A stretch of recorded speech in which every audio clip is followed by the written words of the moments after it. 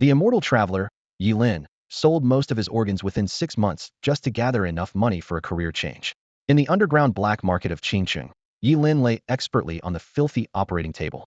The unscrupulous boss, looking at this young man who had sold a kidney, a spleen, a gallbladder, a pair of testicles, a segment of coronary artery, a third of his liver, and a portion of his intestine over the past 6 months, finally couldn't help but warn him, "Young man, if you sell another kidney, you won't last a few days. It's all worth it to save my gravely ill sister," Ye Lin said, tears streaming down his face. Hearing this, the boss asked no more questions. A young person's kidney could sell for hundreds of thousands, yet he only needed to give Ye Lin 30,000. Without anesthesia or sterilization, Ye Lin's last kidney and corneas were quickly removed. He endured the excruciating pain, took the 30,000, and vanished into the darkness. Once he confirmed he wasn't being followed, he willed his body, and all his missing organs miraculously regenerated, his once cloudy eyes now gleaming with clarity. As a traveler from another world, Ye Lin discovered he had the power of immortality. But in this world teeming with demons and monsters, immortality alone was far from enough. He had to quickly become a powerful career changer to protect himself. Otherwise, he'd be as vulnerable as Tang Sung without Sun Wukong's protection. Early the next morning, Ye Lin arrived at school to participate in the career change ceremony. To conceal his identity, he always kept to himself. When the homeroom teacher saw him, she was quite surprised. "Ye Lin, you're not here for a career change loan, are you?" Ye Lin nodded silently, letting her misunderstand. The career change ceremony was in full swing. When a student awakened as an A-level poultry breeder, the principal was still comforting him not to be discouraged. Unexpectedly, in the next moment, a fiery red phoenix soared from the career change altar, and the terrifying heat wave singed the hair of the students in the front row. "This is an SS-level profession," the principal gasped. From the black light of A-level, to the red light of S-level, the golden light of S-level, and then to the phenomenon of SS-level, Qingcheng High School might just be about to produce a true dragon. At the job transition ceremony at Qingcheng High School, everyone's attention was magnetically drawn to the altar. A tall figure stood there, her voluptuous figure barely concealed by the loose school uniform. A majestic fire phoenix circled above her, its dazzling flames illuminating her face. This was Zhuge Ni, a newly awakened SS-level fire mage. The principal's hands trembled with excitement, his eyes gleaming with joy. In his view, even if all other students awakened with level vocational skills, having a genius like Zhuge Ni meant Qingcheng High School would still be invincible on future battlefields. The surrounding students looked on with envy, some whispering, "SS level, such talent is beyond belief." Even if she hit the principal right now, he'd probably smile and praise her for being both brainy and brawny. The principal beamed like a blooming chrysanthemum, his voice unable to hide his excitement. "Zhuge, come with me. I have important matters to discuss." He then turned and instructed, "Mr. Wang, please continue to preside over the ceremony." With that, he eagerly led Zhuge Ni away, as if the other students no longer mattered to him. As the principal left, Mr. Wang stepped up to the altar and announced, "Next, Ye Lin."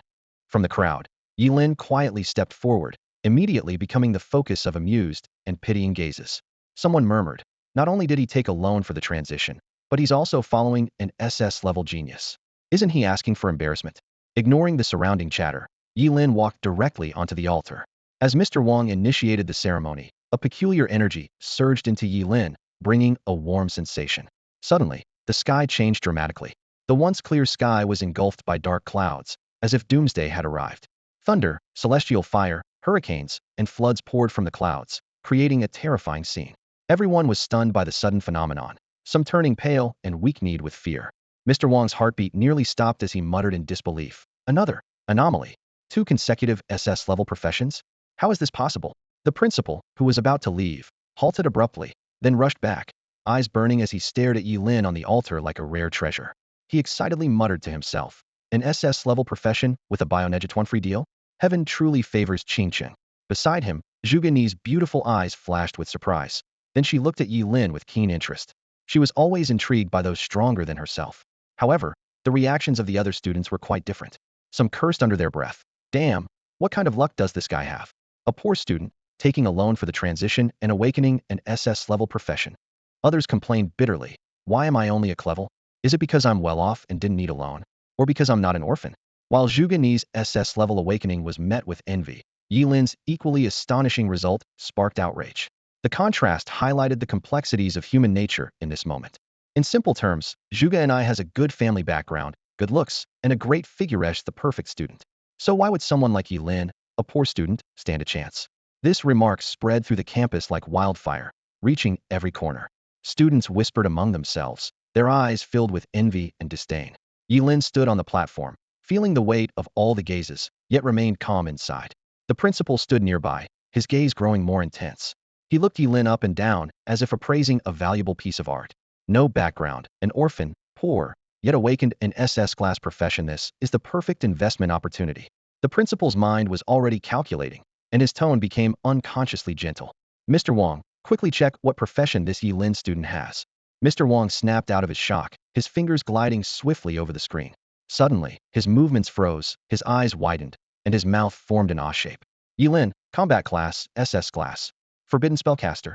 The principal was initially delighted, but his expression quickly changed, as if he had swallowed a fly. SS class Forbidden Spellcaster.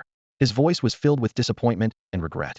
The surrounding students were momentarily stunned, then burst into a mix of snickers and discussions. TSK, an SS class Forbidden Spellcaster. Now he's done for. Maybe he wanted to stay a regular person to survive. That's headline news. Loan for a career change, risking life to cast spells. What a perfect match. Zhuge and I withdrew her gaze, losing interest in Ye Lin instantly. She shook her head slightly and turned to leave. Ye Lin walked with his head down, his steps unsteady, looking dejected. But only he knew that if he didn't keep his head down, he might burst out laughing. The cost of casting spells as a forbidden spellcaster? What does that have to do with my immortality? Ye Lin chuckled to himself, a slight smile playing on his lips. Ye Lin quietly examined his status panel, his eyes reflecting a complex mix of emotions. The information on the panel was clear. Name, Ye Lin. Profession, Forbidden Spellcaster. Level, 10.00. Strength, 10. Agility, 15. Spirit, 30. Professional talent, Endless Spell. Each level up as a Forbidden Spellcaster unlocks a new Forbidden Spell. Ye Lin's gaze lingered on the skills section, where there was only one Forbidden Spell: World-Destroying Thunder. World-Destroying Thunder. The Forbidden Spellcaster sacrifices a part of themselves to summon apocalyptic thunder from the skies. The more important the sacrificed body part, the higher the level of thunder summoned, potentially calling forth the chaos divine thunder. Its power depends on the spellcaster's level and spirit strength. Note: casting forbidden spells costs nothing and has no cooldown for a forbidden spellcaster. Ye Lin's heart involuntarily raced. Generally, skill levels are divided into common, rare, epic, and legendary, with a forbidden tier above legendary forbidden spell. The strength of a forbidden spellcaster lies in the fact that all their skills are forbidden spells. While others use forbidden spells as a last resort, for a forbidden spellcaster, it's routine. The world-destroying thunder spell made Ye Lin's blood surge. Chaos Divine Thunder, the King of Thunder, unrivaled in its tier. Even more impressive, forbidden spellcasters can cast forbidden spells without consuming mana and without any cooldown. As long as they have enough life to sacrifice, they can cast infinitely. A vision formed in Ye Lin's mind. A forbidden spellcaster with immortality, becoming terrifyingly powerful as their level increased. For him, this profession was the ultimate weapon without drawbacks. The thought of potentially becoming a forbidden spellcaster with power surpassing all other professions filled Ye Lin with joy, making him almost want to laugh out loud in his sleep. However, rationality quickly took over. Ye Lin knew it was not the time for complacency. No matter how powerful a forbidden spell is, it requires a supporting level. At this moment, he was like a 3-year-old with a fire chillin, unable to unleash its power. To conceal his inner joy, Ye Lin clenched his fists, his body trembling, breathing heavily, his eyes bloodshot, perfectly portraying the frustration and despair of a fallen genius. The principal, observing Ye Lin's reaction, sighed with a look of regret on his face. Ye Lin, don't get too worked up. As they say, where there's a will, there's a way. The profession of a forbidden spellcaster is still incredibly powerful. It's better to have a brilliant, albeit short, life than to live a long, uneventful one, isn't it? Ye Lin slowly raised his head and asked hoarsely. Principal, is it true that forbidden spellcasters don't live past 25? The principal hesitated for a moment, then nodded reluctantly. He didn't want to deceive Ye Lin. The power of a forbidden spellcaster indeed came with a price. Yet, hope soon reignited in the principal's eyes. An SS-level forbidden spellcaster, combined with an SS-level fire mage, meant Qingcheng High School was likely to dominate the upcoming college entrance trials. There would be no need for Zhuge and I to intervene. As long as Ye Lin was willing to sacrifice a kidney to cast a forbidden spell, he could sweep away all the other high schools. Amazing. The principal of Qingcheng High School stood on the podium, his heart swelling with pride as he watched Ye Lin give a speech about winning first place. It had been 5 long years since Qingcheng High School had claimed the top spot, enduring the mockery of principals from other schools each year. Finally, this moment had arrived. Ye Lin, my good child, come with me. the principal exclaimed excitedly, pulling Ye Lin and Zhuge and I along as they hurried to the office, their footsteps echoing in the hallway. In the office, the principal fixed his eager gaze on the two of them and said, Ye Lin, Zhuge and I, you must understand why I've called you here. You are Qingqing High School's hope in this year's examination trials. He took a deep breath and continued. Tomorrow's novice secret realm is crucial for you. I hope you can both reach at least level 10. Don't worry, I won't assign any support role students to you. You'll have the chance to solo. Don't disappoint me. Zhuge and I frowned slightly, glanced at Ye Lin, and said, Principal, I'm fine with it, but Ye Lin, sending a forbidden spellcaster to solo in the novice realm? It's like using a cannon to kill a mosquito.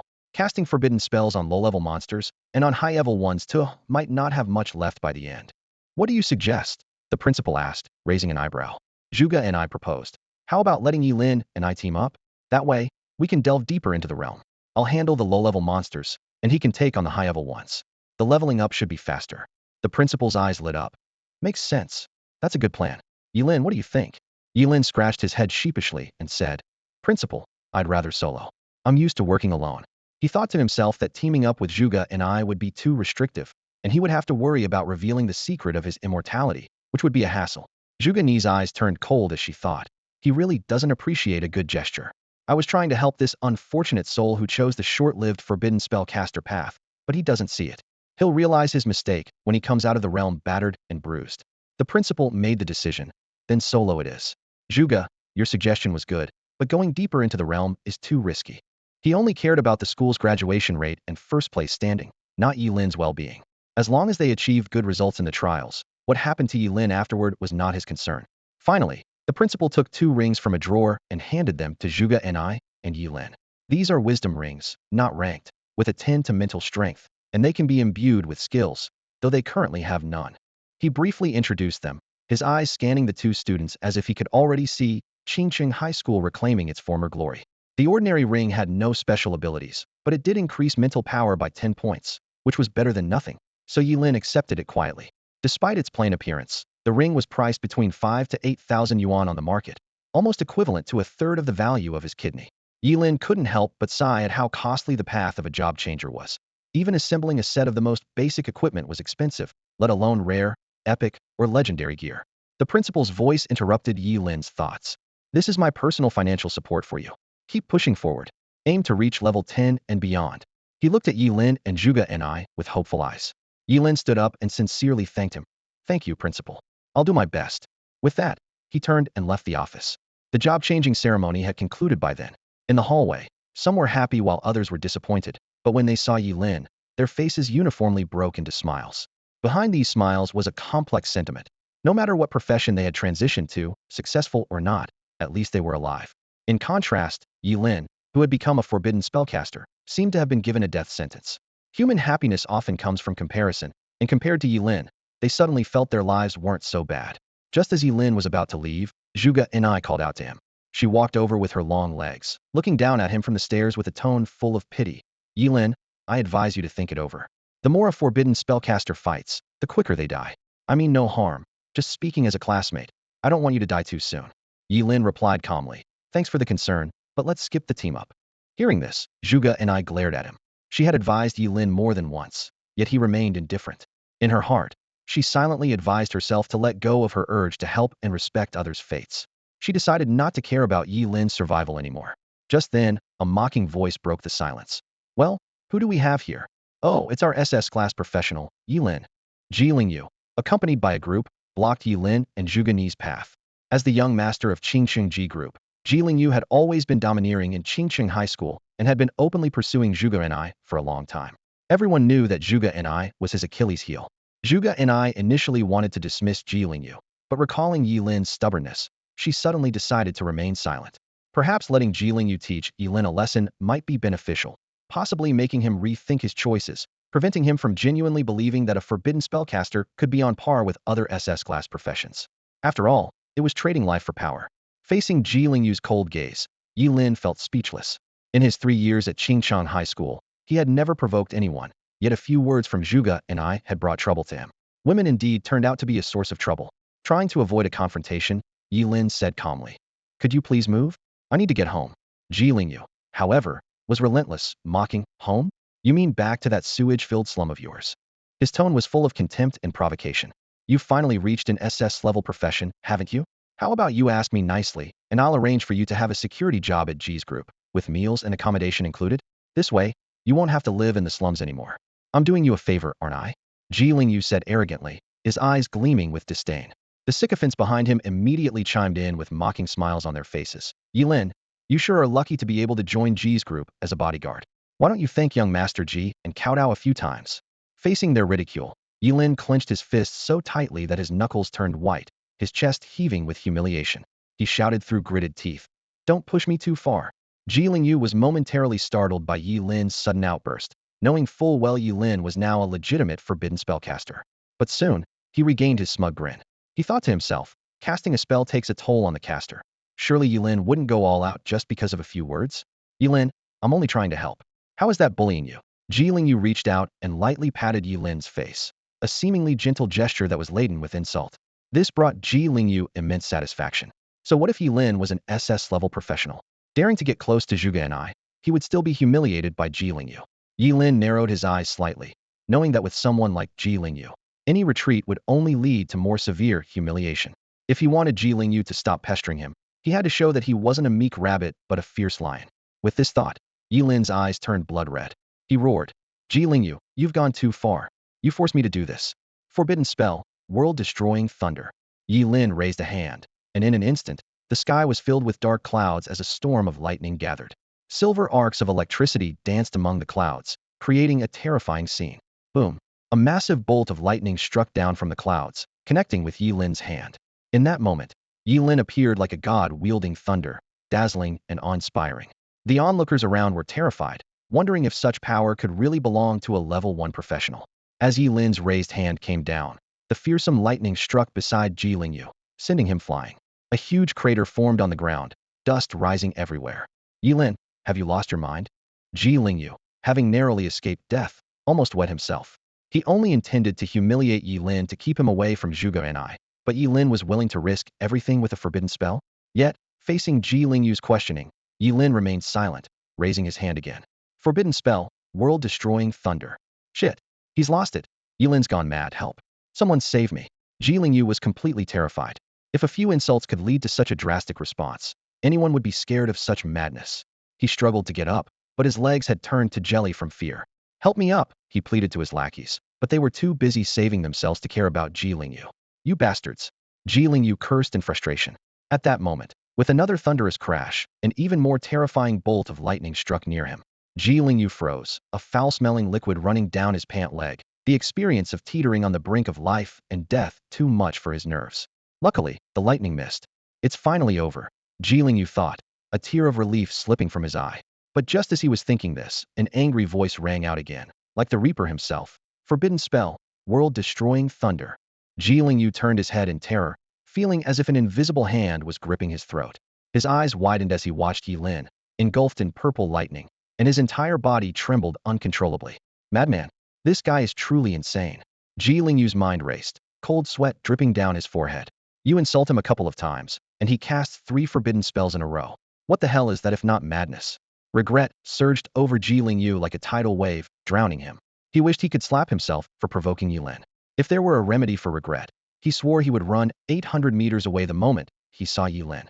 A forbidden spell caster isn't terrifying, but one who doesn't fear death is the most terrifying existence in the world. This thought spun around in Ji Lingyu's mind repeatedly. At that moment, an urgent voice pierced the tense atmosphere. "Ye Lin, stop!" The principal burst out of his office as if on fire, his face full of panic and concern. Hearing the principal's voice, Ye Lin's eyes flickered, and he finally withdrew the forbidden spells.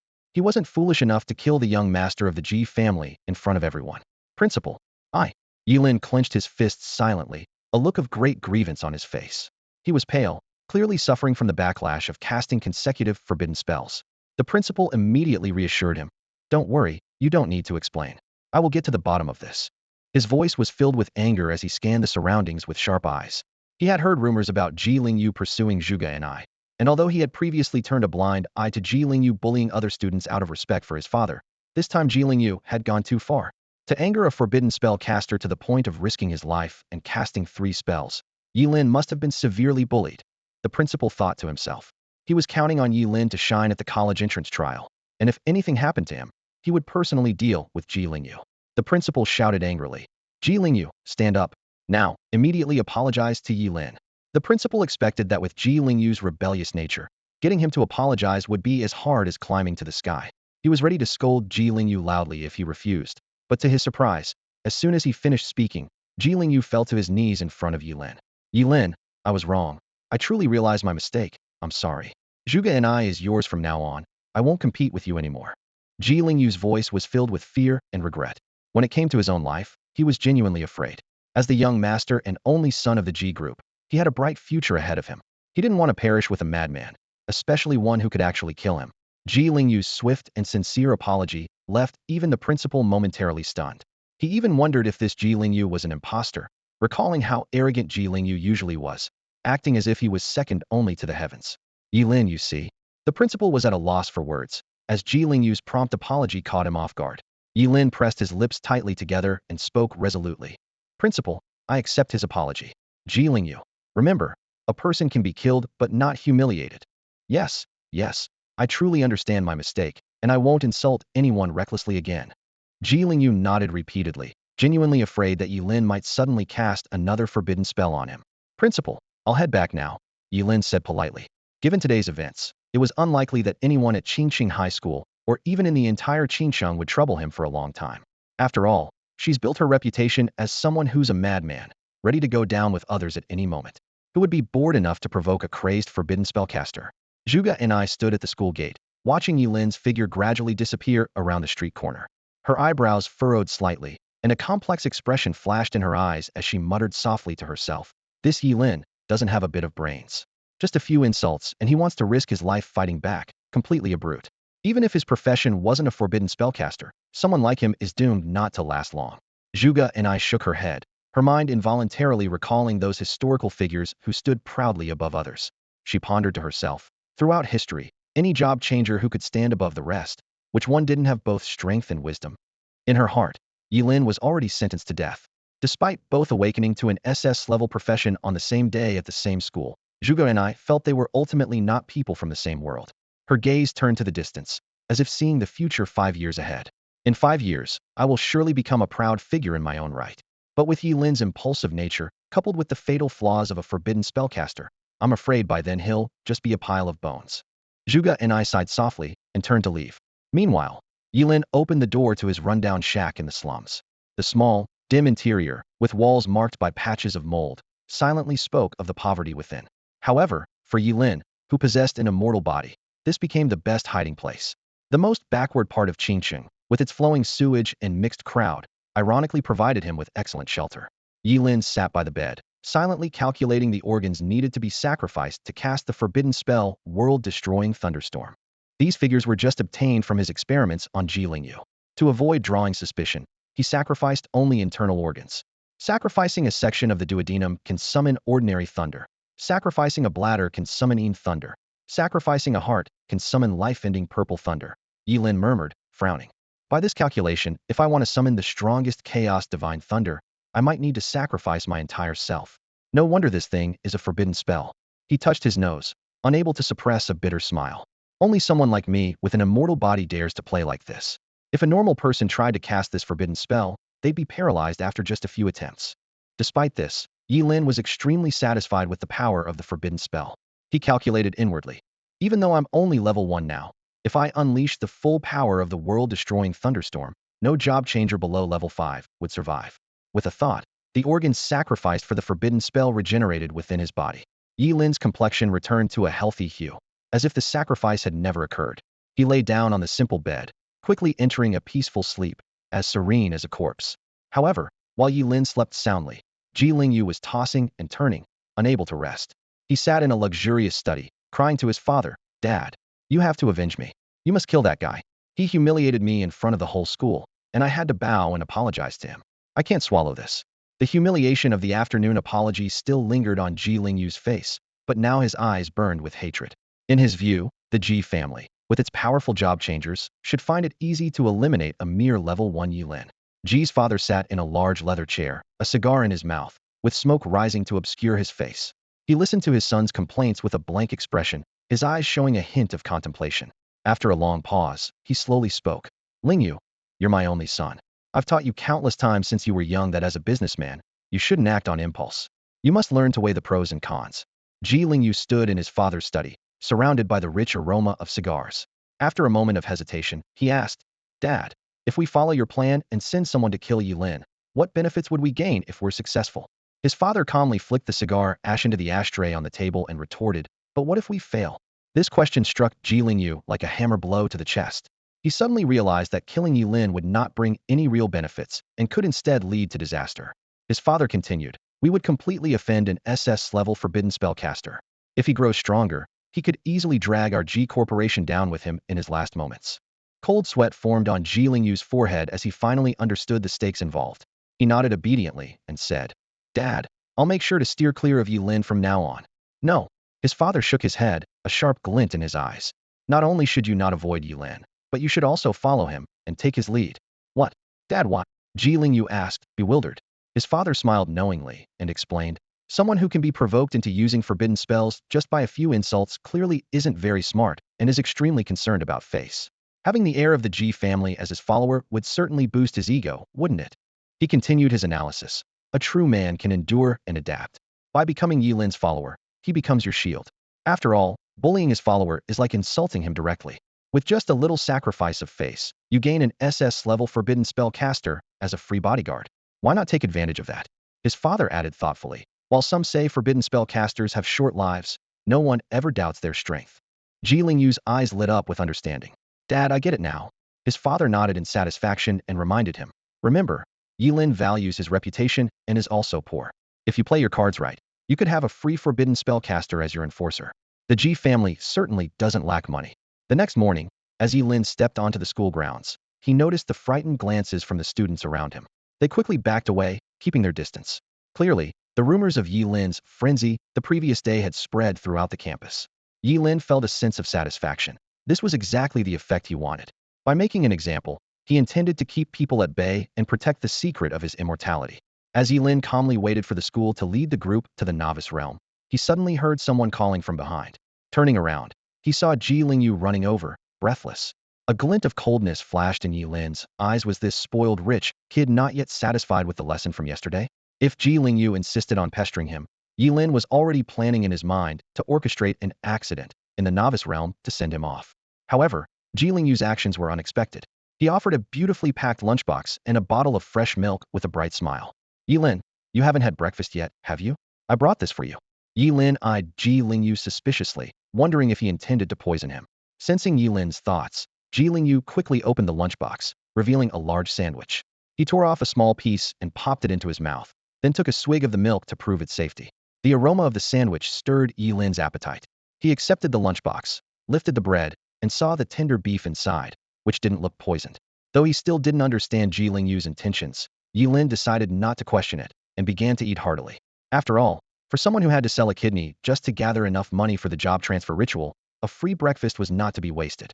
Seeing Ye Lin accept his gesture, Ye Lin's face lit up with a pleased smile. He recalled his father's advice. Once you take the first step in building a relationship, the rest will follow seamlessly. This principle applied to men as well. Ye Lin felt a sense of pride, thinking that Ye Lin wasn't very bright, and with a little flattery, he could soon have a free SS-class bodyguard. Seizing the moment as Ye Lin ate, Ye Lin began to speak passionately. Ye Lin, I've been drifting through life without purpose. Your presence was like a bolt of lightning that awakened me. Ye Lin swallowed his food and corrected him. It wasn't like a bolt, there really was lightning. Just say what you want. Ye Lin, slightly embarrassed, quickly gathered his courage and said, I want to call you my big brother. Ye Lin was taken aback, staring at Ye Lin in disbelief. He had intended to scare everyone away with his madness, but instead, he had attracted someone who wanted to be his little brother. Could this guy really be a masochist? Ye Lin rubbed his chin, a shrewd gleam in his eyes. Oh, I see. Well, since it's about learning, it seems reasonable to pay some tuition, right? Ye Lin, upon hearing this, immediately pulled out a small card reader from his back pocket, as if he had been prepared all along. Of course, it's reasonable. What's your card number, big brother? He asked eagerly, his fingers hovering over the card reader's buttons. Ye Lin calmly recited a series of numbers. 6216. Transfer 20 million to this account first. His tone was flat, as if he were discussing an insignificant amount. Ye Lin's fingers froze midair, his expression shifting from eagerness to confusion, finally settling on shock. Wait, hold on. 2 million? He exclaimed, disbelief evident in his voice. Ye Lin raised an eyebrow, surveying Ji Lingyu with a peculiar look. There was a hint of disdain in his gaze, as if he were looking at a pauper. No money? Then forget it. Ji Lingyu was stung by that look. He suddenly realized it was the same way he used to look at poor people. The eldest son of the Ji group, being mistaken for a pauper. This humiliation was even harder to swallow than being scared by Ye Lin yesterday. His face flushed crimson. Ji Lingyu gritted his teeth and said, "Wait here. I'll have my dad send the money." With that, he stormed off to make a phone call. While Ji Lingyu was away, Ye Lin didn't hesitate to turn and board the bus heading to the novice's secret realm. He thought to himself that spending any more time with Ji Lingyu might just lower his own IQ. The bus engine roared to life, and the vehicle slowly made its way to the entrance of the novice's secret realm. Several long lines had already formed at the entrance, comprised of job changers from other schools in Qingqing. With the college entrance exams approaching, this beginner-friendly secret realm was naturally crowded. At the front of Qingqing High School's line stood two striking figures, Zhuge Ni and Ye Lin, both holders of SS class professions. Zhuge Ni maintained a blank expression, avoiding eye contact with Ye Lin, clearly uninterested in engaging. Ye Lin, on the other hand, was quite content with the peace, hands in pockets, looking relaxed and at ease. In the distance, the principal of Qingchang High School was arm in arm with other high school principals, his smile as bright as a blooming chrysanthemum. He feigned distress, saying, "Oh, it's so troublesome. I told them to keep a low profile, that having just one SS class job changer would suffice. But these kids, they just don't listen. 2 of them changed into SS class jobs. Isn't that just infuriating?" The expressions of the other principals grew increasingly sour, as if they'd been forced to swallow a mouthful of vinegar. They each found excuses to leave, leaving the Qingcheng principal to chuckle to himself. As the principals bickered, the line gradually moved forward. Soon, it was time for the students of Qingchang High School to enter. Zhuge and I shot a cold glance at Ye Lin, her lips barely moving. "You still have time to team up with me." Despite her decision to ignore Ye Lin, her inherent kindness compelled her to ask once more. Without turning back, Ye Lin strode into the novice's secret realm, leaving only a brief response. "No. Thank you." Watching Ye Lin's retreating figure, Zhuge and I shook her head, a hint of helplessness in her eyes. Arrogant and reckless. If he wants to get himself killed early, no one can stop him, she muttered under her breath before stepping through the gateway into the realm herself. In a flash of white light, the scene before Ye Lin transformed abruptly. A dense forest replaced the previous setting, with dappled sunlight filtering through the leaves and casting patterns on him. Ye Lin was secretly relieved by this result of random teleportation, as it spared him the trouble of distancing himself from others. After stretching his body, Ye Lin embarked on his quest to hunt creatures. He hadn't walked far when a round creature came into view. It was covered in pink fur, resembling a moving stuffed toy, enough to captivate many girls. However, Ye Lin wasn't deceived by its cute appearance. He knew well that this seemingly harmless level 1 pink panther cat was actually a dangerous creature capable of easily tearing out an adult's throat. The pink panther cat rolled on the ground, purring, attempting to lure Ye Lin closer. Calmly, Ye Lin raised his right hand, and without hesitation cast a forbidden spell, world-ending thunder. With a thunderous crash, lightning descended from the sky. The pink panther cat let out a terrified scream, but was turned to charcoal before it could flee. A system notification appeared. Killed level 1 pink panther cat. Rewarded 10 experience points. Ye Lin frowned and thought, only 10 experience points? This meant he would need to kill 100 level 1 creatures to reach level 2, which was painfully inefficient. He decided to venture deeper into the forest in search of higher level targets. In the ensuing time, the forest was subjected to a storm of thunder. Wherever Ye Lin went, the forbidden spell, world-ending thunder, struck repeatedly. Whether it was level 2 killer bees, level 3 gray wolves, or level 5 jungle harpies, none could escape their fate before Ye Lin. His spellcasting became increasingly proficient, even allowing him to cast spells instantly without any delay. With this almost absurd efficiency in hunting creatures, Ye Lin reached level 2 in just an hour. If word got out about his leveling speed, it would surely leave countless people astounded. As his level increased, Ye Lin unlocked a new forbidden spell. His attribute panel was updated accordingly. Name: Ye Lin. Class: Forbidden Spellcaster. Level: 213.14. Strength: 20. Agility: 30. Spirit: 60. Class talent: Infinite Spellcasting, unlocking a forbidden spell with each level gained. Ye Lin gazed at the newly unlocked forbidden spells, excitement sparkling in his eyes. Before him lay 2 powerful and dangerous spells, world-destroying thunder and burning reincarnation. He carefully read through the skill descriptions, calculating the power and cost of these spells in his mind. The world-destroying thunder required the caster to sacrifice part of themselves to summon catastrophic lightning from the heavens. Ye Lin pondered that the more significant the sacrifice, the higher the level of lightning that could be summoned, possibly even calling forth the chaos divine thunder. He realized that the spell's power would depend on his own level and mental strength. Turning his attention to burning reincarnation, Ye Lin learned that this spell would consume his life force to significantly boost his strength, agility, and mental attributes. He noted the warning following the skill description. Burning reincarnation heavily depletes life force, and the consumption is irreversible, so it must be used with caution. Ye Lin nodded slightly, indicating his understanding. Then he took a deep breath and shouted, "Forbidden spell, burning reincarnation." In an instant, crimson flames engulfed Ye Lin. He could feel his life force rapidly burning away, his blood boiling and transforming into blood flames that enveloped his entire body. Simultaneously, an unprecedented power surged through him, doubling his strength, agility, and mental attributes, with his mental strength soaring to an astonishing 120 points. What a terrifying forbidden spell! Ye Lin marveled internally. In this state, even a level 10 monster would struggle to withstand my full-powered world-destroying thunder. However, immersed in excitement, Ye Lin failed to notice the rapid changes in his body. His hair turned white at a visible rate, his skin quickly sagged, and his eyes lost their clarity. In just 5 minutes, the teenage boy had transformed into a white-haired, frail, old man. Only then did Ye Lin realize something was amiss. He raised his hand to look at his withered, bark-like palm and murmured, "To age like this in 5 minutes? It seems if I want to stay hidden, I should only use burning reincarnation for about a minute."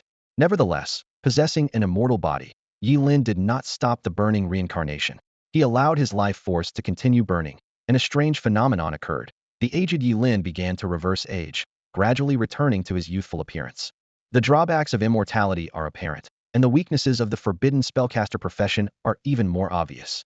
But when a forbidden spellcaster combines with immortality, the world will know the terror of forbidden spells flying everywhere. Ye Lin thought with pride. Maintaining the burning reincarnation state, Ye Lin initiated a new wave of slaughter. His mental strength had already reached 120 points, and with the principal's bestowed Apocalypse Ring, it soared to an incredible 130 points. Even the simplest heavenly thunder in his hands transformed into a world-destroying thunder dragon, its power terrifying. Ye Lin was confident, determined to completely conquer this novice's secret realm.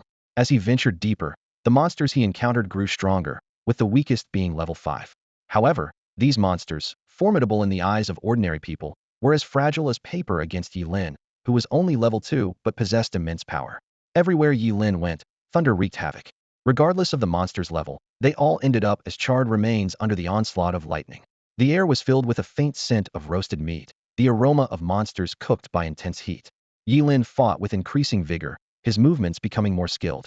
Like a god of thunder descended to earth, he only needed to raise his hand for a forbidden thunder spell to strike down. Monsters fell one after another, and his experience points accumulated continuously. Killed level 5 Twin-Headed Snake, awarded 50 experience points. Killed level 6 Armored Scorpion, awarded 60 experience points. Killed level 6 Centaur, awarded 60 experience points. In this exhilarating trial, Ye Lin grew more excited, exclaiming, "The novice's secret realm is indeed full of danger, truly a thrilling and satisfying trial." Forbidden spell? Inferno of Retribution, Ye Lin shouted, pushing his hands forward with force. Instantly, an eerie flame, purple at the base and red at the top, surged from his palms like a sinister blooming lotus. The fire landed on a pile of dry wood, igniting it in a flash. The bonfire roared, casting a satisfied glow on Ye Lin's face. He mused that if anyone else witnessed this, they'd be utterly shocked. Using a forbidden spell to start a fire was as absurd as lighting a cigarette with a nuclear bomb. Reflecting on the day's frenzied slaughter, Ye Lin felt a rush of exhilaration. He had leveled up to level 3, unlocking the forbidden spell, Inferno of Retribution. This skill, akin to the world-ending thunder spell, required sacrificing oneself to summon an endless inferno from the depths of the netherworld. Ye Lin calculated his experience gains. To advance from level 1 to 2 required 1,000 points, from 2 to 3 needed 2,000 points, and from 3 to 4 would take 3,000 points. The higher the level, the harder the climb. Yet reaching level 3 in a single day was an achievement he was quite pleased with. He reckoned most people hadn't even reached level 2. At this rate, reaching level 10 before the novice realm closed would be a breeze for him. Skillfully dragging over a freshly hunted three-eyed demon boar, Ye Lin deftly skinned it and prepared the meat, placing its plump hind leg over the inferno for roasting. Soon, the sizzling fat and mouth-watering aroma awakened Ye Lin's appetite. Though as an immortal he wouldn't starve, the discomfort of hunger was still unpleasant. Not being a masochist, Ye Lin wouldn't deny his stomach such a treat. The inferno's heat far exceeded that of ordinary flames, making the roasting process remarkably efficient. In no time, the entire boar leg was cooked to perfection, crispy on the outside and tender on the inside, emitting a tantalizing fragrance. Unable to wait, Ye Lin tore off a piece of meat, the juices dripping through his fingers. He chewed heartily, savoring the burst of flavor in his mouth, and was nearly moved to tears. The meat of the three-eyed demon boar was exceptionally tender, far superior to regular pork. Remembering his days in the slums, poor and hiding his immortal nature, he had never tasted such a delicacy.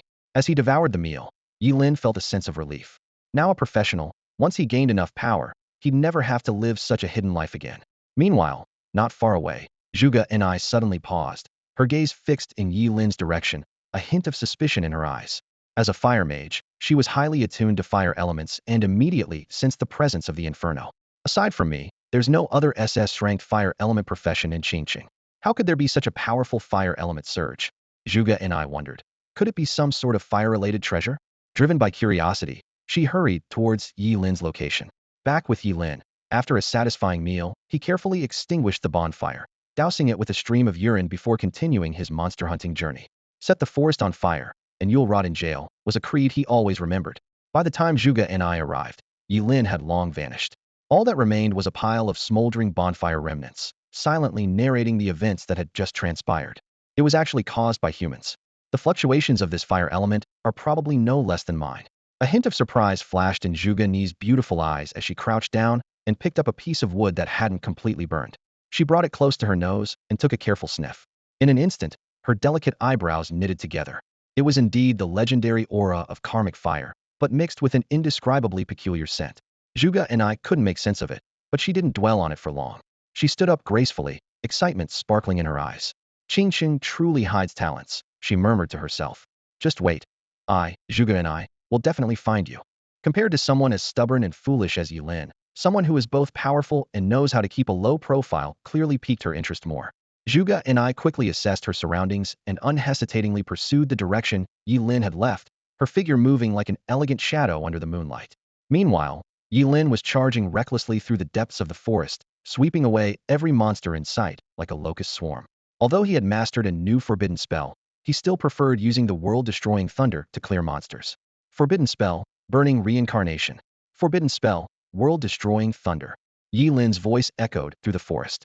He believed that compared to the karmic fire that took a few seconds to burn monsters to death, the world-destroying thunder could kill them instantly, sparing them any pain. Ye Lin felt secretly pleased with himself, thinking he was rather kind-hearted, almost saint-like. He continued grinding until late at night, on the verge of reaching level 4, when he suddenly heard a noise behind him. He narrowed his eyes slightly and immediately stopped the burning reincarnation spell, causing the blood flames on his body to vanish without a trace. Ye Lin knew very well that this was not the sound of monsters, but the footsteps of a human. Before he could see who it was, a long, fair leg came into view, followed by Zhuge Ni's cool face. Her long, dark hair shimmered like a waterfall under the moonlight. Even Ye Lin had to admit that while this woman might be single-minded, her figure and appearance were indeed exceptional. However, he was more concerned about why, in such a vast novice's realm, he had to run into this troublesome woman. Zhuge Ni recognized Ye Lin immediately, her brows furrowing as her good mood instantly disappeared. Ye Lin? Why is it you? Her tone was filled with displeasure. She had intended to find the mysterious genius who controlled the karmic fire, but unexpectedly ran into Ye Lin, which left her quite disappointed. Quickly, Zhuge Ni deduced the reason in her mind. She assumed that after entering the novice's realm, Ye Lin realized that the Forbidden Curse Master class was too difficult for solo play, and regretted it, specifically coming to find her to team up. I told you before, the Forbidden Curse Master class is strong, but it's not suitable for solo play, Zhuge Ni said with a frosty expression. It's too late for regrets now. Pestering me won't help. I don't have time to team up with you anymore. Move aside, I have things to do. Zhuge Ni's attitude was cold as ice. In her view, if Ye Lin had persevered, she would have respected him as a man. But now, his behavior only made her look down on him more. She had given Ye Lin so many chances, and he didn't cherish them. Now, coming back to pester her when he encountered difficulties, this kind of two-faced man was exactly the type Zhuge Ni despised. What annoyed Zhuge Ni even more was that Ye Lin was now blocking her path to find the genius who controlled the karmic fire. This further stirred her dislike for Ye Lin. Ye Lin was baffled by Zhuge Ni's unreasonable logic. Clearly, she was the one who inexplicably caught up with him, yet now it was turned into him pestering her? He suddenly realized that this woman wasn't just single-minded. She was missing a screw in her head. Ye Lin stepped aside to let Zhuge and I pass, unwilling to get entangled with her. He lived by a simple rule: to enjoy life, never argue or communicate with fools. Zhuge and I glanced at him, noting his compliance, and strode past without further comment. Just as Ye Lin thought he was rid of the nuisance, Zhuge and I suddenly stopped, turned, and asked, "By the way, have you seen anyone pass through here? Someone very powerful, particularly skilled with fire elements, possibly wielding the flames of karma." There was a glimmer of anticipation in her eyes. Ye Lin realized then that Zhuge and I had sought him out because he had used the flames of karma to light a campfire earlier. It seemed he was the person she was looking for. To rid himself of this foolish woman, Ye Lin casually concocted a story. "I did see someone, a handsome man, heading in that direction." He pointed randomly, making a mental note to be more cautious with the forbidden spell, Flame of Heaven, in the future. Zhuge and I thanked him and walked in the direction he indicated. As she moved through the forest, 2 additional moons suddenly appeared in the sky, hanging alongside the original one, creating an eerie scene. In the next moment, Zhuge Ni's expression changed drastically. Those weren't moons at all. They were the eyes of a giant beast. With a deafening roar, a massive claw came crashing down at her. Zhuge and I quickly dodged, finally getting a clear view of the creature. An 8th-level magical beast. A dragon-blood behemoth, she exclaimed in shock. She couldn't understand why such a powerful creature would be in this area, as it wasn't even the core of the forest. As someone who had just reached level 3, she was no match for an 8th-level beast. Instinctively, she turned to seek Ye Lin's help, only to find he was long gone. "That coward," Zhuge and I muttered through gritted teeth. Any shred of goodwill towards Ye Lin vanished instantly. She concluded that he must have fled the moment the dragon-blood behemoth appeared. The dragon-blood behemoth attacked again, its massive body like a moving mountain, exuding an overwhelming sense of oppression. Zhuge and I dared not be careless and immediately activated her skill. Explosive Phoenix Fire. Several high-temperature fireballs formed around her, hurtling towards the beast. The fireballs exploded on the beast's body, leaving charred marks. But such minor injuries were nothing more than scratches to the colossal creature. Instead, they only served to infuriate it further. With a furious roar, the dragon-blood behemoth charged at Zhuge and I even more ferociously. Her eyes, once as serene as the moon, suddenly turned blood red as the dragon-blood beast struck again. Zhuge Niu swiftly lifted her leg, nimbly dodging the lethal blow. She immediately unleashed her skill, sending a shower of phoenix flames like meteors towards the beast. This time, the dragon-blood beast was not going to remain passive. It opened its massive jaws and let out a roar that shook the heavens, akin to a dragon's cry. The terrifying sound waves took form, intercepting Zhuge Niu's phoenix flames midair and sending them ricocheting back. Zhuge Niu was taken aback, unable to evade in time. Her own fireball hit her squarely, burning her clothes to tatters and exposing swathes of pale skin. Ignoring her modesty, she looked at the fearsome dragon-blood beast in terror. The word death flashed in her mind as Zhuge Niu realized she was about to meet her end. At level 3, she was no match for the level 8 beast. In this life-or-death moment, her usual cool demeanor vanished, replaced by sheer panic. As the beast's massive claw came down, Zhuge Niu closed her eyes in despair. On the first day of the novice's secret realm, this level 8 beast was an insurmountable challenge for anyone. She never imagined that she, an SS-class career changer, would meet such an ignoble end at the hands of an 8th-level beast. However, the expected agony never came. Instead, a deep, magnetic male voice resonated beside her. "Inferno Blaze." Zhuge Niu felt a terrifying wave of heat rush past her. As she opened her eyes, she was stunned by the sight before her. The once invincible dragon-blood beast was engulfed in red-purple flames, reduced to ashes without even a scream. Instant defeat. The level 8 beast was vanquished in a single strike. Before her stood a man with his back to her, his entire body enveloped in blood-red flames. This image etched itself into her eyes and heart. She couldn't help but gaze in fascination, her cheeks flushed with a peculiar warmth. Inferno Blaze. It's Inferno Blaze again.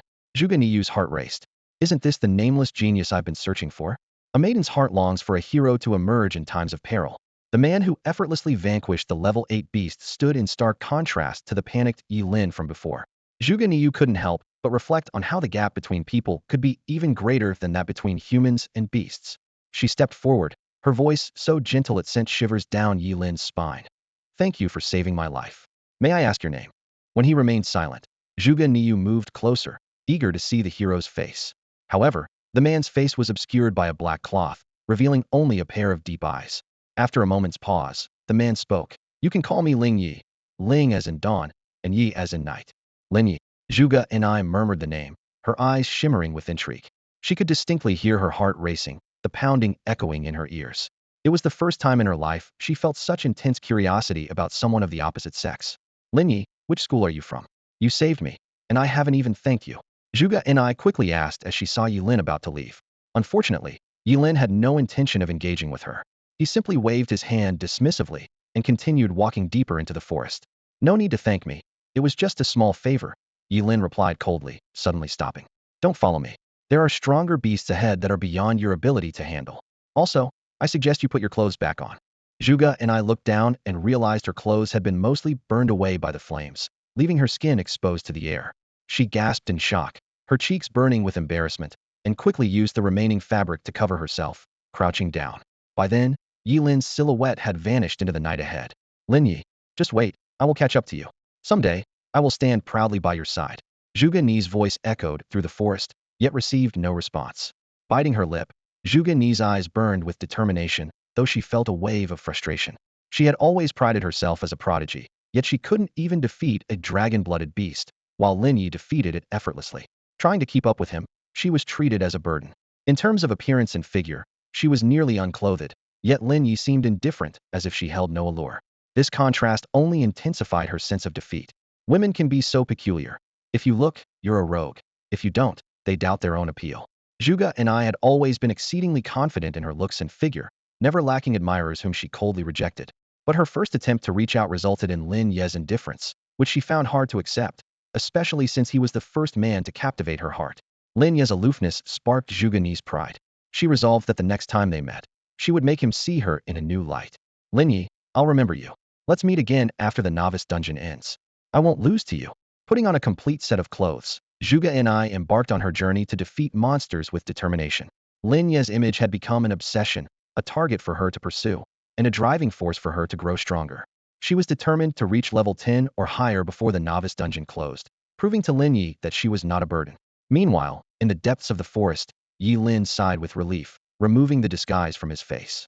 Phew, with this, I shouldn't have to worry about that foolish girl bothering me anymore. He felt grateful that the act had successfully diverted Zhuge Ni's attention entirely to the fictional Lin Yi. Ye Lin stood still, calculating in his mind. He knew that Zhuge and I, the SS-level professional he had just saved, would surely turn away and leave without saying a word to him the next time they met, considering him a coward who fled the battlefield. This suited him perfectly, as he had no desire to get entangled with Zhuge and I. Recalling the reason for his intervention, Ye Lin frowned slightly. Although Zhuge and I was somewhat scatterbrained, she was still an SS-level genius. If she were to die in the novice's secret realm, it would undoubtedly trigger a thorough investigation by the Qingqing authorities. If his immortality were exposed, the consequences would be unimaginable. On balance, saving her was the wiser choice. Besides, he bore no deep-seated grudge against Zhuge and I. It was merely a matter of convenience. However, this intervention meant he could no longer casually use the two forbidden spells, Inferno of the Apocalypse and Burning Rebirth. Ye Lin shook his head, unconcerned. The dragon-blooded beast he had just slain had conveniently provided the final experience points needed to level up to 4, unlocking a new forbidden spell. Eagerly, Ye Lin checked his new skill, but his expression turned grim upon seeing it. Forbidden spell, immortal and indestructible. The spellcaster sacrifices 2.5 years of their lifespan to become immune to a fatal blow. Isn't this a completely useless skill? Ye Lin was frustrated. He already possessed an immortal body without side effects, making this life-consuming skill utterly pointless for him. He had expected to gain a more powerful offensive skill upon reaching level 4. However, in the next moment, Ye Lin's steps halted abruptly, and a gleam of insight flashed in his eyes. No, this wasn't a useless skill, it was a divine skill. Ye Lin's thoughts became clearer, and a bold idea took shape in his mind. While the practical effect of immortal and indestructible was nearly zero, it could perfectly disguise his true immortality. Imagine if he were stabbed in the heart or beheaded in battle and still survived. Wouldn't that reveal the secret of his immortality? But with this forbidden spell, everything would make perfect sense. Forbidden spellcaster sacrificing 2.5 years of lifespan to survive a deadly blow was the most reasonable explanation. Realizing this, a smile tugged at Ye Lin's lips. This seemingly useless skill had become his best shield. In the blink of an eye, 7 days quietly passed. Today marks the final day of the novice realm, and a tense atmosphere pervades the exit area. Principals and teachers from various high schools have gathered here early, along with some anxious parents waiting for their children. Suddenly, a voice full of excitement echoes from afar. Hey, my old friends. Good morning. Long time no see. I've missed you all so much, ha ha ha. Even before the speaker appears, the voice of the principal from Qingchang High School causes the other principals' faces to darken. Over the past few days, this principal has been constantly inviting them out for meals and tea, boasting about how Qingchang High School has 2 students with SS-level professions. Even if he didn't meet them in person, he would incessantly brag in the group chat, to everyone's annoyance. One principal couldn't help but retort angrily. "Don't act so familiar, we just saw each other a few days ago. So what do you mean by long time no see?" The Qingcheng High School principal remained unfazed, cheerfully approaching and rubbing his hands together, speaking with a mysterious air. "Not at all. The ancients said that one day apart feels like 3 years, so by that count, it's been decades since we last met. By the way, how did you all find out that Qingcheng High School has 2 SS-level professions this time?"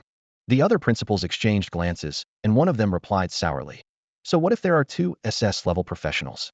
Don't forget, sometimes level can be more important than profession level. If the level difference is more than 3, even an A-level professional might defeat an SS level 1. This statement immediately resonated with the others. Another principal chimed in. "Exactly. If we only consider profession levels, should those without SS level professions just give up?" Over the years, there have been instances where SS level professionals, after leaving the novice realm, were overshadowed by those of other levels. Unwilling to be outdone, the Qingqing High School principal proudly declared, "Indeed, our highest record at Qingqing is level 11, set by an S-level professional, and it remains unbroken to this day." All eyes turned to the dignified Principal Su, who smiled faintly and said, "That's right. While talent is important, hard work is equally essential. That student is now a level 65 professional." Hearing this, the principals nodded in agreement, their eyes showing a hint of envy. A level 65 professional is already a formidable presence, and there are likely fewer than a handful in Qingqing capable of defeating him. Someone curiously asked, "I wonder if the record will be broken this year." "It's been matched many times, but never surpassed." The Qingqing High School principal's eyes burned with determination as he confidently replied, "I believe my students can do it." However, Principal Su calmly interrupted his confidence. "Old Gao, Qingqing isn't the only school with SS-level professionals." Hearing this, the Qingqing High School principal huffed defiantly, "Humph, we'll see." As the final day approached, the atmosphere at the realm's exit grew increasingly tense. Everyone held their breath, eagerly anticipating the imminent results. Principal Lao Gao of Qingcheng High School stood with his neck stiffened, his eyes gleaming with a stubborn light. He was a man of pride, and at this moment, he was unwilling to relent. In the midst of this tense standoff, a figure quietly appeared beside the principals, and a gentle voice broke the tension. "You all seem to be having a lively discussion. Mind if I join in?" "Who?" the principals exclaimed, turning around in disbelief to see the newcomer. The man wore a flowing coat, exuding an elegant aura. Behind his gold-rimmed glasses were warm eyes, and his face bore a smile as refreshing as a spring breeze. "It's Mr. Zhuge." Recognizing the visitor, the principals quickly made way for him. "Please have a seat." Their eyes flashed with a hint of reverence. In this small town, Zhuge Qianqing was undoubtedly a significant figure. As an SS-level astrologer, he could discern world events through stargazing, and it was said that he could even predict major events a century in advance. Many influential people traveled great distances to Qingcheng just to seek his guidance. Calling him the most esteemed person in Qingcheng was no exaggeration. Zhuge Qianqing waved his hand with a smile. "You're too kind. I'm just here to see my daughter, Nini." Principal Lao Gao chuckled. "Of course. What father wouldn't be concerned for his daughter? Mr. Zhuge, you truly have a father's heart." "You're too kind," Zhuge Qianqing replied. "Nini hasn't caused you any trouble, has she?" "Not at all. She's the pride of Qingqing High." Lao Gao exclaimed excitedly, a blush spreading across his face.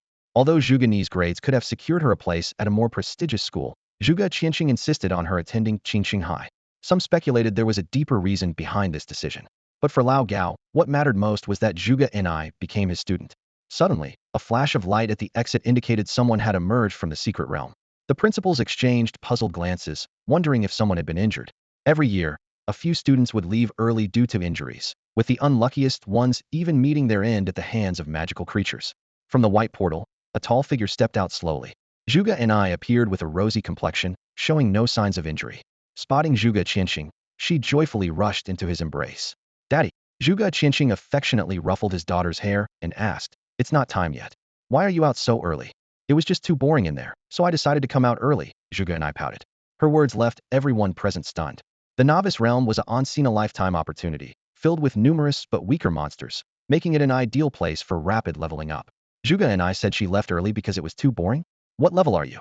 Zhuge Qianqing adjusted his glasses and asked. "Hehe, level 12. Zhuge Ni grinned mischievously, proudly displaying her level. "Zhuge Ni, Fire Mage, level 12. The principals gasped in shock, their eyes wide with disbelief. The highest record in Qingcheng was only level 11, and Zhuge and I not only broke that record but did so ahead of schedule. This was astonishing. The other principals looked at Lao Gao with envy, silently acknowledging his good fortune. Well done, Zhuge and I, Lao Gao exclaimed, his face flushed with excitement. However, seeing Zhuge Qianqing's calm expression, he wisely fell silent. Zhuge Qianqing calmly asked, Nini, if you had stayed until the end, you could have possibly reached level 13. Why come out early? I told you, it was too boring, Zhuge and I replied, a hint of guilt in her voice. Is that really the reason? Zhuge Qianqing's subtle smile made Zhuge and I even more uneasy. Oh, Daddy, how could I lie to you? Zhuge and I clung to her father's arm, while secretly thinking about something else. She certainly wouldn't tell her father that she left early to intercept someone named Ling Yi. That person could defeat a dragon-blooded beast in one hit, likely possessing a high level. Although he was masked last time, Zhuge and I was confident she would recognize him upon seeing him again. Achoo! Deep within the novice dungeon, Ye Lin suddenly sneezed and instinctively rubbed his nose. He looked around, frowning in confusion. This place wasn't cold, so why the sudden sneeze? Shaking his head, he dismissed the minor incident and continued his journey deeper into the dungeon. Over the course of 7 days of monster hunting, Ye Lin's level skyrocketed to an impressive level 15, and he mastered 15 forbidden spells. For him, level 1 and level 10 monsters were no different. A single lightning strike could easily defeat them. He had practically bulldozed his way through, and the monsters in the novice dungeon couldn't stop him at all. However, as his level increased, the experience points required for the next level grew exponentially. On the first day, he leveled up 4 times, 3 times on the second and third days, twice on the fourth and fifth days, only once on the 6th day, and by the 7th day, he couldn't even break through a single level. What troubled Ye Lin even more was his vague sense that the monsters in the dungeon seemed to be deliberately avoiding him. For almost 2.5 hours, he didn't encounter a single monster, which was unheard of in a dungeon where level 10 monsters were usually active. Could it be that his ferocious attacks over the past few days had scared them away? You can hide the monk, but not the temple. Let's see where you can run to. Ye Lin's eyes flashed as a cold smile appeared on his lips. Forbidden spell, burning reincarnation. Forbidden spell, instant dance. Without hesitation, Ye Lin cast 2 forbidden spells consecutively. Burning reincarnation significantly boosted his strength, agility, and spirit. An instant dance, which was meant as a life-saving escape spell, became just a regular speed-boosting skill in the hands of the immortal Ye Lin. He didn't hesitate to sacrifice his brain to gain a 10-fold increase in agility. At level 15, Ye Lin already had 225 agility points, and with the support of the 2 forbidden spells, his agility surged to a terrifying 2,475 points. This number was beyond the reach of many high-level assassin classes. A confident smile appeared on Ye Lin's face. With a light step, his figure seemed to teleport, appearing a kilometer away in the blink of an eye. As he mastered more forbidden spells, his combat and adaptability skills made a qualitative leap. However, when he instantly moved 100 meters away, the scene before him left him stunned. 3 storm mantises were flying through the air, each carrying a 3-eyed demon pig. In that moment, Ye Lin realized the truth. Storm mantises had incredibly fast flying speed, but poor vision. On the other hand, 3-eyed demon pigs were slow but could see very far with their third eye, even detecting prey from kilometers away. The storm mantises carrying the 3-eyed demon pigs was essentially a perfect airborne surveillance system. Ye Lin couldn't help but marvel at the intelligence and cooperation of these creatures, which far exceeded his expectations. It seemed the upcoming adventures would be even more challenging and exciting. Standing in the desolate wilderness, Ye Lin frowned slightly.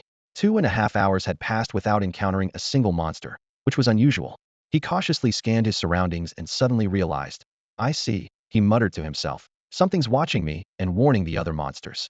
He couldn't help but marvel at the wonders of nature. Low-level monsters were usually stupid and didn't understand cooperation. Yet in the face of life and death, they had learned to work together. A cold smile tugged at the corner of Ye Lin's mouth as he decided to give these clever little creatures a reward. Forbidden spell, world-destroying thunder. Ye Lin murmured, thrusting his hands toward the sky. Boom. A colossal bolt of lightning crashed down, instantly reducing 3 storm mantises and a 3-eyed demon boar to ashes. As the lightning dissipated, Ye Lin nodded in satisfaction.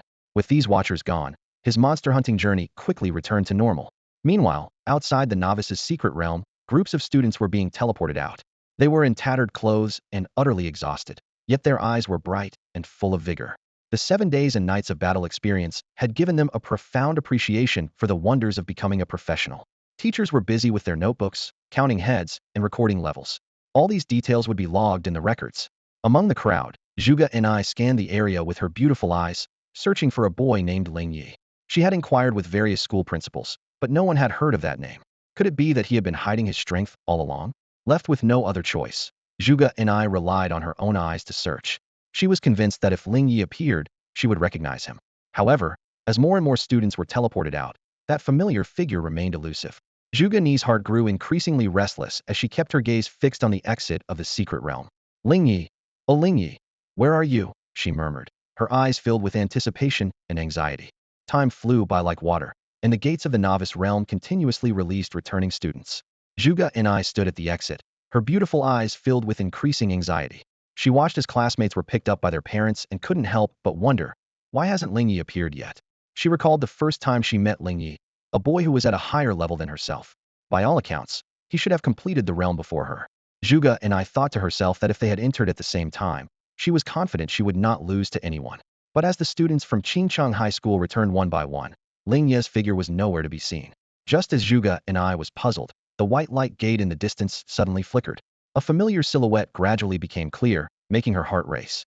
That tall figure, wasn't it the person she had been thinking about day and night? Zhuge Ni's eyes lit up instantly. She would never forget how, when facing the dragon blood behemoth, it was this figure that stood in front of her, giving her hope for survival. At that moment, his image was deeply imprinted in her heart. However, when the white light dissipated, the truth made Zhuge and I feel as if she had fallen into an ice cave. Ye Lin? How could it be you? Her tone instantly turned cold as she recalled Ye Lin's behavior of abandoning her to escape alone, and a feeling of disgust welled up in her. If it weren't for Ye Lin's abandonment, she wouldn't have been in such a dire situation. In Zhuge Ni's eyes, Ye Lin wasn't even worth a finger of Ling Yi's, yet their similar builds felt like an insult to Ling Yi. I came out when the time was up. Is there a problem? Ye Lin frowned at Zhuge and I, puzzled by her hostility. Don't talk to me. Stay away from me. You make me sick. Zhuge and I looked down on Ye Lin with disdain, as if looking at a pile of garbage. Whatever. Ye Lin couldn't be bothered to argue and turned to leave. The headmaster, noticing the tense atmosphere between the two, quickly stepped in to smooth things over. Ye Lin, you're finally out. What level are you? As one of the two SS-level transferees at Qingcheng High School, he had high hopes for Ye Lin. Ye Lin didn't say much and directly showed his level. Ye Lin, Forbidden Spellcaster, level 16. After resolving the issue of being monitored, Ye Lin used the last bit of time to gain another level. Level 16? Not bad, not bad, wait. The headmaster's expression froze as if struck by lightning. Level 16. The headmaster's incredulous shout echoed around, drawing everyone's attention to Ye Lin as if they were looking at a monster. To know, before Zhuge and I emerged, the highest record Qingcheng had seen in years was only level 11. Reaching level 16 within just 7 days in the novice realm was astonishing, a rate of progression considered extraordinary even globally. This record would likely remain unbroken in Qingcheng for many years. To advance from level 1 to 16 requires a total of 120,000 experience points. Principal Gao carefully calculated this on his fingers, beads of sweat forming on his forehead. The highest level of monsters in the beginner's realm is level 10, and defeating one yields 100 experience points. This means that in just 7 days, Ye Lin managed to hunt down 1,200 level 10 monsters. Principal Gao's voice trembled with shock. 172 per day, more than 7 per hour. How? How is this possible? The crowd around him gasped at this astonishing figure. They imagined the ferocious level 10 monsters the most powerful beings in the beginner's realm. Even when working together, it would take them half an hour to barely take down one. Yet Ye Lin was able to slay these formidable creatures at such an incredible pace. Zhuge Qingcheng's gaze lingered on Ye Lin, a glint of interest in his eyes. Ye Lin merely touched his nose lightly, without speaking. In truth, he spent most of his time searching for monsters, and as for the battles, it was just a matter of casting a forbidden spell. A sense of awe enveloped the entire room as everyone realized they were witnessing the birth of a miracle. Principal Gao enthusiastically patted Ye Lin's shoulder, his eyes full of admiration. Well done, Ye Lin. You are the pride of Qingcheng High School. His heart was filled with joy having Ye Lin and Zhuge and I, both SS class profession changers. One at level 12 and the other at level 16, Qingcheng High School was sure to dominate the upcoming graduation trials. In his final year before retirement, Gao Zhentian couldn't believe he was able to nurture two such gifted students. What a grand finale it was. Other principals cast envious glances, while Principal Gao beamed like a bright chrysanthemum. However, a cold female voice suddenly broke the cheerful atmosphere. What's so strange about reaching level 16? Zhuge and I couldn't help but speak, her tone filled with obvious disdain. Don't forget, he's a forbidden spellcaster. If he's recklessly casting forbidden spells all the time, leveling up quickly isn't surprising, is it? Her words were like a bucket of cold water, extinguishing the crowd's enthusiasm. Several people's expressions changed slightly, and the looks directed at Ye Lin were now filled with scrutiny and ridicule rather than amazement. Oh, so he's a forbidden spellcaster. No wonder. Trading life for power, is Ye Lin crazy? Using forbidden spells like that in the beginner's realm, most forbidden spellcasters don't live past 25. At this rate, he might not even make it to 20. Huh, trading his life for fame, what a foolish act. Don't say that. Let him enjoy his few days of glory. Ye Lin, who was just praised so highly, now faced a steep fall. His feat of reaching level 16 in 7 days had become a complete joke in the eyes of the crowd. It's like learning that your friends suddenly became wealthy, but knowing they don't have long to live. Would you still envy them? With just a single sentence, Zhuge and I turned Ye Lin from the center of admiration to the target of ridicule. Principal Su of Yucai High School sighed deeply, his eyes full of regret. Ye Lin, why put yourself through this? Principal Su's sharp gaze turned to Gao Zhentian, his tone questioning. If I'm not mistaken, you're the one who had him enter the novice realm to level up quickly, aren't you? You're risking a student's life for the school's honor. Gao Zhentian's face changed suddenly, and his voice involuntarily rose in his guilt. Su, don't talk nonsense. As an educator, how could I joke about a student's life? Principal Su sneered. Real or not? Why don't we ask Ye Lin? I don't believe a young student would risk their life for no reason. These words made everyone present exchange suspicious glances, focusing their eyes on Gao Zhentian. Feeling the scrutiny, cold sweat broke out on his back, and he quickly defended himself. This is slander. Pure slander. Ignoring Gao Zhentian, Principal Su turned to Ye Lin with sincerity. Ye Lin, tell us the truth. I promise no one will retaliate against you. Gao Zhentian instantly tensed. He had indeed given Ye Lin and Zhuge and I each a ring, encouraging them to level up in the secret realm. If Ye Lin exposed this publicly, Gao Zhentian's reputation would be ruined. A hint of malice inadvertently flashed in his eyes. All eyes were on Ye Lin, and the air seemed to freeze. Ye Lin slowly raised his head and met Principal Su's gaze. Principal Su, no one forced me. Going into the secret realm was entirely my choice. Gao Zhentian finally relaxed, but Principal Su frowned. Ye Lin, do you believe that yourself? Ye Lin suddenly countered. Principal Su, if you became a forbidden spellcaster, what would you choose? Would you live life as a coward or risk it all and shine brightly, even if briefly? I choose the latter. He clenched his fists, his voice firm. I'd rather be a hero for a minute than a coward for a lifetime. Ye Lin's words struck like a thunderclap, plunging the room into silence. Among those who had mocked him, some now looked at him with admiration. However, many still held on to their scorn. Death is death, no matter how glorious. Principal Su opened his mouth, wanting to speak, but hesitated. At that moment, a round of applause broke the silence. Zhuge Qianqing looked at Ye Lin with interest, slowly clapping. Ye Lin's ambitions were indeed lofty, and his impressive 16th level made him a standout in this novice dungeon. With Zhuge Qianqing speaking on Ye Lin's behalf, no one else dared to comment further. After all, underestimating Ye Lin was one thing, but who would dare to disrespect Mr. Zhuge? However, Zhuge and I, seeing her father favor Ye Lin, interjected unhappily, Dad, who says he's the best? When Ling Yi comes out, his level won't be any lower than Ye Lin's. Zhuge Qianqing raised an eyebrow and asked, Oh, who is this talented young man, Ling Yi? He looked around but saw the principals exchanging puzzled glances, clearly unfamiliar with the name. Zhuge and I eagerly replied, You'll see when he comes out. He's the real prodigy. Her face was full of conviction. Zhuge Qianqing smiled with interest. I'm quite curious to meet someone you hold in such high regard. As he spoke, he took a business card from his pocket and handed it to Ye Lin. Ye Lin, I'm Zhuge Qianqing, Zhuge Ni's father. Feel free to contact me if you need anything. Ye Lin accepted the card, and as he met Zhuge Qianqing's gaze, he felt a jolt. Those deep eyes, hidden behind glasses, seemed capable of uncovering any secret. He quickly thanked him and left, feeling that this mysterious Mr. Zhuge might have seen through something. As Ye Lin departed, Principal Gao reminded him, Ye Lin, don't forget to return to school for the college entrance exam in 3 days. The exam was even more important than the novice dungeon. After Ye Lin left, the others were about to disperse, but were intrigued by Zhuge Ni's mention of a genius even more remarkable than Ye Lin. After all, Ye Lin's 16th level already left everyone in awe. How powerful must someone more talented than him be?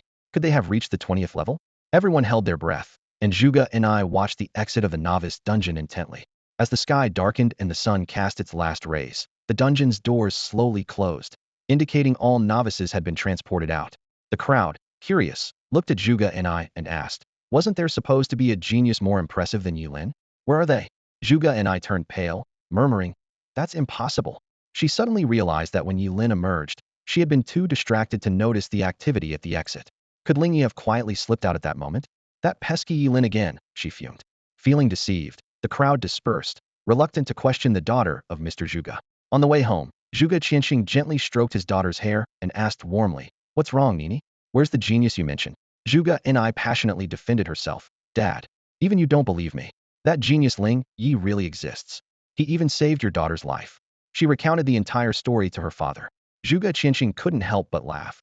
"So, you left the novice dungeon early just to recognize him?" Zhuge and I, her voice barely audible, cautiously looked up at her father. Although Zhuge Qianxing adored her, he was firm in his principles. Zhuge Qianxing adjusted his glasses, a glint of insight in his eyes, and smiled subtly. "Nini, have you considered that Ye Lin might be the Ling Yi you've been looking for?" Zhuge and I couldn't help but laugh out loud after hearing her father's speculation. She shook her head, her eyes glinting with disdain. "Dad, you're insulting Ling Yi. Ye Lin is nothing but a loser. How could he possibly compare to Ling Yi? He's not even worthy of carrying Ling Yi's shoes." Zhuge Ni's tone dripped with sarcasm. "Do you remember? That guy was scared out of his wits by the sight of the dragon blood beast and ran away. Ling Yi, on the other hand, is a master of fire elements, capable of controlling hellfire things Ye Lin couldn't even dream of." With her hands on her hips, she declared confidently, "If Ye Lin were really Ling Yi, I'd be willing to serve him as a slave, doing anything he asked." Zhuge and I scoffed inwardly, thinking to herself, "One is my heartthrob, the other is a detestable waste. How could they possibly be the same person? It's utterly absurd." She'd rather believe she was hallucinating and that Ling Yi was a fictional character than accept they were one and the same. "Is that so? Perhaps," Zhuge Qianxing said with a smile, adjusting his glasses without further arguing with his daughter. A knowing glint flashed in his eyes, as if he had uncovered some secret. As night fell, a full moon hung high in the sky, casting its silvery light across the streets. Whoosh! Back at home, Ye Lin let out a long breath, finally relaxing his tense nerves. Though his home in the slums was dilapidated and surrounded by sewage, it was his safest haven. Sitting on a rickety wooden chair, Ye Lin couldn't hide the excitement in his eyes. He silently calculated, a level 16 job changer, an SS class forbidden spellcaster, with 16 forbidden spells. From now on, he was no longer an ordinary person without the strength to truss a chicken. Even if someone discovered his immortality, he'd have the ability to escape the city. Worst case, he could hide in the deep, uninhabited mountains and forests, where finding him would be nearly impossible. Having the power to protect himself was the most reassuring thing for Ye Lin. Knock, knock, knock. Suddenly, there was a knock at the door, startling Ye Lin. He frowned, his guard up. This was the slums, a place even thieves couldn't be bothered to visit, given the residents were poorer than the thieves themselves. Who would come knocking at his door at this hour? Preparing for a potential confrontation, Ye Lin slowly got up and opened the creaky wooden door. Outside stood a middle-aged man in a suit, holding a shiny briefcase. His expensive attire starkly contrasted with the grimy surroundings, making him look out of place. "Who are you?" Ye Lin asked warily, his eyes full of suspicion. "Are you Ye Lin?" The man wiped the sweat from his forehead with a handkerchief and extended his right hand for a handshake. "Let me introduce myself. I'm Manager Wang from Qingqing Brain Power Oral Liquid Company." Ye Lin looked at the damp hand, but had no desire to shake it. "Oh, sorry." Manager Wang chuckled awkwardly. "You see, cars can't get in here, and walking was quite a distance, so I got a bit sweaty." He quickly wiped his hand on his pants. "What do you want?" Ye Lin asked bluntly, his tone tinged with impatience.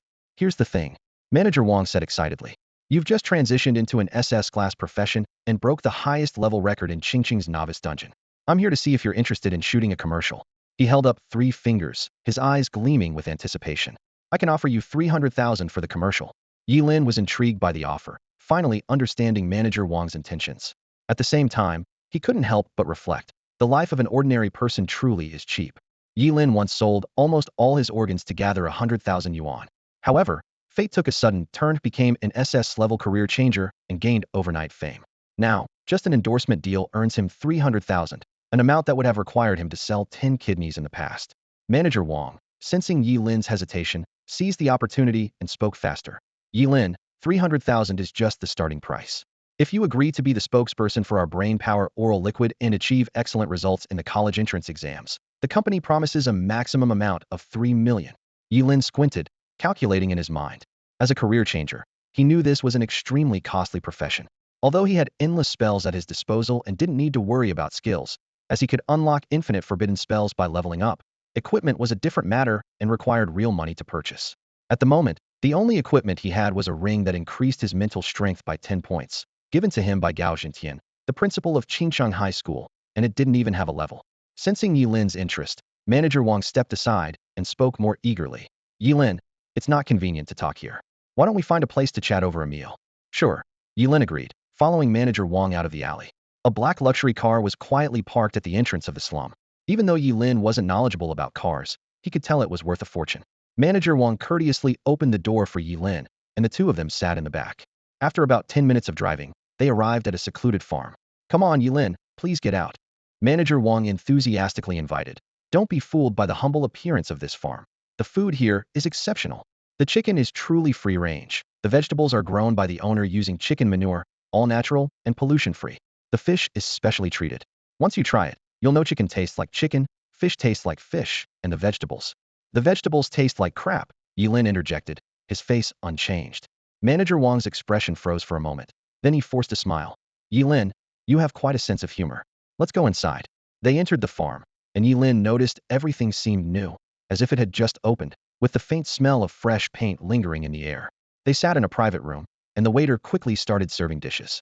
Without a word, Ye Lin began to eat heartily. Manager Wang hadn't exaggerated. The food was indeed delicious. The chicken was tender and juicy, melting in the mouth with a unique freshness. Ye Lin enjoyed the meal immensely, thinking how he never had the chance to taste such delicacies before. Ye Lin, take your time, no rush. We can order more if it's not enough, Manager Wang said, smiling as he served more food to Ye Lin, though his expression grew increasingly peculiar. Thank you. Thank you. You're such a good person, Ye Lin mumbled through mouthfuls. Of course, I'm a good person, Manager Wang's smile widened. Is it delicious, Ye Lin? Delicious. Ye Lin nodded while swallowing a piece of chicken leg. Aren't you feeling dizzy at all? Manager Wang suddenly asked with a cold smile. Well, maybe a little. Ye Lin's words trailed off as his head slumped, and he collapsed onto the table, losing consciousness. Huh, you fell for it so easily, what a fool. Manager Wang sneered as he looked at the unconscious Ye Lin, feeling secretly pleased with himself. He first nudged Ye Lin with his toe, and seeing no response, he lifted his foot and cruelly ground Ye Lin's hand with the hard heel of his shoe. Blood quickly seeped through Ye Lin's fingers, yet he remained motionless. After confirming Ye Lin was indeed unconscious, Manager Wang took out his phone and dialed a number. Hello, boss, it's done. This kid is no different from a dead pig now, he reported briefly, with a hint of disdain in his voice. After hanging up, a short silence settled in the room. About 3 or 4 minutes later, the door opened, and a shrewd-looking middle-aged man walked in. If Ye Lin were awake, he would recognize this man as the unscrupulous boss he encountered when selling his kidney on the black market. Well done. The unscrupulous boss nodded in satisfaction, his gaze never leaving Ye Lin on the floor. Manager Wang hesitated for a moment, but couldn't help asking. Boss, I don't quite understand why you're going to so much trouble to capture a high school student. If people find out, we'll be in big trouble. As an experienced thug, he knew the risks involved in such matters. The unscrupulous boss shot Manager Wang a cold glance, warning in his voice, don't ask too much. The more you know, the sooner you die. He paused, then added, leave now. Without my orders, no one is allowed to come near this room. Violators will be executed without mercy. Yes, boss. Manager Wang nodded knowingly and slunk out of the room, closing the door behind him. The room was left with just the unscrupulous boss and the unconscious Ye Lin. The boss crouched down, staring intently at Ye Lin like a scientist who has spent a lifetime studying aliens and finally encounters a real extraterrestrial being. He reached out with his rough hand and began to carefully examine Ye Lin's body. Kidneys, spleen, liver, gallbladder, pancreas, corneas, coronary arteries, large intestine, small intestine. The unscrupulous boss's expression grew more sinister, his eyes gleaming with barely contained excitement. It's back. I can feel it. They're all back. The organs this kid sold me before have all grown back. Unbelievable. It's simply unbelievable. He gently caressed Ye Lin's body, as if cherishing a rare treasure. The unscrupulous boss's eyes sparkled with intrigue as he muttered to himself. If I could unlock the secret of organ regeneration. Suddenly, a voice whispered in his ear. If you could unlock the secret of organ regeneration, even the most powerful figures would have to honor you as a guest. Yes, exactly by then. The unscrupulous boss nodded enthusiastically, as if already envisioning countless people kneeling before him, begging for his favor. However, the next second, he was jolted awake besides the unconscious Ye Lin and himself. Where did the third person come from in this room? Who? He spun around sharply, only to be met with Ye Lin's expressionless face. The unscrupulous boss's face instantly turned pale, exclaiming in disbelief, You're awake? How is that possible? The food you ate had 3 times the dose of sedatives. Even an elephant wouldn't wake up for 6 hours. That's not a question you should be asking. I'm more curious about how you managed to track me down. A cold look appeared on Ye Lin's face as he stared sharply at the unscrupulous boss in front of him. He recalled deliberately taking several detours when leaving the underground black market, confident that no one had followed him. How did this cunning guy manage to find him?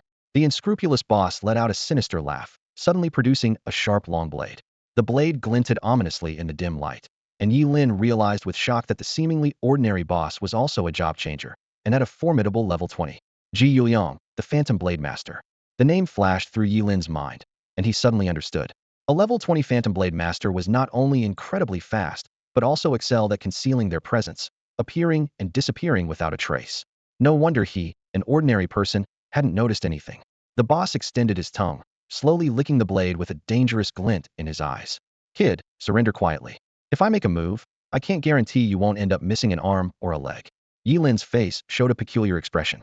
It was as if a first grader was striking a pose, threatening that their fists were incredibly powerful, utterly laughable. Forbidden spell, burning reincarnation. Blood flames suddenly erupted from Ye Lin. He had considered using the world-destroying thunder to end the fight quickly, but opted for a different forbidden spell to avoid causing too much commotion indoors. Forbidden spell, eternal frost gaze. Ye Lin muttered, his eyes turning a pure, crystalline white, breathtakingly beautiful.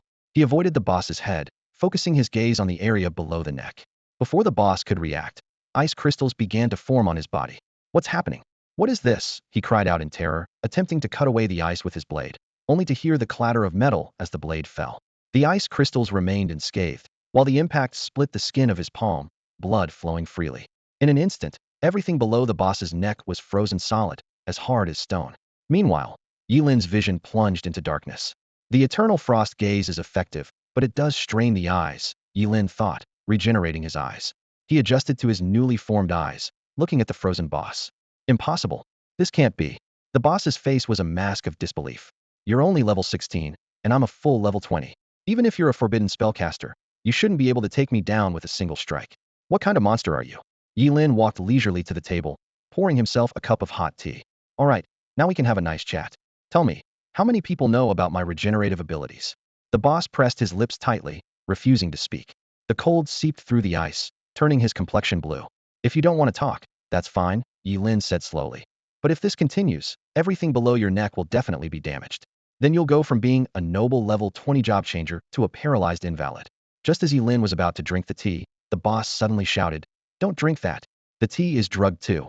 He wasn't concerned about Ye Lin being drugged, but feared that if Ye Lin lost consciousness, he'd be left frozen and paralyzed. However, Ye Lin was unfazed by the sudden warning. He tilted his head back and drank the tea, not leaving a single drop of the heavily drugged hot tea. The Blackheart boss, his face frozen and ashen, watched in disbelief as Ye Lin drank a large cup of hot tea laced with a strong sedative, then casually wiped his mouth. The boss's eyes were wide with shock, staring incredulously at Ye Lin. Why? Why doesn't the sedative affect you? Curious to know? Ye Lin asked with a mysterious smile. The boss nodded stiffly, his lips trembling from the cold. Ye Lin leaned in closer, his gaze sharp as a knife. First, tell me, how many people know about my organ's ability to regenerate? The boss swallowed hard, his voice quivering from the chill. Just me. That day, I saw you sell 2 kidneys and a cornea, and thought you wouldn't survive long. I figured I'd make use of what was left, and get my money back. But I didn't expect you to navigate the black market as if nothing happened, despite being blind. Intrigued, I investigated and found out you're an orphan. So, I set a trap to bring you here. Ye Lin narrowed his eyes, his voice low. Are you sure it's only you? I have a feeling you're lying. The boss hurriedly explained. I wanted to keep the secret of organ regeneration to myself, so I didn't tell anyone. Even my men only knew to kidnap you, not why. All right, I've told you everything I know, the boss continued. Now it's your turn to tell me why you're immune to the sedative. Ye Lin chuckled coldly. Oh, do you want me to tell you, or the person behind you? Before he finished speaking, Ye Lin swung his knife, severing the boss's left hand. The frozen arm shattered into ice on the ground, revealing a small black camera that tumbled from the severed limb. Ye Lin picked up the camera and, under the boss's terrified gaze, cast a forbidden spell. Crimson and violet flames engulfed the camera, reducing it to ashes. Who are you working for? Ye Lin pressed the knife to the boss's throat, the blade glinting with a chilling light. The boss closed his eyes, despair in his voice. Huh. Go ahead and kill me. If I don't tell you, only I die. If I do, my family will, as you wish. Before the words were fully out, Ye Lin swung his knife again. The boss's head rolled away like a watermelon, the expression of disbelief still etched on his face, clearly not expecting Ye Lin to act so decisively. With the boss dealt with, Ye Lin turned the knife on himself, swiftly and precisely opening his abdomen to remove his stomach. There, wrapped in several layers of plastic bags, was all the food laced with sedatives, perfectly isolated from his digestive system. Though Ye Lin was immortal, Toxins still affected him, albeit not fatally. To be safe, he used 5 layers of plastic bags, choosing them for their high molecular composition, resistance to natural degradation, and immunity to stomach acid, not to mention their affordability and availability.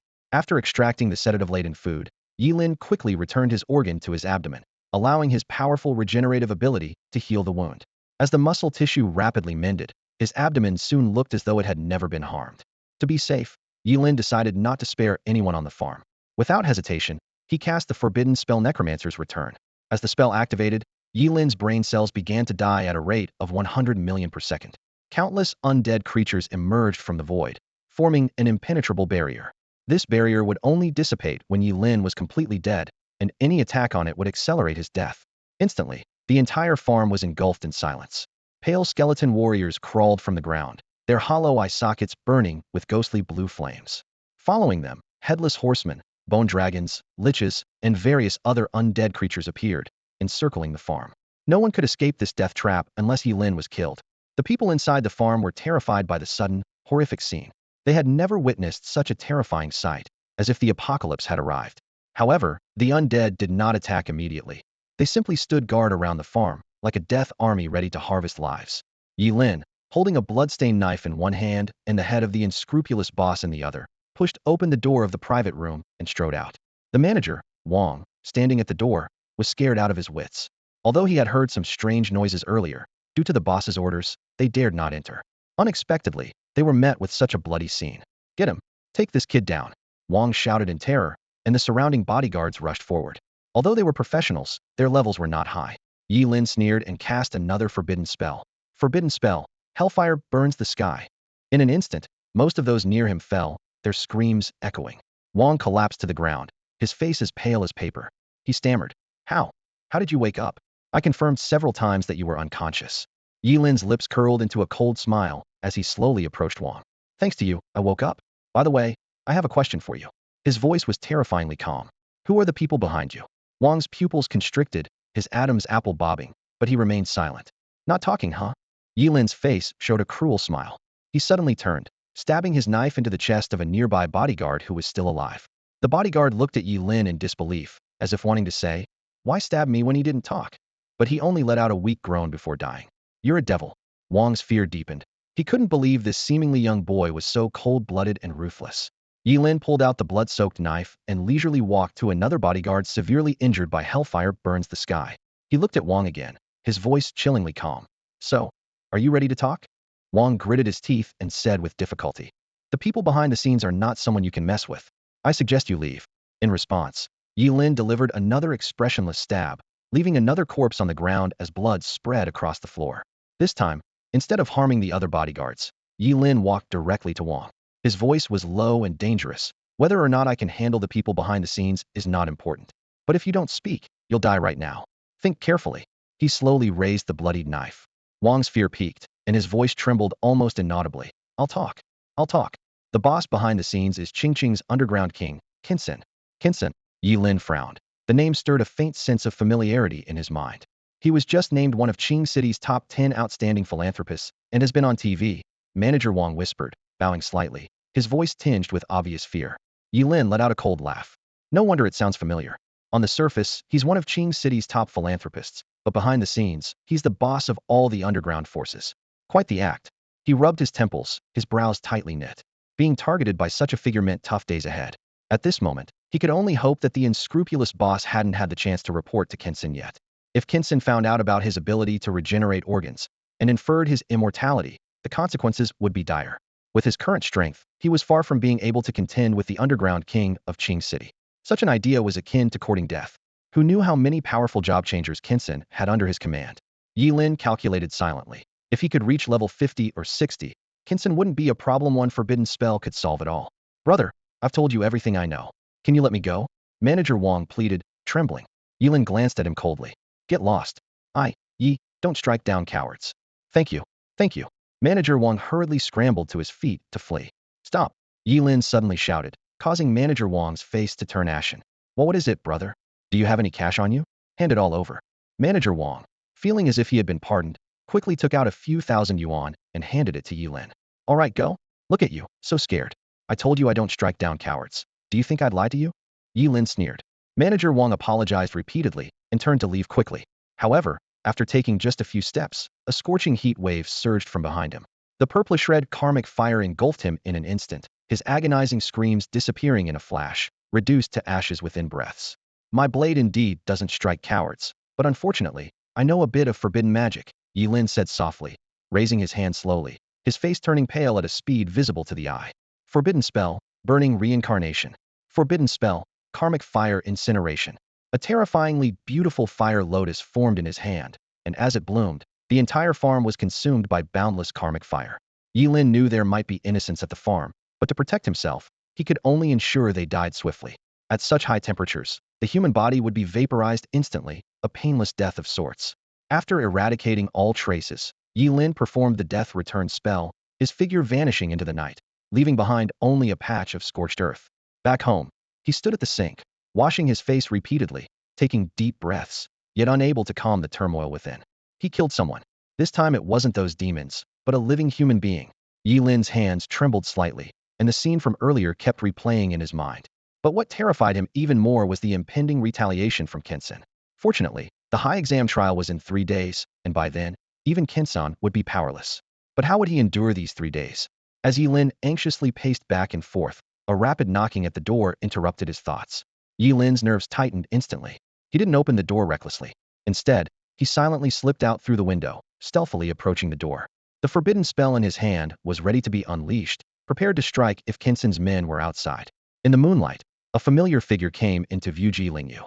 Ye Lin breathed a sigh of relief, put away the forbidden spell, climbed back in through the window, and opened the door. Boss, you're finally back. Ji Lingyu exclaimed excitedly, completely unaware of how close he had come to death moments ago. Ye Lin's eyes lit up, and a plan formed in his mind. Without a word, he threw an arm around Ji Lingyu's shoulder. Let's go to your place. Since you call me boss, it's only right that I, as the big brother, protect you. Ji Lingyu felt secretly pleased, thinking his father was right. Ye Lin, someone who cared about his reputation and was short on money, could be easily coaxed into being a free bodyguard with just a few words. Both harbored their own thoughts, yet each felt they had gained a significant advantage. As they drove away, a shadow silently vanished into the night from the corner of the street. In the underground black market of Qingcheng, inside a luxurious secret chamber, Kinsan slumped on a leather sofa, a cigar in his mouth, while a seductive beauty knelt before him. This seemingly kind middle-aged man was the king of Qingcheng's underground black market. Why hasn't there been any news from Jihu? Kinsan asked with a frown. Does it take this long to capture a high school student? The beauty wiped the corner of her mouth and reported. We lost contact half an hour ago. The farm has been burned to ruins, and the traces at the scene indicate it was the work of a job changer. That Ye Lin has already been taken by Ji Lingyu of the G Group. G Group. A cold glint flashed in Kinsan's eyes. It seems I've been inactive for too long, and even they dare to mess with me. It's time to remind Qingcheng who the eternal king of the underground world is. The vehicle drove into the affluent district of Qingcheng and stopped in front of a standalone villa. Standing at the entrance of the Ji family villa, Ye Lin took a deep breath, the air carrying a faint floral scent. Earlier, at a public restroom by the roadside, he had already noticed that even the restrooms in this wealthy area exuded a fresh fragrance, starkly contrasting with the environment of the slums. As soon as he entered the Ji family gates, the sight before him left Ye Lin momentarily stunned. 2 rows of maids in matching uniforms stood neatly in line, each one strikingly beautiful, bowing respectfully to him. Good evening, young Master Yi. Their loose-made outfits swayed slightly with their movements, accentuating alluring curves. Ye Lin couldn't take his eyes off them. He couldn't help but marvel inwardly. Is this the life of the wealthy? As a transmigrator, he was a pauper in his previous life, and after crossing over, he could only scrape by in the slums. If it weren't for his immortality, he would have starved on the streets long ago. And yet, Ji Lingyu could enjoy such luxuries in a lavish villa? With this thought, Ye Lin glanced at Ji Lingyu with a hint of envy in his eyes. Ji Lingyu, however, smiled mischievously and said, Boss, do you like them? Feel free to choose any you fancy. Ye Lin pointed to 3 of the maids. Just these 3? Ji Lingyu asked, a bit surprised. No, Ye Lin replied. I don't want these 3. Send the rest to my room. Seeing Ji Lingyu's knowing smile, he quickly waved his hand. Just kidding. Just arrange a place for me to sleep. Ji Lingyu was secretly impressed by Ye Lin's resistance to the temptation of beautiful women. Soon, he introduced Ye Lin to his father, a seemingly ordinary middle-aged man with a slight bald spot, though the occasional shrewd glint in his eyes hinted at his exceptional business acumen. That night, Ye Lin lay on the luxurious bed prepared for him by the Ji family. The 3-meter square bed was soft and comfortable, quickly lulling him to sleep. Before drifting off, he felt a sense of relief. In a place like the Ji family, surely Kinson wouldn't be able to find him, right? Meanwhile, the entire underground network of Qingsheng was quietly gathering under Kinson's command, and everyone knew that Kinson was about to make a significant move. The next morning, as soon as Ye Lin opened his eyes, he saw a beautiful maid standing by his bed. She elegantly tucked a stray lock of hair behind her ear and handed him a steaming towel. "Young Master Yi, you're awake. Please wash your face." This unexpected treatment left Ye Lin incredulous, prompting him to slap himself instinctively. Having lived in the slums for years, he had never experienced such service. Seeing this, the maid quickly grabbed his hand to stop him. "Young Master Yi, what's wrong? Did you have a nightmare?" Half asleep, Ye Lin managed to wash his face. Then, two more maids approached, offering to help him brush his teeth, which he promptly and politely declined. "No, thank you, I'll do it myself." Ye Lin politely declined Ji Lingyu's offer, still not accustomed to being taken care of. After quickly brushing his teeth, he opened the bathroom door and found Ji Lingyu waiting for him. "Boss, are you comfortable with the accommodations?" Ji Lingyu asked enthusiastically. Ye Lin nodded. "It's all right." "Great, let's go eat then." Ji Lingyu led Ye Lin through a spacious hallway to a luxurious dining room. Inside, a long table was laden with over 20 exquisite dishes, filling the air with delicious aromas. 8 beautiful young women stood in neat rows, greeting them in unison as they entered. "Good afternoon, young Master Ji and young Master Yi. Boss, please have a seat." Ji Lingyu sat down with ease, and a young woman immediately served him a bowl of soup at the perfect temperature. After he finished the soup, another handed him a peeled shrimp. Ji Lingyu took a delicate bite, savoring the freshest part. Then, a third young woman offered him 4 cherries, 2 red and 2 green. Meanwhile, 2 more young women stood on either side, feeding him shrimp and crab meat. This lavish scene left Ye Lin dumbfounded. He had seen wealthy people indulge before, but never to this extent.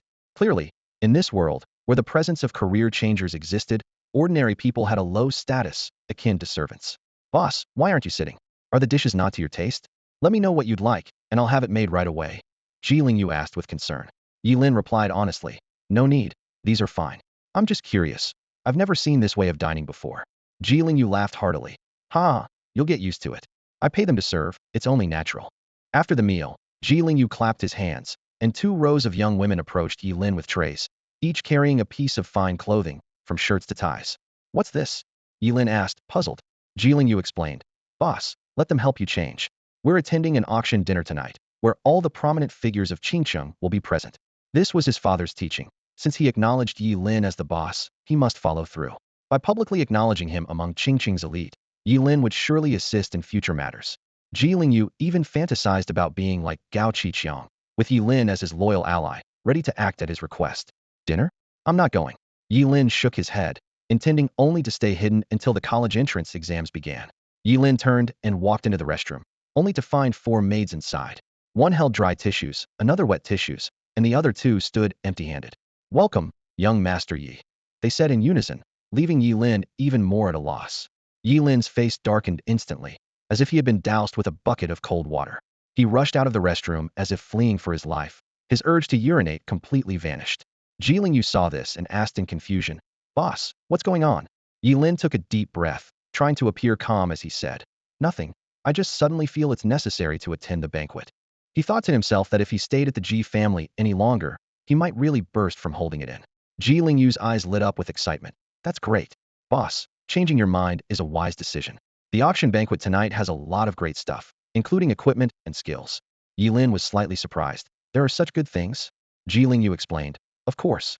Qingsheng holds such auction banquets every year before the college entrance exams, but the common folk just don't know about it." Ye Lin fell silent, smiling bitterly to himself.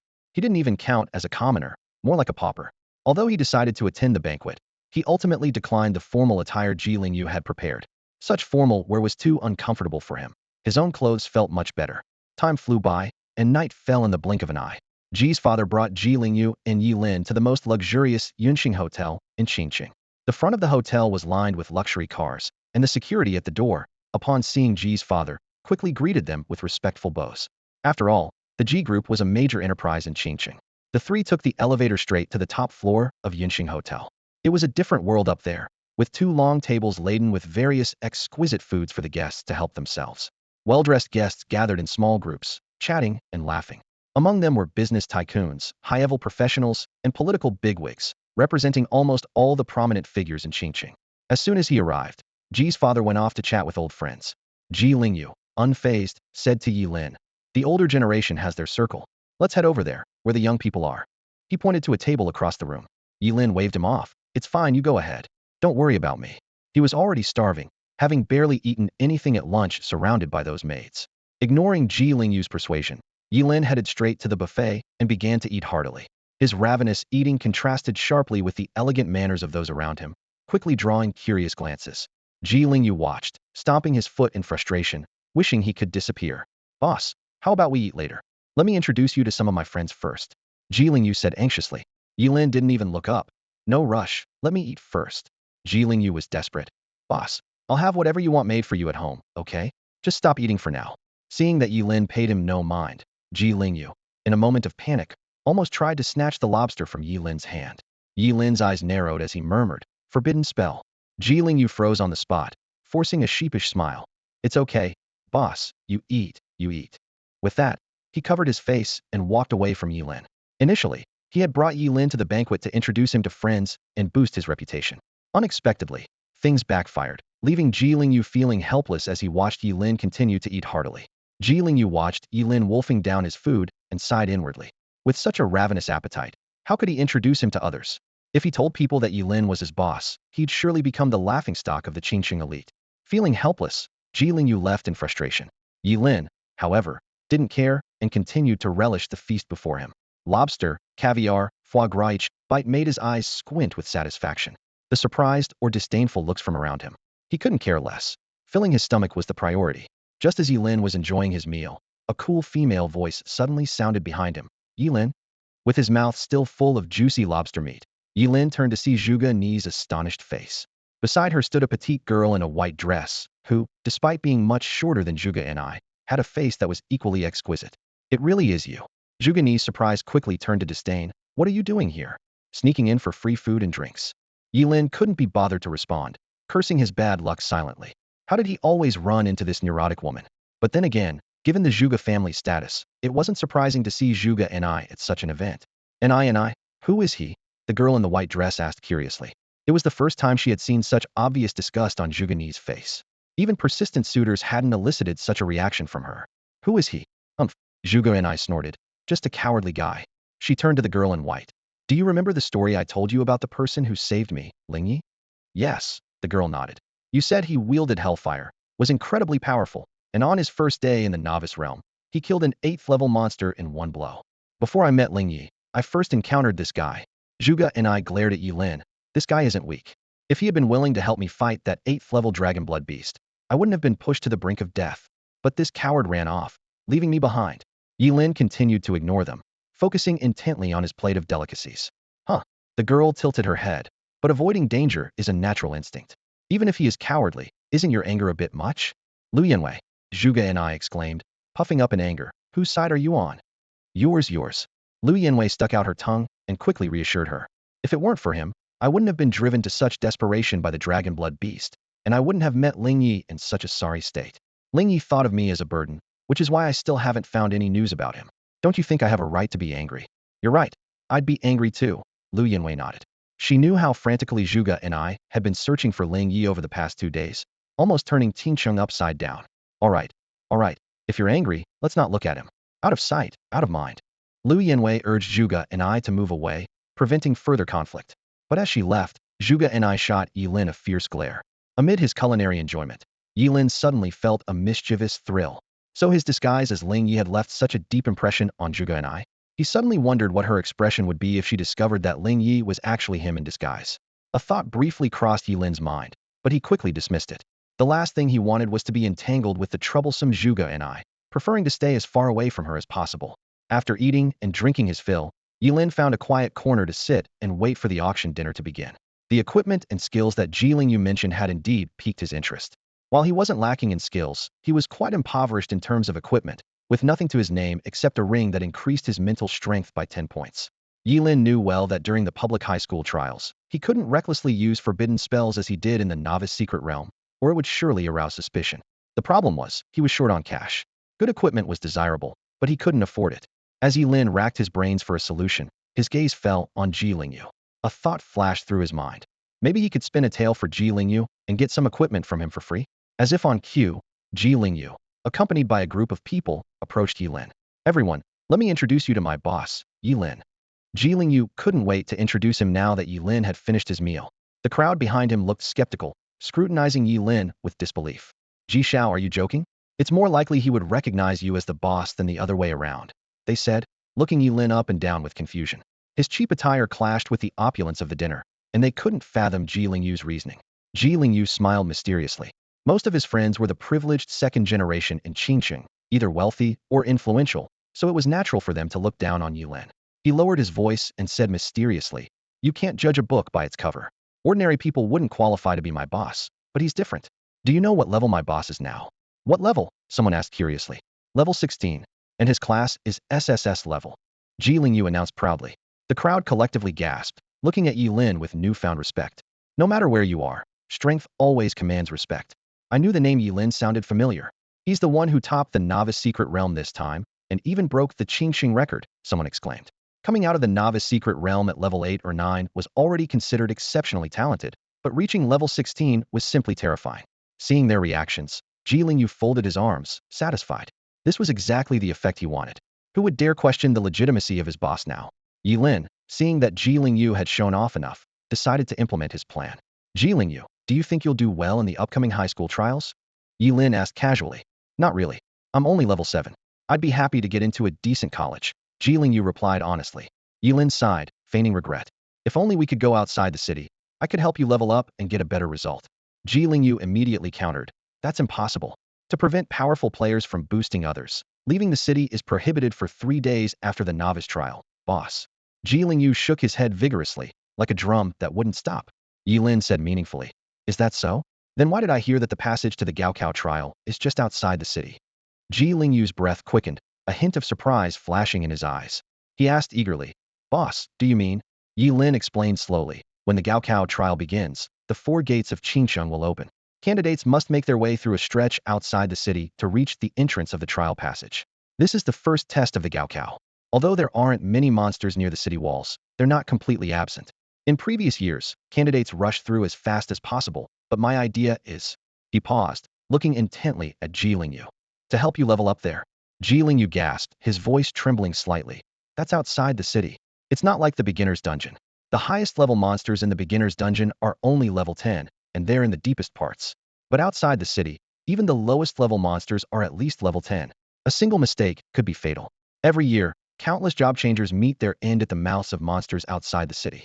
Ye Lin confidently replied, "Don't forget, I'm already level 16.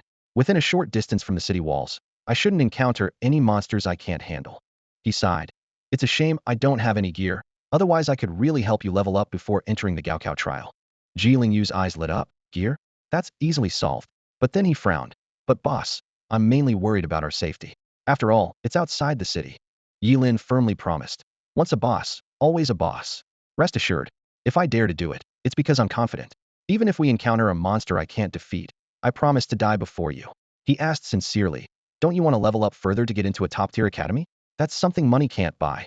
A hint of guilt flashed in Ji Lingyu's eyes, but he quickly became resolute.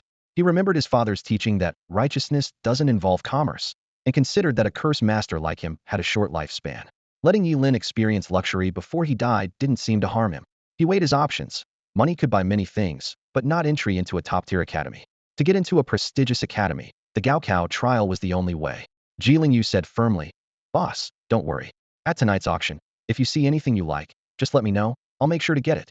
Ye Lin responded with joy, "Great. That's exactly what I was hoping to hear. Oh, I mean, don't worry. With gear, I promise to help you level up to over 10. The two exchanged smiles, both secretly calculating their gains. Ji Lingyu thought, as long as he reached level 10 or above, and put in the effort during the Gaokao trial, he would practically have his pick of any top-tier academy in the ancient Xia kingdom. At this moment, the eyes of Ji Lingyu's group of second-generation friends were filled with envy. They stared intently at Ji Lingyu, secretly amazed. An SS-level forbidden spellcaster at level 16 was willing to risk their life to help Ji Lingyu level up. This was like a windfall opportunity. Their attitude had completely transformed from initially thinking Ji Lingyu was out of his mind to genuinely believing it was worth it to acknowledge him as their leader. Some of them could hardly contain themselves, wanting to ask Ye Lin if he needed more followers. After all, Getting a free ride from level 7 to level 10 just by recognizing a leader was an opportunity anyone would want to seize. Realizing the opportunity was rare, Ye Lin immediately approached his father. The auction dinner gathered numerous big shots, and he probably couldn't secure anything good on his own. With his father's approval, Ye Lin confidently returned to Ye Lin's side, saying, "Boss, don't worry, it's all set. I'll make sure you get the equipment you want tonight." Ye Lin nodded slightly. For a job changer, it's possible to use 6 pieces of equipment simultaneously, regardless of type. Theoretically, you could choose to wear 6 rings or wield 6 swords, depending on personal preference. However, for ordinary people, gathering 6 pieces of equipment is extremely difficult, let alone finding 6 that suit them. This is why job changers always need substantial financial support. Without the backing of strong finances, job changers often have to work for wealthy peers. Although their status is still higher than ordinary people, they essentially just upgrade from regular workers to high-level workers. However, with Ye Lin as a wealthy backer, Ye Lin didn't have to worry about equipment for now. Suddenly, the venue plunged into darkness. The lights went out abruptly, yet it caused no commotion, as if everyone was already used to it. Moments later, a spotlight illuminated the center stage, highlighting a stunning woman who had appeared there unnoticed. She wore a classic Chong Sam, her figure curvaceous, with light makeup enhancing her exquisite beauty. Her every smile seemed to captivate hearts, and several men couldn't hide the greed in their eyes. "Good evening, everyone. I am Qingqing, the auctioneer for tonight's auction dinner." The woman slightly bowed, her ample chest drawing the attention of many men. However, no one dared to act inappropriately or even utter teasing words. After all, the Jinbaozhai auction house was not to be trifled with. As the largest auction house in the ancient Xia kingdom, it had branches in major cities nationwide, and the annual auction dinner was hosted by Jinbaozhai. Offending Jinbaozhai was tantamount to courting disaster. Everyone present was a prominent figure in Qingqing, and none would make such a foolish move for a woman. With their status, acquiring a woman was just a matter of beckoning. Qingqing continued, "On behalf of Jinbaozhai Auction House, I welcome you all and wish you success in bidding for your desired items tonight. As with previous years, there are 100 items up for auction, with the first 50 being skill scrolls and the last 50 being equipment. Now, let's take a look at our first auction item." As soon as she finished speaking, a server walked onto the stage with a tray holding a bundle of skill scrolls. The auction had officially begun. The first auction item appeared, and the room erupted with excitement. A fiery red epic skill scroll lay quietly on the auction table, exuding a captivating glow. Qingqing cleared her throat and announced crisply, "Starting price is 500,000, with minimum increments of 10,000. As soon as she finished speaking, the room buzzed with energy. Eyes sparkled with excitement, and whispers filled the air. An epic skill was indeed a rare treasure. Jinbaozhai had certainly come well prepared this year. Ye Lin stood amidst the crowd, astonished at the scene before him. He quietly recalled the equipment rules for professionals. 6 pieces of equipment were the limit, but the more skills, the better. No wonder the wealthy constantly vied for high-level skills. They were a solid guarantee of combat power. 510,000, 550,000. The bidding war ensued, with prices skyrocketing like a rocket. In no time, it breached the million mark, leaving Ye Lin speechless. Here, money seemed to be just a number. He was grateful to be a forbidden spellcaster, not needing these expensive skill scrolls, or he'd be flat broke. Ultimately, Zhuge Qianqing secured the epic skill scroll for a staggering 3 million. No one dared to contest him. The price was already steep, and no one wanted to offend such a significant figure from Qingqing. With a radiant smile, Qingqing congratulated Zhuge Qianqing and then introduced the second auction item. This time, it was a rare sword skill scroll. Though not as high-level as the first, the unique nature of sword skills piqued many people's interest. In the end, the sword skill fetched a price of 800,000. As the auction continued, Qingqing presented various skill scrolls one after another. Ye Lin watched with little interest, and eventually leaned back in his chair to doze off. Meanwhile, Ye Lin was full of enthusiasm, purchasing 2 skills in one go, including the rare sword skill. After 50 skill scrolls were auctioned off, Qingqing smiled charmingly and clapped her hands. Next, we move on to tonight's main event, the equipment auction. The first piece of equipment was brought out, concealed under a red cloth, its shape indiscernible. From its size, it seemed to be a ring, necklace, or bracelet. Everyone craned their necks, holding their breath in anticipation. Qingqing didn't keep them waiting, and with a gentle tug, the red cloth fell away. Tonight's 51st auction item, a rare piece of equipment, the Royal Dragon Rui Ring. Qingqing's voice echoed through the hall. It increases mental attributes by 30 and comes with the passive skill Dragon Aura. The starting bid is 800,000, with minimum increments of 100,000. As Qingqing's words fell, the entire room erupted in shock. In this world, the classification of equipment levels is far more stringent than that of skills, ranging from low, medium, high, rare, epic, legendary, to the ultimate god levels, even tiers in total. Every piece of equipment is incredibly valuable, and the difficulty of crafting them is staggering. Ye Lin's gaze was fixed on the auction stage, where the Emperor Dragon Wish Ring was emitting a faint glow. As a rare level item, it provides a 30 boost in mental power, a trait that would drive any class changer wild. It's worth noting that even his prized forbidden spell, Burning Reincarnation, which offers a 100 increase in mental power, comes at the cost of burning one's life force. If a wealthy individual were to wear 6 of these rings simultaneously, the mental power bonus alone would reach a staggering 180, a power level that would leave him in the dust. 8 million to start, the auctioneer announced with authority. 9 million. Ji's father raised the bid without hesitation, though it was clear that this amount wasn't enough to deter other competitors. 9,200,000. 10 million. 12 million. The bids flew in rapid succession. Everyone understood that in a place like Qingcheng, which lacked even a single master blacksmith, a rare level item was truly a rare find. To craft equipment of this level, one must be a master blacksmith. Yet in all of Qingcheng, the most skilled blacksmith was only of a high level, failing nearly 100 times just to forge high-level equipment. 15 million. Ji's father's voice rang out again, raising the price by 3 million in one go. The crowd was abuzz. The Ji group's determination to secure the ring was now unmistakably clear. Though some continued to bid, when Ji's father pushed the price to 18 million, the auction hall finally fell silent. This price, for a rare level item, was already considered reasonable, and further bids seemed unnecessary. Uncle Ji's lips curled into a faint smile, his eyes gleaming with shrewdness. 18 million to secure his son's place in a top-tier academy was a deal worth every penny. He calculated in his mind that although the Royal Dragon Wish Ring was meant for Ye Lin, the profession of a forbidden spellcaster was notoriously short-lived. In a few years, when Ye Lin inevitably met his end, wouldn't all his gear fall into the hands of his son, Ji Lingyu? The atmosphere at the auction was tense as the auctioneer from Zhenbao, Zhai, was about to announce Uncle Ji's successful bid for the Royal Dragon Wish Ring. At this critical moment, a lazy yet arrogant voice suddenly called out, 20 million. The crowd erupted in astonishment, with everyone turning to locate the source of the voice. Sitting leisurely in the back row was a slightly overweight middle-aged man with slicked back hair and a benevolent smile.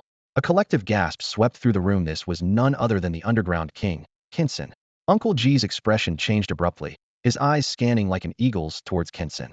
Their eyes locked, creating a charged atmosphere of tension. Suppressing his anger, Uncle Ji forced a smile and said, Mr. Kensen, may I ask how I have offended you? A flicker of coldness passed through Kensen's eyes as his gaze briefly landed on Ye Lin. Leaning close to Uncle Ji's ear, he whispered, You killed my man and dare ask for clarification? You're quite the bold one. I accept your challenge, Ji. I promise to see your family ruined. Uncle Ji was even more perplexed by these words, but the phrase, family ruined, instantly chilled him. Despite his repeated concessions and giving Kensen enough face, the threat to his family was intolerable. A glint of determination flashed in Uncle Ji's eyes as he said in a low voice, Since Mr. Kensen won't clarify, let's proceed according to the auction rules. 30 million. With Uncle Ji's firm bid, the entire auction hall fell silent. Everyone held their breath, eager to see where this undercurrent of confrontation would lead. 30 million. As soon as this astronomical bid was announced, the auction hall erupted into a frenzy. The crowd was stunned, staring in disbelief at the rare equipment on the stage. 30 million. The price was approaching that of some lower quality epic gear. Yet, Mr. Ji remained unfazed, a confident glint in his eyes. As the head of the Qingqing Ji group, he never feared any financial competition. Even Kensen, the king of the underworld, had to concede to the financial prowess of the Ji group. Kensen's gaze turned icy, his brow furrowed. Spending 30 million on a piece of rare equipment was painful even for him. This was the auction at the Treasure Pavilion, and even Kensen was cautious about bidding recklessly. Mr. Ji's move had undoubtedly sown the seeds of enmity between him and Kensen. In the end, the Imperial Dragon Ring was successfully won by Mr. Ji. However, his face showed no sign of joy. Instead, his brow was furrowed. Offending Kensen in Qingqing was no small matter. The problem was he never intended to make an enemy of Kensen, yet he was inexplicably targeted by him. Seeing this, Ye Lin immediately began analyzing for Mr. Ji. Uncle Ji, we need to see the essence behind the phenomenon. When someone wants to act against you, even a missing soldier can become an excuse. Whether Kensen's men are dead or not is up to him to say. When your strength isn't enough to resolve a conflict, you can choose to escalate it. Ye Lin continued. Kensen has always wanted to legitimize himself as a real businessman, but the Qingqing market is already saturated. If he could take over the Ji group, it would be like acquiring an established large enterprise. Mr. Ji fell into deep thought, his eyes flashing with insight. Suddenly, cold sweat broke out on his forehead as he realized the gravity of the situation. If Kensen was indeed plotting against the Ji group in secret, his actions would surely be swift and overwhelming. Without adequate preparation, the G group might be caught off guard. After all, in terms of sheer numbers of strong individuals, the G group was indeed no match for Kensen. Ye Lin, thank you. Mr. G looked at Ye Lin gratefully. Those involved in the situation are often the last to see it clearly. If not for your reminder, I wouldn't have considered this angle. Ye Lin beamed, showing a row of bright white teeth. No problem, Uncle G. You're Ji Lingyu's father, and since Ji Lingyu and I are like brothers, I naturally see you as a father too. Mr. G was momentarily taken aback. Looking at Ye Lin's sincere expression, he felt a pang of guilt. You're also a child who's had a tough life. If you're willing, you're welcome to stay with the G family from now on. Sure, Uncle. Ye Lin nodded in agreement. At that moment, a server brought the Imperial Dragon ring to Mr. G. The exquisite ring lay quietly on the tray, intricately carved with lifelike dragon patterns, emitting a faint glow, as if it held endless mysteries. Mr. G chuckled as he handed the ring to Ye Lin. Here, take it, and see if you like it. When Ye Lin slipped the Emperor Dragon Wish ring onto his finger, an unusual power immediately surged into his body. The sensation reminded him of the comfort of soaking in a hot bath during winter, with every pore in his body rejoicing. He carefully examined the ring's attributes. Emperor Dragon Wish Ring. Level, Rare. Attribute, increases mental power by 30. Refinable skill, Dragon Aura Possession. Special effect, the wearer is blessed with Dragon Aura, increasing luck by 10. Seeing the term luck value, Ye Lin felt a jolt. He was well acquainted with the mysterious concept of luck. A fortunate person might discover a legendary manual after falling off a cliff, while an unlucky one might be falsely accused of taking pictures on a subway by a fairy. Although intangible, having it was better than not. Moreover, the 30 boost in mental power alone justified its rare status, especially since it was a percentage increase. Thank you, Uncle. Ye Lin said earnestly. Don't worry, Uncle. I'll ensure Lingyu gets into a top academy, even if I have to carry him there. Uncle Ji chuckled, his heart filled with comfort. He had spent so much money just to hear Ye Lin say those words. We're family. There's no need to be so formal. If there's anything else you fancy, just let me know. Nearby, Kinsen watched the friendly exchange between Ye Lin and Uncle Ji, his eyes filled with cold determination. He was increasingly convinced that the death of his subordinate was orchestrated by the G group. During the subsequent auction, although no more rare items appeared, a variety of high-level equipment emerged, with occasional mid-level items. However, whenever Uncle G placed a bid, Kinsen would always raise it, forcing Uncle G to pay over 50 more than the original price to secure the items. This malicious bidding infuriated Uncle G, but the auctioneer, Ching, showed no intention of intervening. After all, the higher the auction prices, the more profit the treasure pavilion made, so they naturally stayed out of it. Amid the undercurrents of the auction, Uncle G managed to acquire 4 more high-level items for Ye Lin: a ring, 2 bracelets, and a necklace. Azure Thunder Ring. Level High. Attribute, increases mental power by 15. Refinable skill, Thunder Enhancement.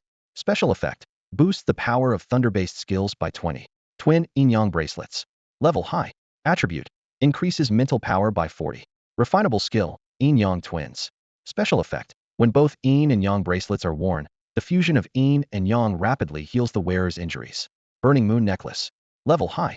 Attribute, mental power 200. Refinable skill, None.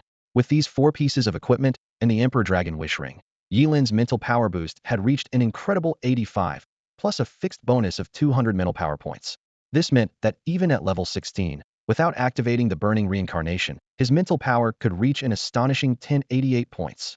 Ye Lin gently caressed the twin Yin-Yang bracelets. Although they counted as 2 pieces of equipment and occupied 2 slots, he was most satisfied with them. With their ability to rapidly heal injuries, they provided a plausible explanation for his resilience. Ye Lin, for the last piece of equipment, you should consider something for protection, right? Uncle G suggested with a chuckle. Among the final 3 auction items, there's a soft armor with excellent defense that I think would suit you well. Uncle G's suggestion made Ye Lin ponder. The first 5 pieces of equipment were all about increasing fighting power. Choosing a defensive item for the last one would indeed be wise to avoid being easily attacked. After all, staying alive is essential for any output, an unchanging truth throughout time. Ye Lin lifted his head, his gaze fixed on the remaining 3 headline auction items on the stage. A dagger gleaming with a cold light, a softly glowing piece of armor, and an intricately crafted bracelet. Each was a rare piece of equipment, the crowning jewels of the auction.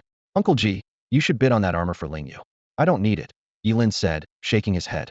He thought to himself that with his immortality and the undying skills from forbidden spells, wearing protective gear seemed unnecessary. Uncle G looked at Ye Lin with confusion. You don't want the armor? Are you interested in the bracelet then? Not really, Ye Lin replied, his eyes locked on the dagger on stage. Uncle Ji, I want that dagger. Both Uncle Ji and Ji Lingyu looked puzzled. Ji Lingyu couldn't help but ask, Boss, aren't you a forbidden spellcaster? What do you need a dagger for? Ye Lin gave a mysterious smile and explained briefly, I have a forbidden spell that requires a dagger to cast. He didn't elaborate further, knowing only too well how powerful the spell called Yangshuo Blade Technique was. Each slash consumed a year of life, but doubled the power of the previous one, stacking up to 99 times. With his immortality, he didn't worry about running out of life. This skill required no casting time or delay and could deal nearly 32,000 damage with each normal attack. Ye Lin estimated that if he were in a beginner's secret realm with 2 watermelon knives, no monster would stand a chance. The only drawback was needing a dagger that could withstand the spell's power. An ordinary kitchen knife would break after 2 swings. Although Uncle Ji didn't fully understand, he respected Ye Lin's choice. As the auction progressed, the armor was won by another influential figure from Qingcheng, and the rare bracelet went to Zhuge Qianqing. When it was time for the dagger, Uncle Ji went all out, and despite Qin Sin's attempts to raise the price, he secured the rare dagger for a staggering 28 million. Starfall Skymark lay quietly before Ye Lin. The blade was about 3 feet long, shimmering with a deep starlight like a cascade of stars. Intricate patterns were etched across its surface, each seeming to hold the mysteries of the universe. The back of the blade was heavy, but the edge was razor-sharp, exuding a fierce aura. Ye Lin grasped the hilt, and the starlight on the blade grew brighter, as if conversing with the stars. The light reflected off the blade was like a meteor streaking across the sky, leaving a dazzling skymark. At that moment, Starfall Skymark seemed to resonate with the entire universe, emitting a breathtaking aura. Great sword. Ye Lin's eyes sparkled with delight as he gripped the weapon in his hand, feeling the power contained within. This auction banquet was a godsend for him, transforming him from an unequipped novice into a formidable force with 6 pieces of gear. Ye Lin silently calculated his strength increase. Although his level remained at 16, the boost from these 6 pieces of equipment more than doubled his combat power. He was confident he could take on any opponent below level 20, and if he didn't mind revealing his undying nature, he felt capable of challenging level 30 professionals. As Ji Fu secured the final item, the Starfall Scar, the auctioneer's sweet voice announced the end of the grand banquet. The crowd started to disperse slowly, but the air was still thick with tension. Before leaving, Qin Sin turned coldly and made a threatening, throat-slitting gesture at Ji Fu before striding away. Ji Fu narrowed his eyes, realizing that the feud with Qin Sin was beyond reconciliation and that he must prepare for the inevitable confrontation. Lin you and Ye Lin should head back first. I have some matters to attend to, Ji Fu said to his son. Okay, Dad. Ji Lingyu replied obediently. In public, he might seem like a spoiled heir, but in front of his strict father, he dared not misbehave. Let's go, boss. Ji Lingyu gestured to Ye Lin. Ye Lin quickly followed, contemplating how to repay the Ji family's generosity. He decided to help Ji Lingyu level up as soon as possible, even planning to take him outside the city to hunt stronger monsters for more experience and rare loot. Zhuge and I watched Ye Lin's departing figure coldly, her eyes full of disdain. She couldn't understand why the Ji family valued this seemingly weak guy so much, even spending nearly $1 billion on his equipment. At that moment, Lu Yanwei received a phone call, her expression turning peculiar. She turned to Zhuge and I and cautiously said, Nini, there's news about that Ling Yi you've been investigating, but it's not good. The investigation bureau reported that a farm in Qingcheng was burned down, with dozens perishing in the flames. Signs of hellfire were found at the scene, suspected to be Ling Ye's doing. They want you to assist in the investigation. Zhuge and I was shocked, her eyes filled with confusion and disbelief. Ling Yi? Killing people? Why? That's impossible. If he were a murderer, he wouldn't have saved me back then. She shook her head firmly and decisively said, Wei Wei, take me to the scene. Zhuge and I and Lu Yanwei drove swiftly and soon arrived at the farmhouse where Ye Lin had previously visited. The scene before them was shocking. The entire area had been scorched clean by an intense fire, leaving the ground a charred brown. An unsettling atmosphere lingered in the air, and Zhuge Ni's face was filled with suspicion. As someone extremely sensitive to fire elements, Zhuge and I immediately sensed that this power was identical to what Ling Yi had displayed in the novice's secret realm. She pondered to herself, the person who burned this place down must undoubtedly be Ling Yi. But why would he do this? There are strict rules in the city. Even those who have changed professions cannot kill at will, or they would face arrest, or even be killed on the spot. The scene had already been cordoned off by the investigation bureau. Shortly after their arrival, a middle-aged investigator approached them. He introduced himself. Miss Zhuge, Miss Lu, hello. I'm sorry for calling you over so late. My name is Huang. You can call me Investigator Huang. With that, he skillfully took out a notepad. Investigator Huang got straight to the point. Miss Zhuge, you previously encountered someone named Ling Yi in the novice's secret realm. He was able to use intense fire and killed an 8th level monster in one strike, correct? Yes, Zhuge and I answered truthfully. Can you find him? Investigator Huang pressed on. Zhuge and I shook her head. I'm also looking for him, but it's like he vanished into thin air, completely untraceable. Investigator Huang calmly looked into Zhuge eyes, his gaze exuding a firm strength, as if it could pierce through one's psychological defenses. He changed the subject. Okay, let's try another question. Do you know Ye Lin? A hint of undisguised disdain crossed Zhuge face. I do. He's a coward. Investigator Huang slowly revealed a shocking hypothesis. Based on our investigation, it's highly possible that this Ye Lin is actually Ling Yi.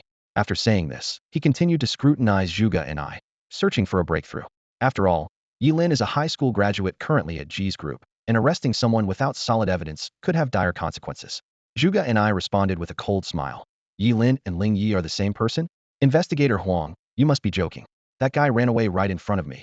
He can't possibly be Ling Yi, and he doesn't know anything about intense fire. Are you sure? Investigator Huang frowned, as this didn't match their findings. Absolutely, Zhuge and I asserted. I'm the only one who has seen Ling Yi with my own eyes. He could never be that coward Ye Lin. Investigator Huang was silent for a moment, then crossed out Ye Lin's name. As a lie detector in a non-combat profession, his experience made interrogating Zhuge and I a straightforward task.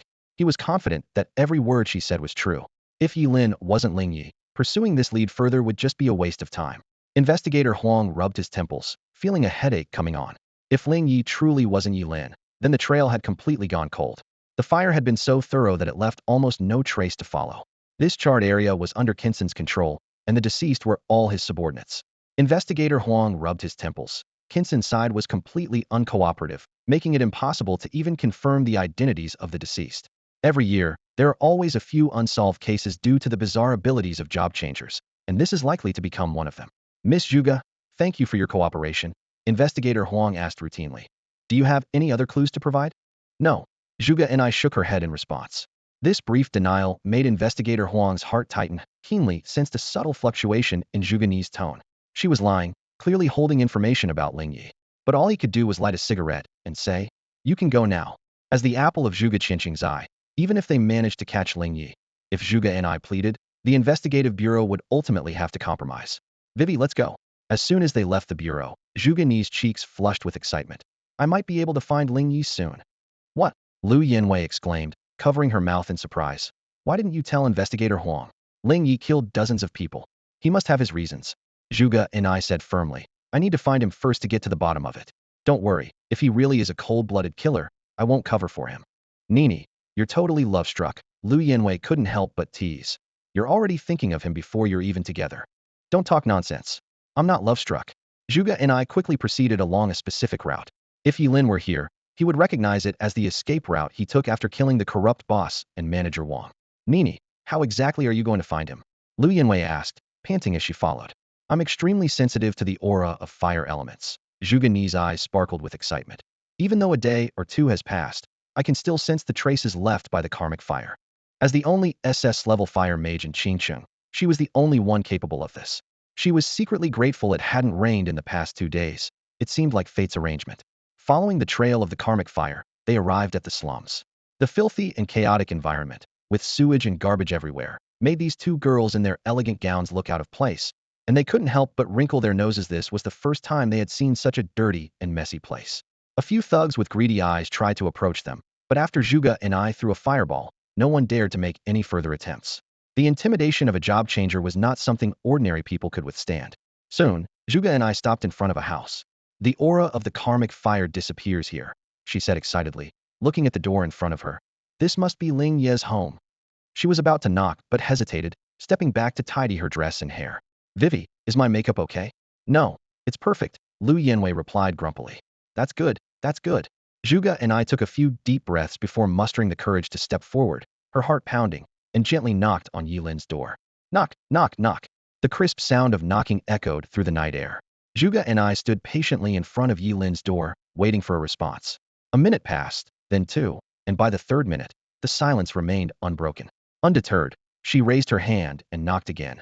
This time the door unexpectedly slid open with ease. It turns out Ye Lin never locked his door. He often joked that his home was so poor that even a thief would have to pay 200 yuan to leave. Lin Yi.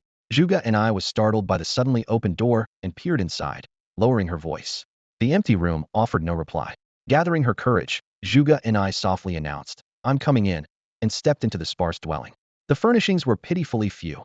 A table blackened with age and neglect, a rickety chair missing a leg, and in the corner, an iron-framed bed with a set of faded, washed-out bedding and pillow. There was nothing else. Seeing the impoverished surroundings, Zhuge and I pressed her lips together and her eyes welled up. So this was where Lin Yi grew up. No wonder he always carried that aloof demeanor, keeping everyone at a distance. Yet despite this, he had unhesitatingly come to her aid when she was in danger, living in darkness, yet his heart always yearned for the light. Ye Lin had no idea Zhuge and I almost uncovered his secret identity as Lin Yi. If he hadn't happened to move to the Ji family, they would have certainly crossed paths. At that moment, he was immersed in the joy of acquiring new equipment, which had at least doubled his combat abilities. He was eager to test it out, but the lockdown meant he couldn't head to the secret realms or outside the city. "Boss, I know a good place," Ji Lingyu suddenly suggested. "The Job Changer Guild has special training rooms specifically for combat training." Through Ji Lingyu's introduction, Ye Lin learned about the existence of the Job Changer Guild. It was an institution established by the ancient Xia Kingdom in various human cities, serving as a hub for material trading, equipment sales, mission postings, and combat training, all tailored for job changers. Excited by the prospect of combat training, Ye Lin couldn't sit still and urged Ji Lingyu to lead the way to the Job Changer Guild located at Qingqing city gates. As soon as they stepped through the guild's doors, a receptionist in black stockings approached them. "Good evening, gentlemen. Are you here for combat training?" "I'm not. It's mainly for my boss," Ji Lingyu quickly replied. The receptionist turned to Ye Lin and politely inquired, "All right, may I know your level?" After Ye Lin revealed his level 16 status, the receptionist greeted him with a professional, sweet smile. Her voice was clear and pleasant. "I can arrange a training room for levels below 20, which costs 200,000 yuan per hour." 200,000 an hour? Ye Lin gasped, silently thankful to have Ji Lingyu as a financial backer. After a brief consideration, he hesitantly asked, "Is it possible to get a room for levels below 40? The receptionist was momentarily surprised but quickly regained her professional demeanor. "Of course, but the price for a room below level 40 is higher, at 800,000 yuan per hour." "That's fine, I'll take it," Ye Lin agreed decisively. Though puzzled by the request from someone far below level 40, the receptionist adhered to the principle of customer satisfaction and gracefully left in her high heels. She returned shortly with a key card for the training room. Turning to Ji Lingyu, Ye Lin said, "You should wait outside. I don't want to accidentally hurt you." Ji Lingyu shivered at the memory of being struck by the world-destroying thunder. "Don't worry, boss. I'll be waiting right outside." After following the receptionist into the training room, Ye Lin surveyed the area. It was as spacious as a standard basketball court, with several training dummies neatly arranged in the center. The receptionist explained, "This room is made of special materials, constructed by an SS-class builder, capable of withstanding full-force attacks from those under level 40. These training dummies are equally resilient. It's quite challenging for anyone below level 40 to leave a mark on them." "Do you need a sparring partner?" the receptionist inquired. "No, I'd like to practice alone," Ye Lin declined politely. He didn't want anyone to witness his true strength. The receptionist thoughtfully closed the door for him as she left. Ye Lin immediately locked the door and carefully checked to ensure there were no surveillance devices before he relaxed. He slowly drew out his weapon, Xingyun Tianhen, his gaze becoming resolute and profound. The Yangshuo blade technique. Each slash consumes a year of life. "I'll start with 100 slashes." Ye Lin took a deep breath and simultaneously cast 2 forbidden spells. Forbidden spell, Burning Reincarnation. Forbidden spell, Yangshuo blade technique. Gripping Xingyun Tianhen tightly, he entered a mystical state. As he swung the first slash, the entire training room resonated with a deafening roar, as if something had been completely torn apart. The blade of Xingyun Tianhen shimmered with brilliant light, the manifestation of Ye Lin's burning life force. After the first strike, the second slash followed with even greater ferocity. The Starfall Sky Scar in Ye Lin's hands sliced through the air, creating an invisible blade aura that tore through the atmosphere of the training room. The third, fourth, and fifth strikes followed in quick succession, each more fierce and swift than the last. As the speed of his strikes increased, Ye Lin's swordsmanship reached its peak. By the time he unleashed the 99th slash, the entire training room shook violently, and the Starfall Sky Scar emitted a dazzling light. A sharp blade aura instantly cut towards the dummy ahead, leaving a clearly visible mark on its neck. This dummy was designed to withstand the full force of combatants below level 40, yet Ye Lin, only at level 16, managed to leave a mark. But this was just the beginning. Ye Lin continued to swing his blade, from the 100th to the 102nd slash. Each strike carried terrifying power, with the lifespan sword technique reaching its 99th layer. Its might was astonishing. After hundreds of slashes, with a loud clang, the supposedly indestructible dummy's head was cleaved off, rolling far across the floor. "What a blade!" Ye Lin wiped the sweat from his forehead, looking fondly at the starfall sky scar in his hand. With this divine weapon, combined with the forbidden spells of burning reincarnation and lifespan sword technique, he could be unstoppable. Next, Ye Lin tested the power of the Yellow Dragon Wish Ring, Sky Blue Thunder Ring, Yin Yang Twin Bracelet, and Scorching Moon Necklace. A forbidden spell that sacrificed all bodily organs descended with a roar, and the dummy, previously split in half, was instantly reduced to fragments. Such terrifying destructive power made Ye Lin gasp in awe. If he could unleash his full potential without worrying about exposing his immortality, he was confident he could even challenge a level 35 combatant. After testing each forbidden spell, Ye Lin walked out of the training room satisfied. You're done so quickly? We charge by the hour even if it's less than an hour, the female staff member kindly reminded him. I'm aware of that. By the way, I don't have to pay for any damages in the training room, right? Ye Lin asked. You're joking, sir. This is a training room meant for combatants below level 40, and you're only level 16. If you manage to damage anything, it would be a quality issue, not your responsibility, the staff member replied with a smile. That's a relief. Ye Lin exhaled, quickly pulling Ji Lingyu along as they left. After Ye Lin left, the staff entered the training room to inspect and found almost everything intact, prompting a knowing smile. I knew it. How could a level 16 job changer possibly damage a training room meant for those below level 40? Ye Lin muttered to herself, turning to leave. However, as her eyes swept over the empty training room once more, a strange feeling surged in her heart. She stopped abruptly, eyes wide open. Wait, what the heck? Where are the dummies? Ye Lin exclaimed. How did all the dummies in the training room disappear? While Ye Lin was testing her strength, the Ji family was experiencing a thrilling turn of events. On a cold winter night, outside the Ji family mansion, two job changers were shivering as they smoked to keep warm.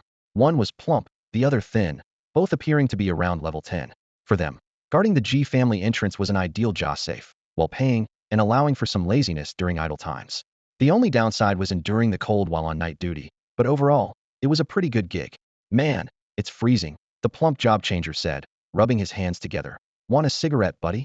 Damn, I can't, he suddenly frowned. Every time I smoke, I need to take a dump. You keep watch for a bit. I'm going to take care of business. He got up and headed towards the distant bushes. You've got to be kidding me, the thin job changer said with a look of disdain.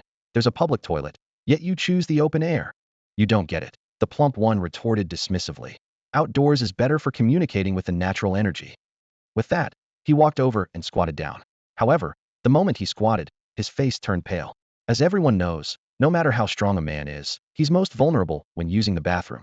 At that moment, he was horrified to discover the bushes were filled with crouching people. Just as he was about to warn his partner, a large hand suddenly covered his mouth, preventing any sound. A sharp blade then mercilessly plunged into his back.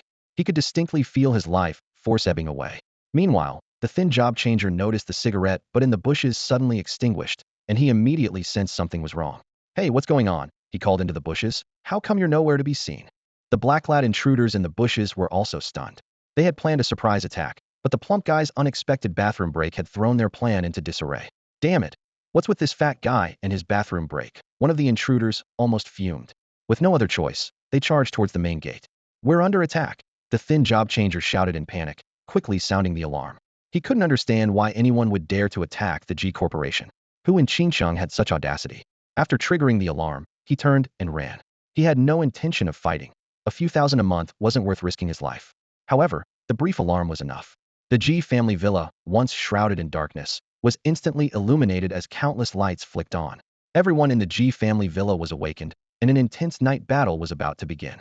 The piercing sound of alarms shattered the night, jolting Ji Fu awake. The bedroom door swung open violently as a transfer specialist, known for his speed, rushed in, his face etched with terror. Mr. G, the place is swarming with transfer specialists.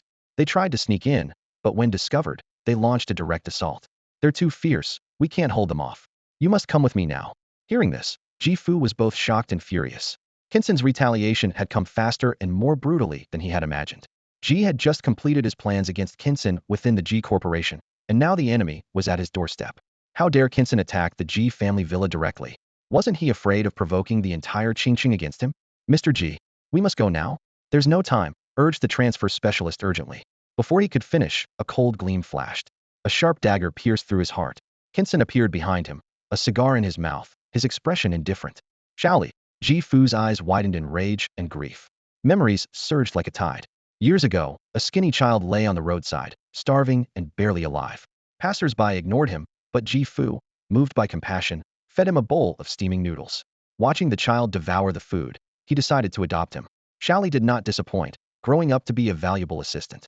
As life ebbed away with his blood, Xiao Li endured the pain and turned to grab Kinson. "Mr. G, run," he shouted desperately. "Aren't you afraid to die?"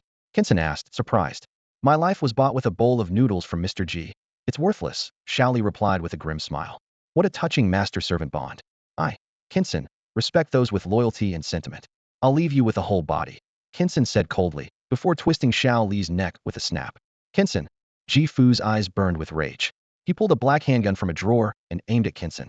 However, before he could fire, a flash of cold light streaked by, and Ji Fu watched in disbelief as his hand, the one holding the gun, flew into the air. "Using a gun against a transfer specialist. What a fool you are," Kinson sneered. "Guns might work on those who just became transfer specialists, but once they reach level 30 or above, guns are nothing more than toys. In your next life, remember not to oppose me, Kinson. I may be low profile, but I'm not dead." Kinson raised his knife to finish Ji Fu when a subordinate briskly approached and whispered something in his ear. "What? They got away? Useless." Kinson slapped the subordinate's face, then put away the knife intended for Ji Fu. "Mr. Ji," Kinson smiled. "Congratulations, your son and that Ye Lin ran fast enough. You get to live a little longer. Since Ji Lingyu and Ye Lin managed to escape, Ji's father can't be eliminated for now." Kinson understood the principle of cutting the weeds without removing the roots. They grow again with the spring breeze, and didn't want someone seeking revenge in 10 or 20 years. He decided to use Ji's father as bait to draw the two out and eliminate them together. Ji's father, shrewd and cunning, immediately saw through Kinson's intentions. He dashed toward the wall to end his life, preferring death over being the cause of his son's demise. However, Kinson was prepared and knocked him unconscious with a swift chop. "Take him away," Kinson ordered coldly. Within half an hour, everyone in the Ji family's villa, except for Ji's father, had become cold corpses. Kinson, the underground king, would once again shake the entire underground world with his infamous reputation. Ye Lin returned to the Ji family entrance after testing his combat abilities, only to be hit by the strong scent of blood. His pupils contracted in shock, realizing that Kinson had already targeted the Ji family. Ye Lin suspected that Kinson had uncovered some of his secrets, prompting such a relentless pursuit. "This Kinson may need to be dealt with," Ye Lin said meaningfully, stopping Ji Lingyu from opening the door. "You'd better prepare yourself mentally." Ji Lingyu entered in a daze, standing frozen in place. The scene before him was a hellish nightmare. Bodies and dismembered limbs were scattered everywhere, the faces of the deceased marked with the terror of their final moments. "Boss, did we come to the wrong place?" Ji Lingyu forced a grim smile, retreating a few steps. Ye Lin's serious expression silently dispelled any hope. Ji Lingyu, like a madman, rushed inside, wading through the blood and bodies in search of his father. "Dad! Dad! Where are you?" he shouted in terror, eager to find his father yet dreading the sight of his father's corpse. Reaching the door of his father's bedroom, Ji Lingyu's heart raced as he pushed it open, ready for the worst. The room was eerily clean, as if thoroughly sanitized. On the table lay a severed hand holding a gun, which Ji Lingyu recognized as his father's. Under the hand was a piece of paper with a message written in blood. "If you want to save your dad, bring Ye Lin to the underground black market to find me.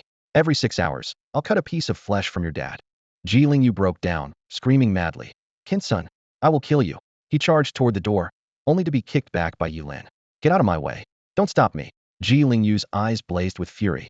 Seeing that Ji Lingyu had lost his mind, Ye Lin slapped him hard across the face. With a resounding slap, Ji Lingyu's face swelled up. "Uncle Ji is still alive because you haven't been caught by Kinson yet," Ye Lin analyzed calmly. "Believe me, as soon as you fall into Kinson's hands, you and Uncle Ji will both be dead." Ji Lingyu clenched his teeth, tears of frustration and despair streaming down his face. He pounded the ground, venting his inner turmoil. "What should I do? What can I do?" he held in despair. "Find a safe place to hide and don't get caught," Ye Lin reassured him. "Leave everything else to me." "Leave it to you?" Ji Lingyu looked up in confusion. "Have you forgotten? Once a leader, always a leader," Ye Lin smiled. "With Uncle Ji in danger, how can I stand by and do nothing?" "Boss."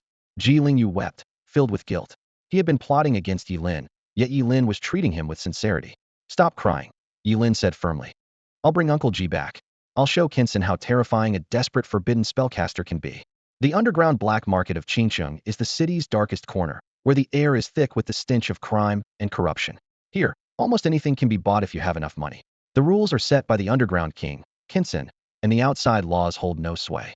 Those who die here are left unaccounted for, and no one seeks justice for them. As night falls, a shadowy figure glides silently through the night. targeting a guard. This figure is Ye Lin, wrapped tightly in dark clothing, blending seamlessly with the shadows.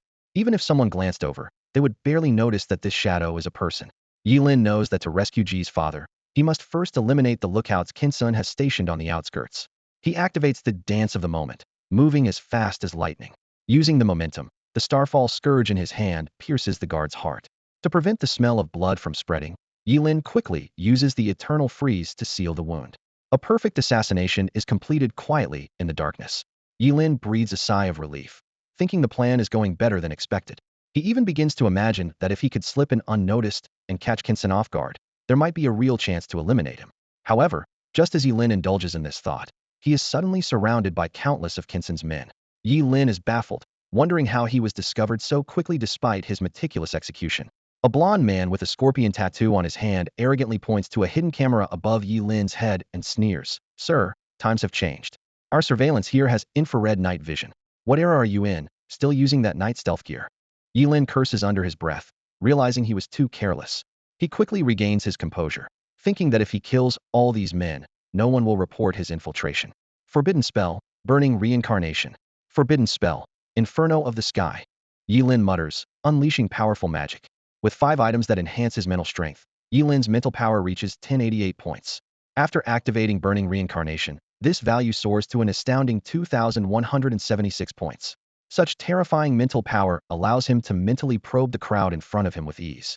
Under this immense mental power, Ye Lin's inferno of the sky lights up the entire night. Kinsun's men, led by the blonde, witness true brilliance. Only then do they realize they are facing a monstrous adversary. A searing purplured flame streams from Ye Lin's palm, its heat seemingly capable of incinerating everything. The flames spread rapidly, engulfing all of Kinsun's men in an instant. Cries of pain, wails, and pleas for help echo briefly before being consumed by the fire, leaving only the crackling sounds of burning. In the sea of flames, the blond man's flamboyant hair is reduced to nothing. Terrified, he desperately tries to flee the inferno. However, the purplured flames seem alive, relentlessly pursuing him. Struggling in the fiery sea, the blond man ultimately meets his end, reduced to ashes. Forbidden spell? Necromancy. Return to the underworld. Ye Lin muttered in a low voice, his hands tracing mysterious runes in the air. Instantly, the ground trembled, and countless undead creatures surged from beneath the earth, surrounding the entire underground black market. A decaying stench filled the air, sending chills down the spine. Ye Lin sneered, calculating his next move. The identity of Ling Yi had already taken the blame for many misdeeds. Adding the assassination of Kinsun to the list wouldn't matter. However, today, he couldn't let any witnesses escape, or else the secret of his immortality would be exposed. With his identity exposed, Ye Lin no longer bothered to disguise himself. Forming hand seals, he felt a surge of energy coursing through his body. Sunblade technique, activate. With a powerful shout, a gigantic sword shimmering with starlight starfall scar materialized in his hands. He swung this divine weapon, crazily layering his sword technique. At that moment, a group of figures suddenly rushed out from the dark corners of the black market. "That's the guy? Capture him. Boss Kinsun said he wants him alive," shouted a burly leader. These individuals were not just ordinary thugs. They were true professionals, each emanating a formidable aura. In an instant, over a dozen level 20 and above professionals surrounded Ye Lin. Their strength far surpassed that of ordinary people, with each one possessing destructive power equivalent to a fully armed special forces soldier. A lithe figure was the first to attack, pouncing towards Ye Lin like a nimble cat. But Ye Lin's reaction was quicker. With the aid of his swift dance, he intercepted the attacker's path in an instant. The professional was startled but quickly recovered, launching a series of fierce attacks: a left jab, a right roundhouse kick, and a left front kick, each move deadly. Faced with this ferocious onslaught, Ye Lin neither dodged nor evaded. Just as the attack was about to land, his starfall scar flashed with a cold gleam, targeting the opponent's throat. Blood splattered as the professional clutched his bleeding throat, eyes filled with disbelief. He hadn't expected Ye Lin to be so ruthless, willing to trade injury for a kill. Ye Lin took several staggering steps back, blood spurting from his mouth, yet his gaze remained sharp, showing no sign of defeat. "Something's off with this guy? Don't hold back. Beat him half to death first." The other professionals, seeing this, became wary. They realized the heavy price of underestimating Ye Lin. What kind of profession does he have? He used fire earlier, and now he's using a sword. Who cares what his profession is? Just be careful. His fire attack was terrifying. All right, Old 6, find a way to disrupt him. Old 8, look for a chance to strike him from behind. The rest of you, come with me. Let's create an opportunity for Old 6 and Old 8. The professionals quickly devised a strategy, but Ye Lin gave them no chance. He focused on stacking the layers of his Sun Blade technique, surrounded by a whirlwind of sword energy. One professional rushed at Ye Lin, throwing a powerful punch. The force behind it was astonishing, like a tiger unleashed, aiming straight for Ye Lin's chest. Yet Ye Lin still did not dodge. With a crunching sound, his chest caved in, the sound of cracking bones making one's teeth ache. Just as the professional's face lit up with triumph, a cold flash swept by. Before his eyes, a brilliant starry sky appeared, a meteor streaking across, leaving a dazzling white trail. In the next second, the world spun, and he saw a headless corpse standing before him, blood gushing out like a fountain. So it was my head that got chopped off. This was his final thought before descending into eternal darkness. Old Zhou's scream pierced the night sky as a horse-faced combatant looked in anguish at his fallen comrade slain by Ye Lin. Everyone, attack. That guy's been heavily injured by old Zhou's iron fist. He won't last much longer. Before he could finish, a swordsman shot towards Ye Lin like an arrow. His long sword gleamed coldly in the moonlight, piercing Ye Lin's lung with lightning speed. Don't worry, my sword is precise. This wound won't kill you, but will rob you of all your fighting strength. If you move, your lung will. His words were cut short as Ye Lin's blade struck. At that moment, Ye Lin's Yangshuo blade technique had reached 70 layers, its power terrifying. With a single swing, the swordsman was cleaved in two. Old Qi, the horse-faced combatant wailed again. Go now? That guy's still injured from Old Qi's sword. He can't hold on much longer. A glint of cold steel flashed as a spear-wielding combatant charged like a dragon into the sea, aiming straight for Ye Lin's heart. Ye Lin wasn't about to back down. With 75 layers of his Yangshuo blade technique, he pierced through the attacker. Blood spurted from the man's mouth as his life quickly faded. Old 11, the horse-faced combatant screamed hoarsely. Go on, he's been stabbed by both sword and spear. This time he won't make it. Wind Mage. Wind Blade Slash. Another combatant formed seals with his hands, causing the air around Ye Lin to violently surge. Invisible forces condensed into sharp wind blades, slicing through the night air toward Ye Lin. Alone and unsupported, Ye Lin remained unfazed. The sound of slicing was incessant as the wind blades left countless deep, bone-revealing wounds on him. One even slashed open his abdomen, nearly spilling his intestines. Gravely wounded, Ye Lin finally collapsed, unable to hold on. Huh, I told you he wouldn't make it. Tie him up. Deliver him to Boss Kensen. The horse-faced combatant shouted excitedly. The others breathed a sigh of relief. Had Ye Lin not fallen, they would have been at their wits' end. 3 combatants moved to bind Ye Lin, but unexpectedly, he sprang up, shouting, For Piltover. For Dehema. He swung his Starfall Scar, spinning fiercely. With 85 layers of the Yangshuo blade technique, he instantly sliced the approaching 3 combatants in half. Old 5. Old 6. Old 10. The horse-faced combatant howled again in disbelief that Ye Lin could still resist after such severe injuries. At this moment, Ye Lin was drenched in blood, resembling a living embodiment of gore. A sword and a spear were still embedded in him. Anyone else with such grievous wounds would be in the ICU, sipping kanji. Yet Ye Lin moved as if unscathed, a phenomenon beyond belief. This must be a final burst of energy before death. The horse-faced combatant screamed hysterically. Get him! Take him down! This time, the 3 adversaries no longer fought individually, but launched a coordinated assault on Ye Lin from 3 directions. The wind element user unleashed sharp wind blades again, while a warrior wielding a long sword and a fire mage joined the fray.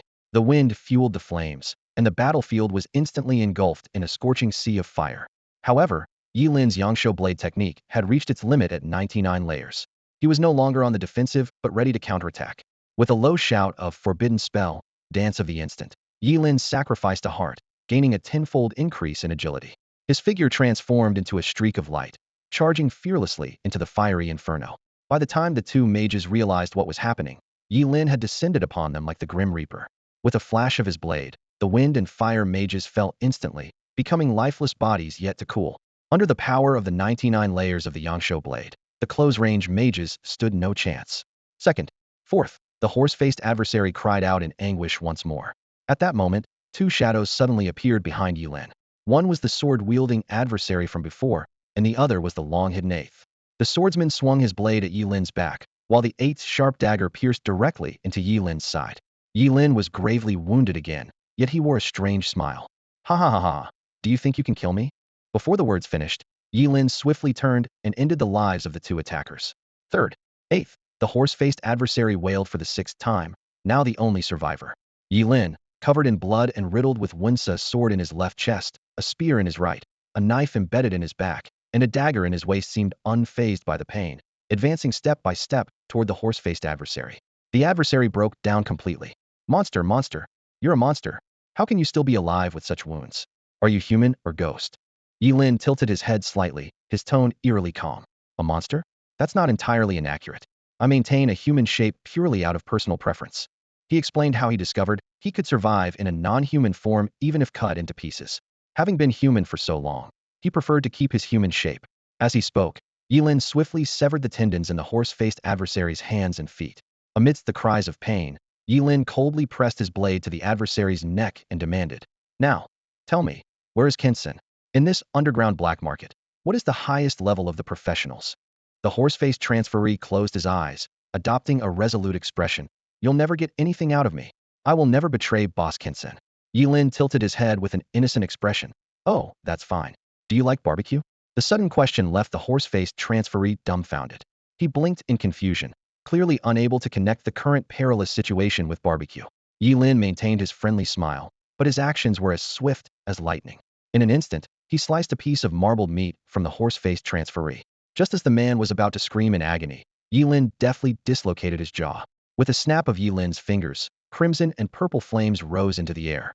The fire licked the piece of meat, quickly charring it to a crisp, filling the air with a nauseating burnt odor. "Sorry, I'm not very good at grilling.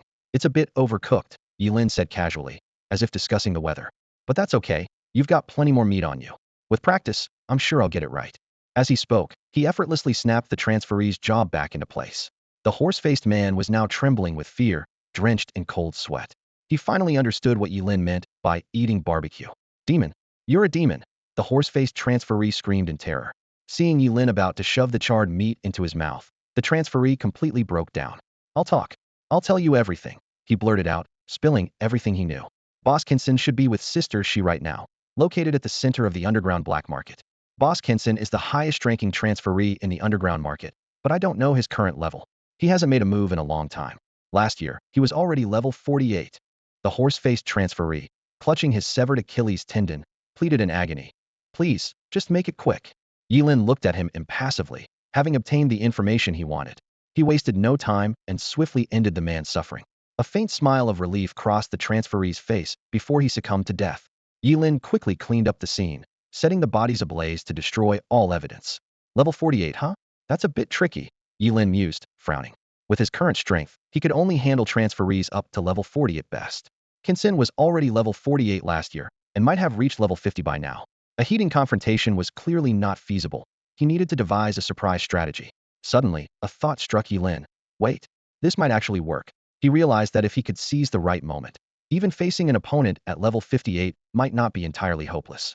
Under the influence of the 99-layer Yansho sword technique and the dance of the instant, Ye Lin swept through the underground black market like an unrelenting grim reaper.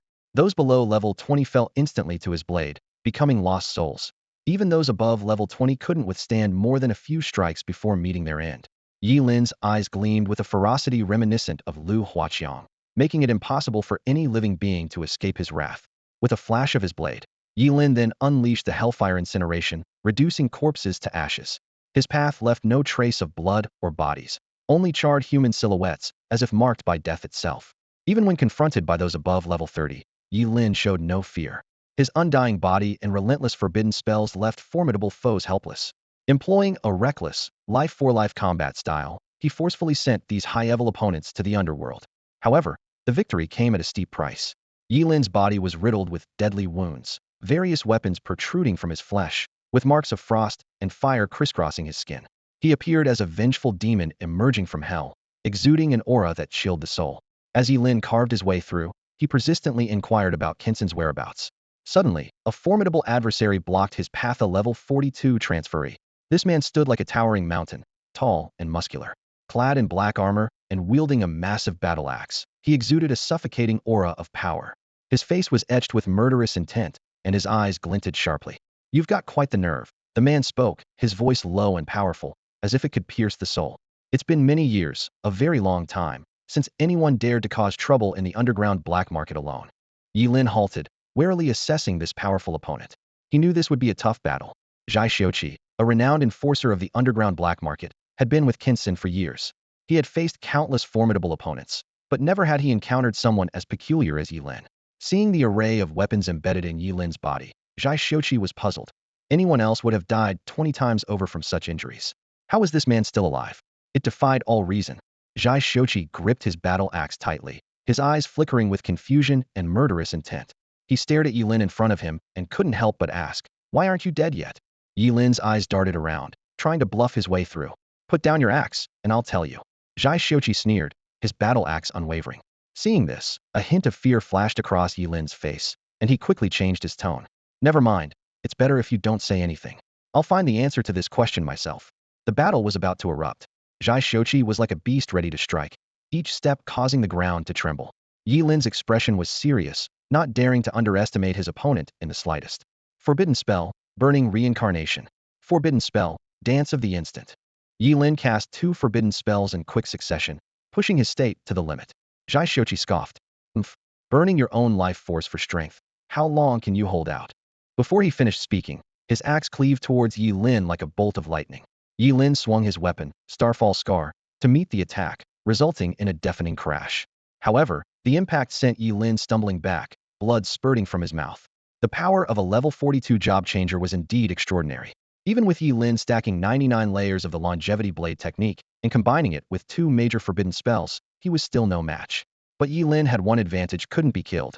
In an instant, Ye Lin charged at Zhai Xiuqi as if nothing had happened. This scene left Zhai Xiuqi stunned. How could this seemingly teenage boy withstand his full-force strike?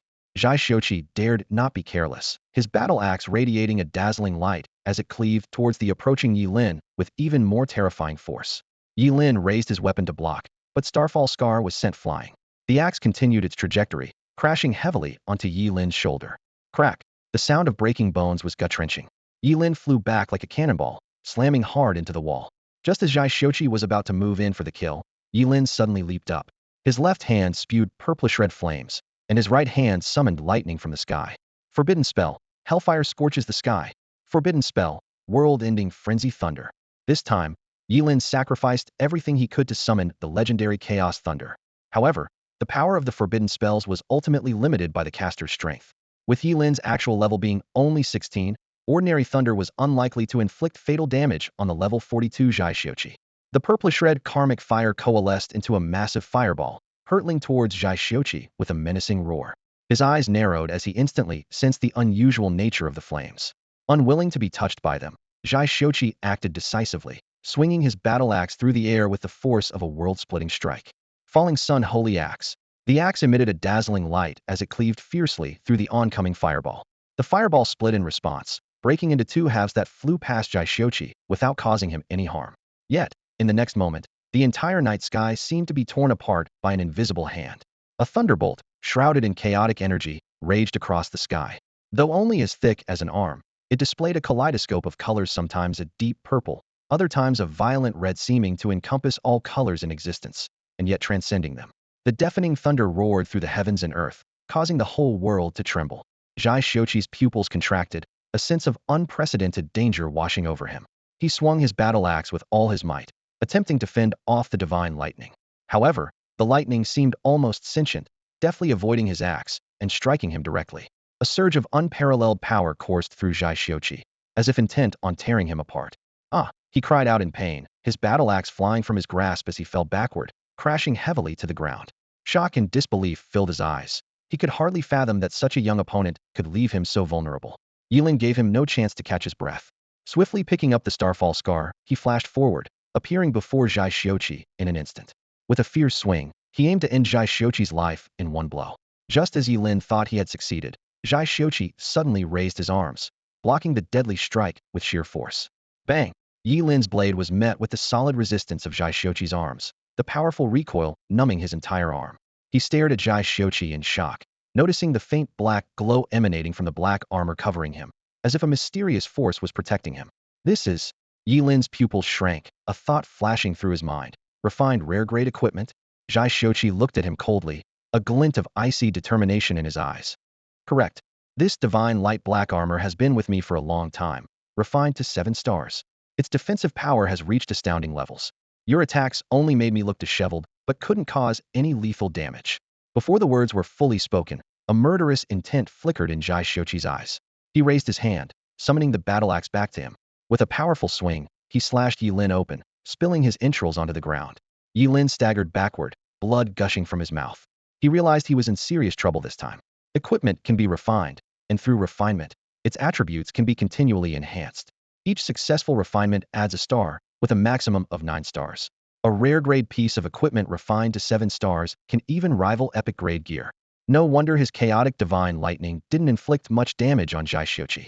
If he couldn't break through Zhai Xiuqi's divine light black armor, he stood no chance of defeating him. They were at a stalemate. One couldn't be killed, the other couldn't be harmed. What kind of monster are you? How are you still alive after all this? Zhai Xiuqi was utterly stunned. He had seen with his own eyes that Ye Lin's internal organs were nearly gone. Yet Ye Lin was still lively, defying all logic. Don't speak. Let me think. Ye Lin ignored his injuries, instead pondering if there was a forbidden spell in his repertoire that could break this deadlock. Soon, his eyes lit up, for among his forbidden spells, there was indeed one designed to penetrate high defenses. Refined to a 7-star rare-grade divine light black armor. Is it? Let me test its resilience. Forbidden spell, Eternal Gengjin. Ye Lin softly chanted the incantation of the forbidden spell, and a golden light rippled from within him, enveloping his entire being. The light was brilliant yet gentle, and with each strand of gold that emerged, Ye Lin's complexion grew paler. Before him, the golden light swirled and collided, ultimately coalescing into a dazzling spear. This spear emanated an ancient and mysterious aura, with its tip glinting with the sharp, cold brilliance characteristic of eternal metal, as if capable of piercing through any defense in the world. Ye Lin grasped the spear, a flicker of determination in his eyes. He swung his arm with force, and the golden spear whistled through the air, thrusting directly at Zhai Xiuqi. This was the forbidden spell, Eternal Metal, where the spellcaster sacrifices all the metal elements within their body to forge an indestructible spear. Since acquiring this spell, Ye Lin had never used it. Despite its immense power, its single target damage and significant casting delay made it less practical compared to other spells like the world-ending thunder or the sky-burning flames. However, against the turtle-like defenses of Zhai Xiuqi, Ye Lin finally remembered this trump card. Zhai Xiuqi observed with a hint of doubt in his eyes. The whistling golden spear was unpredictable, but he chose to trust his 7-star, refined rare armor. He gripped his battle axe, fully activating the defensive power of his divine light black armor, ready to withstand the blow. The light from the divine light black armor grew even more dazzling, seemingly forming a shield of light around Zhai Xiuqi. However, when the golden spear met the divine light black armor, everything was unexpected. There were no deafening explosions or earth-shaking waves. It was like a needle piercing a balloon. The golden spear effortlessly penetrated Zhai Xiuqi's prized armor. In an instant, the light shield shattered, and both the divine light black armor and Zhai Xiuqi's body bore a blood hole, piercing through from front to back. The fingertip-sized wound was not fatal, yet it left Zhai Xiuqi in a daze. He stared incredulously at his wound, recalling how his divine light black armor had accompanied him through countless battles without ever suffering such severe damage. As Zhai Xiuqi was momentarily distracted, Ye Lin had already swung his starfall blade down upon him. The life-draining blade technique, stacked to 99 layers, struck with deadly precision, forcing Zhai Xiuqi into retreat. At this moment, Zhai Xiuqi's mind was in turmoil, rendering him powerless to resist. Suddenly, Zhai Xiuqi noticed a more startling fact. Ye Lin had been burning with a blood flame since the start of the battle, meaning he was continuously using a forbidden spell that consumed his life force. This realization shocked Zhai Xiuqi even more, making him aware of the terrifying opponent he faced. Despite burning for so long, why is Ye Lin completely unharmed? Zhai Xiuqi was shocked, his eyes blazing with anger. He stared in disbelief at the seemingly invincible opponent before him, silently wondering, what kind of monster has Boss Kensen provoked this time? Ye Lin was covered in wounds, yet still lively, showing no signs of nearing death. Instead of answering Zhai Xiuqi's question, he raised his hand and conjured a forbidden spell, hurling it fiercely at his opponent. Forbidden spell, world-ending thunder. The familiar chaotic divine thunder crashed down as Ye Lin launched a full-force attack, without reservation. Zhai Xiuqi's divine black armor could still block some of the attack, but it was severely damaged. The chaotic thunder seeped through the cracks, wreaking havoc on his body. Shocked and furious, Zhai Xiuqi realized that if this continued, he might truly die at Ye Lin's hands. However, as a strong warrior who had climbed out of mountains of corpses and seas of blood, he didn't feel fear in the face of death. Instead, he became even more composed. Regaining his composure, Zhai Xiuqi swung his battle axe, once again suppressing Ye Lin. Each strike was powerful and heavy, as if he intended to cleave his opponent in half. Ye Lin, undeterred, countered with another eternal metal attack, sending a golden spear whistling towards Zhai Xiuqi. This time, Zhai Xiuqi dared not take it heeded. A gleam of brilliance flashed in his eyes, and with a sudden burst of speed, he dodged. Shadow dash. Zhai Xiuqi's robust figure unleashed unimaginable speed, leaving a mere afterimage as he easily evaded Ye Lin's golden spear. His movements were as swift as lightning, and before Ye Lin could react, Zhai Xiuqi was already in front of him. Sundering axe. A shadow of an axe flashed like thunder, and Ye Lin felt a chilling sensation at his neck. His head soared into the air, then fell to the ground, his face still marked with fear. All that remained was a headless body standing there. Gasping for breath, Zhai Xiuqi had exhausted all his resources with that strike. He sighed with relief, muttering to himself, "Phew, I've even chopped your head off. I refuse to believe you won't die this time." However, just as Zhai Xiuqi thought victory was assured, a starlit long knife unexpectedly pierced through his heart from behind, destroying the life force within him. Incredulous, Zhai Xiuqi turned his head to see that the attacker was none other than Ye Lin's headless corpse. The corpse picked up the fallen head, adjusted it, and reattached it to the neck. Ye Lin calmly withdrew the long knife, blood gushing from Zhai Xiuqi's wound. "You're strong, but unfortunately, you were too careless." In his final moments, Zhai Xiuqi was filled with a mix of shock and anger, roaring, "Careless my ass. You really are immortal." Realizing he faced a monster with immortality and immense combat prowess, Zhai Xiuqi knew his death was not in vain. Without further words, Zhai Xiuqi mustered the strength to turn over, his gaze filled with concern as he looked towards a direction in the black market. With his last ounce of strength, he called out haltingly, "Boss Kinson, run, run, monster." A creature with immortality and the power to cast forbidden spells at will is enough to terrify anyone. As soon as Zhai Xiuqi's last words were spoken, a flash of cold light appeared in Ye Lin's hand. The blade swiftly cut across the opponent's throat, decisively ending the life. The journey that followed was surprisingly smooth, without encountering any noteworthy opponents. After all, in this underground black market, aside from Kinson, only Zhai Xiuqi could barely be called a master. Guided by the intelligence, Ye Lin quickly found his way to the target room. The sounds coming through the wall made him secretly grateful the timing was perfect. He crouched quietly outside the window, ear pressed against the wall, waiting for the moment when Kinson would be most relaxed. This underground king could never have imagined that a mere 16-year-old boy would dare to infiltrate alone to take his life. Ye Lin patiently waited, his fingers tapping lightly in rhythm with the sounds inside, like an experienced hunter. Suddenly, the noise inside abruptly stopped, followed by a loud shout from Kinson. The time had come. Ye Lin instantly activated Burning Reincarnation and Instant Dance, bursting through the window with his weapon, the Starfall Sky Scar. "Who?" Kinson shouted alertly, his instincts as an underground king undeniable. But what greeted him was a blade shining like a falling star. Swish! The strike was as fast as lightning, and even with Kinson's reflexes, he couldn't completely avoid it. His left arm was severed, the cut smooth as a mirror, blood gushing out. "Ah!" Kinson let out a piercing scream, retreating repeatedly, his eyes filled with disbelief and horror. Sister Shi, on the side, was already scared out of her wits, silently slipping towards the door with her mouth agape. Ye Lin didn't stop her. She wouldn't get far with the necromancer's return outside. The fact that the strike hadn't killed Kinson outright left Ye Lin slightly disappointed, but the severed arm significantly weakened Kinson's combat ability. Just as he prepared to strike again, Kinson suddenly turned on the room's lights. "You're Ye Lin, the high schooler who killed Su Jihu." Under the light, Kinson finally recognized his opponent, both shocked and furious. "How did you get in? What about Zhai Xiuqi and the others?" "They're all dead." Ye Lin raised the Starfall Sky Scar, speaking coldly. "You're next." "Dead? That's still far from my fate. Many have tried to kill me, but a kid like you isn't enough." Even with one arm lost, Kinson's aura remained undiminished. Facing the large blade swung by Ye Lin, he hurled a powerful punch with his remaining right arm, smashing Ye Lin and his weapon into the wall. A cold, murderous intent flashed in Kinson's eyes. As a level 50 berserker, even with one arm lost, he would not be threatened by a high school student. Ye Lin coughed violently, blood seeping from the corner of his mouth. He was acutely aware that Kinson's power far exceeded that of Zhai Xiuqi. If he hadn't ambushed and severed Kinson's arm earlier, this assassination attempt might have ended with him being captured alive. That heavy punch had shattered his chest, with broken ribs piercing into his lungs. To maintain his combat capability, Ye Lin made a snap decision to sacrifice his damaged lung. Forbidden spell, world-destroying thunder. Golden thunderbolt struck towards Kinson like lightning, but he sneered, punching out and dispersing the fierce lightning into countless tiny arcs. Kinson's mountainous frame closed in instantly, delivering a fierce blow that slammed Ye Lin into the ground, creating a human-shaped crater. He then followed with a kick, stopping only when he heard the sound of Ye Lin's skull cracking. After confirming Ye Lin was dead, Kinson walked to the liquor cabinet, poured white spirits onto his severed arm's wound. The intense pain made the veins on his forehead bulge. Damn it, a lifetime of playing the eagle, and I get pecked in the eye. He muttered, biting a lit cigar to slightly ease the pain with nicotine.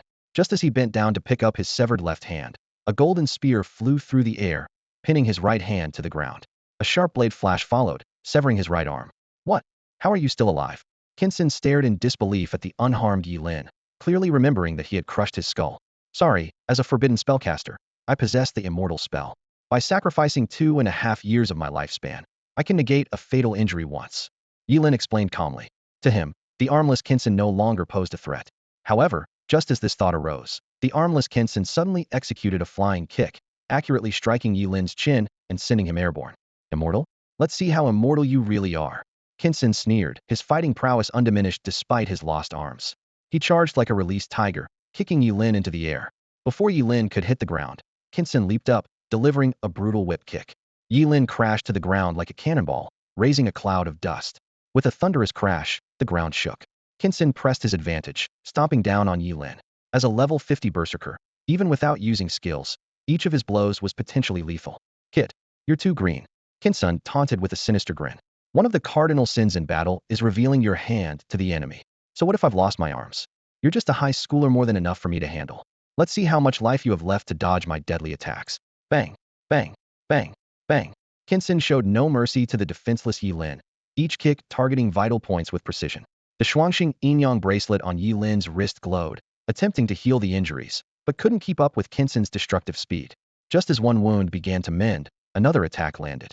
Under this relentless assault, Ye Lin was quickly reduced to a bloody, mangled mess, with bones protruding gruesomely. The bracelet continued to glow but could no longer repair such severe damage. Breathing heavily, Kinson stepped back, drenched in sweat. He had inflicted over 100 fatal blows on Ye Lin, thinking surely even 200 years of life wouldn't be enough to withstand it. The pain from his severed arms made Kinson gasp. Damn it, this curse master profession is too freakish. No wonder it's short-lived. He cursed, lamenting the loss of his reputation as the underground king after being disarmed by a high schooler. As Kinson brooded, a chill crept up his spine. He spun around just in time to see a flash of cold light, and his muscular leg flew high into the air. Kinson stood there, stunned, on one leg, bewildered as he looked at Ye Lin, momentarily forgetting the pain of his lost limb. Surprised? I tricked you, Ye Lin chuckled. You're too young to believe your enemy's words. Furious, Kinson lunged with a vicious headbutt that left Ye Lin seeing stars. But this time, instead of continuing the attack, he hobbled away on his single leg, quickly fleeing the scene.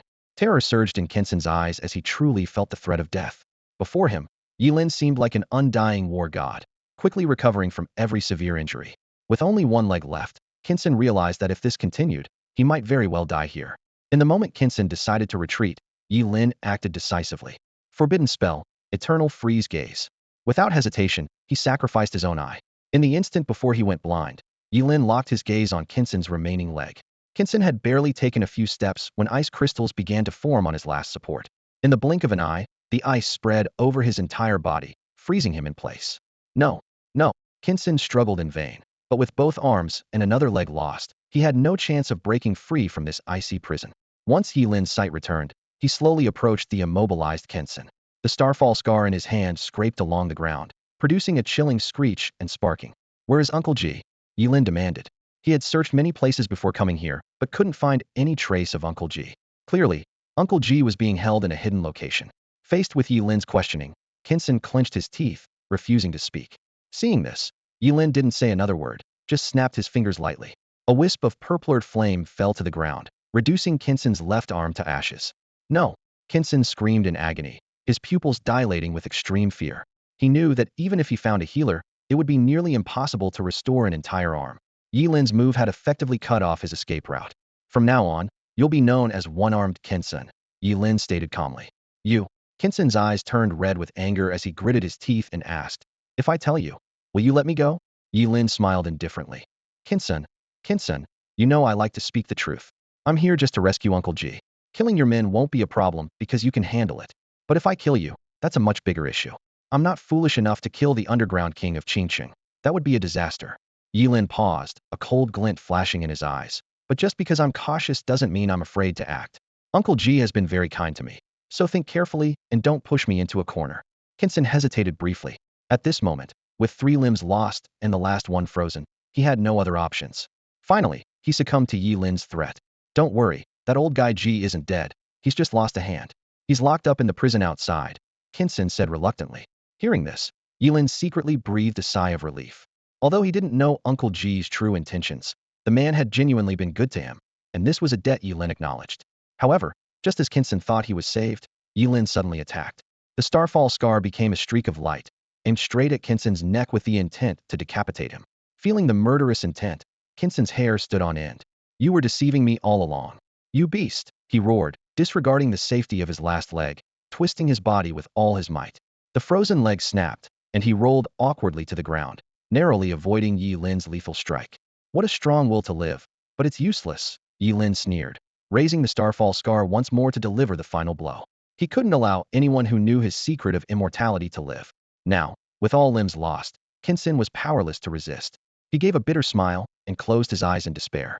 The mighty underground king, about to die at the hands of a high school student, how ironic. Just as Ye Lin was about to take Kinson's life, a sharp voice suddenly rang out from the doorway. Stop.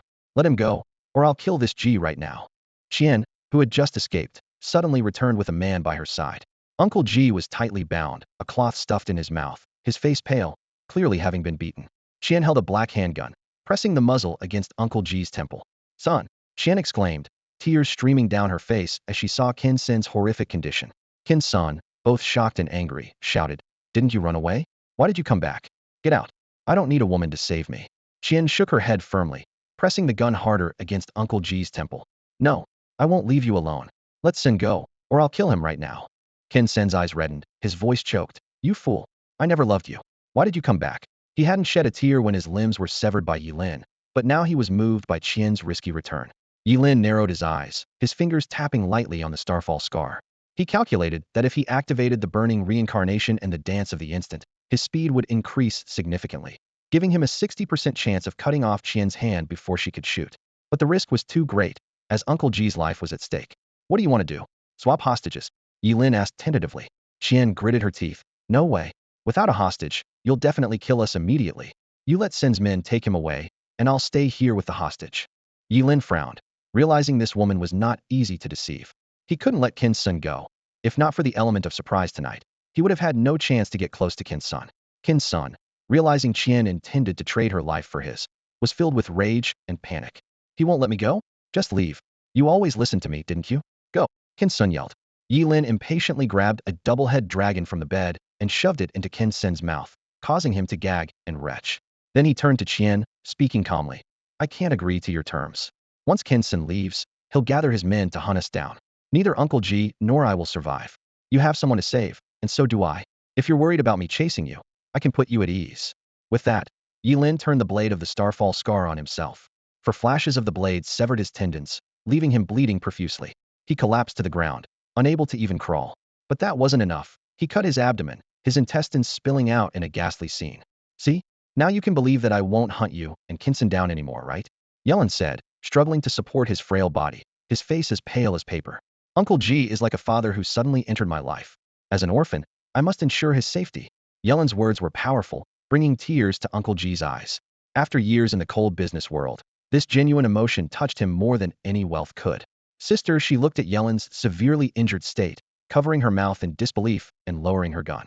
Beside her, Kinson struggled frantically, trying to warn Sister She about Ye Lin's incredible regenerative ability. Someone who could survive being crushed like pulp wouldn't be fazed by these injuries. But Ye Lin had already gagged him with a double-head dragon, preventing any sound. Brother son, I'm here. Sister She mistakenly thought Kinson was calling her and quickly released Uncle Ji to run toward him. As she removed the gag, Kinson's face turned ashen. Sure enough, he turned to see Ye Lin, stuffing his exposed intestines back into his abdomen while advancing step by step. You can kill me, but please spare Cece. Kinson pleaded urgently. She's just a regular person, not a professional, and poses no threat to you. I've never bowed to anyone in my life. But today, I beg you. Sister She watched in horror as Ye Lin stood steadily, unable to comprehend how a man with severed tendons could still hold a knife. Ye Lin gazed at Kinson, a flicker of complexity in his eyes. Kinson was indeed loyal and righteous, but once the secret of his immortality was out, Ye Lin's fate would be even worse. The starfall scar in Ye Lin's hand gleamed coldly. Please, I'll give you any amount of money, just spare Cece. Kinson's last words were cut short as the underground king of Qingqing stared wide-eyed, dying with regret. Brother son, Cece cried hysterically, her tears blurring her vision. I'm sorry, brother San. It's all my fault for being so foolish. She raised her gun with a snarl and fired 6 shots at Ye Lin until the magazine was empty. White smoke rose from the gun barrel, but all the bullets were deflected by the starfall scar. Ye Lin didn't need to defend against the damage, but did so for Uncle G's sake. Kill me. Let me die with brother San. Sister, she screamed desperately. Ye Lin shook his head with a sigh. Don't be foolish, sister-in-law. I don't kill women. Go now. Not killing women. Sister, she stood frozen, her eyes filled with confusion. Ye Lin gazed into the distance, sighing softly. Kinson was an honorable man in life. You're still alive to take care of his remains. If he hadn't kidnapped Uncle G, I wouldn't have wanted to be his enemy. Brother San. At the mention of Kinson, Sister She's tears flowed uncontrollably, her shoulders trembling. Ye Lin said nothing more, turning to the man tied to the chair. He quickly approached, untying the ropes and gently removing the towel from his mouth. Uncle G, I'm sorry I'm late. Uncle G flexed his numb wrists, his eyes filled with gratitude. It's okay, child. I'm already very grateful that you risked so much to save me.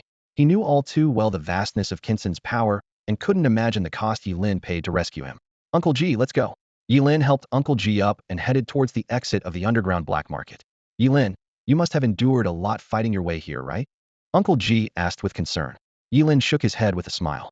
Uncle G, you're underestimating me. I'm only level 16. Even as a forbidden spellcaster, I couldn't handle so many of Kinson's men alone. A battle of attrition alone would have exhausted me to death. Oh, Uncle G's eyes sharpened. Then how did you get in? And how did you leave Kinson in such a miserable state? He clearly remembered Kinson's limbs being broken, reduced to a pitiful state. Ye Lin hesitated briefly. A friend helped me, but he prefers to remain anonymous, so please understand. A shrewd look flashed in Uncle G's eyes, and he didn't press further. He knew the growth rate of a forbidden spellcaster. Although Ye Lin was only level 16 now, after the college entrance exam and a year or two of training in the wild, he would become a formidable force. Clearly, he wasn't the only one who recognized Ye Lin's talent. Ye Lin, Uncle G's expression turned serious. Don't take it the wrong way, but in this society, the most fundamental relationship between people is interest. People will only approach you if you have value. Be cautious and don't easily trust anyone, including me. He recalled how he initially approached Ye Lin with the intent to use him. All right, I'll remember. Everything you've taught me will stay with me. Ye Lin nodded earnestly. Since you consider me an uncle. Uncle G's tone grew even more solemn, now viewing Ye Lin as a second son after Ji-ling you. There's something you must know, or you'll suffer in the future. I'm all ears. Uncle G's gaze was sharp as a blade. You're too kind. And too merciful. This is a grave mistake. Ye Lin's voice echoed through the shadowy corners of the underground black market, his eyes glinting with caution. He articulated each word clearly to Uncle G, explaining the ancient wisdom. Mercy doesn't command soldiers. Righteousness doesn't manage wealth. Kindness doesn't govern. Emotion doesn't establish matters. Benevolence doesn't engage in politics. Ye Lin's words were like a sharp sword, directly addressing Uncle G's earlier sympathy for the woman of Kinson. He continued, Uncle G, I understand the sincere affection between that couple is touching, but precisely because of that, we cannot let her go. Just think, once she regains her senses, with her identity as a Kinson woman, she's bound to rally a large number of remnants to seek revenge. At that point, it won't just bring trouble to you. It might even endanger your life. Uncle G pondered for a moment before nodding. You're right, Ye Lin. I'll handle the aftermath of the black market properly. Remember, being soft on enemies is just asking for trouble. Ye Lin respectfully replied. I will heed your advice, Uncle G. As they spoke, they moved towards the exit of the black market. However, when they reached the edge, the sight before them left Uncle G speechless. Countless skeletal warriors surrounded the black market like an iron barrel. Their hollow eye sockets flickered with ghostly blue flames, and their rusty short swords were still stained with fresh blood. Behind this terrifying army, headless horsemen, bone dragons, and liches lurked menacingly. Uncle G's heart sank, realizing that Kinson's retaliation had come swiftly. A hint of ruthlessness flashed in his eyes as he said to Ye Lin, if we can't escape, just leave me and save yourself. Before Ye Lin could respond, Uncle G suddenly exclaimed, watch out. He pushed Ye Lin aside but was struck in the face by a skeleton warrior that had silently appeared behind him, causing him to immediately lose consciousness. Ye Lin looked at the fallen Uncle G and murmured softly, I'm sorry, Uncle G. I didn't want this either, but if you weren't unconscious, it would be hard for me to act. He knew the secret of his immortal body was of utmost importance and didn't want anyone to know about it. As for everyone in the black market tonight, he had already decided to eliminate them all. Ye Lin slowly raised his hands, muttering, Forbidden spell, burning reincarnation. Forbidden spell, hellfire scorched the sky. In an instant, the blood in Ye Lin's body receded like a tide, turning him into a shriveled husk. However, this was just the beginning. With a thought, his immortal body's power regenerated the blood, and he sacrificed again. Ye Lin continued to switch between a normal human and a gaunt figure, each transformation amplifying the purplish red hellfire in his hands. Eventually, the flame became as dazzling and radiant as a small sun. The purplish red hellfire danced in Ye Lin's palm, seemingly ready to break free and consume everything. Ye Lin could clearly feel that this power was nearing the limits of his control, and the destructive force of this release of hellfire was far greater than ever before. Taking a deep breath, he hurled the blazing sun of hellfire towards the depths of the black market. The purplish red fireball traced a long arc through the night sky, like a comet tearing through the darkness, carrying an apocalyptic aura as it plunged into the heart of the market. The moment the fireball hit the ground, a deafening explosion erupted. A massive mushroom cloud rose above the black market, and the terrifying hellfire swept across instantly. The raging flames devoured everything, with temperatures high enough to turn everything around into ashes. The surviving creatures in the market let out harrowing screams under the scorching heat, but were quickly consumed by the merciless tongues of fire, leaving not even ashes behind.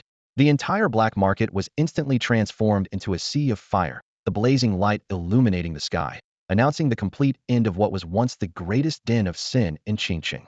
The crimson glow of the fire flickered across Ye Lin's face, casting shadows that danced with the flames. He stared into the inferno before him, his emotions swirling like a turbulent sea. From his pocket, Ye Lin pulled out a pack of scavenged cigarettes and lit one with the blaze, taking a deep drag. The nicotine invaded his mouth and lungs, as if trying to calm the storm within. Casually, he tossed the remaining cigarettes into the fire, watching as the flames hungrily consumed the small box. Ye Lin's thoughts drifted back to recent events. As a high school student who had just transitioned into a new role and was only level 16, he had single-handedly killed Kenson, the underground king of Qingqing, and set the entire black market ablaze. Such a feat, even if he were to recount it himself, would be met with disbelief. Even official investigators wouldn't suspect him. It was as absurd as the leader of a great nation being assassinated without anyone suspecting the person behind the screen. Exhaling a puff of smoke, Ye Lin's gaze settled on the still unconscious Ji Fu. Ji Fu was now the only loose end. He was the sole witness to Ye Lin killing Kenson. A dark thought flitted through Ye Lin's mind. If he took care of Ji Fu first, then sent Ji Lingyu to the afterlife, he could feign being gravely injured and collapse next to Ji Lingyu. This way, he could completely detach himself from the incident. Investigators would assume Kenson attacked the Ji family, wiping them out, only to be killed by the mysterious Ling Yi, and Ye Lin would be seen as nothing more than a hapless victim. With this in mind, Ye Lin slowly raised the starfall blade, a glint of cold resolve in his eyes. At that critical moment, Ji Fu slowly opened his eyes. His gaze immediately fixed on the faint starlight glinting off the blade. Ye Lin, what are you doing? Ji Fu's voice was laced with fear and confusion. Ye Lin didn't answer.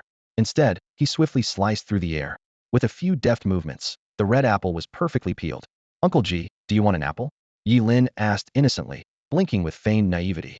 Ji Fu let out a sigh of relief, still shaken, and said, Ye Lin, you scared me to death. Eating an apple at a time like this. He turned his head to the blazing inferno and asked in alarm, what happened here? Ye Lin quickly explained, those skeletons tried to kill us, but luckily Brother Ling Yi. Oh no. He feigned covering his mouth, pretending to have misspoken, and corrected himself. That mysterious person saved us and set the whole black market on fire.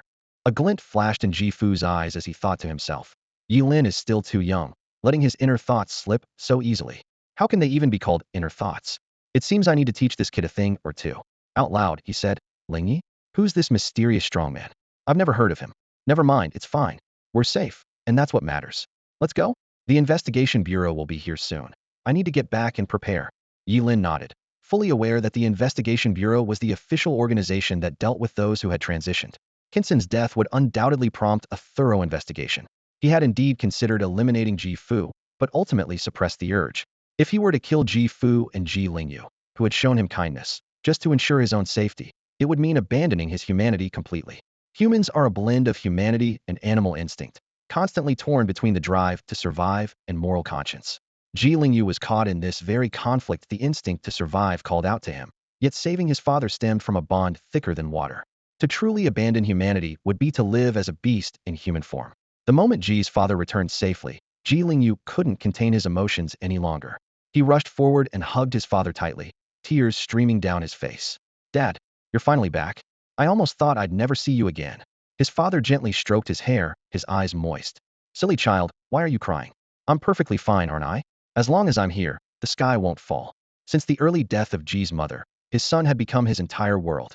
All right, stop crying. You're not acting like a man, his father softly comforted him. But soon, his gaze sharpened. Step aside now. I have many things to handle. In that moment, he reverted to the commanding presence of a business tycoon. The incident involving Kinsen was about to stir up a storm in Qingcheng, with the Bureau of Investigation sure to intervene. The priority was to ensure Ye Lin and Ji Lingyu could participate in the crucial examination. Once they were in the exam room, even the Bureau would be powerless. Meanwhile, in the Qingcheng Bureau of Investigation, Officer Huang was organizing the files on the Su Jihu farm case. Su Jihu, being one of Kinsen's subordinates, had his case wrapped up hastily due to orders from above.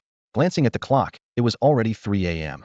As Huang Litian rubbed his tired temples, the office door suddenly flew open, and his apprentice Su Xiu burst in, visibly panicked. What is it? Why are you so flustered? Huang Litian frowned. Haven't I taught you to stay calm and composed in any situation? Yes, you're right, master, Su Xiu panted. But this time, it's really huge. Huang Litian picked up his teacup, unfazed. Tell me, what could be more terrifying than the giant's watch or the human centipede? Kinsen is dead. The entire underground black market was burned to ashes, just like the previous farm case. Spit. Huang Litian sprayed a mouthful of water, drenching Su Xiu. What? Who did you say is dead? Kinsen. What the hell? Huang Litian rushed forward, gripping Su Xiu's shoulders tightly and shaking him frantically. His eyes were bloodshot, his voice hoarse. Who died? Say it again. Su Xiu, dizzy from the shaking, managed to speak. Master, didn't you say to stay calm and composed in the face of trouble? Before he could finish, 2 crisp slaps echoed. Huang Litian roared. Cut the crap. Speak up. What happened? It's Ken-san, Su Xiu said, covering his burning cheek, his voice trembling. Same name, same person? Huang Litian's voice suddenly dropped, as if clinging to the last straw of hope. No, it's the underground king Ken-san. Su Xiu swallowed hard. It seems he and his entire black market entourage are all dead. The words seemed to drain all strength from Huang Litian. He stumbled back several steps, barely steadying himself against the desk. As a lie detector, he knew Su Xiu wasn't lying. Yet, he wished desperately that it was a lie. Kinsen's death was a bombshell.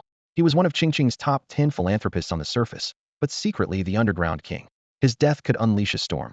Worse still, the college entrance trial was only a day away, and Qingcheng could not afford any turmoil. Let's go?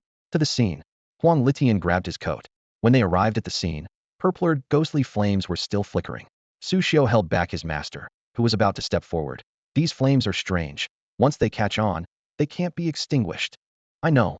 Huang Litian's face was grim. The scene was eerily similar to the previous farm case, only on a much larger scale. All evidence was reduced to ashes, leaving only scorched earth behind. Just as Huang Litian was agonizing over the identity of the culprit, Su Xiu brought more shocking news. 10 minutes later, they were at the Investigation Bureau meeting Ji Fu. Mr. Ji. Huang Litian extended his right hand, only to see Ji Fu raise his severed left arm with a bitter smile, the arm Kinsen had cut off. Huang Litian's mouth twitched involuntarily. Ji Zong stood in the Investigation Bureau office, his expression grave. The clock pointed to just past 10, and the night outside was deep.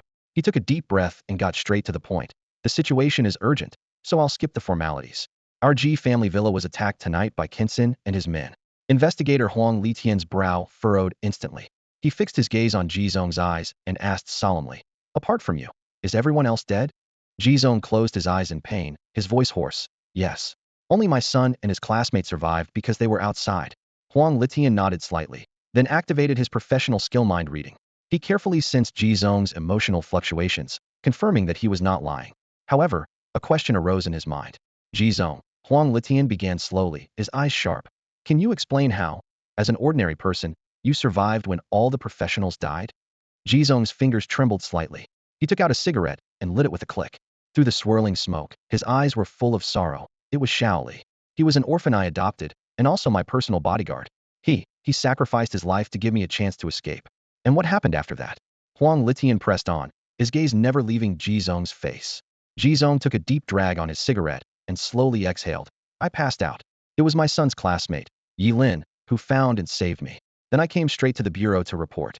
Huang Litian suddenly lowered his voice, staring intently at Ji Zong. Kinsen is dead, did you know?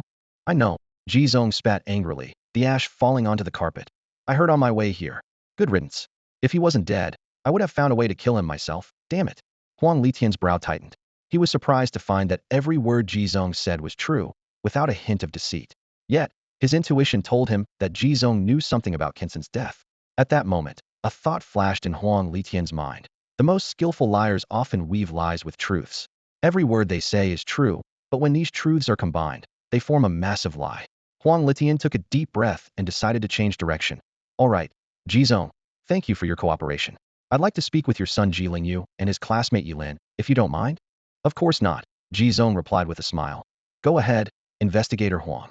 Soon, Ji Lingyu and Ye Lin were brought into the investigation bureau. Ye Lin was visibly nervous, glancing around like someone with a guilty conscience. This detail immediately caught Huang Litian's attention. Huang Litian calculated silently. These two high school students surely don't have as deep a facade as Jizong, and they might be the breakthrough point. Moreover, Ye Lin was previously the prime suspect in the farm incident, making this the perfect opportunity. Huang Litian asked with a headache. I'm asking if this car can go? Ye Lin nodded seriously and replied. Yes, it can go to Urshian Bridge. Huang Litian realized with frustration that he had been sidetracked. He snapped, Ye Lin. Present. Ye Lin immediately responded. Suppressing his anger, Huang Litian said word by word. I want to ask you a few simple questions. You only need to answer, no other talk, understand? Ye Lin scratched his head and flashed an honest smile. Understood, Investigator Huang. Sorry, I just thought you were too serious and wanted to lighten the mood with a joke. Thank you, Huang Litian said in a deep voice, dripping with sarcasm. He got straight to the point. Do you know Su Jihu? Ye Lin answered truthfully. I don't know him, never even heard the name. In fact, he really didn't know that the heartless boss who bought his organs was named Su Jihu. Huang Litian stared into Ye Lin's eyes, confirming he wasn't lying, but still unwilling to give up. He asked, Have you been to the farm? I have, Ye Lin said, a look of terror suddenly appearing on his face. Huang Litian's eyes lit up, and he pressed further. What's on the farm? He stared intently into Ye Lin's eyes, feeling a clue was imminent. Ye Lin answered seriously. There are chickens on that farm. Huang Litian almost punched Ye Lin in frustration, gritting his teeth. Of course there are chickens on a farm. Ye Lin quickly explained. No, Investigator Huang. Not just any chickens. Those are the kind that weigh over 100 pounds. The people around suddenly perked up, listening intently. Ye Lin continued. That chicken even asked if I wanted to play, said I had good conditions, and wouldn't charge me. I got scared and ran away. He blinked, speaking the truth. When he lived in the slums, there were often older bad women trying to trick him into something. Huang Litian fell silent, realizing that every word Ye Lin said was true. Now there were two possibilities. 1. Ye Lin was a cunning old fox playing dumb. Or 2. Ye Lin really had nothing to do with Su Jihu's death. Huang Litian leaned towards the latter. He then asked about Ye Lin's whereabouts tonight. But this question was equally hard to get useful answers. Ye Lin had indeed been practicing with Ji Lingyu at the Transferee Guild, which had detailed records. Huang Litian quickly pulled up the records and, upon seeing that Ye Lin had destroyed a dummy meant to withstand attacks from transferees below level 40, he squinted and asked, Ye Lin, can you explain why, at only level 16, you were able to destroy a dummy that could withstand attacks from transferees below level 40? Ye Lin replied without changing his expression, I have natural strength. Natural strength? Huang Litian's fingertips tapped lightly on the table. I advise you to tell the truth, otherwise I might have to keep you here overnight. Ye Lin thought this wasn't good. He hadn't expected the investigation bureau to access such detailed records from the Transferee Guild. If he had known he was going to kill Kinsen tonight, he wouldn't have shown off so much. Ye Lin had no choice but to honestly explain. Thanks to Uncle G buying me a set of good equipment and my identity as a forbidden spellcaster, I can reach that level of power when I burst out, especially since the dummy doesn't dodge. Huang Litian squinted, his fingers continuing to tap lightly on the table, lost in thought. If you put it that way, there's actually no problem. The power of a forbidden spell is indeed terrifying, and with excellent equipment, even at level 16, it's not impossible to destroy a level 40 dummy puppet. Huang Litian frowned, his gaze sharp as he stared at Ye Lin and asked in a deep voice, You disregarded your health to cast a forbidden spell just to test your strength on a dummy? What? Ye Lin blinked his seemingly innocent eyes and replied flippantly, Is it a crime not wanting to live? It's not. Huang Litian didn't pursue the topic further and abruptly shifted direction, asking, Do you know Kinsen? Without hesitation, Ye Lin replied, Yes, he's one of the top 10 outstanding philanthropists in our city, but I haven't seen much of him on TV. Huang Litian's eyes narrowed as he probed further. Oh? How so? We're poor, can't afford a TV. Ye Lin's answer was simple and direct. Huang Litian was momentarily speechless but quickly regained his composure. A spark of insight flashed in his eyes, and his tone became more serious. Ye Lin, it seems you really know something about Kinsen's death. He keenly observed Ye Lin's reaction and continued. From the start, you've been trying to divert my attention. Clearly, you don't want me to continue questioning. Meanwhile, a bold guess formed in Huang Litian's mind. a forbidden spellcaster, someone who can destroy a level 40 dummy. Could this seemingly ordinary Ye Lin be the mysterious Ling Yi? And Ling Yi might not be just one person. It could be a well-trained organization. Once this thought emerged, it spread like wildfire in his mind, impossible to suppress. Suddenly, many seemingly unrelated events connected. After the incident at Su Jihu's farm, Ye Lin was taken to the Ji family. Soon after, the Ji family suffered Kinsen's revenge. Subsequently, Kinsen was silenced. Huang Litian's thoughts raced, forming a terrifying hypothesis. He looked directly into Ye Lin's eyes and said word by word, "You possess something that caught the attention of Kinsen and the Ji group. Su Jihu first discovered this, so you silenced him. You burned down the farm and everyone there." Then Kinsen suppressed the incident, secretly preparing to retaliate against the Ji group, killing everyone in the Ji family villa, and even cutting off one of Ji's hands. You, or the force behind you, wiped out Kinsen's entire family. Am I right, Ling Yi? Huang Litian's eyes bore into Ye Lin's, as if trying to detect a hint of panic. But he was disappointed. Although Ye Lin was panicking inside, he maintained a naive facade, even winking at Huang Litian. "Officer Huang, what are you talking about?" Ye Lin feigned confusion. "Don't make baseless accusations without evidence." Ye Lin's words were like a bucket of cold water poured over Huang Litian's head. Instantly, he deflated like a punctured balloon. Indeed, no evidence. Whether it was the farm or the underground black market, everything was burned to ashes by the inferno, leaving no trace. Even if his speculation was the truth, what could he do? Without evidence, he couldn't substantiate the case. Huang Litian took a deep breath, convinced that his speculation was close to the truth, if not entirely accurate. Only this could explain the recent series of events. However, there was still one thing he couldn't figure out. The Ji family villa massacre occurred shortly after 10 p.m., and the underground black market fire was at around 3 a.m., leaving a gap of over 5 hours. What happened during that time? If there was a large-scale confrontation among job changers at the underground black market, their investigation bureau would have received the news immediately. Yet, during those 5 hours, there was silence, as if nothing happened, and then the fire suddenly erupted, burning the entire underground market to the ground. Huang Litian gave Ye Lin a deep look, understanding that further questioning would yield nothing. He glanced at his watch and said, "Ye Lin, it's now 5 a.m., and there are 27 hours until the Gaokao trial begins. You'd better hope that in those 27 hours, I don't find any evidence." Ye Lin was detained in a specially designed prison at the Investigation Bureau by Huang Litian. This place, crafted by masters of materials science and architecture, is virtually unbreakable. The iron doors are tightly shut, and the walls are impregnable, making it impossible even for those with special abilities to force their way out. Ye Lin knew he would spend the next 27 hours here until the college entrance exam began. Despite his uncle's best efforts, even leveraging the connections of the Ji group, the severity of this situation rendered his attempts futile. The case, with its heavy casualties and the downfall of Qingqing's underground king, Kinsen, left the entire investigation bureau in shock. When reporting to his superiors, Huang Litian revealed an unsettling truth. A mysterious force had emerged in Qingqing, capable of easily destroying Kinsen. This news dropped like a bombshell, causing uproar within the bureau. They realized that such a formidable power had been lurking right under their noses, unbeknownst to them, which was a significant blow to their credibility. The superiors reacted immediately, granting Huang Litian the highest investigative authority and assigning 2 powerful individuals to protect him closely. Watching Huang Litian lead his team away, Ye Lin felt a sense of relief, leaning back in his chair with a confident smile.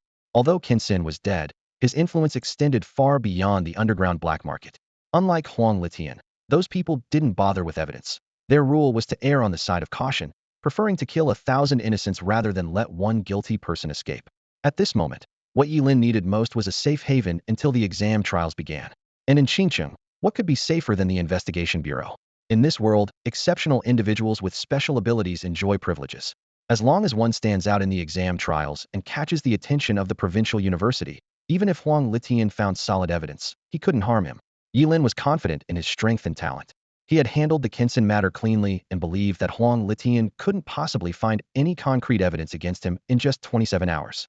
With these thoughts, Ye Lin lay on the small iron bed, closed his eyes, and focused on gathering strength for the upcoming exam trials. Meanwhile, as dawn broke, Huang Litian had already led his team to the Zhuge family in Qingqing. The small building of the Zhuge family resembled an ancient courtyard isolated from the world. The low courtyard walls glowed golden in the morning light, with each brick seemingly telling the secrets of Qingqing. Huang Litian knocked respectfully on the door. "Mr. Zhuge." Huang Litian, a level 7 investigator from the Qingqing Investigation Bureau, requests an audience. Despite his position, he dared not act arrogantly here, for the owner of this courtyard was the renowned Zhuge Qingqing. "It's Investigator Huang. Please come in." With a calm response, the courtyard door opened effortlessly, creaking softly. Entering the Zhuge family courtyard, ancient trees towered, and bamboo swayed gently. The winding stone path was paved with green stones, and the air was filled with a faint tea fragrance, bringing peace to the mind. Here, time seemed to stand still, and the troubles of the world appeared to be shut out. Zhuge Qianxing was already seated in the courtyard, calmly awaiting the arrival of Huang Litian. His expression was serene, as if he had anticipated the visit of this investigator. "Please, Investigator Huang, have a seat," Zhuge Qianxing said gracefully, pouring tea for Huang Litian, the aroma filling the air. Huang Litian accepted the cup, taking a small sip. The tea was refreshing, seemingly capable of cleansing one's soul. He placed the cup down, his expression serious. "Mr. Zhuge, I've come here with an important matter to discuss." Zhuge Qianxing's lips curled into a slight smile. "You say you came for me, but it's really my daughter you're interested in, isn't it? Is this about Kensen?" Huang Litian chuckled awkwardly, recalling how he had noticed during his last visit to the farm that Zhuge and I must have known something. At that time, he chose to turn a blind eye, given that Su Zhihu was not exactly a good person. However, this time the matter was too significant to overlook any clues. Huang Litian elaborated on the circumstances surrounding Kensen's death and the emergence of a mysterious force in Qingqing. Zhuge Qianxing listened quietly, placing his teacup down with a calm demeanor. "I've heard a bit about this. I can have my daughter cooperate with you, but I'd like to ask a favor in return. Would that be acceptable?" Huang Litian eagerly agreed. Zhuge Qianxing softly stated his request to escort Zhuge and I into the Gaokao trials and to announce that she is already a level 9 investigator with the Bureau and will officially join after graduation. Huang Litian immediately understood that Zhuge Qianxing intended to use the Bureau's influence to protect his daughter. After all, unless someone was utterly reckless, they wouldn't dare harm a member of the Bureau, as it would result in being hunted by the entire Great Xia Kingdom. He nodded solemnly. "Rest assured, Mr. Zhuge, as long as I'm around, no one will harm Miss Zhuge." He maintained a calm facade, though inside he was shaken. The fact that Zhuge Qianxing needed to rely on the Bureau's power was profoundly unsettling. Satisfied, Zhuge Qianxing called for Zhuge and I. The young girl, dressed in adorable bear pajamas, grumbled about waking up early. However, upon hearing about Ling Yi, she was instantly alert. "This is Investigator Huang. Change your clothes and go with him," Zhuge Qianxing said with a smile. Zhuge and I glanced at Huang Litian, her expression slightly uneasy, clearly remembering the investigator. As the two departed, Zhuge Qianxing sighed softly, pulling an ancient bronze key from his pocket. The key was etched with the marks of time, hinting at a mysterious power to reveal the origins of all things. Suddenly, Zhuge Qianxing coughed violently, blood splattering onto the key, a shocking sight. Yet his expression remained calm. "Ye Lin, oh Ye Lin, I never expected you to handle Kensen all by yourself," Zhuge Qianxing murmured to himself. "When will you finally come to ask for my help? My time is running out." Knock, knock, knock. The sound of metal bars being struck echoed through the cell in the Qingqing Investigation Bureau, waking Ye Lin from his sleep. He opened his bleary eyes to see Su Xiao, the apprentice of Huang Litian, standing outside the cell door with a hearty breakfast in hand, a steaming cup of blended soy milk, a shiny fried dough stick, and 2 plump meat buns. "Ye Lin, time to eat," Su Xiao said as he handed the breakfast over. Just then, a disgruntled voice came from the opposite cell. "Come on, officer. We're both locked up here, so why does he get soy milk, dough sticks, and buns, while I only get dry buns and plain porridge?" Su Xiao shot him a cold glance. "He's a high school student taking the college entrance exam tomorrow. If you were taking the exam too, you'd get the same treatment." The man immediately shrank back, not daring to argue further. Only then did Ye Lin notice a small, monkey-like man in the opposite cell, with sunken eyes and an overall sickly appearance. Realizing Ye Lin was observing him, the monkey-like man perked up. "Hey brother, how does a student taking the college entrance exam end up in a place like this? Doesn't make sense. What did you do?" Ye Lin took a bite of the bun and calmly replied. "They're suspecting me of killing Kensen." "What?" The monkey-like man's voice rose sharply. "You? A high school student? Killing Kensen? Brother, I've met plenty of braggarts in my time, but you're the best." "And you, old man, why are you in here?" Ye Lin asked as he continued eating. "Only transferees end up in the Investigation Bureau's cells." "Ah." The monkey-like man sighed. "I didn't do much. I transferred into a swift shadow class, got really fast, and became a flower thief. Who knew I'd accidentally mess with some big shot's wife and get caught?" Ye Lin's mouth twitched slightly. It was the first time he'd heard someone describe being a flower thief with such a fresh perspective as fast enough. The Swift Shadow class is an S-level rare profession known for its speed and agility, capable of disappearing in an instant, making them excellent scouts and assassins. Yet here was someone using it for this purpose. "Aren't you curious who the big shot is?" The monkey-like man suddenly lowered his voice, his eyes gleaming with pride. They sent nearly 10 investigators above level 40 to catch me. Ye Lin, finishing his last bun, was intrigued. In a small place like Qingcheng, investigators above level 40 were top tier. What kind of big shot could cause the investigation bureau to go to such lengths? Tell me. The monkey-like man's eyes glinted with nostalgia. That woman is really beautiful, I tell you. Talk about the big shot, not his wife, Ye Lin reminded him. Heh, the monkey-like man said smugly. You might not believe it, but that woman is the wife of the deputy director of the Qingcheng Investigation Bureau. Ye Lin's expression suddenly turned strange. The wife of the deputy director of the Qingcheng Investigation Bureau? No wonder the bureau sent 10 investigators over level 40 to catch this guy. It's already merciful that they didn't just kill him outright. Brother, you really have some nerve, daring to mess with anyone's woman. Ye Lin couldn't help but shake his head and sigh. The monkey-faced man sneered dismissively. Hey, you think that deputy director is some kind of saint? I was hiding in his closet and heard him talking on the phone with Kinsen. Kinsen even said he had something to gift him. What did you say? Ye Lin stood up abruptly, a flash of uncertainty in his eyes. The deputy director and Kinsen are in contact? If they're in cahoots, then I'm walking right into the lion's den. Just then, a strong wave of dizziness hit him. Ye Lin realized that the breakfast he ate must have been drugged. He staggered, lost his balance, and fell heavily to the ground. His strength seemed to drain away, making it hard even to move a finger. Brother, what's wrong with you? The monkey-faced man asked, puzzled. Ye Lin forced a bitter smile. Don't worry about me, worry about yourself. He knew if someone was targeting him, the monkey-faced man wouldn't survive either. After all, from that position, everything happening here was clearly visible. The monkey-faced man was bewildered. Me? What do I have to worry about? I'll be out in 2.5 years after serving my sentence. Before he could finish his sentence, a cold flash streaked by. A long knife sliced through the air like a meteor, pinning the monkey-faced man to the wall. His eyes widened in disbelief at the blade in his chest. He never expected to be attacked in the bureau's prison, and he was caught completely off guard. Blood gushed from his mouth, and he tried to lift his hand as if to say something. But in the end, his head just tilted to the side, and he stopped breathing. With the monkey-faced man's death, Ye Lin's cell door was opened. A tall, thin man walked in, fully covered with a hat, mask, and sunglasses, concealing his face. He grabbed Ye Lin by the hair, lifting him up, and coldly demanded, Where is it? It? What are you talking about? Ye Lin feigned ignorance while desperately trying to purge the toxin from his body. The tall, thin man clearly had no patience. He slammed Ye Lin's head against the bars. Ye Lin felt a deafening roar in his head, his vision filled with stars, nearly passing out. Stop pretending. The man's voice was cold and ruthless, his knife flashing with a chilling glint in front of Ye Lin's eyes. Kinsen died by your hand, so the key must be with you. Hand over the key you got from Kinsen, and we'll let his death slide. But if you keep playing dumb, I'll gouge out your eyes first. Ye Lin smiled bitterly in his heart. To avoid leaving evidence, he hadn't taken anything from the underground market. Even if there was a key, he'd already destroyed it. But he couldn't show any sign of this, or the tall, thin man would definitely resort to violence. Then, he'd either have to reveal his secret of immortality or end up blind for life. Ye Lin gritted his teeth, glaring fiercely at the tall, thin man. Try it. The key is with me, but not on me. If you harm me, I guarantee you'll never find that key. Although Ye Lin didn't know exactly what the tall, thin man meant by the key, he was acutely aware that it was his only lifeline. His eyes were fixed intently on the man, waiting for what came next. The tall, thin man squinted, a knowing smile playing on his lips.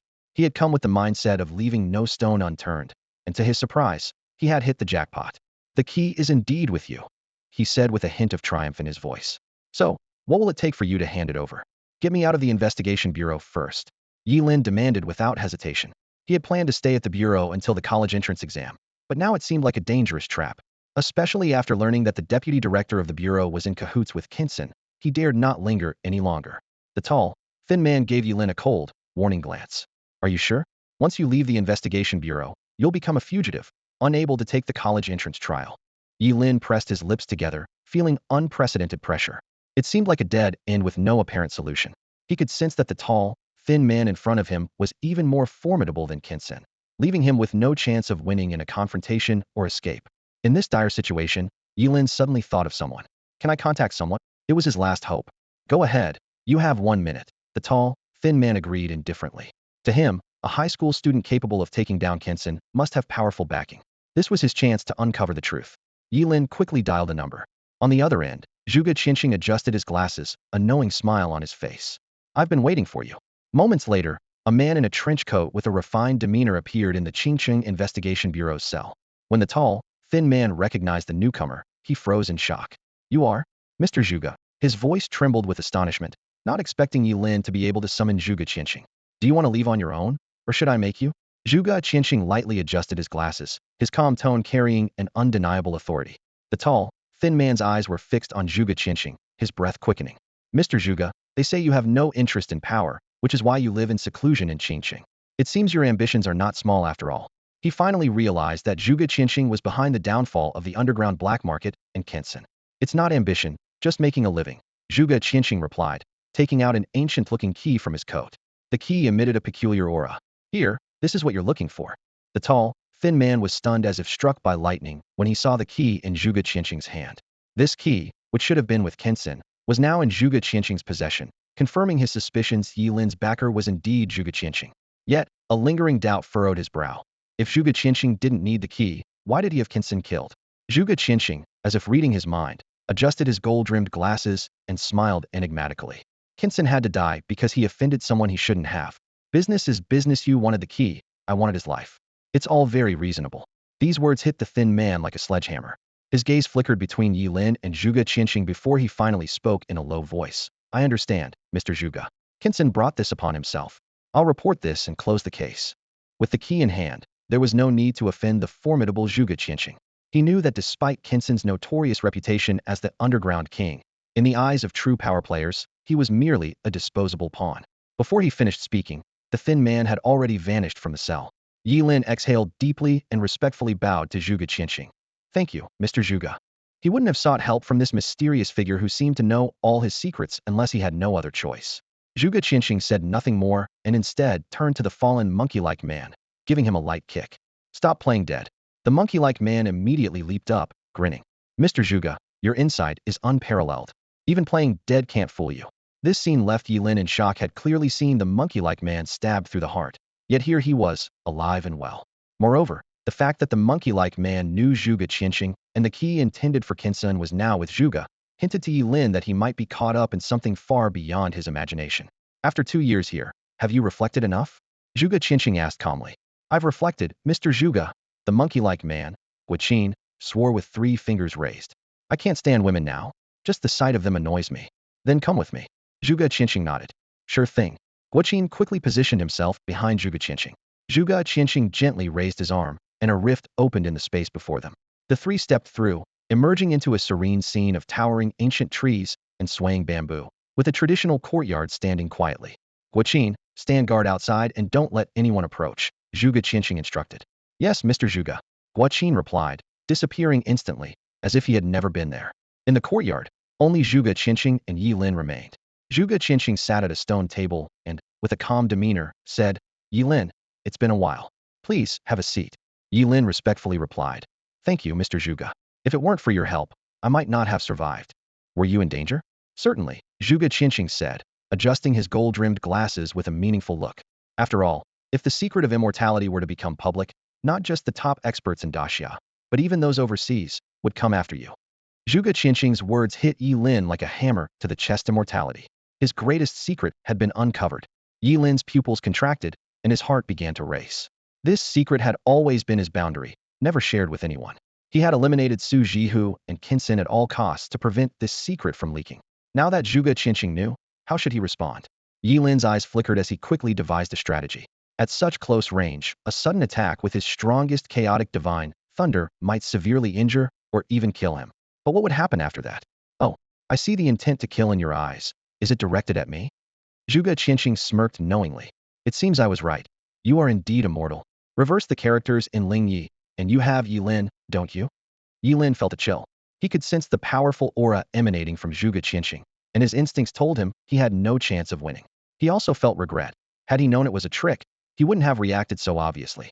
Ye Lin, would you like to become my disciple? Zhuge Qianqing suddenly asked, his tone calm. This turn of events left Ye Lin momentarily stunned. Knowing the secret of his immortality, Zhuge Qianqing didn't want to study him, but instead wanted to take him as a disciple. What do I need to do? Ye Lin asked cautiously.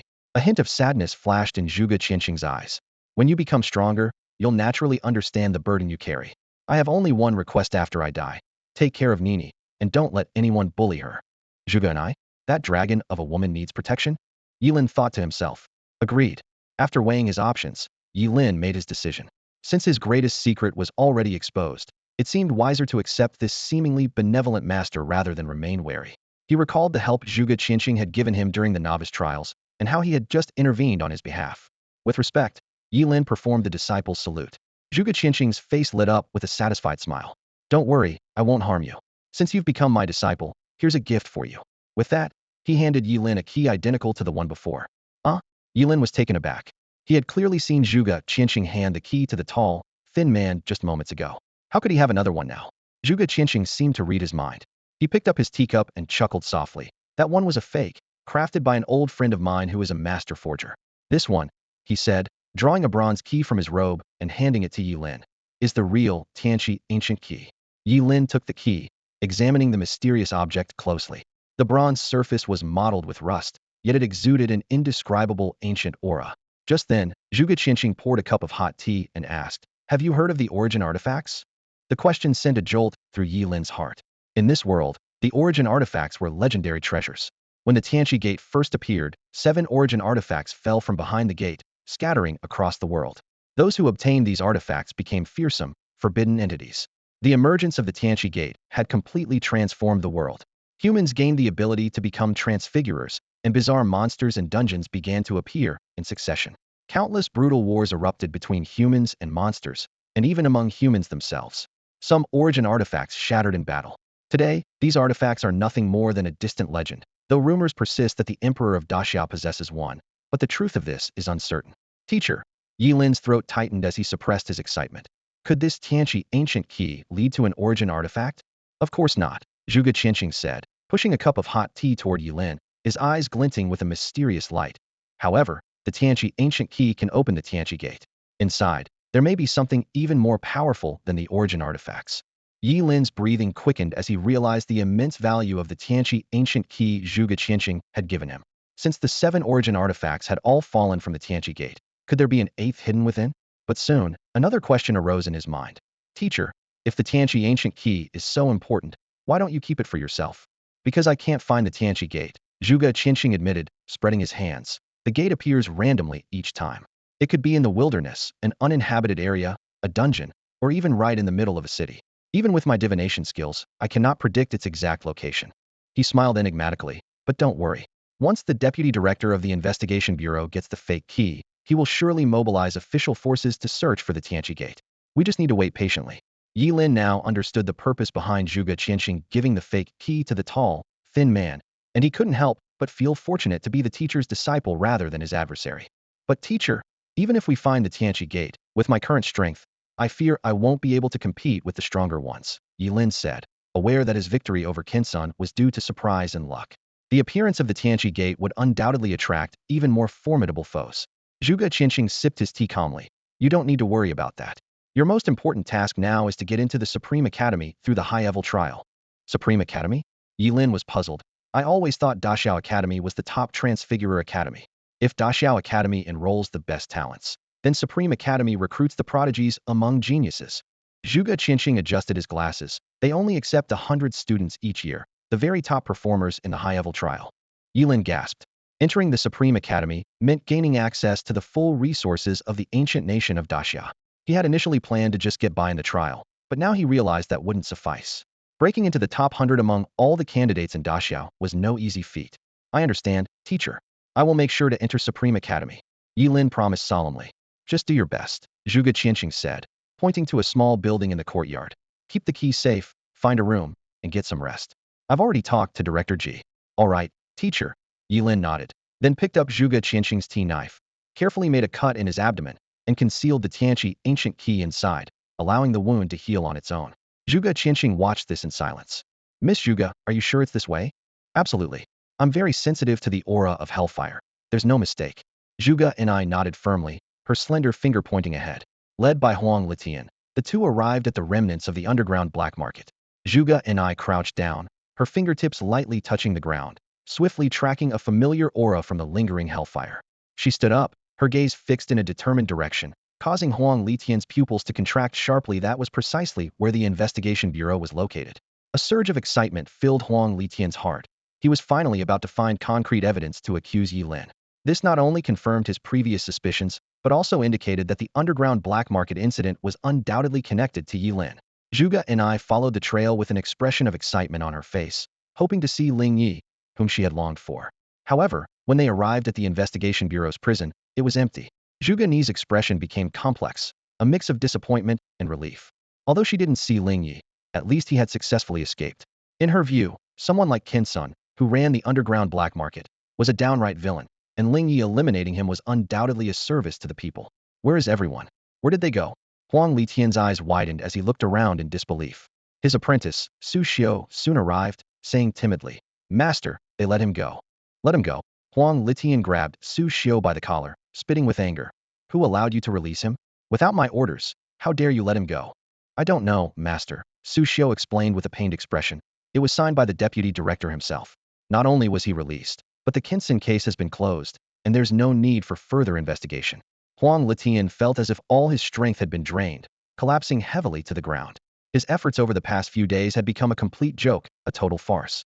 Damn it! He punched the wall in fury, blood instantly staining the white surface. "Officer, can you tell me where the released person went?" Zhuge and I asked urgently. Su Xiao shook his head. "Sorry, I don't know either."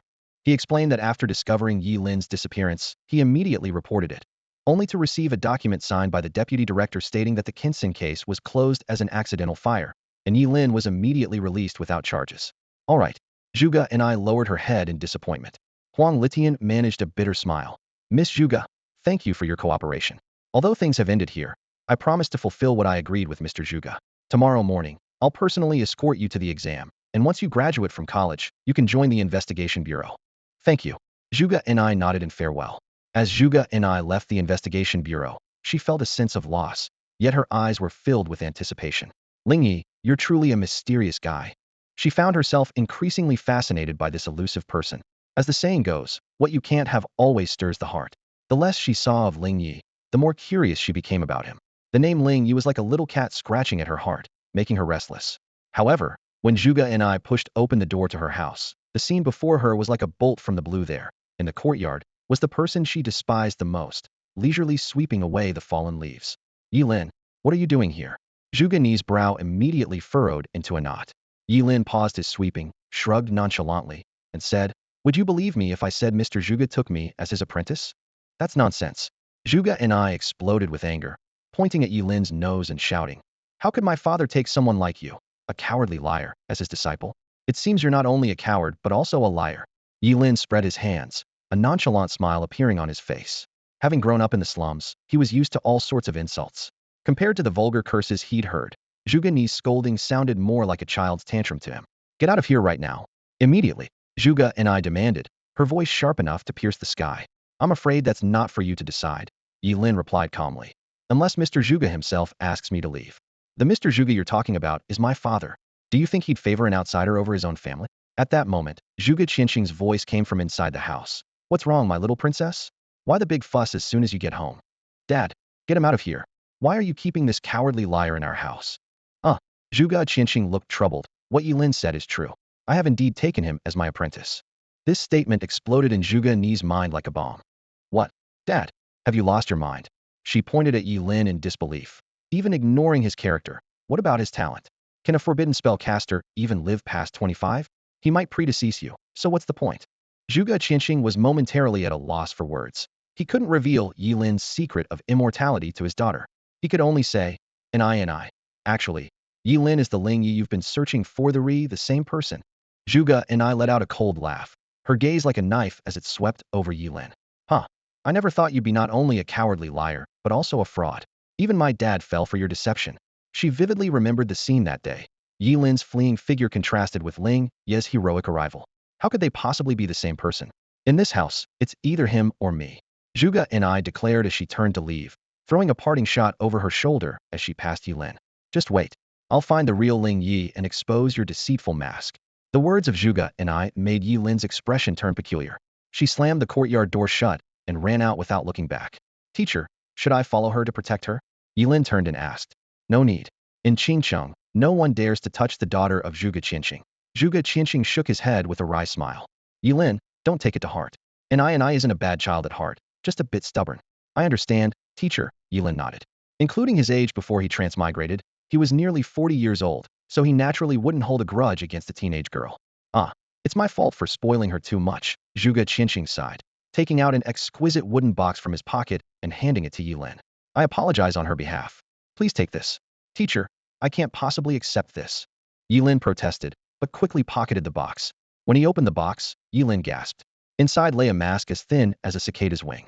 It looked more like a lifelike human skin than a mask, as if it had just been peeled off. Teacher, is this? Ye Lin stammered. Zhuge Qianqing adjusted his glasses and explained, this is a treasure made by an old friend of mine, a master craftsman. It's called Illusion Face. Wearing it not only changes your appearance, but also your voice and aura completely. Ye Lin's eyes lit up. Although this treasure couldn't directly enhance combat power, it was perfect for concealing one's identity in critical moments. He thought to himself that enduring a scolding in exchange for such a treasure was worth it. He even hoped Zhuge and I would scold him a few more times in the future. The next morning, Ye Lin woke up at dawn. Today was the day of the high school trial exams, crucial for those aspiring to enter top universities, much like Pan Jinlian to Shimenqing, a matter of life and death. Dressed in the clothes prepared by Zhuge Qianqing, Ye Lin energetically headed to the courtyard. Zhuge Qianqing was already there, wearing pajamas and gently stirring a pot of fragrant porridge. Who would have thought that this casually dressed man was the renowned Mr. Zhuge of Xia? Aren't you going, teacher? Ye Lin asked, taking a bowl of porridge. No, and I is still mad at me. Seeing me might affect her exam performance. Zhuge Qianqing shook his head helplessly. Teacher, that's not quite right. Ye Lin drank half a bowl of porridge in one go. With women, if you try to appease them, they might still be upset. But if you don't, they'll be even more upset. Zhuge Qianqing was taken aback. So what do you suggest? You should show up, but not too early.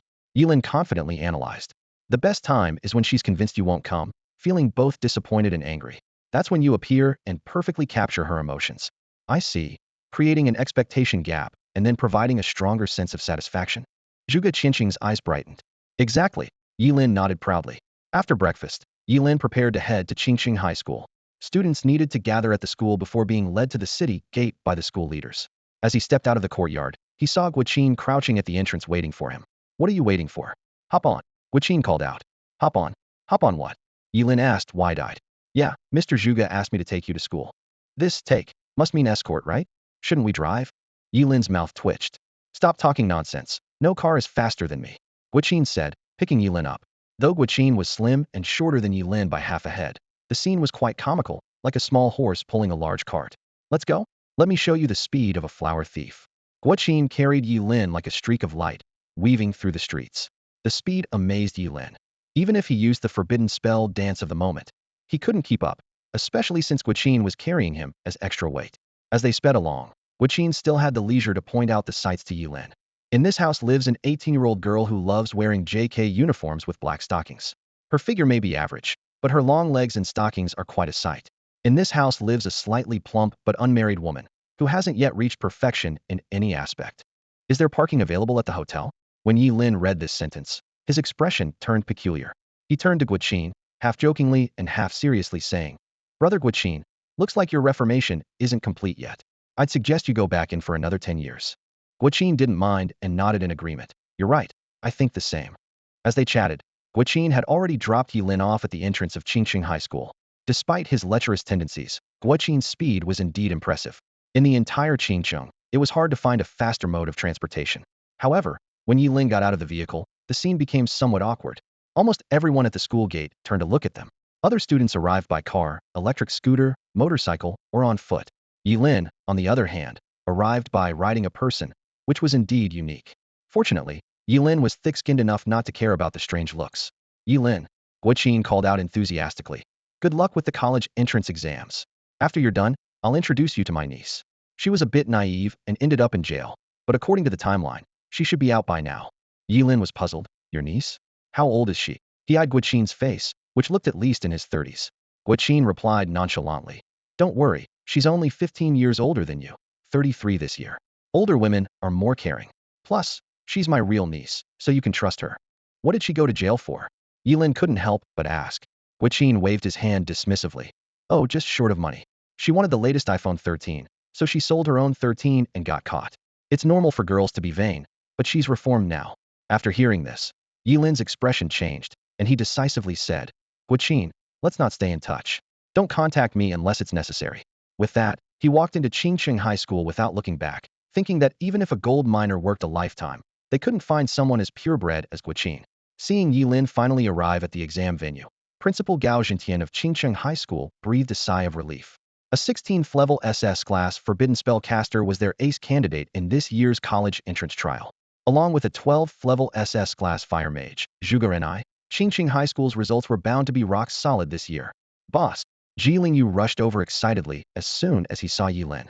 Ever since Ye Lin had saved Ji's father from the brink of death, Ji Lingyu had genuinely accepted Ye Lin as his boss. Boss, I heard from my dad that you were taken on as a disciple by Mr. Zhuge? Ji Lingyu asked eagerly. Ye Lin nodded and calmly replied, yes. The news of Zhuge Qinsheng taking him as a disciple would soon spread, so there was no need to hide it. Hey, Zhuge and I, you can insult me all you want, but how can you insult your own father?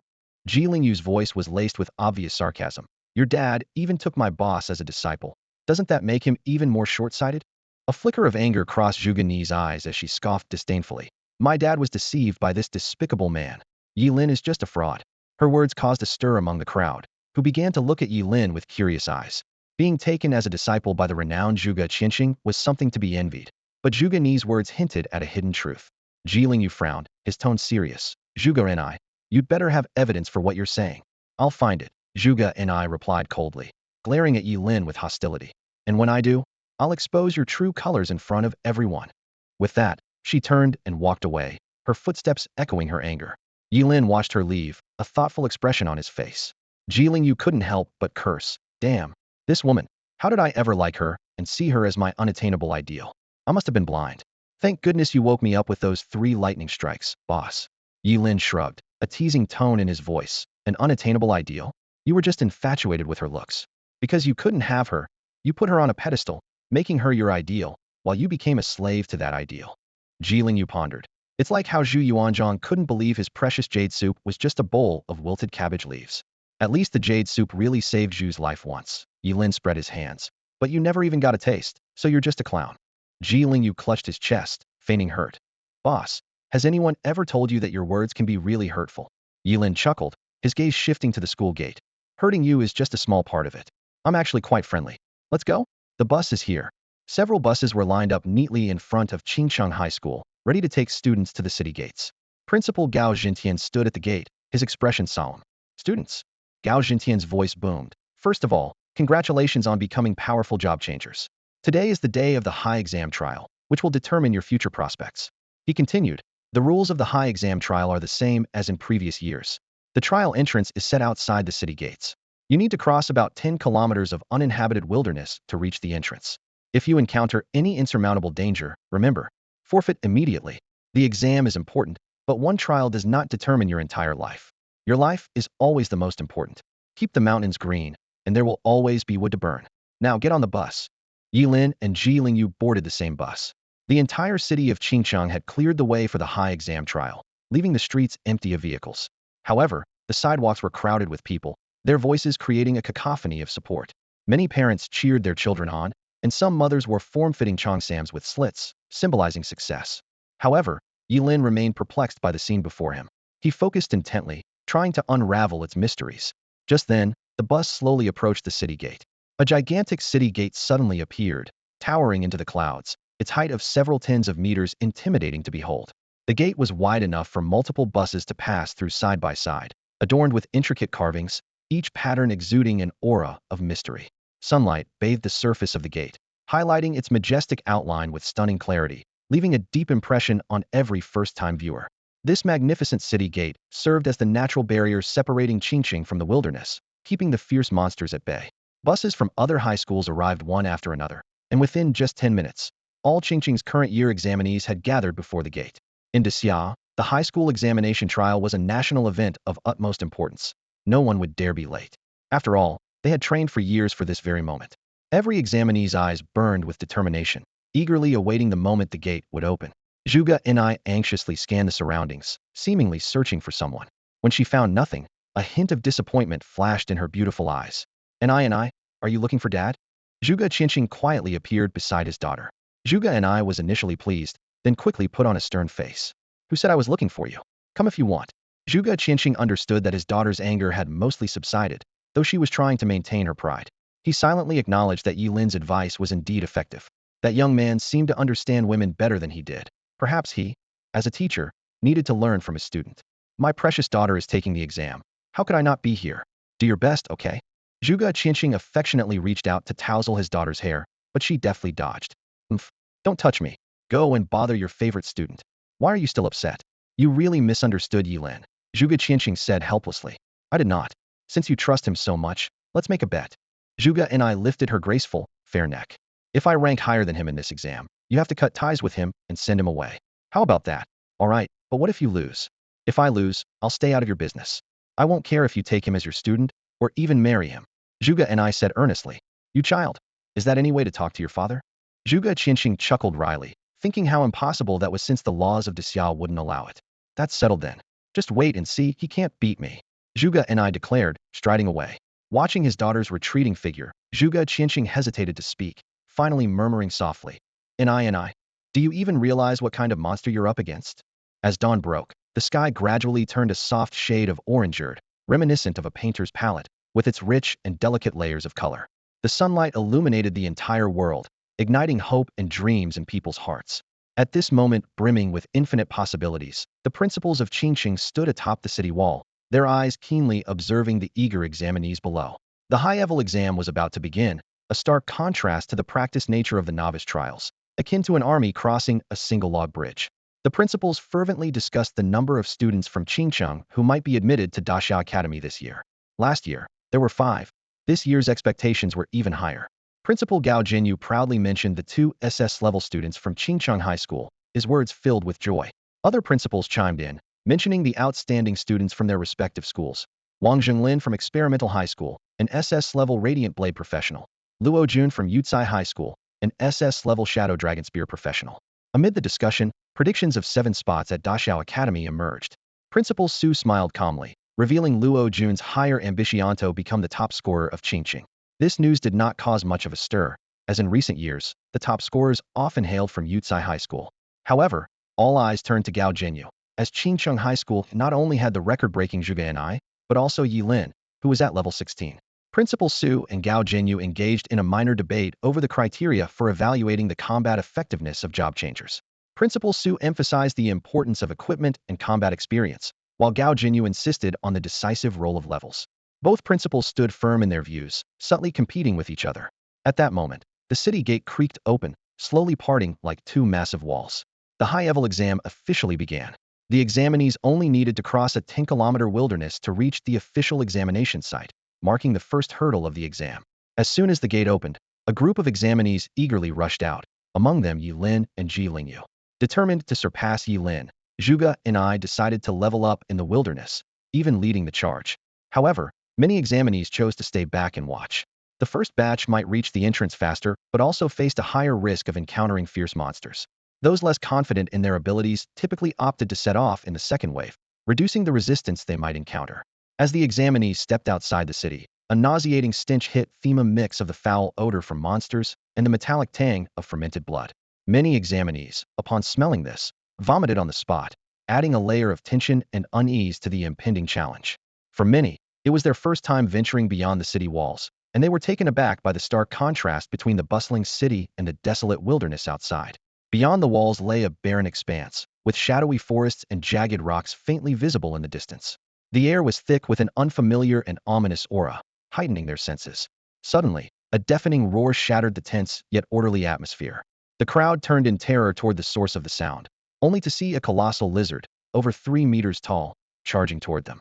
The creature was covered in tough, gray scales that gleamed coldly in the sunlight.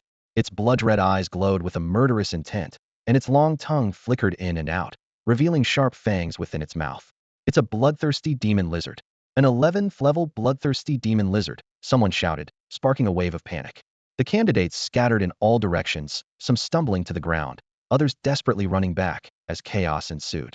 The bloodthirsty demon lizard moved with astonishing speed, quickly catching up to a few of the slower candidates. Its claws, sharp as steel blades, slashed down, sending a spray of blood into the air. The piercing screams echoed across the wasteland, terrifying the candidates to the point where some forgot to run, frozen in place. However, the principals on the city wall remained remarkably calm as they observed the chaos below. Disappointment flickered in their eyes. This year's batch isn't doing well. One principal sighed, shaking his head. An 11th level bloodthirsty demon lizard has them this scared? With so many of them, they could have easily overwhelmed it with skills. Just then, a figure darted against the fleeing crowd toward the lizard. It was Ye Lin. With a composed expression and a gleam of determination in his eyes, he wielded his Starfall Sky Scar.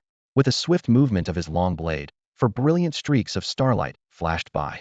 Swish, swish, swish, swish. In the blink of an eye, the fearsome bloodthirsty demon lizard was reduced to a limbless, writhing mass on the ground. This scene left everyone, including the principals, in shock. What a terrifying blade. That must be at least rare-grade equipment, one principal exclaimed in awe. What puzzled everyone even more was that Ye Lin didn't immediately finish off the lizard. Instead, he turned and gestured to someone behind him. Ji Lingyu, come finish it off, he said calmly. On my way, boss. Ji Lingyu responded excitedly, rushing over with his sword. The bloodthirsty demon lizard, now defenseless, was swiftly dispatched with a single stroke. The system notification followed. Team kill of an 11th level bloodthirsty demon lizard. Reward, 40 experience points. It dawned on everyone that Ye Lin had been creating an opportunity for Ji Lingyu to level up. The creature that had terrified them so was nothing more than an experience package in Ye Lin's eyes. At that moment, everyone shared a common thought. How wonderful it would be to be in Ye Lin's good graces.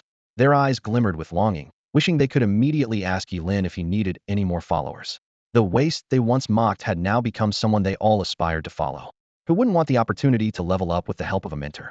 Ye Lin and Ji Lingyu stood side by side, not immediately rushing toward the entrance of the high-level trial, but instead, they turned to the right in unison, embarking on their journey to level up. Ye Lin, just you wait. Zhuge Ni gritted her teeth, glaring at Ye Lin's back with a glint of determination in her eyes. She was convinced that her setback in the novice dungeon was due to underestimating her opponent. This time, she was determined not to repeat her mistake. With this resolve, she turned and headed towards the left area, opting for the wilderness hunting route. With these two exceptionally skilled candidates heading in opposite directions, the other candidates in the same batch felt relieved.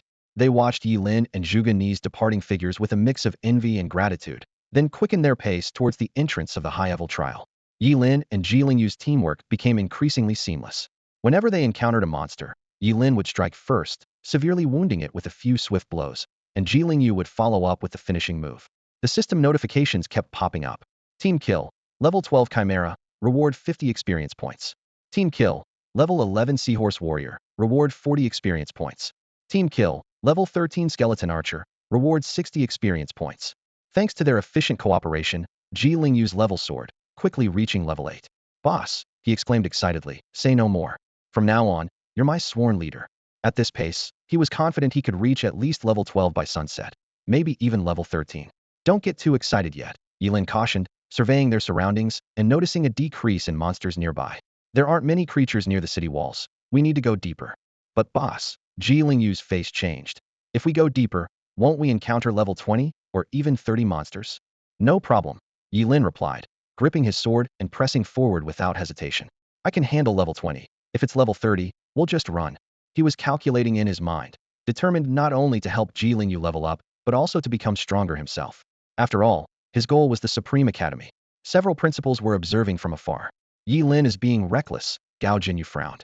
How can he lead Ji Lingyu so deep into the territory?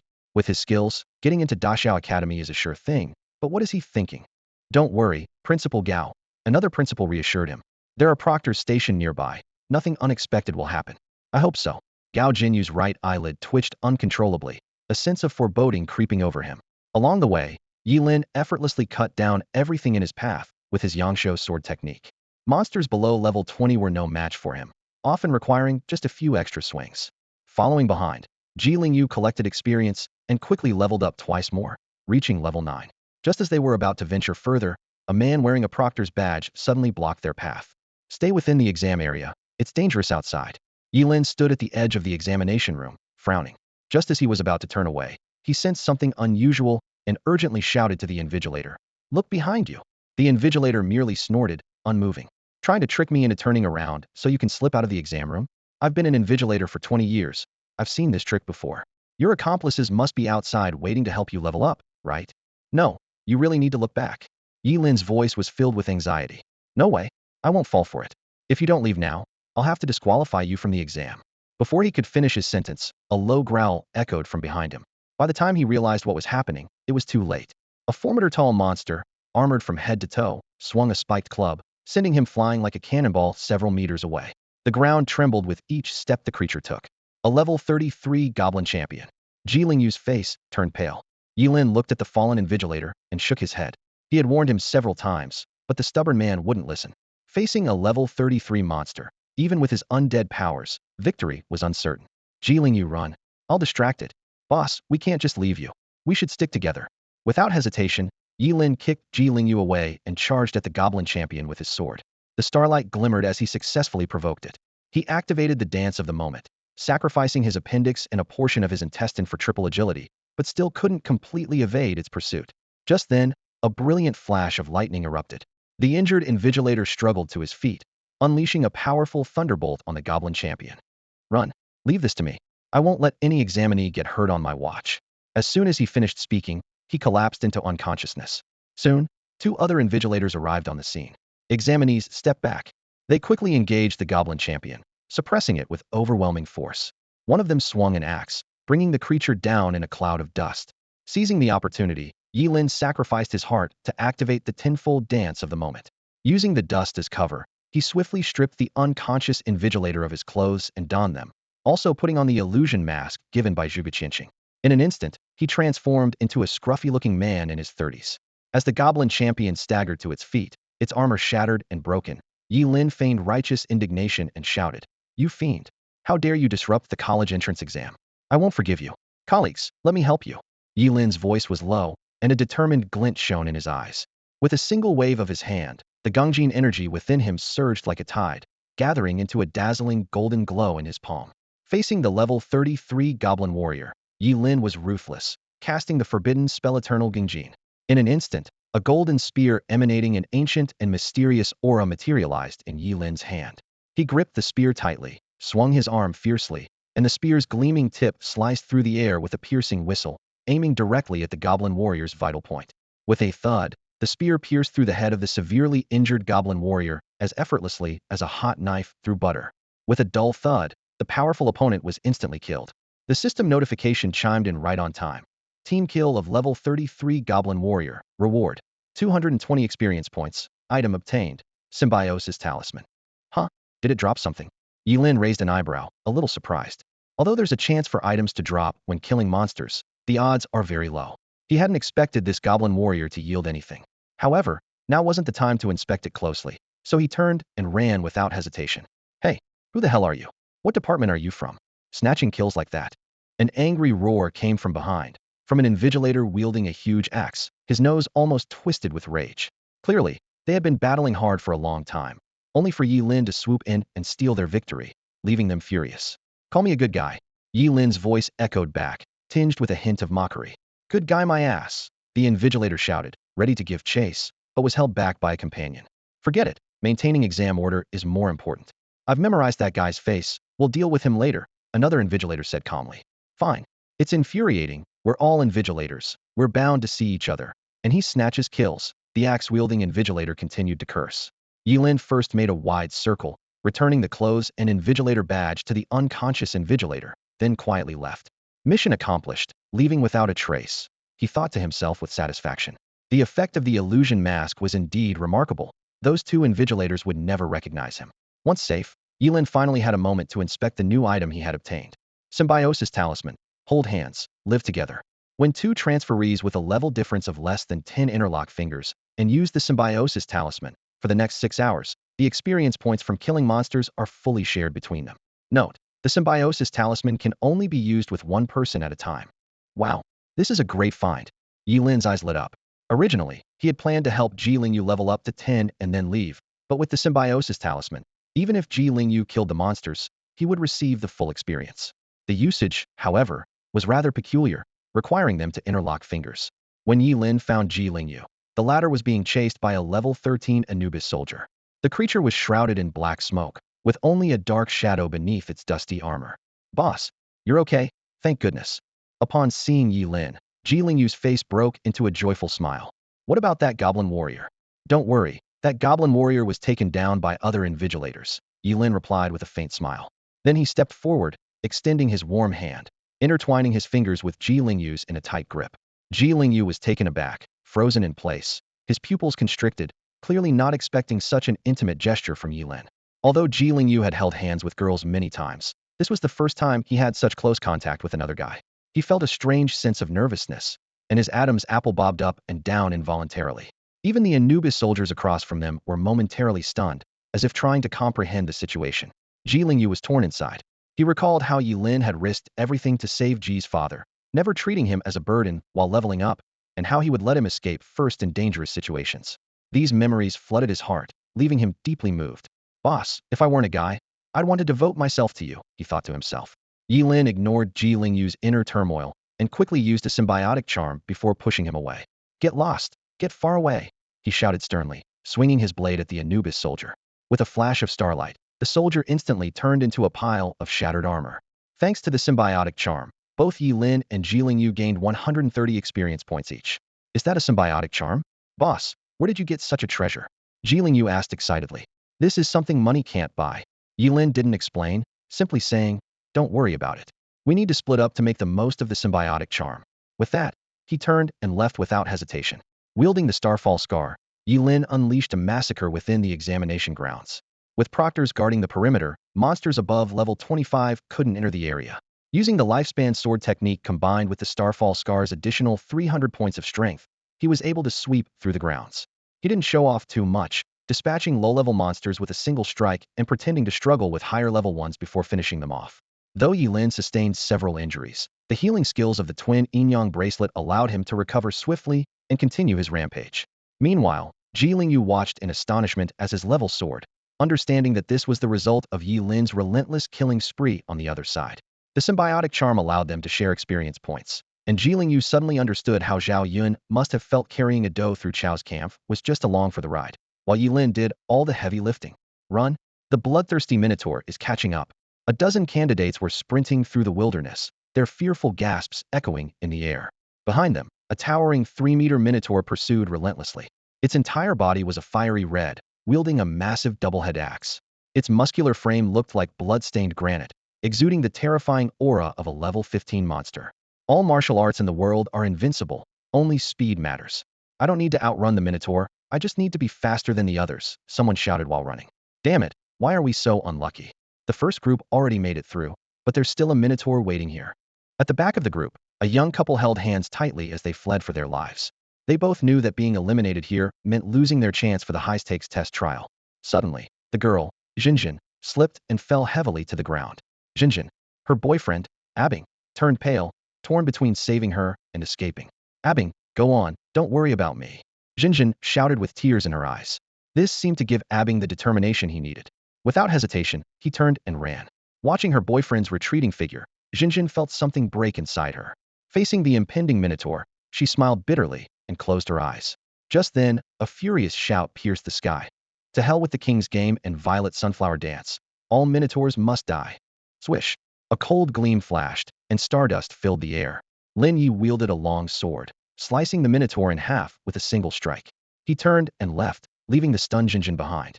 With the danger gone, Abing quickly ran back to embrace Jinjin. Jinjin, I'm so glad you're okay. Now we can attend the same university. Jinjin coldly pushed him away. Sorry, I suddenly don't feel like going to the same university with you. Cherish me. Only then do you deserve me. With that, she decisively turned and walked away. At the same time, similar scenes were unfolding outside the city. Lin Ye's figure appeared in various places, and wherever he went, monsters fell dead. Some sheep-like monsters collapsed, accompanied by eerie whispers. Pour mom's full-flavored pepper salt, hot rapeseed oil, a dash of vinegar, soul juice, pour it on. With the word pour, the monster was decapitated in one swift motion. Many candidates being pursued hadn't even seen who intervened before the monster in front of them was cleaved in two by a streak of starlight. A hurried and peculiar-looking man stopped several examinees, persistently asking them how they were planning to find traces of magical creatures. The examinees exchanged bewildered glances, thinking to themselves that this man must be crazy. They were more interested in avoiding these creatures than actively seeking out such dangerous beings. On the city wall, the principals of various schools and key figures of Qingchang watched the scene in shock. Though they had witnessed countless high exam trials and seen outstanding examinees leveling up at the entrance, it was unprecedented to see someone wielding a sword and hunting magical creatures so aggressively. If only this child weren't a forbidden spellcaster. A principal sighed and shook his head. If not for that, Qingcheng would truly have produced a remarkable figure. Everyone present understood that a career changer capable of sweeping through magical creatures in the wild was destined to become a dominant force. Unfortunately, forbidden spellcasters are doomed not to live past the age of 25. Never mind. Another principal nodded slightly. At least thanks to Ye Lin, the number of examinees successfully entering the trial this year will be much higher than in previous years. Wherever he passes, no magical creature visible to the naked eye is spared. It's like an automated cleaning machine, sweeping the exam area free of creatures. Meanwhile, the examinees who deliberately waited for others to clear the path ahead now wore smug smiles as they looked at the empty outskirts. A young man with a folding fan chuckled, "See, I told you setting off later has its benefits. Those impulsive examinees have already cleared the way for us, making it so much easier now." The examinees behind him all agreed. They had already covered half of the 10-kilometer journey from the city gate to the trial entrance without encountering a single magical creature. On the other side, Ye Lin also paused. It seems there's really not a single magical creature left. It was only 4 in the afternoon, and it felt like he had cleared the entire exam area of creatures, his level now resting at 18. He quietly checked his attribute panel. Name, Ye Lin. Class, Forbidden Spellcaster. Level, 18 2.33. Strength, 180,300. Agility, 270. Spirit, 540,659. Class Talent. Endless Spell unlocks 1 forbidden spell per level for a forbidden spellcaster. Skills, Forbidden Spell, World-Ending Thunderstorm, Dance of the Instant, Burning Reincarnation, Hellfire Inferno, Undying and Eternal, Eternal Frozen Gaze, Necromantic Return, Lifespan Sword Technique, Eternal Metal. The higher the level, the harder it gets to advance. Ye Lin shook his head and sighed. The experience needed from level 1 to 16 is equivalent to what's required from level 16 to 18. It's a long way to level 19. Rather than struggling to find the remaining scattered creatures, I might as well enter the exam hall directly. The portal to the high exam trial hovered in the sky like a giant door of light, emitting a gentle glow. As Ye Lin approached, he could feel the peculiar fluctuations of spatial magic. He stepped through, and the scene before his eyes disintegrated and reassembled, placing him in a grand stone plaza. Around the plaza stood 10 towering stone pillars, each inscribed with ancient and mysterious runes. In the center, a giant steel rose, bearing the words High Exam Trial Grounds in 5 archaic characters, their strokes lively like dragons and snakes. So this is the High Exam Trial Grounds. Ye Lin looked around, feeling a bit overwhelmed by the sea of people. So many people. Standing in the crowded examination trial field, Ye Lin scanned the dense crowd around him, feeling a twinge of regret. If I'd known there would be so many candidates, I should have let the monsters eliminate a few before making my move, he thought to himself, then shook his head. Oh well, this was my choice. Just as he was lost in thought, a loud, "Boss," interrupted him. Ji Lingyu burst over like a whirlwind, wrapping his arms tightly around Ye Lin's waist, babbling excitedly. "Boss, you are truly my boss. You're incredible." Ji Lingyu's excitement was justified as level had skyrocketed to 15. This achievement almost guaranteed his entry into Daxia Academy. Ye Lin, observing his exaggerated reaction, knew it was the symbiotic symbol at work, allowing Ji Lingyu to share in his experience points. All right, let go." Ye Lin tried to free himself. "This is a public place, mind your image." However, Ji Lingyu only hugged him tighter, grabbing onto his leg. "No, you are my true boss. Get off." Ye Lin's forehead creased with annoyance as he noticed the odd looks from those around them. Yet, deep down, he relished the warmth of friendship. Since arriving in this world, he'd lived a reclusive life in the slums to hide the secret of his immortality. Ji Lingyu was the first friend he'd made here, rekindling his long-lost sense of camaraderie. Moments later, Zhuge and I also appeared at the trial field, but her expression was far from pleased. Her level had only risen to 14, falling short of expectations. She had hoped to catch up to Ye Lin's level 16, but strangely encountered no monsters. Damn it, she bit her lip in frustration, then rallied herself. A mere 2-level gap can still be bridged with skill. Determination shone in her eyes. As the last rays of sunlight vanished beyond the horizon, the towering teleportation gate closed, marking the end for candidates who failed to enter the trial field and thus lost their chance to take the exam.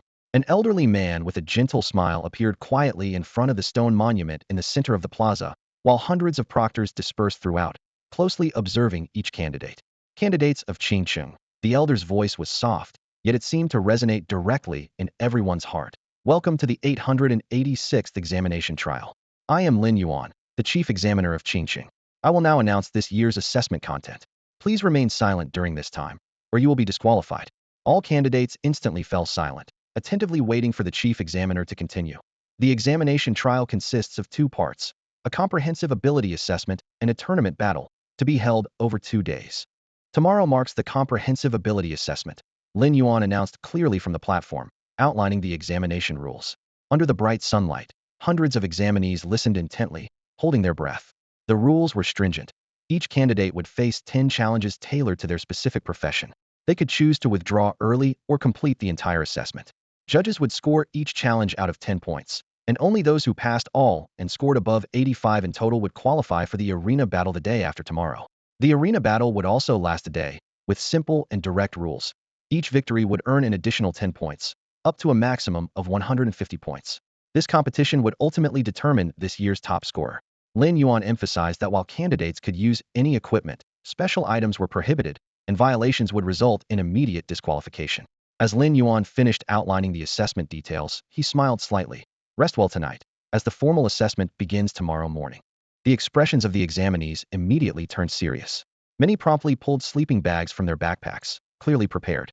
Ye Lin noticed Ye Lin standing empty-handed and asked with concern, "Boss, didn't you bring a sleeping bag?"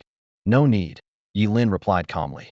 "The conditions in the slums are worse than this. Sleeping on stone slabs is nothing." Ye Lin frowned and offered his branded sleeping bag. "That's not okay. Tomorrow's assessment is crucial. Use mine." "What about you?" Ye Lin was touched by this gesture. Ye Lin waved his hand nonchalantly, then clapped to signal. 2 invigilators carried over a luxurious Simmons bed, leaving Ye Lin speechless. Exams can be like this? They can, but this bed costs 200,000 a night, which is daylight robbery, Ye Lin said, pained. "If I hadn't seen you without a sleeping bag, I wouldn't have splurged." Ye Lin was silent for a moment and eventually convinced Ye Lin to accept the lavish bed with a sense of camaraderie. The next morning, Ye Lin awoke feeling refreshed. As Lin Yuan appeared, the assessment officially began. 10 towering stone pillars opened their portals, and the candidates quickly formed 10 lines, waiting in an orderly fashion.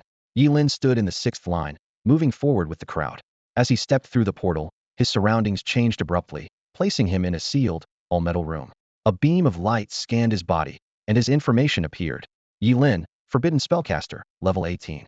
As the candidates entered the stone pillars one by one, Lin Yuan stood on the bluestone square, gazing at the 10 towering columns. As the chief examiner for this year's entrance exam, he looked solemn and focused. Several powerful middle-aged deputy examiners appeared behind him. The most striking among them was a woman in a long blue dress, Su Qingxin, the head of the Supreme Academy. Time seemed to have been particularly kind to her. Her well-maintained appearance was elegant and refined, and her long hair cascaded like a waterfall, gently swaying in the wind. "Chief Examiner Lin, I apologize for being late," Su Qingxin said, bowing slightly as she approached Lin Yuan. Lin Yuan's eyes showed genuine respect. "No need for apologies, Miss Su. You arrived just in time." The other deputy examiners also showed signs of respect upon seeing Su Qingxin. After all, the Supreme Academy's status as the most prestigious institution within the Great Xia region was unassailable, and every student who graduated from there was considered extraordinarily talented. Just as they were about to exchange pleasantries, one of the stone pillars suddenly lit up, and the sculptures on it seemed to come to life. Level 18? Lin Yuan's eyes narrowed. It was known that level 10 was enough to enter a first-class university. Level 12 could secure a spot in a top-tier academy, but level 18 could only be described as extraordinary. Su Qingxin's attention was also drawn to it. A level 18 score met the admission standards of the Supreme Academy, but when she saw Ye Lin's profession, her brow furrowed. A forbidden spellcaster. She sighed. She would be willing to make exceptions for any other A-level profession reaching this level, but not for a forbidden spellcaster. Although this SS-level profession was powerful, it was doomed not to live past the age of 25. Other examiners also expressed their regrets. What a pity. If it weren't for being a forbidden spellcaster, Qingxing would truly have a dragon among men. This profession hasn't been seen for 10 years, and the last forbidden spellcaster died at 23. This kid is likely burning through his life force to level up, probably won't even make it to 23. How should we score the first level assessment? Give full marks. With a level 18 score, anything less wouldn't be fair. After concluding their discussion, a mechanical female voice announced to Ye Lin, who was in the metal room. "Candidate Ye Lin, comprehensive ability assessment. First round, level assessment. Full marks, 10 points." As soon as the announcement ended, the metal wall in front of him slowly opened, revealing a crystal ball. The mechanical voice continued. "Comprehensive ability assessment. Second round, 3-dimensional attribute assessment. Candidate Ye Lin, please place your hand on the test sphere." Ye Lin stepped forward, contemplating whether or not to use his burning reincarnation ability. In the end, he decided against it. He gently placed his hand on the testing platform, and the data immediately appeared. Strength 480, Agility 270, Spirit 1199. Candidate Ye Lin, Comprehensive Ability Assessment, Phase 2, Three-Dimensional Attributes Assessment. Perfect score, 10 points. As soon as the mechanical voice finished, the examiners in the Bluestone Square erupted into discussion. I can understand the other numbers. One examiner couldn't help but say, but what's with the 480 strength? Did this kid get some equipment that boosts attack power? Why does a forbidden spell caster need such high strength? Casting forbidden spells is already taxing on the body. Does he plan on engaging in close combat as well? Although Ye Lin was already at level 18, a perfect score in the second phase was not unexpected, but the 480 strength left the examiners scratching their heads. This figure surpassed many specialized warrior class transferees, and to them, Ye Lin seemed inexplicably peculiar. Just wait and see, Lin Yuan said calmly. The third phase is when things really get interesting. In the metal room where Ye Lin stood, a dummy more sophisticated than those in the transferee guild's practice rooms appeared before him. A mechanical female voice followed. Comprehensive Ability Assessment, Phase 3, Attack Capability Assessment. Candidate Ye Lin, please unleash your most powerful skill to attack the dummy. The score will be displayed based on the attack strength. Most powerful skill? Ye Lin's first thought was the Chaos Divine Thunder, which could only be summoned by sacrificing all his organs. But on second thought, that seemed too outrageous. Although this was an important exam, such extremes weren't necessary. However, considering this was the Supreme Academy's assessment, he needed to achieve a perfect score in every phase. After a brief moment of contemplation, Ye Lin raised his hand and softly chanted, Forbidden Spell, World-Destroying Thunder. With the sacrifice of his tonsils, an ordinary thunderbolt crashed down. To Ye Lin's surprise, the dummy instantly turned to dust, leaving no trace behind. This is too fragile, isn't it? Ye Lin stood there, stunned. This was my weakest forbidden spell, and now that the dummy is destroyed, how will they score me? The examiners in the Bluestone Square were equally dumbfounded. This dummy was supposed to withstand attacks from transferees below level 25, yet it was obliterated by an 18-year-old with a single strike. He used a forbidden spell. It's normal for it to be powerful, Lin Yuan said with a resigned shake of his head. Forget it. Let's not waste any more teaching materials. Just give him a perfect score. This kid is really going all out, using forbidden spells just for an exam. It's like risking your life to draw game items. The other examiners nodded in agreement. Soon, the familiar mechanical voice announced, Candidate Ye Lin, Comprehensive Ability Assessment, Phase 3, Attack Capability Assessment, Perfect Score, 10 points. In the following phases, including casting speed, instant burst capability, and sustained output ability, Ye Lin easily passed with perfect scores, leaving the examiners in awe.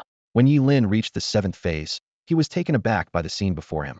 A specially designed cage held a massive creature, its muscles bulging, eyes burning with a maddening killing intent, and claws screeching against the cage walls. Comprehensive Ability Assessment, Phase 7, Escapability Assessment, the mechanical female voice announced. Survive for 3 minutes under pursuit from a level 25 fiery demon wolf without taking damage for a perfect score. As soon as the words were spoken, the cage slowly opened. The starved fiery demon wolf lunged at Ye Lin as if it had seen a rare beauty. Forbidden Spell, World-Destroying Thunder. A silver-white thunder serpent roared out, instantly reducing the level 25 demon wolf to a charred corpse. The countdown timer began its 3-minute descent, but the blazing fire wolf assigned to hunt down Ye Lin had already fallen, reduced to a cold, lifeless corpse. Ye Lin stood expressionless, as if the astonishing blow just moments ago was merely routine for him. As the countdown concluded, a mechanical female voice announced, Candidate Ye Lin, Comprehensive Ability Assessment, 7th Stage, Escapability Test, Perfect Score, 10 points. The examiners watching the assessment fell into silence.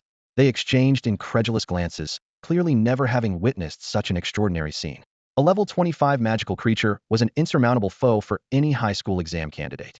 In previous years, candidates struggled to delay for 3 minutes by exhausting all their skills. Yet, this year brought an anomaly. Ye Lin had obliterated the level 25 creature with a single forbidden spell right at the start. For the remaining 2 minutes and 59 seconds, Ye Lin sat quietly, as if a bystander, waiting for the countdown to finish. This spectacle left the examiners both amazed and concerned. I take back what I said earlier. One examiner couldn't help but shake his head and sigh. Using forbidden spells like that, forget living to 23, it would be a medical miracle if this kid makes it past 20. Despite Ye Lin's astonishing performance, the examiners clearly disapproved of his approach. In their view, Ye Lin's actions were tantamount to recklessly depleting his body and future. Ye Lin had already moved on to the 8th stage. One examiner turned to Lin Yuan, whispering, Examiner Lin, should we increase the difficulty for Ye Lin's final 3 stages?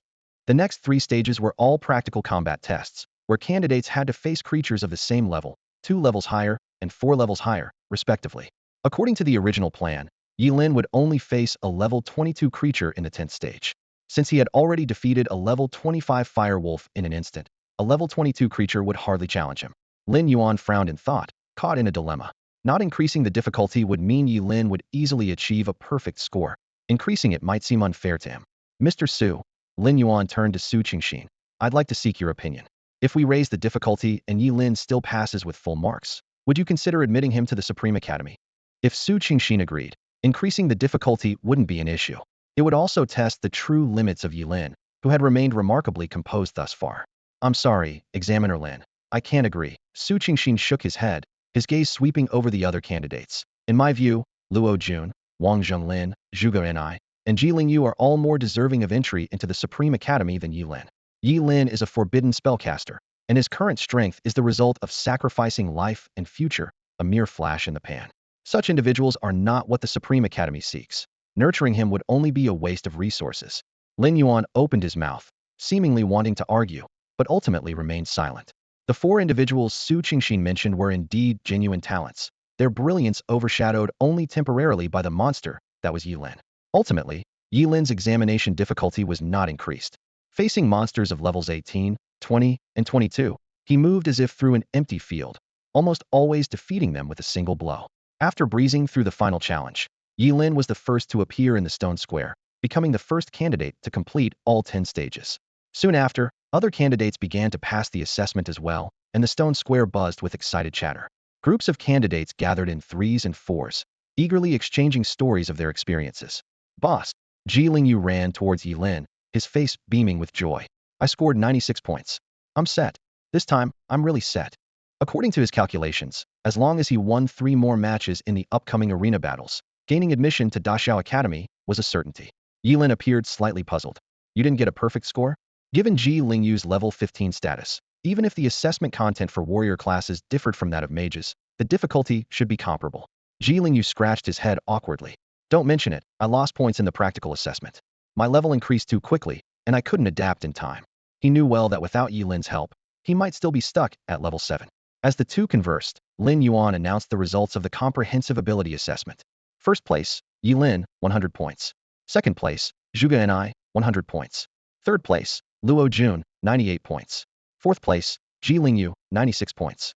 Fifth place, Wang Zhenglin, 95 points. After reading the results, Lin Yuan continued. Candidates scoring below 85 points, please exit in an orderly manner under the guidance of the proctors. Those scoring above 85 may also leave, but it will be considered as forfeiting tomorrow's arena battles. As soon as he finished speaking, Zhuge Ni's eyes widened in shock. Clearly, with the same perfect score, why was she ranked after Ye Lin?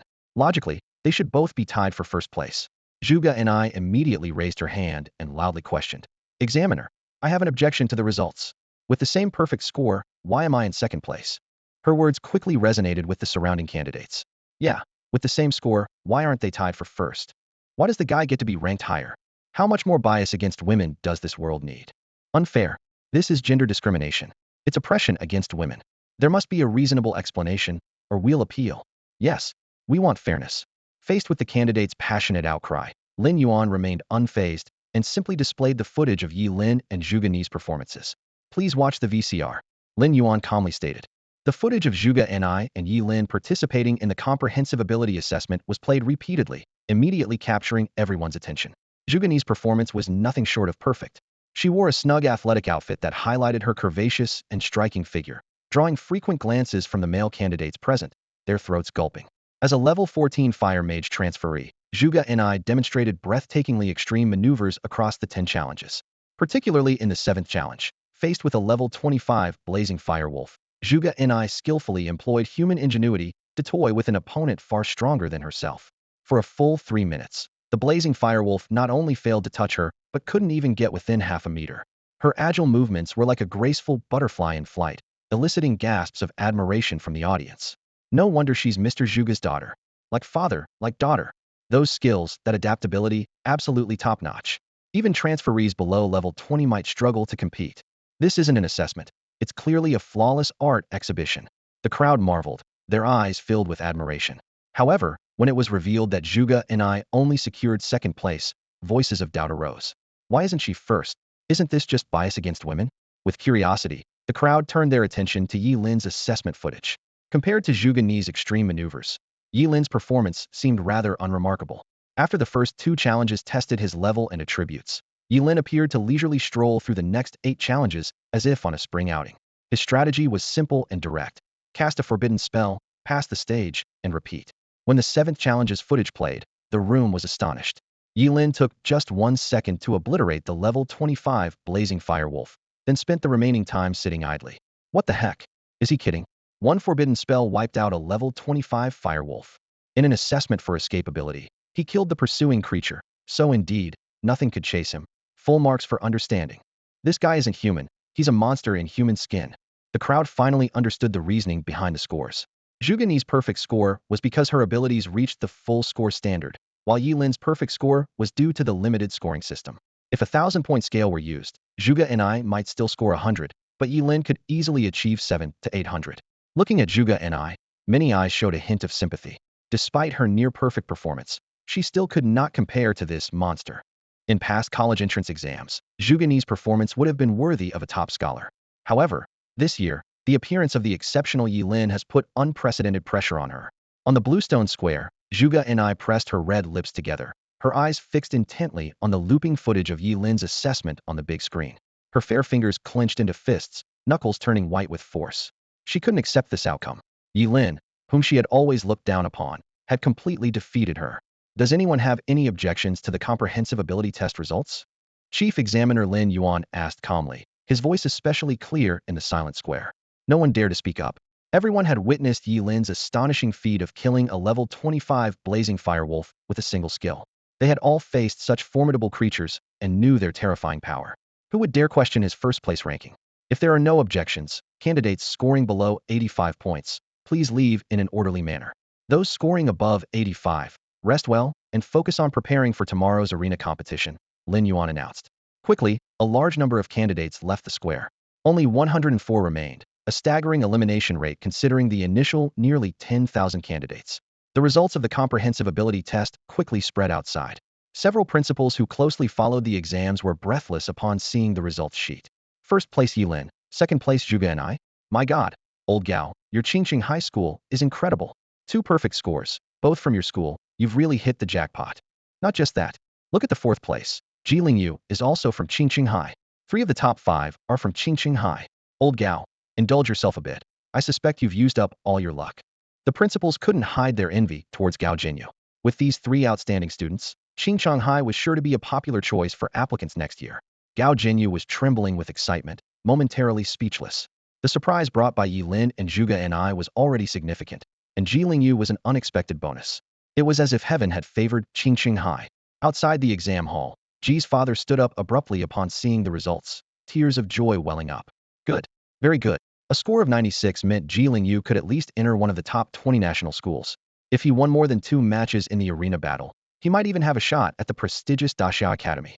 Zhuge Qinqing quietly observed the results, a slight smile on his lips, his expression remaining calm as ever.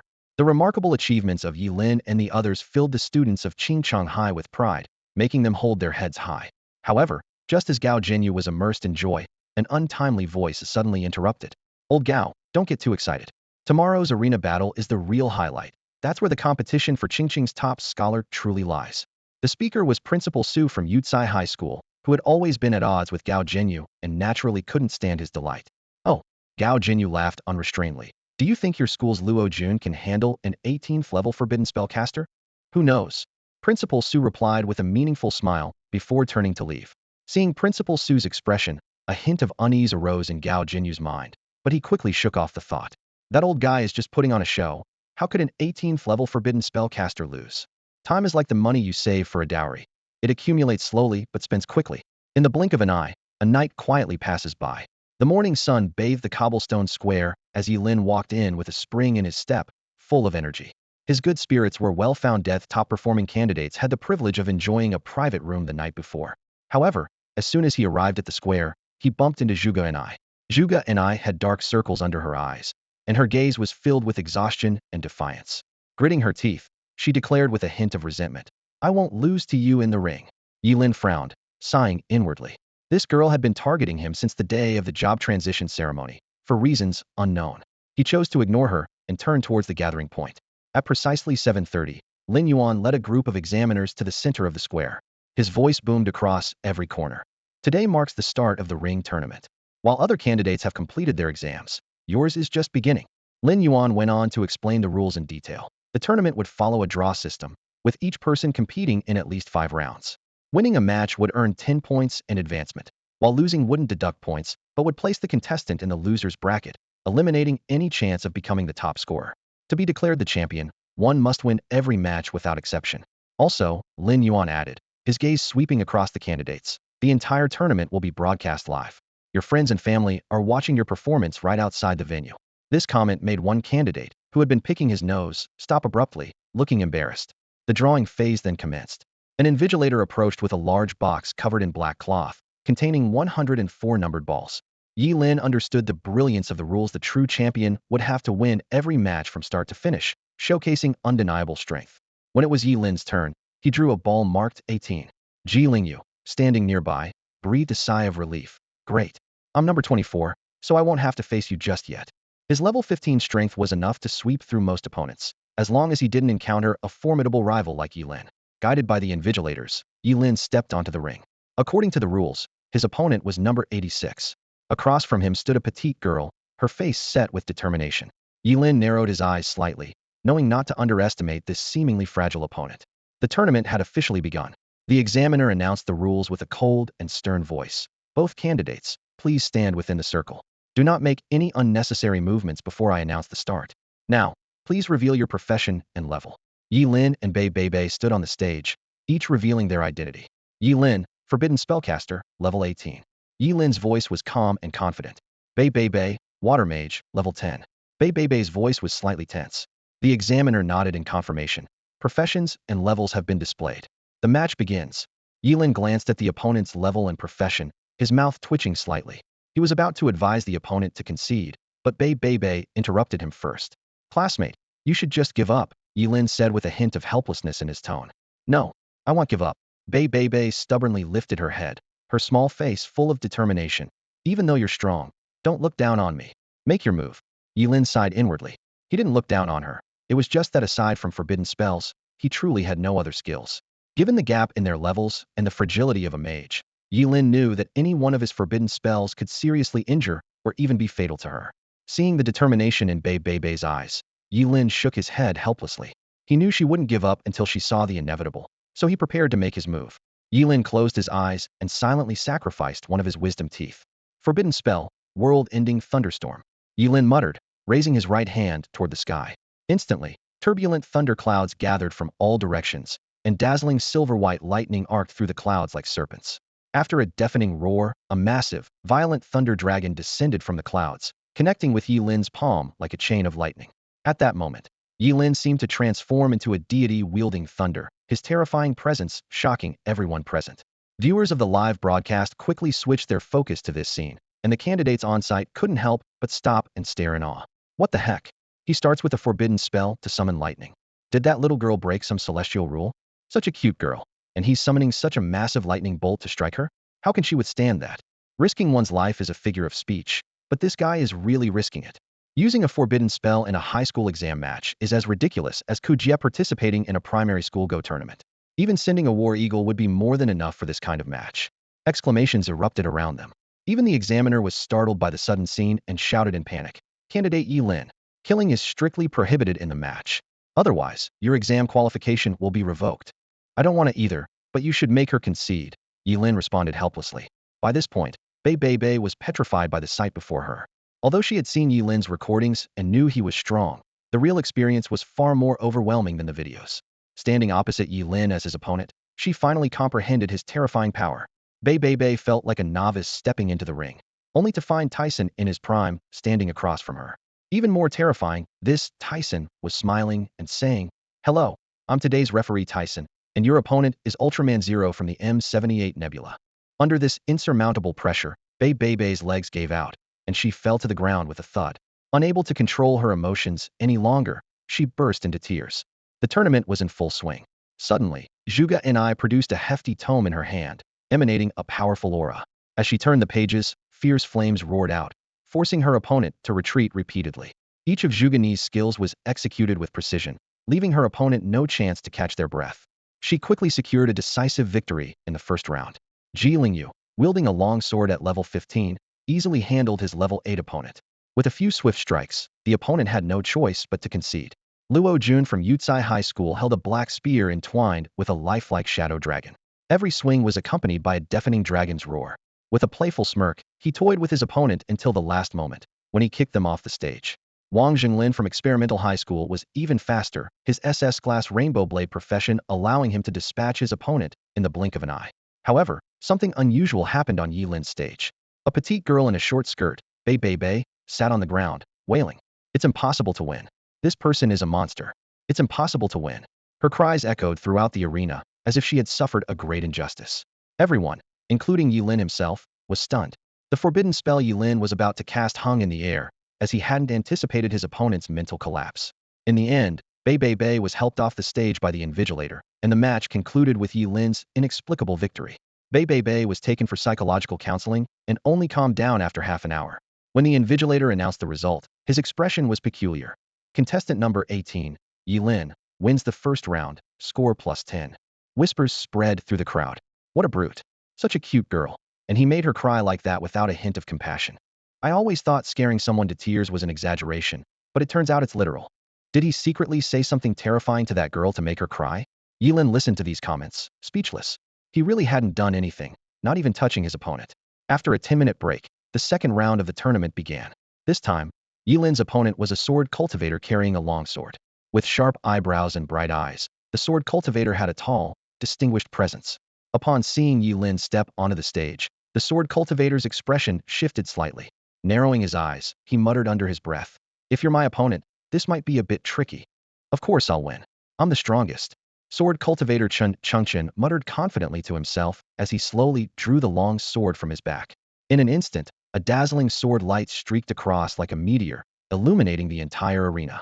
Ye Lin saw this, and his expression turned serious, not daring to relax for a moment. As an experienced forbidden spellcaster, he knew well that the professions of job changers were diverse, with skills each having their unique strengths. An apparent level did not completely represent true combat power. The examiner also sensed the change in atmosphere and announced seriously, "Both candidates, please stand within the circle. Do not make any unnecessary movements until I announce the start. Now, please reveal your profession and level." Ye Lin, Forbidden Spellcaster, level 18. Chengchen, Cloud-Stepping Sword Cultivator, level 11. Ye Lin's eyes focused, thinking to himself, level 11? He definitely has reason to be confident. With professions and levels revealed, the second round begins. The examiner had just announced this when an unexpected scene unfolded. Chengchen turned gracefully, sheathed his sword, and walked off the stage.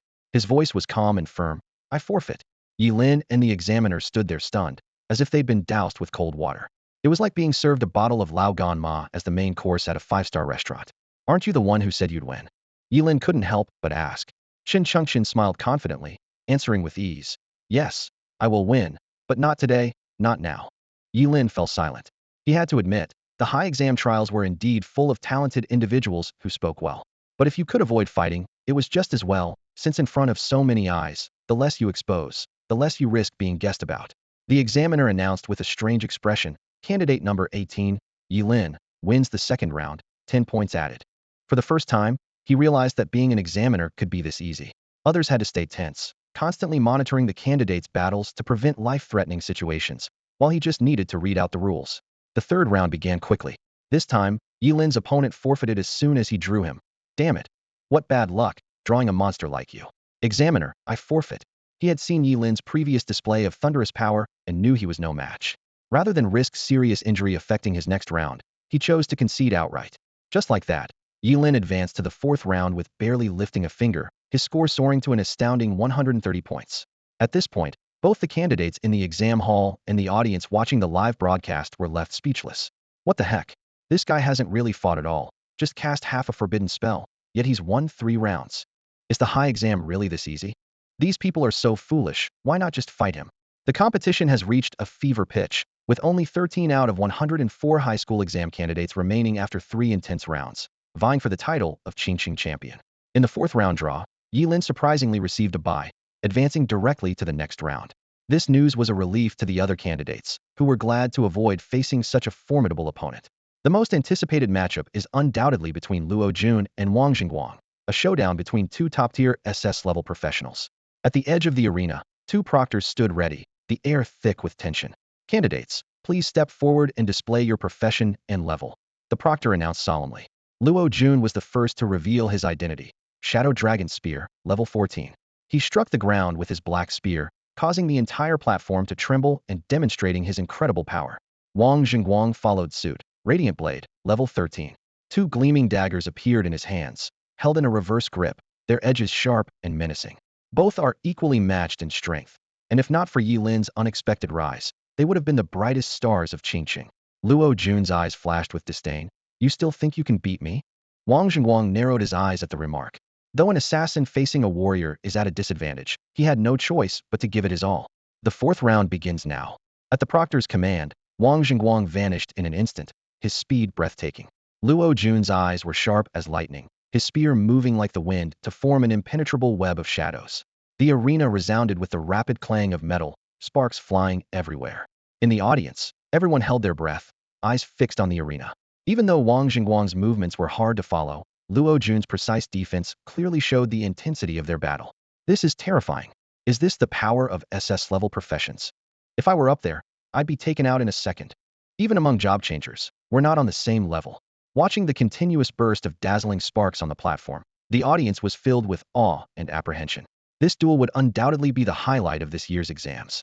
The gap between people can sometimes be greater than the gap between a person and a dog.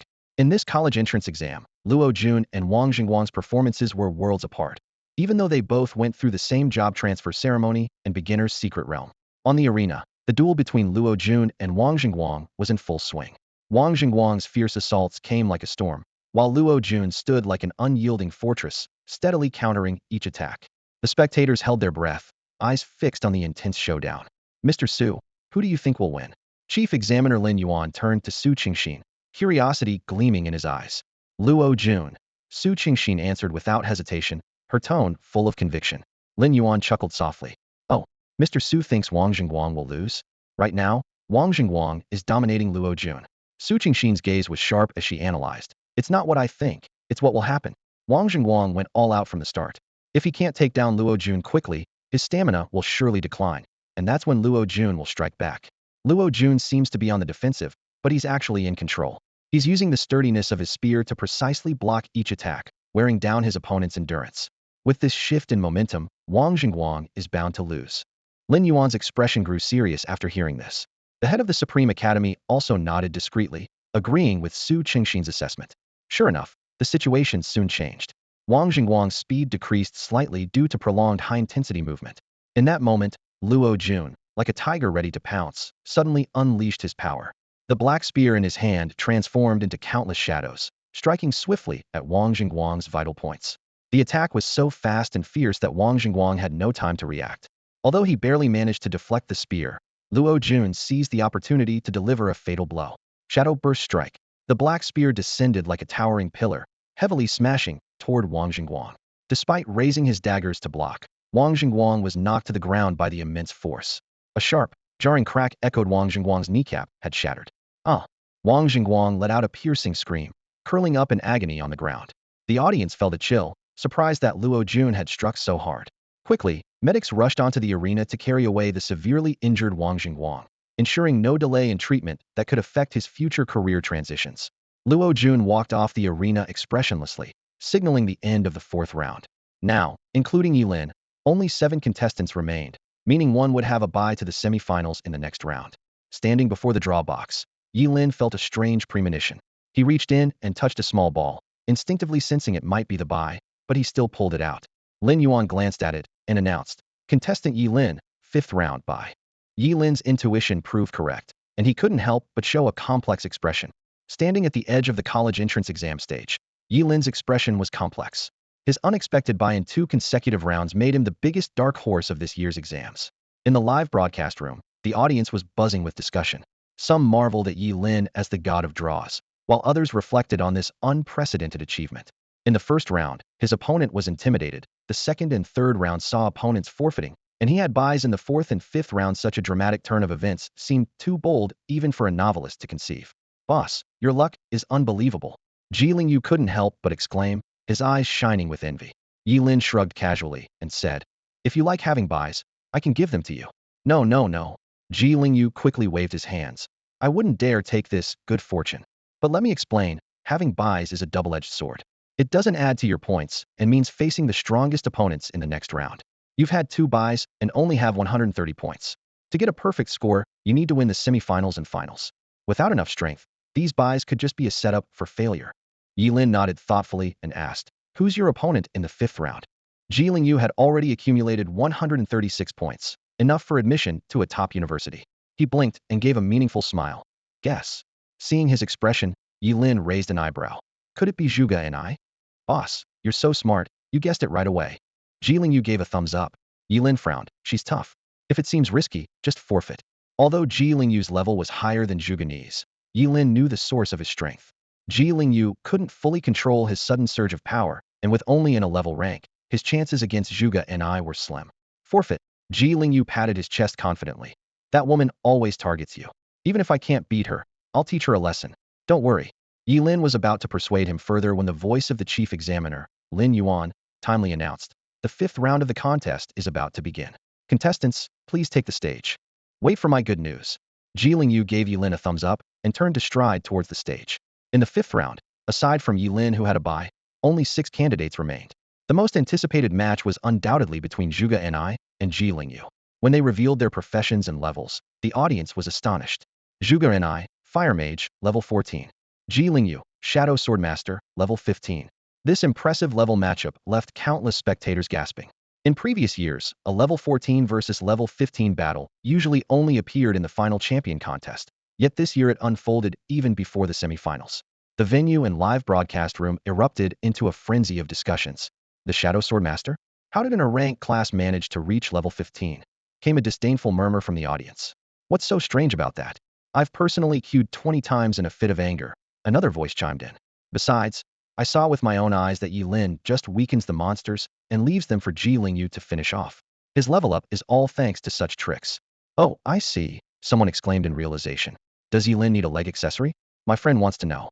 On the stage, Zhuge and I glared coldly at Ye Lin, her exquisite face devoid of any expression.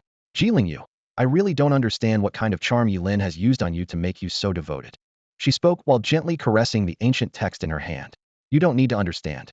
Ye Lin drew his long sword, its blade glinting coldly. Once a boss, always a boss. When you finally see Ye Lin's true nature, you'll regret it deeply.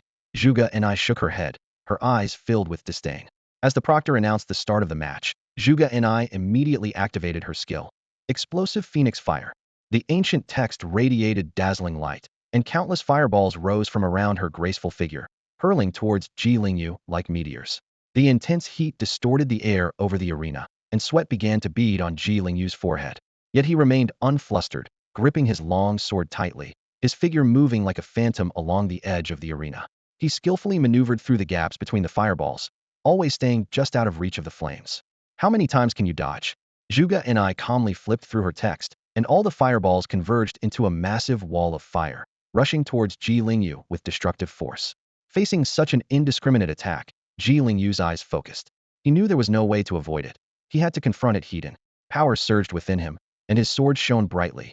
Sword technique, slash. The sword energy collided with the fire wall in midair, producing a deafening roar. The fire wall was torn apart, scattering into countless fiery fragments like a blooming fire lotus. Ye Lin's silhouette flickered amidst the flames, his skin singed, but he paid no heed, charging straight at Zhuge and I. A flicker of surprise crossed Zhuge's eyes, quickly replaced by anger. She thought, if I can't even handle Ye Lin, how can I defeat Ye Lin and prove myself to my father? As Ye Lin closed in, Zhuge and I remained composed. Her ancient text flipped again, and fiery arrows shot skyward. Ye Lin weaved through them like a shadow, leaping and diving to evade. When he couldn't dodge, he sliced the arrows apart with his sword energy. After a few quick movements, Ye Lin finally closed the distance. However, Zhuge and I was not flustered. Instead, she wore a smile that made Ye Lin's heart skip a beat. In the next moment, her text fluttered without wind, her long hair swirling. Scarlet Flame Sea. On the arena, the air suddenly became scorching hot. Ji Lingyu felt an overwhelming wave of heat pressing against him, almost suffocating him. With each breath, his nostrils felt as though they were being scorched, and the heat seared his lungs. Looking up, he saw that flames were fiercely burning around Zhuge and I. The fire was no longer an ordinary red but a deep crimson gold, dancing around her as if it contained the power to destroy everything.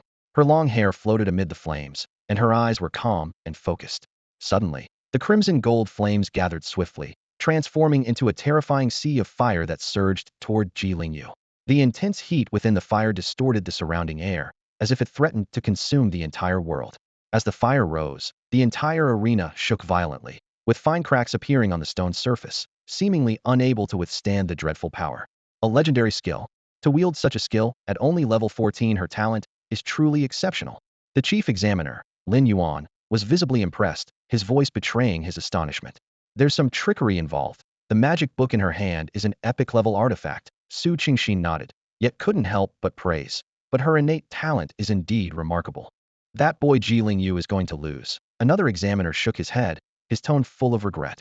On the arena, Ji Lingyu's face turned extremely pale, cold sweat dripping from his forehead, and his lips whitened from tension. It dawned on him that Zhuge and I had intentionally let him get close earlier, just for this moment, to trap him in this deadly sea of flames. Concede. You can't break through my crimson flame sea. Zhuge and I, engulfed in flames, her hair flying in the heat wave, stood like a majestic fire goddess, her eyes gleaming with assured victory. With just a thought, the endless sea of fire could swallow Ji Lingyu whole, reducing him to ashes. Despite having the upper hand, Zhuge and I felt no joy, but rather a tinge of regret. She frowned slightly. This move was originally reserved for dealing with Ye Lin, but she was forced to reveal her trump card against Ji Lingyu. Hey, you haven't won yet. Don't act like you have. A fierce look flashed in Ji Lingyu's eyes as he gritted his teeth, blood trickling from the corner of his mouth. With no way out, he decided to charge forward recklessly. In the next moment, to everyone's surprise, he rushed toward Zhuge and I through the sea of flames, completely disregarding the threat of the fire, his eyes shining with mad determination.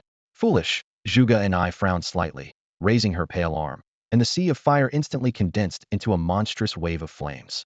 The wave, several meters high, roared and rolled, crashing down toward Ji Lingyu. Under the cover of the crimson flame sea, he had no chance to get close to her. The flame wave, like a world-destroying force, crashed down on Ji Lingyu, its momentum terrifying. At that moment, his figure appeared insignificant within the sea of fire, as if he could be swallowed and turned to ash at any second. Yet, facing such a terrifying attack, Ji Lingyu didn't dodge. With eyes wide open, he directly charged heat into the flame wave. This suicidal move shocked everyone present. Ji's father stood up abruptly, his face pale, his finger trembling as he pointed at the arena. Is that boy out of his mind? Examiner, be ready to save him. Lin Yuan shouted anxiously, his face full of urgency, and then he dashed toward the arena, ready to rescue the reckless young man at the critical moment. As the flames touched his skin, Ji Lingyu felt searing pain coursing through his body, as if countless fiery blades were slicing his flesh. His clothes ignited instantly, turning to ash, revealing skin charred black by the fire, with horrific blisters and cracks oozing blood. Yet he didn't retreat, biting down and pressing forward. As a wealthy young master, death was the thing Ji Lingyu feared most, but at this moment, he put life and death aside. His eyes were fixed only on Zhuge and I. The burning flames reflected in his pupils, illuminating his unwavering determination. A charred figure burst out of the sea of flames, thrusting a sword towards Zhuge and I. Her pupils contracted in disbelief as she watched Ji Lingyu endure the full force of the fiery assault and still launch an attack at her. She quickly reacted, dodging the critical blow, but Ji Lingyu's sword moved like lightning, leaving a bloody gash on her left arm. Heh! Ji Lingyu let out a cold laugh, now resembling a charred figure with only his eyes still bright. Let this be a warning. My boss, apart from my dad, is the person I respect the most. Speak ill of him again, and I won't hold back. With these words, he collapsed, overwhelmed by his injuries. Ye Lin rushed onto the stage without hesitation, immediately using the power of the yin-yang twin bracelets to heal Ji Lingyu. His burns were severe, with some of his flesh even cooked. I didn't mean to. I didn't know he'd go to such lengths, Zhuge and I stammered, inexplicably trying to explain herself as she looked at Ye Lin's grim expression. I know, it's not your fault, Ye Lin replied coldly. His attitude ignited a flame of anger within Zhuge and I. Who are you pretending to be? If you hadn't deceived Ji Lingyu, he wouldn't be like this now. In the end, isn't it your fault? Ye Lin glanced at Zhuge and I, then looked away, not bothering to argue further. In his mind, this woman was already labeled as not too bright. If she weren't the daughter of his teacher, Zhuge Qianxing, he would have already cast a curse her way. After the medical team carried Ji Lingyu away, Ye Lin left the stage without a backward glance. Zhuge and I watched his retreating figure, biting her lip, her eyes filled with complex emotions. She recalled Ji Lingyu's words. The man she deemed cowardly and deceitful was someone Ji Lingyu would go to such lengths for. Zhuge and I couldn't understand. Why would Ji Lingyu go to such lengths for someone like Ye Lin, whom she saw as cowardly and deceitful? Her father believed in him, and Ji Lingyu believed in him, so why did no one believe in her? An inexplicable emotion surged within her. Was it envy or jealousy? She couldn't tell. At this moment, Zhuge Ni's desire to defeat Ye Lin reached its peak. She couldn't tolerate Ye Lin's facade of calm and composure when, in her eyes, he was nothing but a coward and a fraud. Only a fair and square victory could dispel the knot in her heart. More importantly, there was her wager with her father. She had to drive Ye Lin out from under her father's tutelage. To her, someone like him didn't deserve to be her father's disciple. Zhuge Ni's face was cold, silently vowing, Ye Lin, I will expose your true face. The 6th round of the tournament has reached a fever pitch, with only 4 contestants remaining. Ye Lin, Luo Jun, Zhuge Ni, and Lin Linglin. The other participants have already completed 5 rounds, and this year's top scorer from Qingcheng High School will emerge from these 4. The drawing results were unexpected. Although Zhuge Ni was eager to face Ye Lin, she was matched against Lin Linglin. Meanwhile, the highly anticipated matchup between Ye Lin and Luo Jun was set, causing a stir among the audience. Just how strong is Ye Lin? This question lingered in everyone's mind. Although his abilities were known to be impressive, no one had seen him truly in action. In contrast, Luo Jun had just demonstrated his formidable strength by defeating Wang Zhenglin, an opponent of the same SSS level, without sustaining any injuries. This led many spectators to favor Luo Jun. Several principals from Qingcheng High School sat together, looking serious.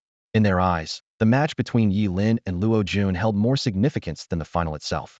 As for the match between Zhuge Ni and Lin Linglin, unless the latter pulled off a miracle, the outcome seemed predetermined. If Ye Lin won, Qingcheng High School would have a new top scorer. However, if Luo Jun emerged victorious, Yukai High School would continue their 3-year streak of producing the top scorer.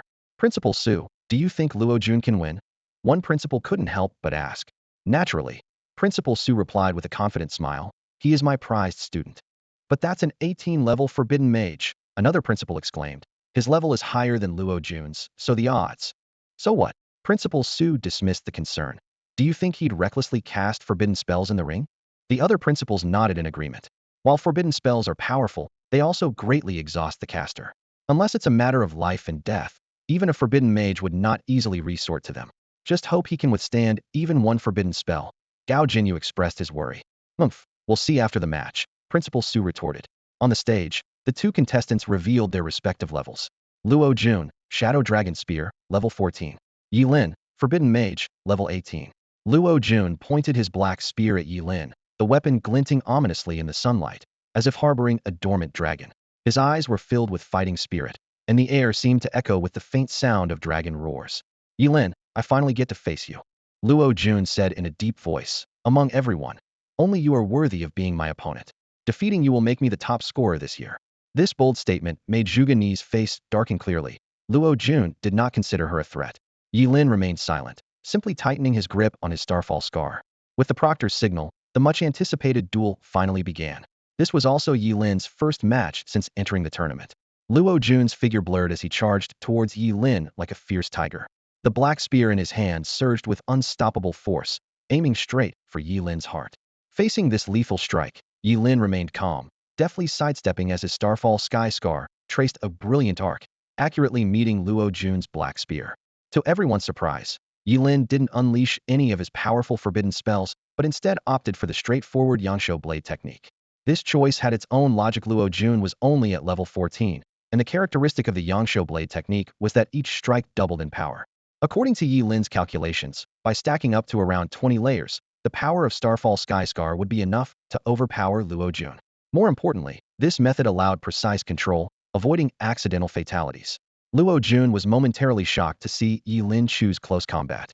Known as a forbidden spellcaster famous for his world-destroying thunder, Ye Lin's choice completely disrupted Luo Jun's strategy. As the battle progressed, Luo Jun grew increasingly alarmed. Each seemingly simple strike from Ye Lin carried overwhelming force, and this force only continued to rise. On the arena, Starfall Sky Scar and the Black Spear clashed repeatedly. The sharp sound of metal clashing was clear and pleasing, sparks flying everywhere. The tide of the battle gradually became clear, The black spear, initially dominant, was pushed back under Ye Lin's relentless strikes. Luo Jun was already feeling overwhelmed, cold sweat beading on his forehead. The audience watched the duel in stunned silence. This was not a battle between a spellcaster and a warrior. It was clearly a melee between two warriors. Several principals from Qingsheng High School had already noticed the subtlety, whispering about the characteristics of the Yangshou blade technique, trading lifespan for the accumulation of power. Principal Su's expression was as dark as iron. He hadn't expected Ye Lin to fight so desperately. Beside him, Gao Jinyu was grinning widely, which only fueled Principal Su's anger. By the time the Yangshou blade technique reached the 15th layer, Luo Jun was in a precarious position, his hands bleeding from the strain. At this critical moment, he finally took a risk, unleashing the shadow destructive strike. The black spear transformed into a massive column, sweeping across and forcing Ye Lin to block horizontally, pushing him back several steps. Seeing his attack succeed, a fierce glint appeared in Luo Jun's eyes. He gathered all his strength to cast his forbidden spell Dark Dragon's Fall. Instantly, the entire arena trembled, the air filled with a chilling aura. Amidst blinding light and deafening explosions, the black spear pierced through Ye Lin's heart. Ye Lin looked down at the expanding bloody hole in his chest, while Luo Jun, with the arrogance of a victor, looked down at him, eyes filled with pride and scorn. In that instant, Qingqing fell into a deathly silence. It was as if time had been paused. Everyone held their breath, their eyes fixed on the arena. Luo Jun's forbidden spell struck like a black lightning bolt, piercing through Ye Lin's chest in a heartbeat. Blood splattered as Ye Lin staggered back, disbelief etched across his face. The audience erupted in gasps. Did Luo Jun win? A forbidden spellcaster isn't supposed to be invincible. How dare he use a forbidden spell? The murmurs of shock rippled through the crowd. Gao Jinyu was furious, his eyes blazing as he stormed towards Principal Su. Su, you old dog. You actually taught your student a forbidden spell? He roared, ready to fight him on the spot. Other principals frowned, clearly disdainful of such unscrupulous tactics. Principal Su, however, wore a smug expression, dismissively responding, "The rules don't say you can't teach forbidden spells. A loss is a loss. What? Can't handle it. Shameless." Gao Jinyu cursed, and the other principals looked displeased. They all understood the immense strain forbidden spells placed on the body, especially for someone like Luo Jun, an SS-level talent with a promising future. Zhuge and I stood in the audience, her emotions complex as she watched the arena. She hadn't expected Ye Lin to lose, but the power of Luo Jun's attack was indeed astonishing. She sighed softly, murmuring to herself, "If only you had listened, perhaps you wouldn't have ended up like this." On the platform, Luo Jun was panting heavily, his face ashen. Yet, he didn't forget to taunt. "So what if you're level 18? You still lost to me." However, Ye Lin slowly raised his head, his gaze unsettlingly calm. "Who said I lost?" Luo Jun scoffed. "Your heart's been pierced, and you're still talking tough?" Ye Lin spread his arms, and a mysterious force suddenly surged around him, freezing the air. "It seems the world has forgotten the terror of a forbidden spellcaster," he said in a deep, unwavering voice. "No one can kill a forbidden spellcaster. They only die by their own forbidden spell. Forbidden spell, immortal and indestructible." As Ye Lin invoked the forbidden spell, a suffocating energy burst from him. Despite the blood still flowing from his chest, he acted as if nothing was wrong, hefting the Starfall Sky Scar and swinging it at Luo Jun once more. At that moment, everyone realized that the true battle had only just begun. Luo Jun's face changed dramatically as he stared at Ye Lin in disbelief. How could someone who had been pierced through the heart unleash such terrifying power? Was this guy really human? At that moment, the twin yin-yang bracelet on Ye Lin's wrist suddenly emitted a dazzling light. A surge of powerful energy flowed into his body, and the wound caused by the dark dragon's fall began to heal at an incredible speed, disappearing without a trace in the blink of an eye. This astonishing scene left everyone present in an uproar. They had never seen anyone survive a pierced heart, let alone have the wound heal instantly. Was this guy immortal? Only a few people noticed the underlying secret. Among them were Lin Yuan and several other examiners. They exchanged a meaningful glance. Immortality? This long-lost forbidden spell had resurfaced at this moment. The profession of a forbidden spellcaster was truly terrifying, naturally able to master forbidden spells. By sacrificing their own lifespan, they gained the ability to be immune to fatal damage, undoubtedly the most powerful and practical forbidden spell. Ye Lin's response was impeccable, first using immortality to withstand a fatal blow, then relying on equipment to heal the wound. His calmness and cleverness suggested that if he weren't a forbidden spellcaster, he would definitely have a bright future ahead. Some examiners couldn't help but shake their heads in regret, their eyes filled with pity. Unfortunately, forbidden spellcasters were doomed to have short lifespans. This was an unavoidable fate. Every swing of the Starfall Sky Scar carried astonishing power. Luo Jun was forced to retreat step by step. He thought piercing Ye Lin's heart had secured his victory, but now it was clear that was just wishful thinking. Seeing his imminent defeat, a fierce glint flashed in Luo Jun's eyes. Since he had used it once, why not use it again? Forbidden spell, Dark Dragon's Fall. Luo Jun once again cast the forbidden spell, this time aiming directly at Ye Lin's head. Faced with the incoming black spear, Ye Lin frowned slightly. He didn't want to use immortality again in public to avoid suspicion. So, he resolutely raised his hand. Forbidden spell, World-destroying thunder. Since the opponent was so keen on forbidden spells, then a forbidden spell showdown it would be. Ye Lin pressed his palm forward, and the sky instantly filled with dark clouds. Countless bolts of lightning flashed wildly in the clouds, as if ready to engulf the entire arena. Boom! With Ye Lin's motion, a thick bolt of lightning struck down from the clouds, heading straight for Luo Jun. Impossible! Luo Jun screamed in terror. How could Ye Lin's forbidden spell be so much more powerful? He desperately tried to dodge, but the lightning was too fast, leaving him no time to react. The lightning struck Luo Jun heavily, sending him flying to the edge of the arena. His body was charred. Arcs of electricity occasionally flickered across him, and if he weren't still twitching on the ground, everyone would have thought he had turned into a corpse. Seeing Luo Jun's miserable state, the entire arena fell into a dead silence. No one expected Luo Jun, who had the upper hand just a moment ago, to be turned into a charred mess by Ye Lin's lightning the next. This dramatic reversal left everyone unsure of how to respond. Ye Lin stood calmly on the arena, then suddenly seemed to remember something, coughing up a mouthful of blood and collapsing to the ground, his face turning as pale as paper. If you're going to act, do it thoroughly.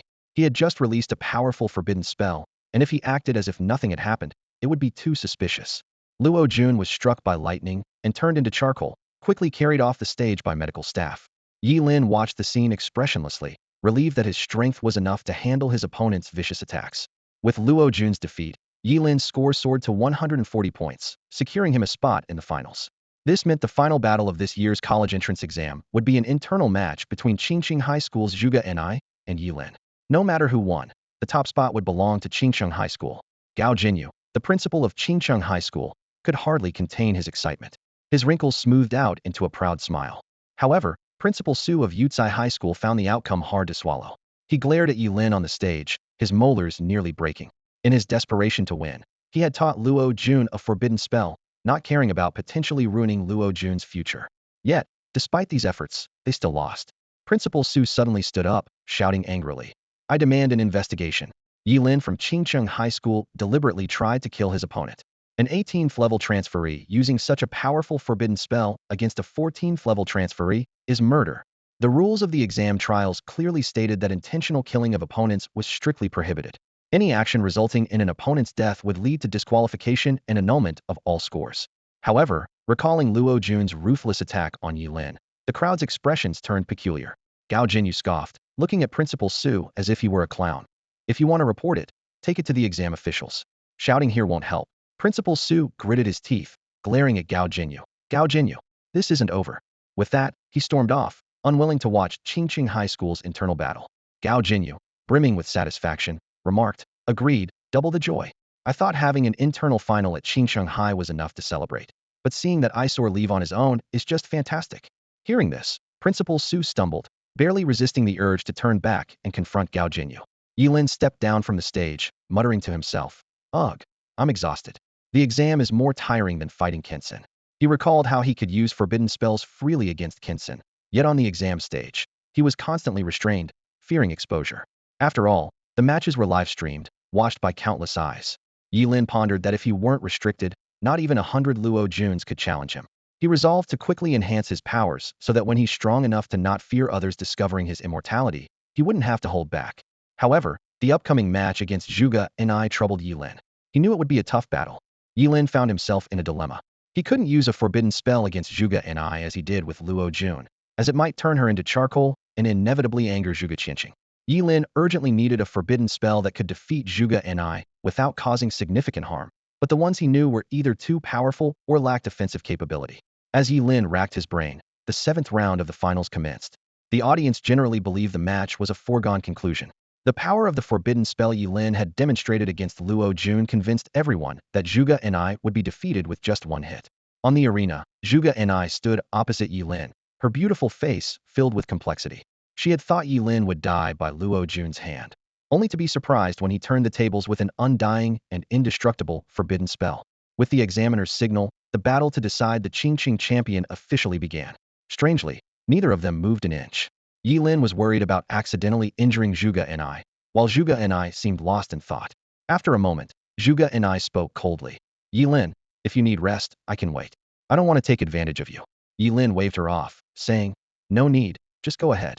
His face was full of distress as he went through all the forbidden spells he knew, yet found none suitable. Fine. Then don't blame me for being impolite. Zhuge Ni's eyes flashed with determination. I have a reason I must win. She opened her tome and cast a skill. Explosive Phoenix Fire. Immediately, flames erupted on the platform, transforming into terrifyingly hot fireballs that roared towards Ye Lin. Forbidden spell, Dance of the Moment. Faced with the incoming fireballs, Ye Lin sacrificed a kidney to gain a 5-fold agility boost. He decided to prolong the fight until Zhuge Ni's mana was depleted. To enter the Supreme Academy, he needed a perfect score, so he couldn't lose this match. Ye Lin's figure flitted through the sea of fire like a nimble ghost. His speed was so extreme that he constantly changed positions, causing the fireballs to barely graze past him without making contact. The audience was amazed by the sight. A forbidden spellcaster with such high agility was unbelievable.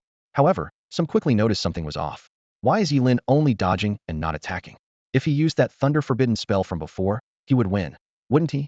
Maybe the Thunder spell uses too much energy, and he can't use it again so soon? If you ask me, Ye Lin probably finds Zhuge and I attractive and doesn't want to hurt her. You're all behind the times. I heard a rumor that Ye Lin has already become Zhuge's disciple, and he's trying to let Zhuge and I win on purpose. The audience buzzed with speculation and theories. Meanwhile, on the platform, Ye Lin continued to deftly dodge in the sea of flames, searching for an opportunity to secure victory.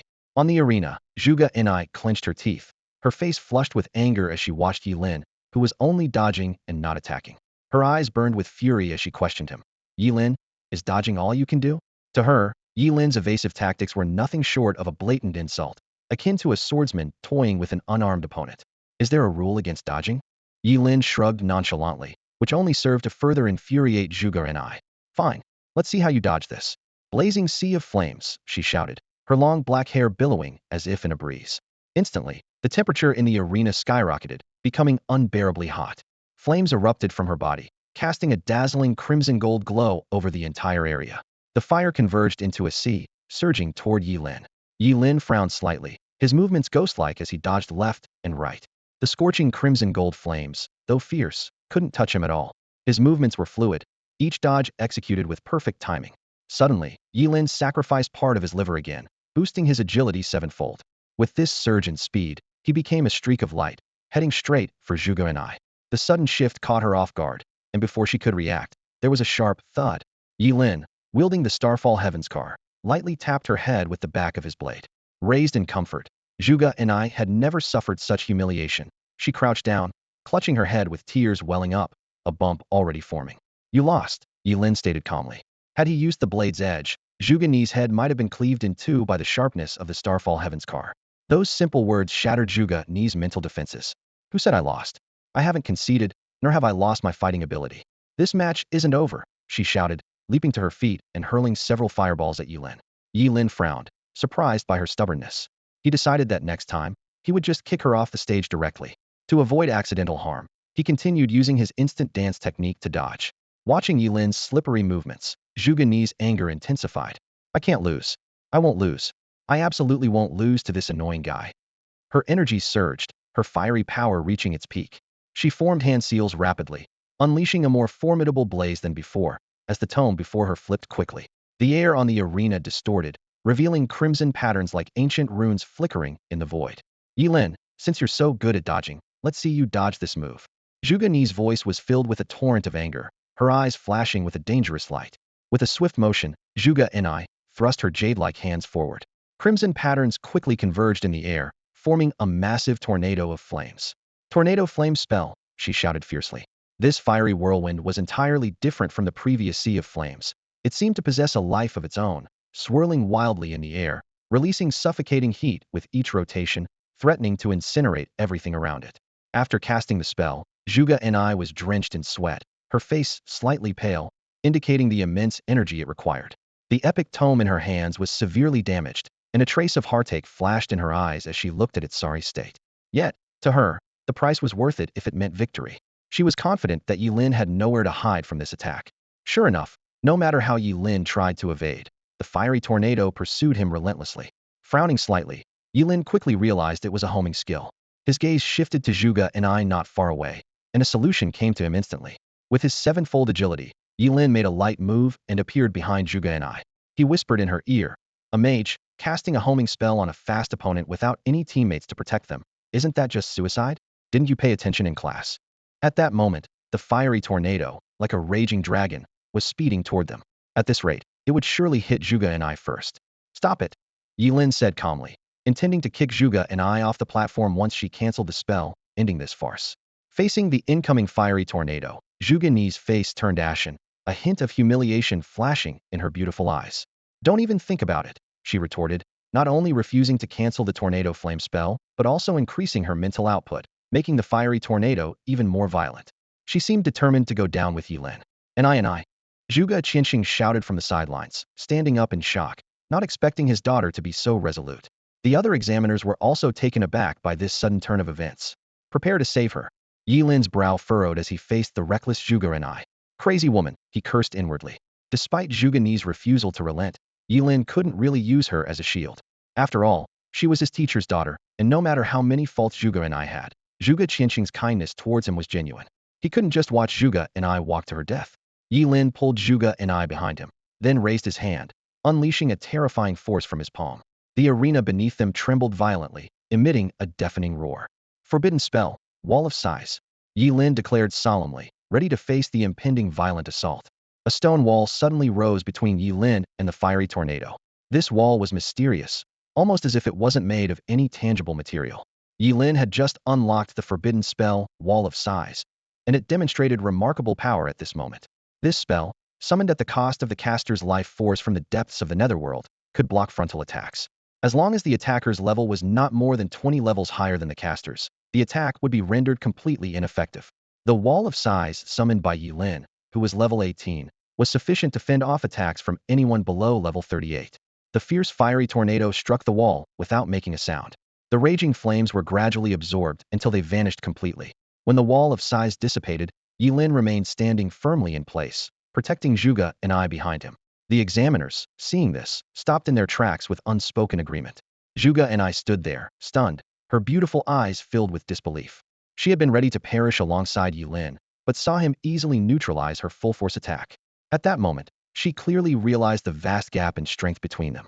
"Hey, don't just stand there, turn around," Ye Lin said gently, ruffling Zhuge Ni's hair with a friendly smile.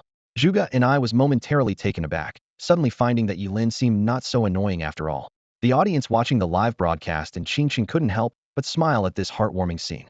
They realized that Ye Lin didn't intend to give up the top spot. He just didn't want to hurt Zhuge and I, and had been dodging all along.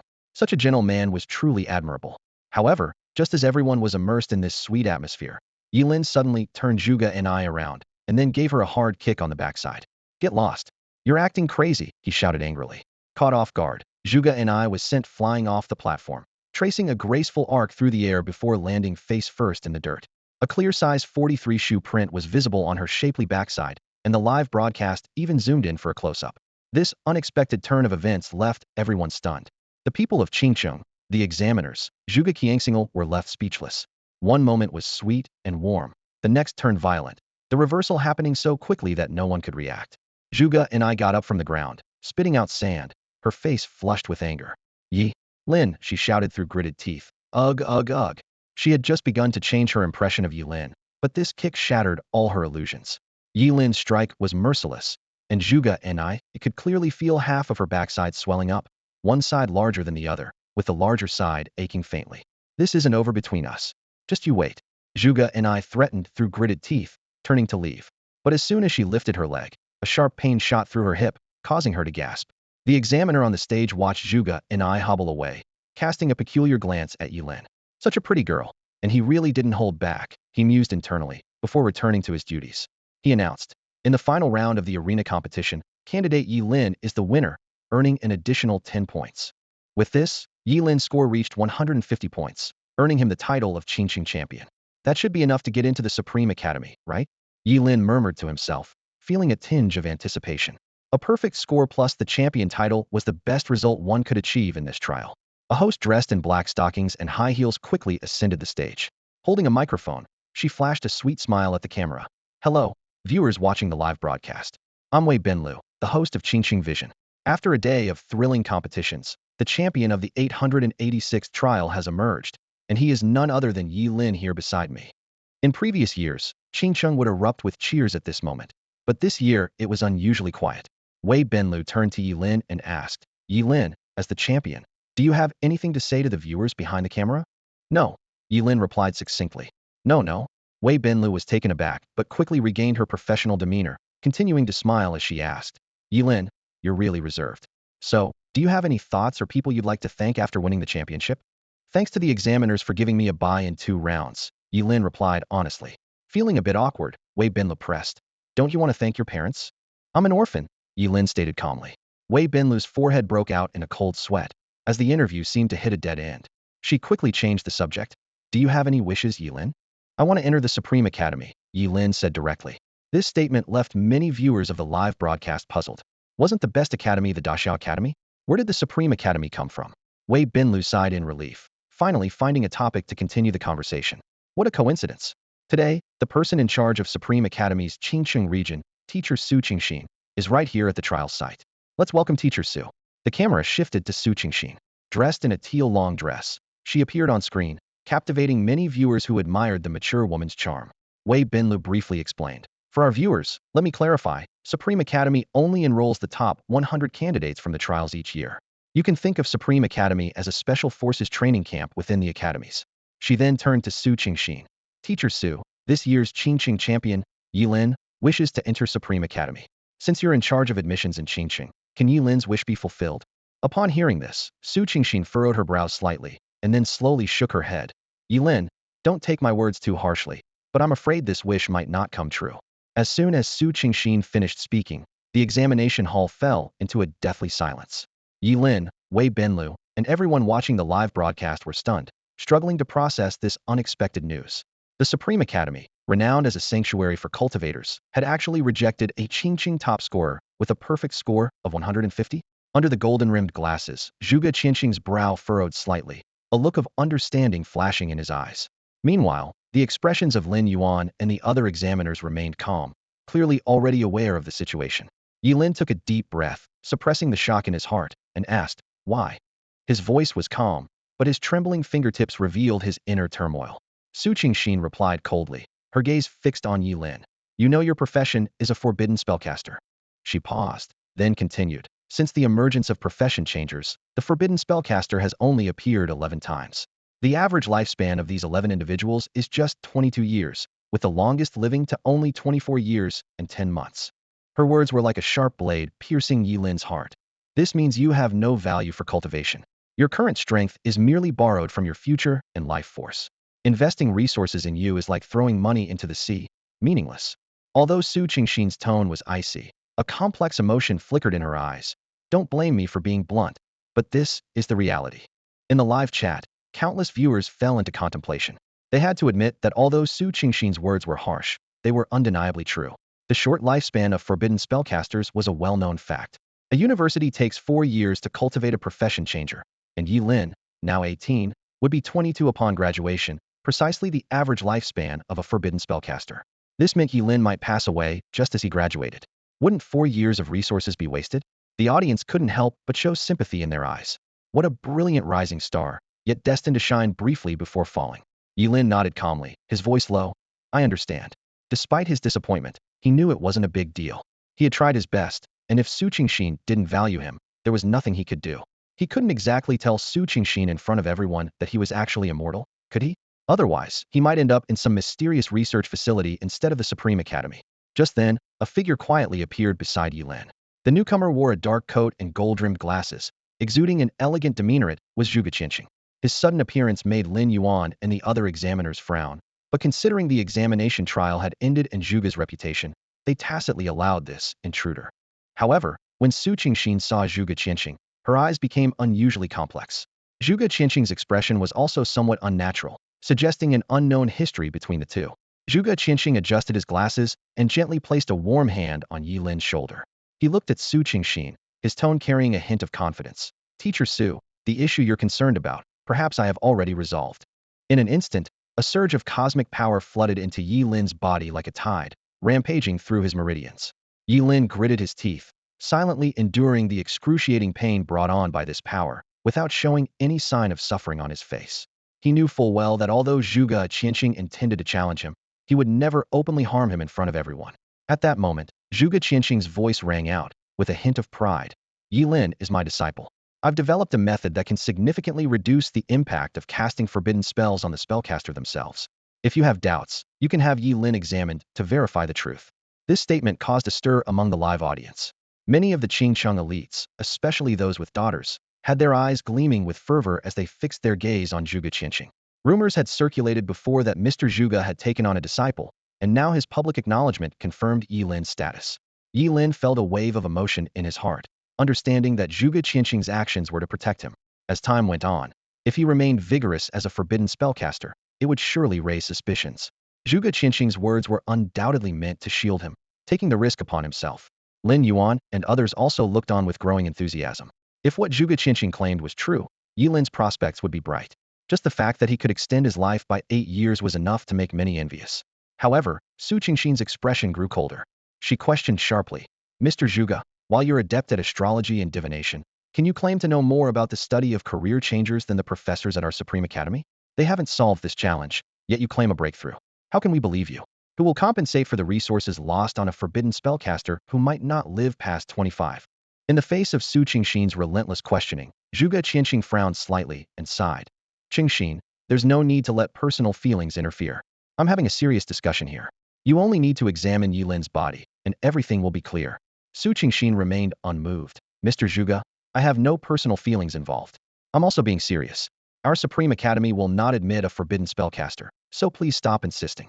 At this point, the crowd's eyes gleamed with gossip, clearly sensing something unusual between Zhuge Qianqing and Su Qingxin. Seeing this, Ye Lin spoke up. Forget it, teacher. It doesn't matter if I don't go to Supreme Academy.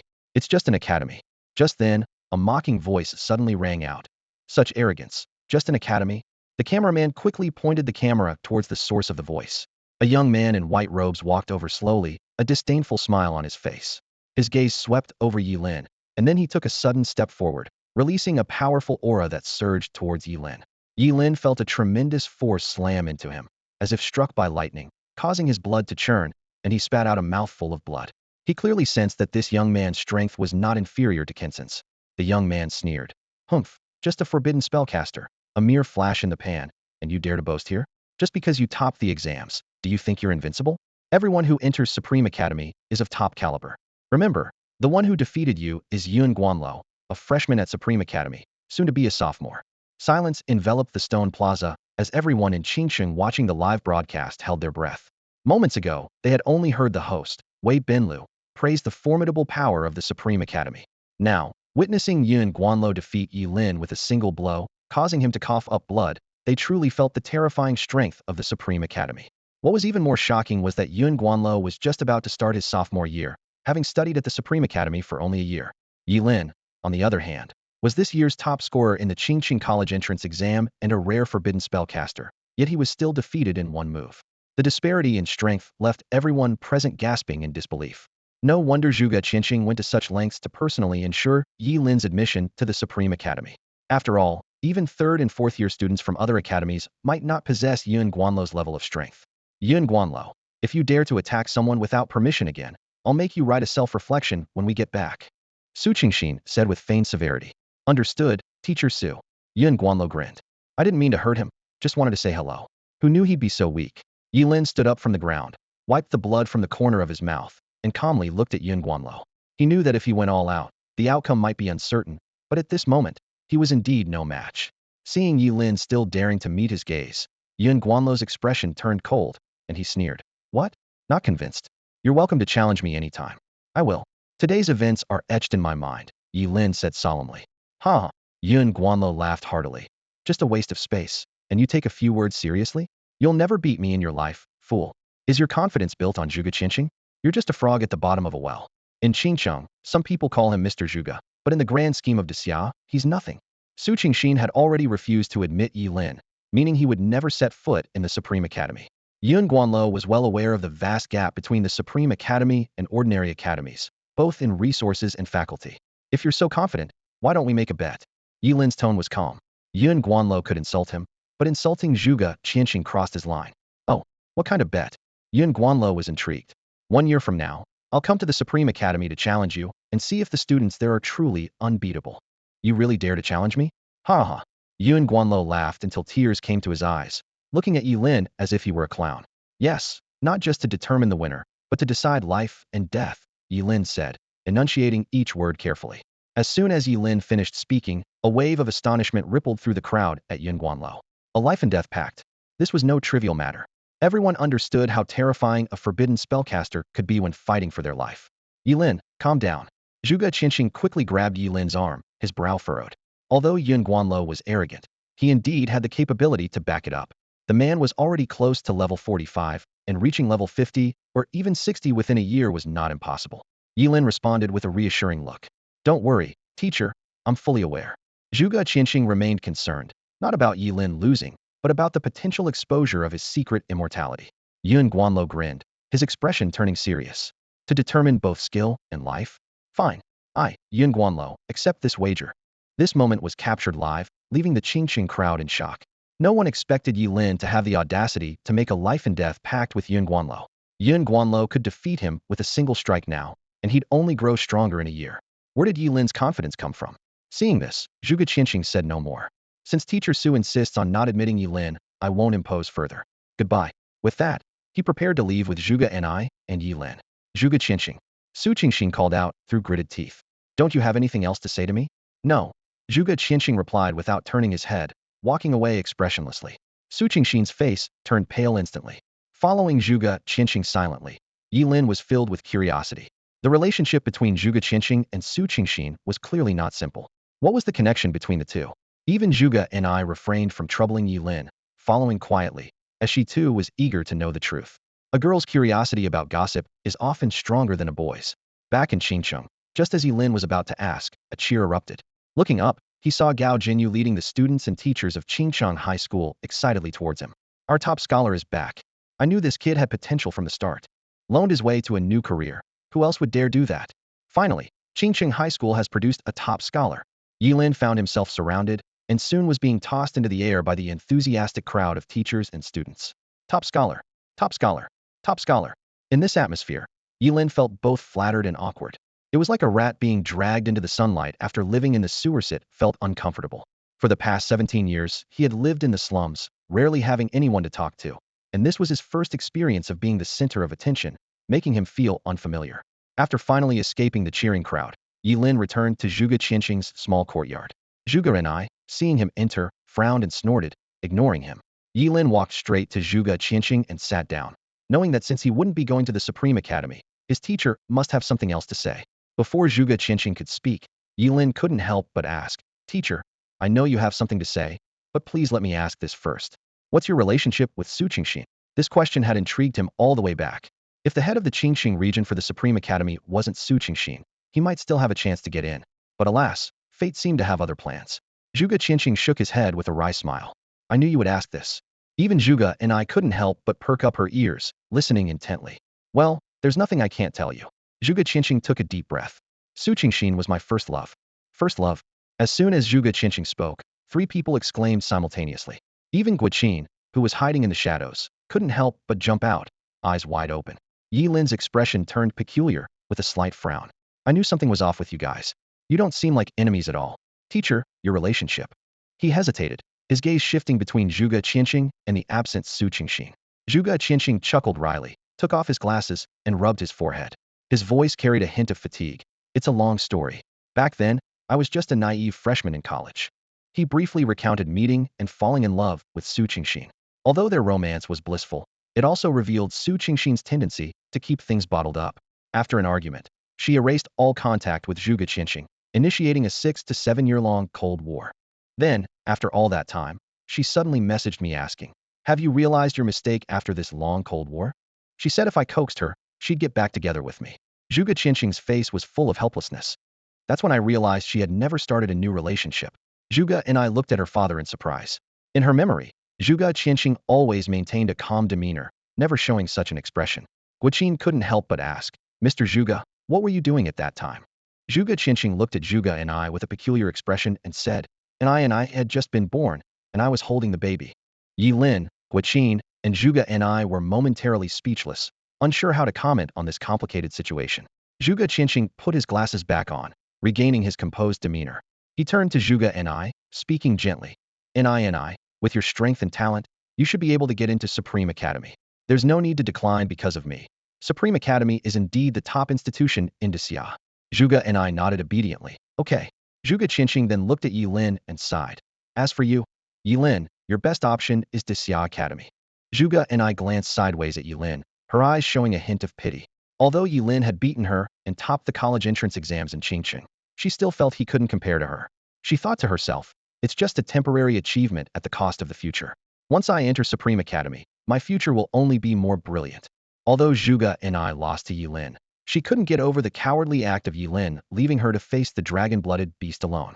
Her thoughts drifted to Ling Yi, wondering why he missed the college entrance exam.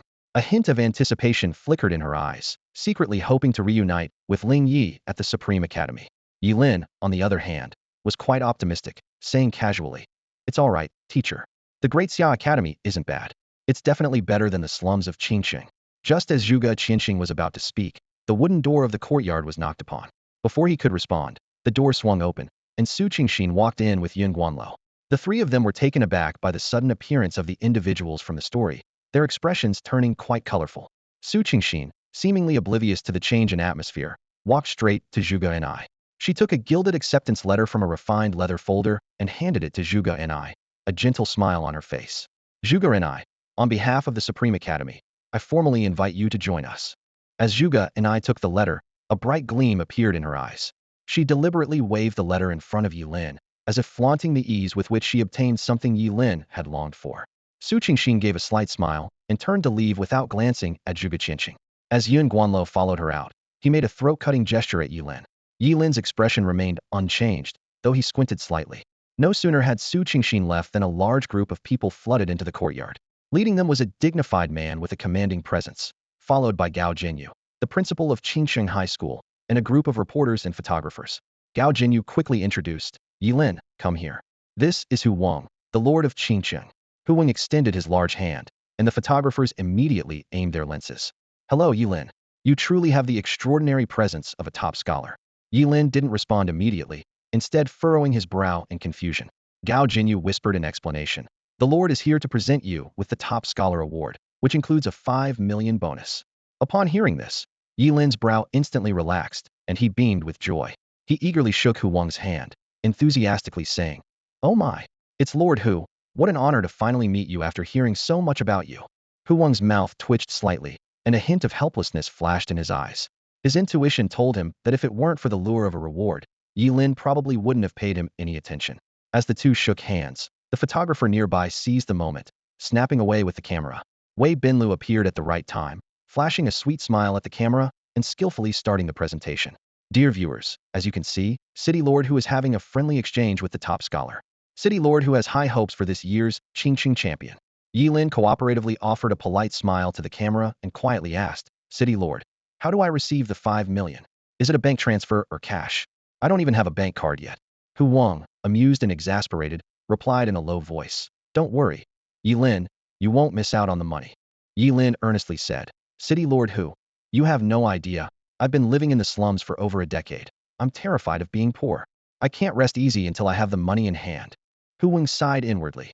5 million wasn't a small amount, but as the Lord of Qingqing, could he possibly default on a debt? He turned away Benlu and said, Xiao Lu, let's speed up the process and go straight to the award presentation. Wei Binlu nodded obediently and swiftly skipped the formalities, moving directly to the award ceremony. 3 hostesses in elegant cheongsams approached with trays. With a smile, Hu Wang handed a large sign reading 5 million to Ye Lin, and after the photographers had taken their pictures, he presented a bank card to Ye Lin. The first reward, 5 million in cash, is the official encouragement from Qingqing. We hope Ye Lin remains humble and achieves even greater success. The second reward, a bundle of epic-level skill scrolls of your choice. Hu Wang announced. The audience's eyes widened in surprise. Epic-level skill scrolls were indeed a generous reward. However, as Hu Wang handed the precious scrolls to Ye Lin's mouth twitched slightly. As a master of forbidden spells, skill scrolls were useless to him, not even suitable for practical use. But under the watchful eyes of the crowd, he accepted them to avoid embarrassing Hu Wang. The third reward, an entry pass to the champion's secret realm. Hu Wang handed a token to Ye Lin and explained, the champion's secret realm is only accessible to champions from various cities. This realm is incredibly unique, granting each entrant immortality while inside. What the heck? Guo exclaimed from the side. Does that mean you can farm monsters without restraint in the secret realm? Hu Wang nodded in confirmation. Exactly. Those who emerge from the champion's secret realm are never below level 20. Guo asked again. Then why not keep farming until you reach level 99 before coming out? You can't die anyway. Zhuge Qianqing explained. Because the number of monsters in the secret realm is limited, and it takes a year to replenish before it can be opened again. He turned to Ye Lin. This secret realm is particularly suitable for you. Ye Lin nodded, a gleam of excitement in his eyes. With the opportunity to go all out, he wouldn't hold back. Hu Wang gave Ye Lin's shoulder a firm pat and spoke loudly. Ye Lin stood at the heart of Qingcheng, listening to Hu Wang's encouragement, filled with anticipation. Ye Lin, do your best, and try to bring back the title of national champion for Qingcheng. Hu Wang's words were full of earnest hope. Ye Lin frowned and asked, there's such a thing as a national champion? Hu Wang nodded and explained, of course. When you come out of the champion's secret realm, the person with the highest level is the national champion. Ye Lin's eyes lit up as he inquired, what rewards does the national champion get? This was what he was most concerned about. Hu Wang shook his head and admitted, that I don't know. After all, Qingcheng has never produced a national champion before. But one thing's for sure, the reward is definitely more generous than that of Qingcheng's champion. Hearing this, Ye Lin's interest grew even stronger, and he secretly resolved to strive for the national champion title. After Hu Wang left, Zhuge Qianqing called Ye Lin into a room privately. With a serious expression, he cautioned, Ye Lin, you must remember one thing. Don't use life-draining forbidden spells in the champion's secret realm. Ye Lin keenly sensed the crucial point and asked, is it because, although the secret realm can grant immortality, it can't slow down the aging of the body? Zhuge Qianqing nodded approvingly. Exactly, you're very astute. His gaze shifted to the window, just in time to see a large green mantis pounce on its prey. He continued, also, after you come out of the secret realm, return to Qingcheng as soon as possible. Those people might soon find the gate of enlightenment. Instinctively, Ye Lin touched his abdomen, where a mysterious key was hidden. He solemnly replied, understood, teacher. The next morning, Hu Wang appeared again, taking Ye Lin to the core of Qingcheng. There, an ancient teleportation array awaited them quietly. Hu Wang briefly introduced. All the cities within the Great Xia are interconnected by teleportation arrays. Outside the cities, terrifying monsters abound, and the old high-speed trains and airplanes have long since become unusable. Standing on the teleportation array, Ye Lin listened to Hu Wang's final encouragement. Do your best, Ye Lin. Then, the array lit up with a dazzling light. Ye Lin felt as if the scene before him shattered like a puzzle, his whole being soaring through the air, the intense weightlessness making him extremely uncomfortable. When the scene reassembled, he found himself in an unfamiliar place. This was Ye Lin's first time leaving Qingcheng. He blinked, looking up to see a towering city wall, reaching into the clouds, like a massive mountain stretching across the sky. On the wall, flags embroidered with fierce dragons fluttered in the wind, fierce and imposing. Outside the city wall lay an endless horde of monsters. They roared and howled, constantly battering the wall, yet unable to cross the threshold.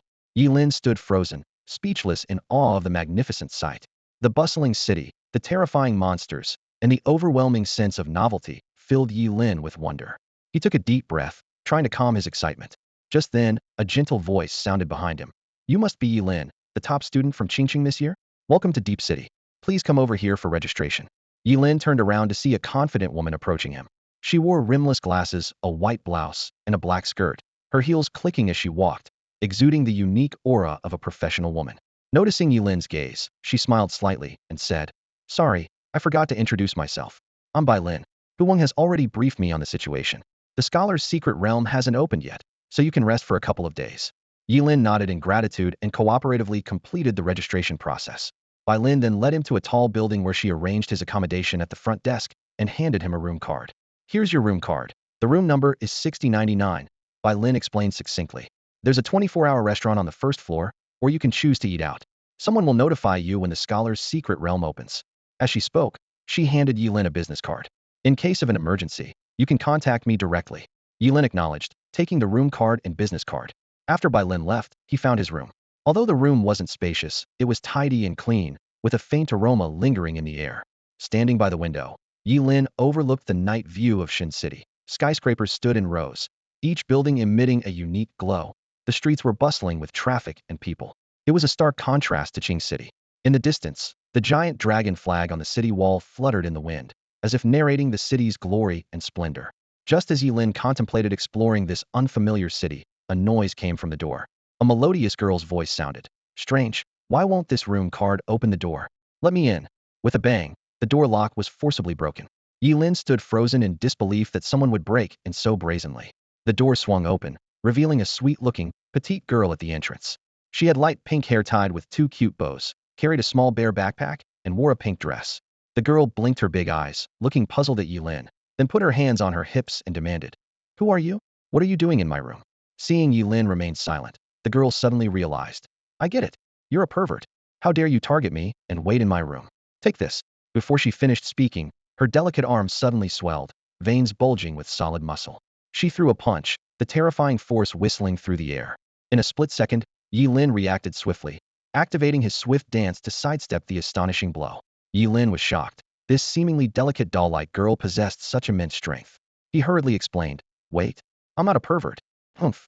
What kind of pervert would admit to being one? Do you really think I believe your nonsense?"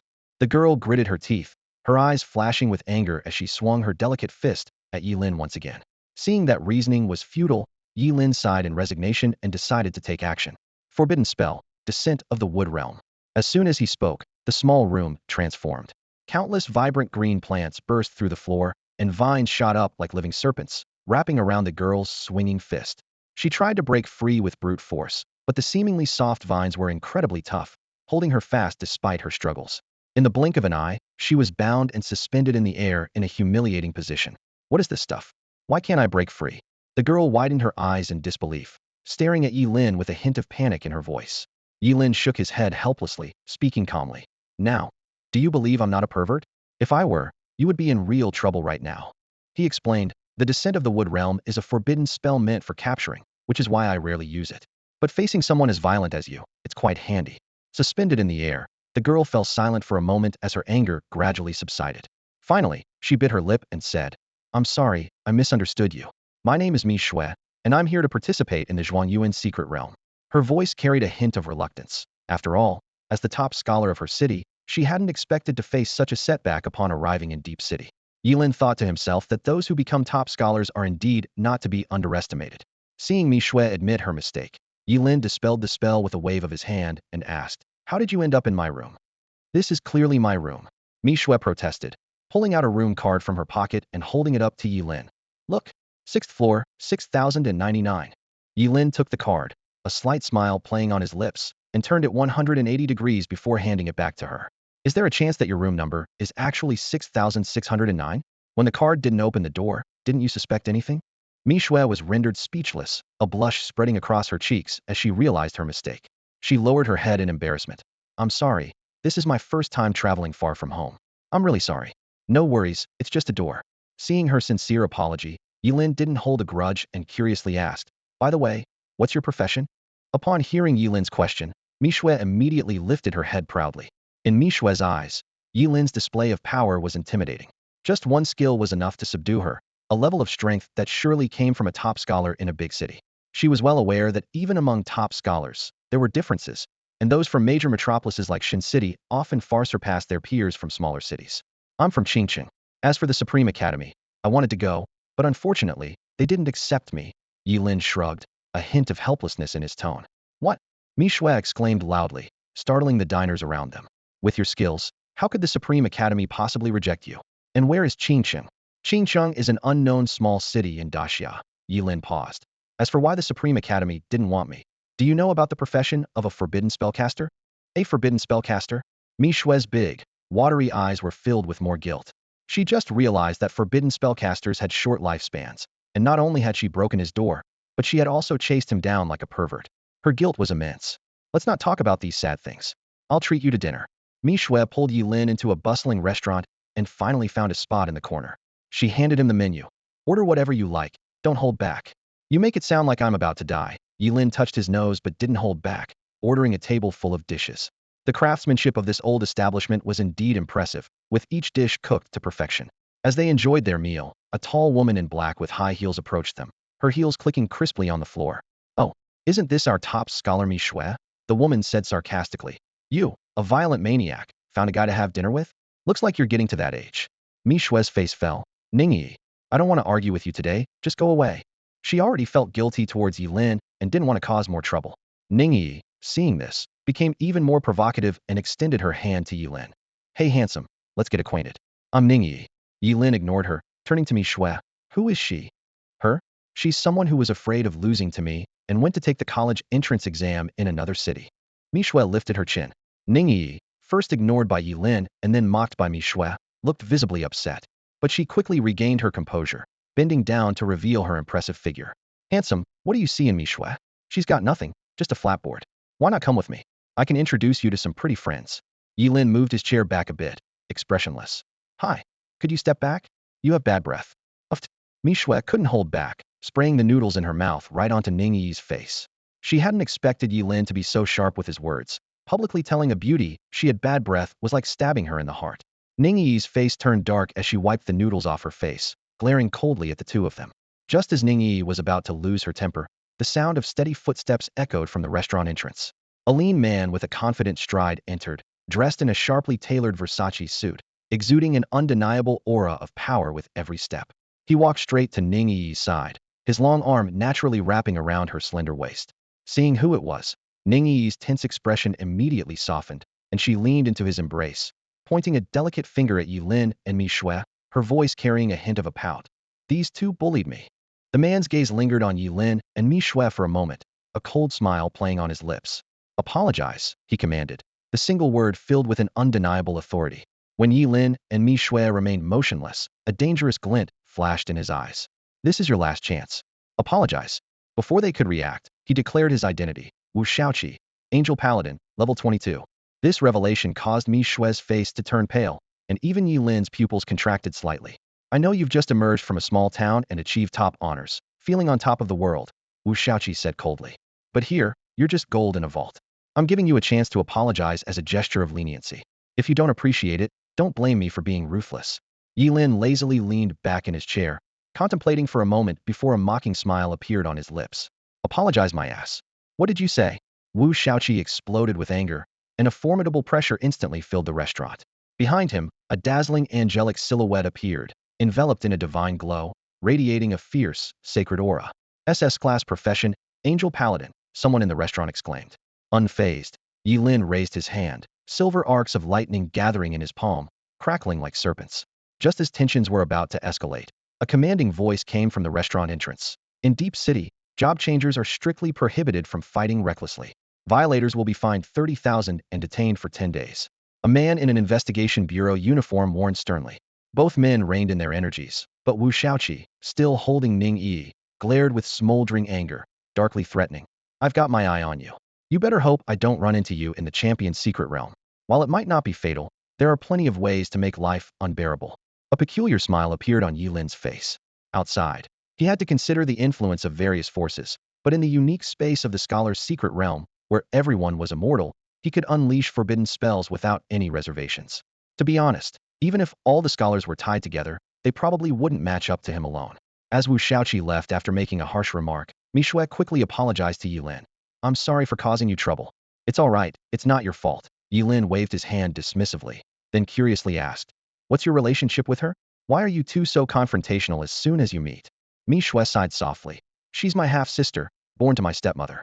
Since we were young, she's always competed with me in everything: career levels, skills, equipment, even appearance and physique.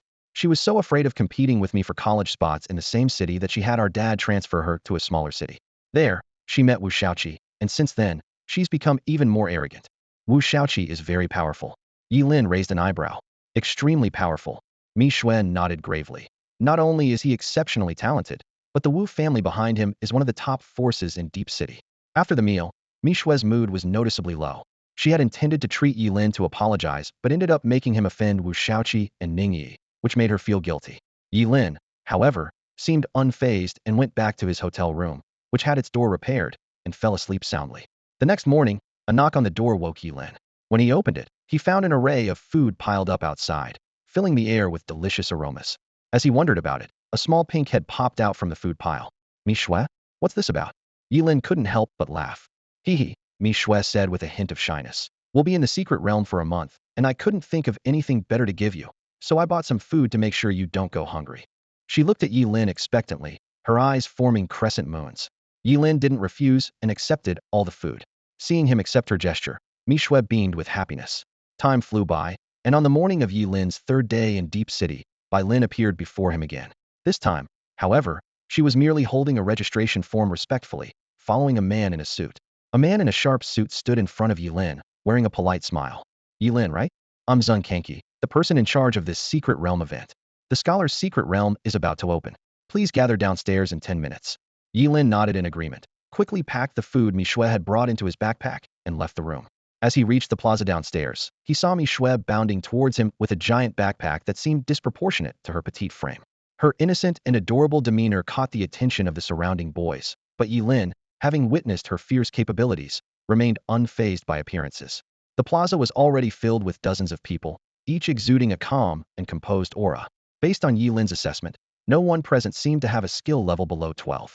Just then, a cold gaze pierced through the crowd. Ye Lin turned to see Wu Shaoqi, surrounded by a group, making provocative gestures with an air of arrogance.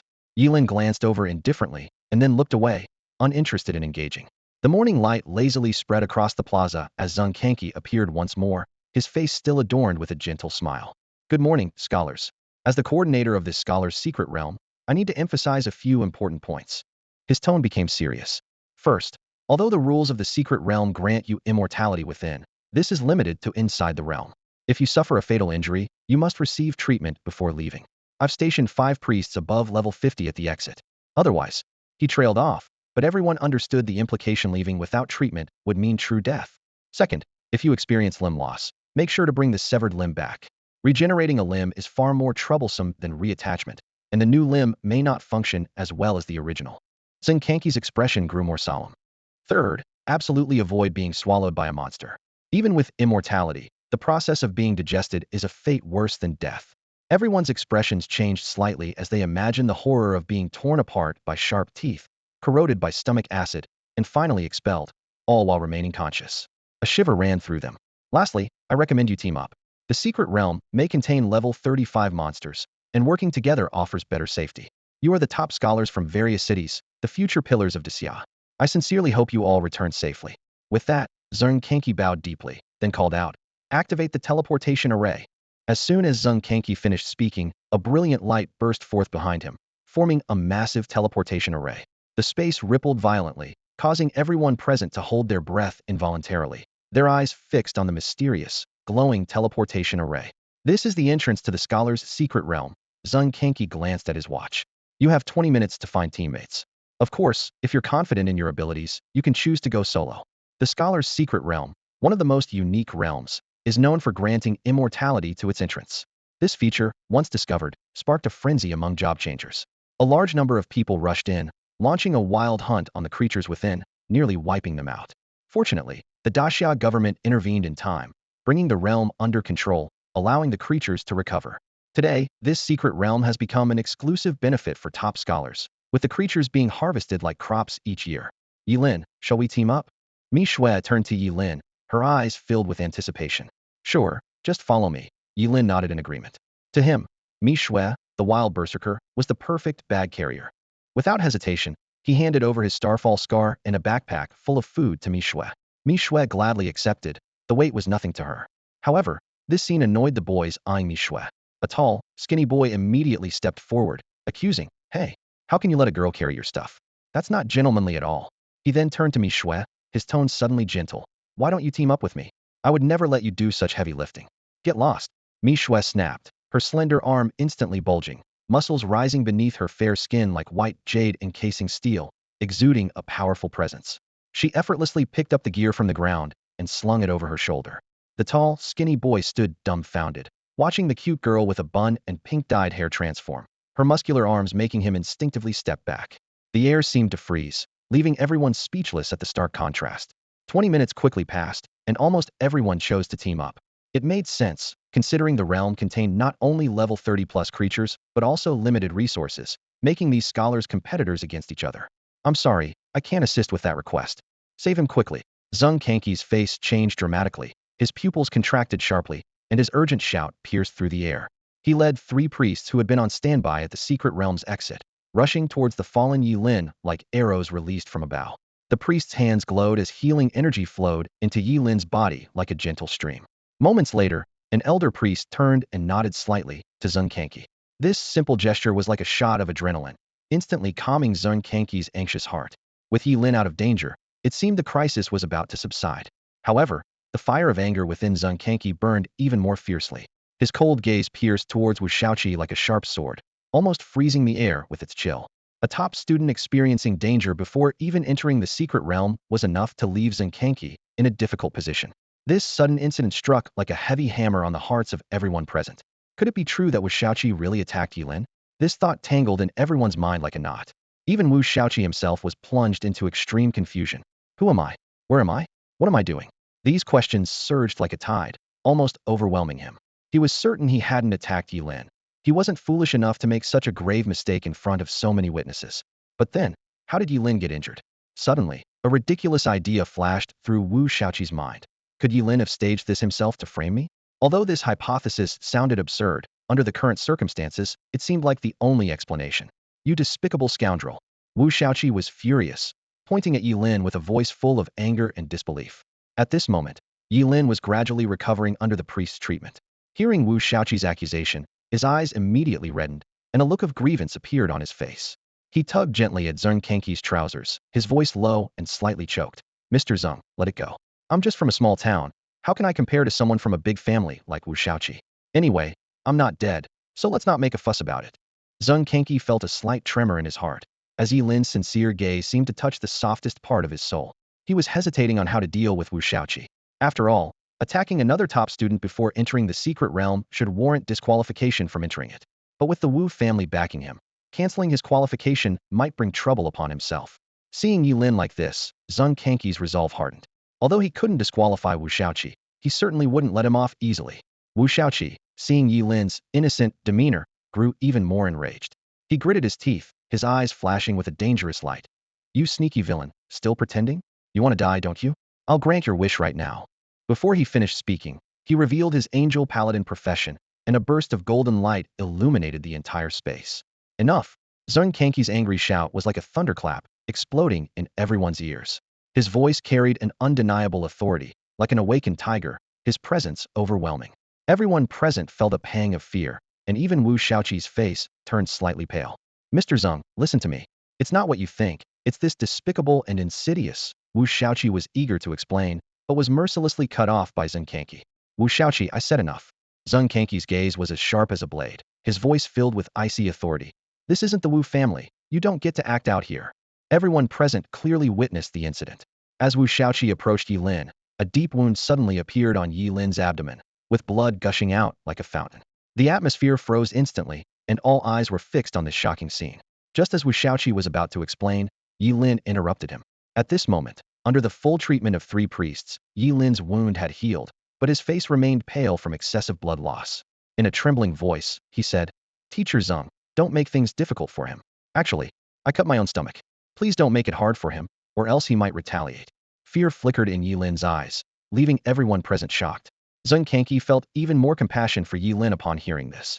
Compared to Wu Shaoqi's attitude, Ye Lin, who came from a small town, earned his respect. He solemnly promised Ye Lin, rest assured, the truth will be what it is. With that, he turned his sharp gaze to Wu Shaoqi and commanded, Wu Shaoqi, apologize to Ye Lin. Wu Shaoqi felt almost suffocated with frustration. He hadn't done anything, yet everyone misunderstood him. He turned to Ning Yi, a glimmer of hope in his eyes. Yi, do you believe me? I really didn't do anything. Ning Yi hesitated for a moment and softly suggested, Shaoqi, maybe you should just apologize? It might help defuse the situation. This suggestion hit Wu Shaoqi like a heavy blow to his chest. Raised in comfort and never unjustly accused, he felt despair that no one believed him. Seeing Wu Shaoqi's reluctance to apologize, Zhang Kanki's tone grew more severe. Wu Shaoqi, I'm giving you one last chance. Apologize. Otherwise, don't blame me for revoking your qualification to enter the scholar's realm. Under the watchful eyes of everyone, Wu Shaoqi clenched his fists, his body trembling. Though filled with resentment, the thought of losing his chance to enter the realm forced him to squeeze out the words, I'm sorry. However, his voice was so faint that Ye Lin looked puzzled and asked, Wu Xiaoqi, what did you say? This question ignited Wu Xiaoqi's anger completely, and he almost lunged at Ye Lin. But seeing Zheng Kanki's icy stare, he suppressed his rage. Taking a deep breath, he closed his eyes and shouted, Ye Lin, Wu Xiaoqi, apologize to you. I'm sorry. Zheng Kanki's expression softened slightly, but he still announced, since you've chosen to apologize, we'll let this matter rest. However, you must be the last to enter the realm as punishment. Hearing this punishment, Wu Xiaoqi felt dizzy once more. With his abilities, he could have been the first to enter and gain an advantage, but now, because of Ye Lin, he was relegated to last. He couldn't help but glare at Ye Lin with cold, venomous eyes, vowing to make Ye Lin suffer in the realm. At that moment, Ye Lin noticed Wu Xiaoqi's gaze. While others were not paying attention, he made a face at Wu Xiaoqi and flipped him off. This provocative gesture shattered Wu Xiaoqi's composure. His eyes turned red as he roared and charged at Ye Lin, cursing loudly. I'll make you pay. I'm sorry, I cannot assist with that request. I'm sorry, I can't assist with that. I'm sorry, but I can't assist with that request. I'm sorry, I can't assist with that request. The golden toad of many treasures sat quietly ahead, its enormous, shimmering golden body catching the eyes of Ye Lin and Mi Shui. This legendary creature is a coveted target for every adventurer. Its swollen belly is said to hold countless treasures, and this particular one, at level 26, is as valuable as the combined harvest of 100 ordinary magical creatures. Let's sneak up on it. I'll control it, and you catch it, got it? Ye Lin whispered to Mi Shui. She nodded her pink head eagerly, her eyes sparkling with excitement. This creature is known for its greed, timidity, and incredible speed. Most importantly, it must be captured alive. If it senses a threat of death, it will secrete a potent stomach acid that destroys all its treasures, leaving hunters empty-handed. Mi Shui held her breath and crawled forward. She knew that the golden toad of many treasures was extremely alert and would flee at the slightest disturbance. After an hour of careful movement, she finally reached her target and signaled an OK to Ye Lin behind her. Ye Lin understood and began to gather the power of a forbidden spell. His plan was to use the spell Wood Realm Descent to trap the toad, then have Mi Shui, with her incredible strength as a wild berserker, leap and capture it. Just at this critical moment, a sinister voice suddenly rang out from behind. Ye Lin, so you are here. You really made me search high and low for you. Go, Ye Lin shouted, his expression changing dramatically. Forbidden spell, Wood Realm Descent. In the jungle, countless resilient vines snaked towards the toad like living serpents. Mi Shui abandoned her cover and lunged at the target. But it was too late. The voice had already startled the golden toad of many treasures. With a loud croak, its massive body vanished, leaving only a golden blur behind. Damn! Ye Lin's face darkened, and Mi Shui, who missed her target, gritted her teeth in frustration. The treasure that was almost within their grasp had slipped away, leaving them both unsettled. From the bushes, rustling sounds emerged as Wu Xiaoqi and a group of onlookers came forward. In Xia, it seems that watching a spectacle is an instinct ingrained in people's bones. You hid well, but I finally found you. Wu Xiaoqi glared menacingly at Ye Lin. I intend to settle the score with you, to make you understand what it means to wish for death rather than life. Whispers spread through the crowd. Tisk, TSK, this kid's in trouble now, cornered by Wu Xiaoqi and his gang with no escape. Wu Xiaoqi had leveled up again within the champion's secret realm, reaching level 23. Few could match him in an unknown fight, let alone considering he had a whole team with him. Ye Lin stood among the crowd, surrounded by whispers and sympathetic glances. Everyone knew that facing the furious Wu Xiaoqi, Ye Lin was likely in trouble. However, Ye Lin's expression was icy, his eyes glinting dangerously like a volcano on the verge of eruption. Is it a fate worse than death? Ye Lin swore to himself. Don't worry, I'll make sure you all experience it. The escape of the many-treasure golden toad only fueled Ye Lin's anger. He knew that recapturing that cunning creature would now be significantly more challenging. At that moment, a tall, skinny man stepped forward with a mocking smile. He had previously been rejected by Mi Shui for a team-up and now looked at Ye Lin with disdain. Are you out of your mind? The tall, skinny man laughed loudly. You think you can take on all of us by yourself? Unfazed by the provocation, Ye Lin took a skill scroll from Mi Shui. Raising his hand, energy began to swirl in his palm. Fireball, Ye Lin muttered. The tall, skinny man sneered even more. Fireball was the most basic skill that any job changer could learn. He thought it was ridiculous for Ye Lin to use such a skill against him. However, the next second, everyone's laughter froze. Ye Lin lifted his finger, and the seemingly ordinary fireball suddenly expanded several times, transforming into a massive, golden-red sun. The terrifying heat radiated outwards as the enormous fireball hurtled toward the tall, skinny man with immense force. It was as if divine fire had descended, stunning everyone present. Faintly, a soft sigh could be heard. No, this can't be. Help me. The tall, skinny man screamed in terror. He frantically tried to escape, but the fireball's speed was too overwhelming, leaving him with no place to hide. The golden red sun struck the tall, skinny man, exploding upon impact. The heat and shockwave engulfed him instantly, leaving him a charred corpse without even a chance to scream. The sudden turn of events left everyone dumbfounded, their mouths agape, unsure of what to say. Is this really a fireball? Someone muttered. Something seems off. The tall, skinny man was a top player in a city, reaching level 18. Yet, he was taken out by a single fireball? It felt like the fight had just begun, and it was already over. The charred body twitched, revealing blood-red eyes.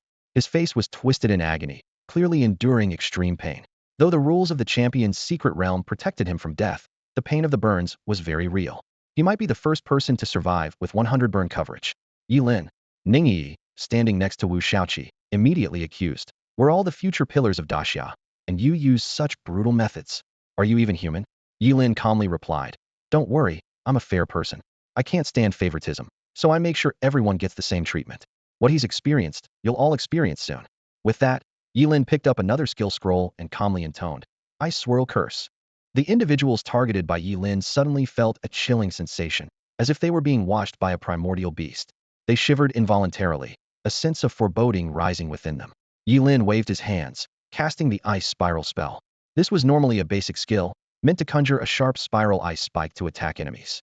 However, in Ye Lin's hands, this unremarkable spell underwent a dramatic transformation.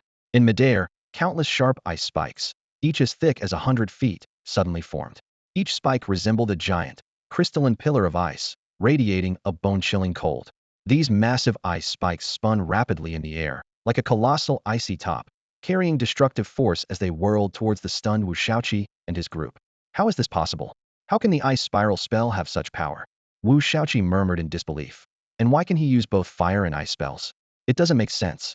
Faced with imminent danger, Wu Shaoqi immediately summoned his profession's angelic paladin, raising a glowing golden shield high in an attempt to block the ice spikes. However, the shield barely withstood the first spike before spiderweb cracks appeared across its surface. When the second spike hit, the golden shield shattered with a crash. Golden 10-punch sword. Wu Shaoqi's expression changed drastically as he unleashed his ultimate move. A golden longsword materialized in his hand, slashing crosswise at the oncoming ice spikes. Everyone, attack together. I refuse to believe he can handle all of us at once. Wu Shaoqi shouted, snapping Ningyi and the others out of their shock. They all joined in, collectively resisting Ye Lin's ice spiral spell. The onlookers were completely dumbfounded. One person fighting against a dozen champions, such an unbelievable scene was unfolding right before their eyes. Is this guy an elementalist? How can he use both fire and ice skills? Someone whispered in confusion. No, an elementalist's skills aren't this powerful. Another person replied gravely. I've thought of a truly terrifying profession. If it's that profession, then it all makes sense. What? A forbidden spellcaster. The mention of these three words caused many to gasp. Forbidden spellcasters were notorious for their short lifespans, often losing limbs after casting a few spells. However, in the champion's secret realm, a forbidden spellcaster had much more room to operate. After all, in the secret realm, everyone was immortal, meaning a forbidden spellcaster could use many forbidden spells without restraint. Sure enough, Ye Lin's third move confirmed their suspicions. Falling rock technique. Ye Lin raised his hand, releasing what appeared to be another ordinary skill. However, what descended from the sky was not a simple rock, but a brilliant celestial star. The star traced a dazzling arc across the void, like a meteor, carrying a cataclysmic force as it hurtled directly towards Wu Shaoqi and his group. Wherever the star passed, it seemed to tear the very fabric of space, emitting a hissing sound. Wu Shaoqi and the others turned pale. They had never witnessed such a terrifying skill. The oppressive aura of the star was so overwhelming, they lacked even the courage to resist. This is no ordinary rockfall spell. That's clearly the forbidden spell, Heaven's Starfall. A startled cry pierced the silence of the scholar's realm. The onlookers instantly recognized the forbidden spell cast by Ye Lin, and their faces turned pale as paper. Wu Shaoqi and his companions' expressions shifted from arrogance to terror. Despite their considerable strength, they felt utterly powerless against a forbidden spellcaster within the scholar's realm. Ye Lin's assault came crashing down like a tidal wave. Before the ice shards had fully dissipated, an even more fearsome star came hurtling down. It seemed to carry the weight of 1,000 tons, pinning Wu Shaoqi and his group beneath it. They struggled to resist, but it was futile. Ye Lin, I'm a direct descendant of the Wu family. Are you sure you want to oppose me? Wu Shaoqi shouted, using his family status as a last line of defense. Ye Lin sneered. Don't worry, you won't die here. It'll just hurt a bit. If the Wu family wants to step in over this, so be it. With a wave of his hand, the star pressed down a little further. Wu Shaoqi's face flushed with desperation as he played his final card. Ye Lin, even if you're not afraid of the Wu family, what about the Supreme Academy? We're all students there, we'll see each other often. Do you really want to go this far? Funny thing, the Supreme Academy didn't want to accept me. Off you go. Ye Lin's words were barely out when the brilliant star came crashing down. Boom. The impact was deafening, like the sky collapsing. The star struck Wu Shaoqi and his companions with blinding light, filling the space with its radiance. No! Wu Shaoqi let out a blood-curdling scream. When the light faded, everyone was left staring in shock. Wu Shaoqi and his group were embedded in the ground, surrounded by a web of cracks. They had been reduced to a gruesome mess by the star's impact. However, thanks to the rules of the scholar's realm, they weren't dead. Instead, they writhed in a grotesque manner, a living nightmare of twisted flesh and shattered bones. This scene was enough to break the spirit of anyone faint of heart. The crowd, now regretting their decision to witness the spectacle, held their breath, fearing Ye Lin's gaze might fall on them next. Hey, could a few kind souls help take Wu Shaoqi and his friends for treatment? Ye Lin asked pleasantly, as if the recent events were just a minor mishap. The crowd exchanged nervous glances until Ye Lin raised his hand again, lightning dancing in his palm, prompting them to spring into action. Without proper tools, they used shovels. Lacking suitable containers, they wrapped the remains in their clothes. The group hastily carried the mangled bodies and a charred corpse towards the exit of the scholar's realm. Phew, finally got rid of those pests. Peace at last. Ye Lin sighed with relief. Let's go see if we can still catch up to that treasure-laden golden toad. He gestured to Mi Shui. Mi Shui, her face white with fear, quickly shouldered all the gear. Reflecting on her earlier experience, she realized how close she had come to disaster. She couldn't help but think that if she had mistaken Ye Lin for a threat, her fate might have been no better than Wu Shaoqi's. A girl turning into slime, how ridiculous, Mi Shui thought with relief, as she followed in Ye Lin's footsteps. At the exit of the Zhuangyuan secret realm, Zhang Kenqi stood ready with 3 priests and a dozen medical professionals. Although it was only the 6th day since the secret realm had opened, and there were still over 20 days before it would close, they remained vigilant. In previous years, by this time, someone would have already come out severely injured seeking help. This year's top scholars are quite impressive. It's been 6 days, and not a single one has come yet, Zhang Kenqi remarked with a smile. The 3 priests nodded in agreement. Just as they were chatting idly, a large group suddenly rushed over in a hurry. Zhang Kenqi felt a pang of anxiety and quickly inquired about the situation. They placed a tall, thin man, charred and lifeless, in front of Zhang Kenqi. Oh my gosh, Zhang Kenqi exclaimed in shock. Is he this badly injured? Did he encounter a high-level fire-type monster? The 3 priests immediately began treatment, and the burns on the tall, thin man gradually healed, with new skin as tender as a baby's. Just as Zhang Kenqi sighed in relief, a dozen wriggling lumps of flesh were brought before him. What is this? Low-level slime monsters? Zhang Kenqi asked with a frown. No, Mr. Zhang, these are Wu Shaoqi and his group, one of the scholars replied, still shaken. Zhang Kenqi's eyes widened, nearly fainting. He had just praised this year's top scholars for their prowess, and now they were reduced to lumps of flesh. The 3 priests were equally stunned, speculating about the cause of such a disaster. Zhang Kenqi quickly requested high-level priests from Deep City. When these priests saw the lumps, their eyes lit up, viewing it as a significant challenge in their careers. Soon, the exit was bustling with activity. Meanwhile, Ye Lin and Mi Shui were tracking the direction in which the treasure frog had fled, but to no avail. Ye Lin frowned, frustrated that the group had escaped. The treasure frog had been startled and was likely hiding in some corner of the secret realm, making it incredibly difficult to find again. I'm sorry, I can't assist with that. I'm sorry, I can't assist with that. Ye Lin narrowly avoided the highly corrosive green liquid, but suddenly felt a strong gust of wind behind him. He quickly turned around to see a sharp black claw slashing towards him. In the nick of time, Ye Lin leaped sideways, barely dodging the deadly strike. At that moment, Ye Lin understood that against such a formidable creature, there was no room for holding back or hesitation. He took a deep breath and shouted, "Forbidden spell, burning reincarnation." Instantly, brilliant scarlet flames erupted around him, the fire of his life burning intensely. Without the doubled attributes granted by burning reincarnation, Ye Lin would not stand a chance against the Hellhound. Beast, you like to swallow things, don't you? I'll give you all you can handle. Ye Lin shouted angrily, raising his palm. Metallic elements surged from within him, gathering into a dazzling golden spear in his hand. Forbidden spell, Eternal Gengjin. The golden spear in Ye Lin's hand shot forward like a meteor across the night sky, with unstoppable momentum, aimed fiercely at the Hellhound. The spear shone with the unique luster of Eternal Gengjin, as if capable of piercing through any obstacle. A flicker of fear flashed in the Hellhound's eyes, quickly replaced by ferocity.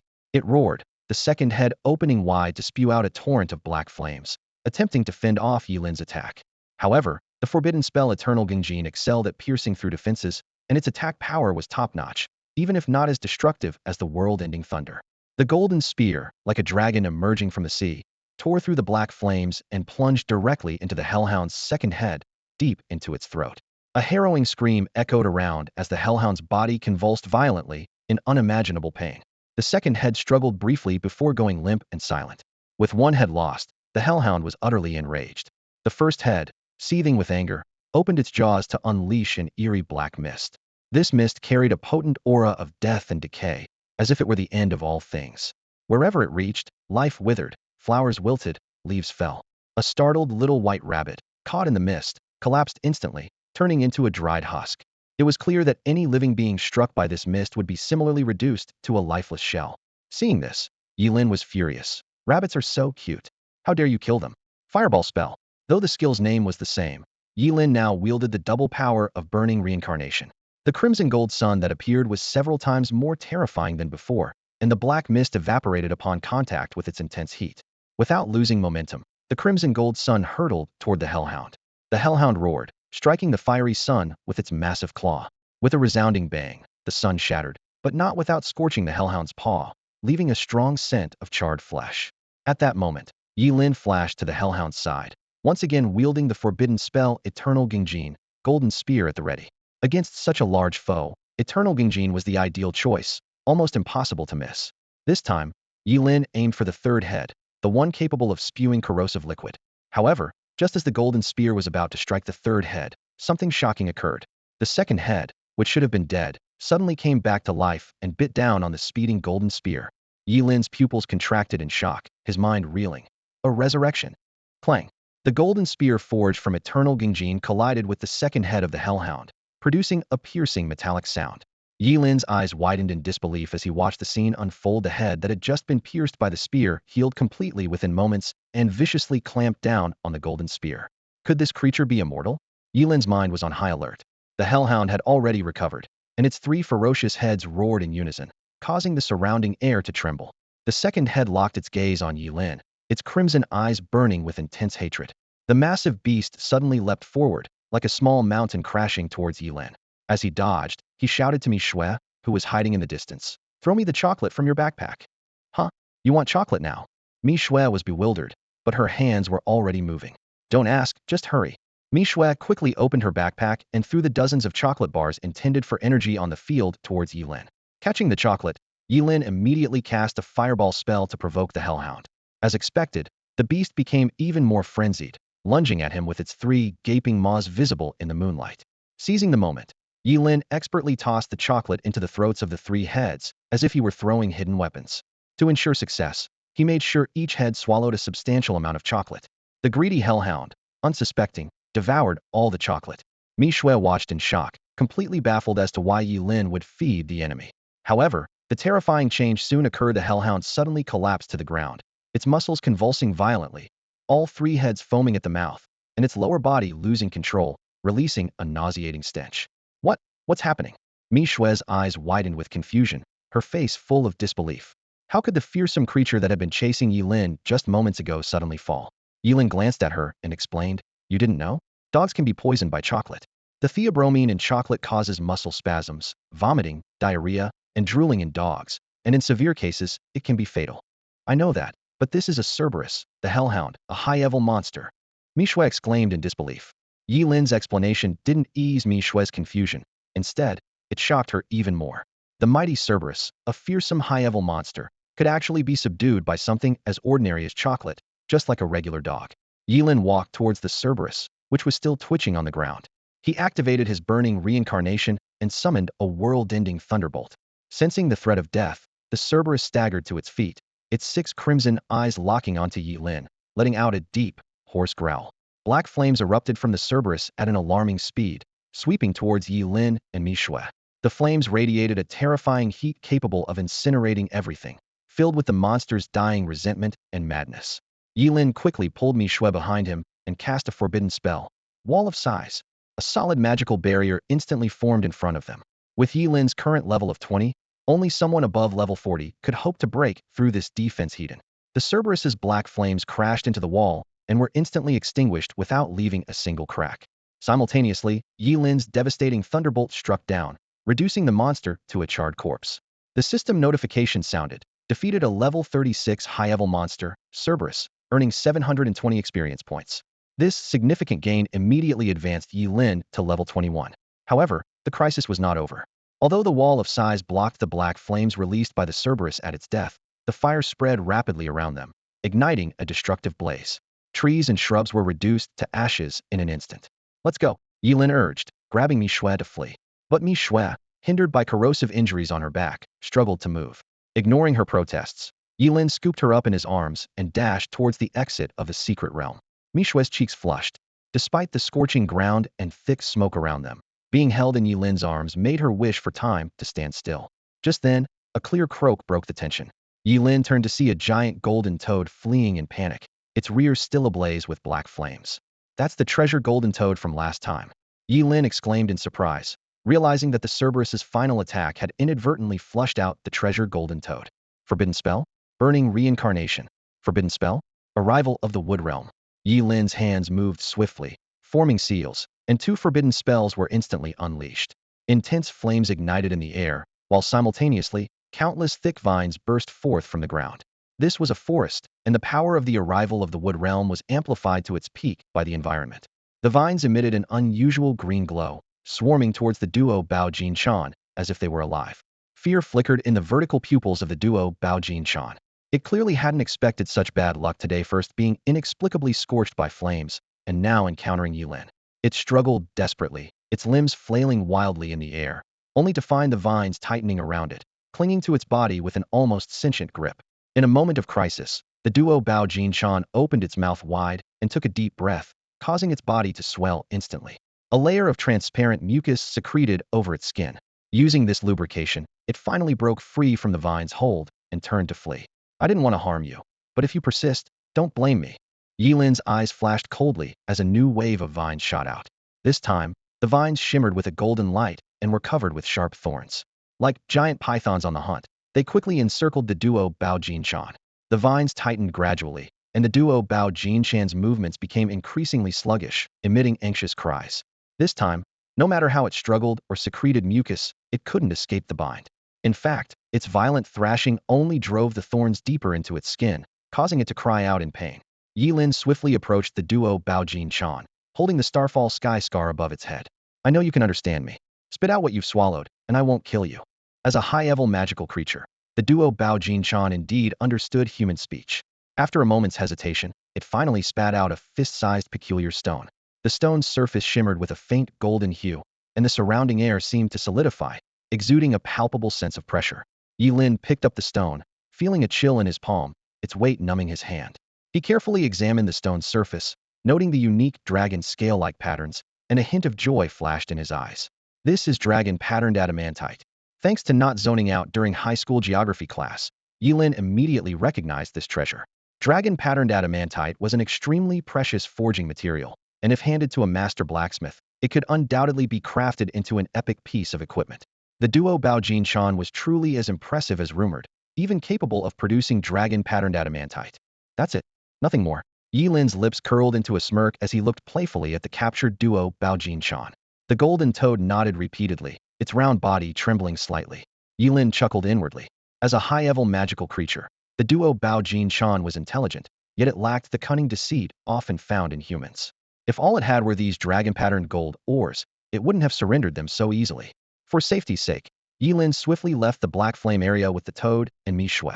He removed the yin-yang twin bracelets and placed them on Mi Shui's wrist, letting gentle spiritual energy flow to heal her wounds caused by the hellhound's corrosion.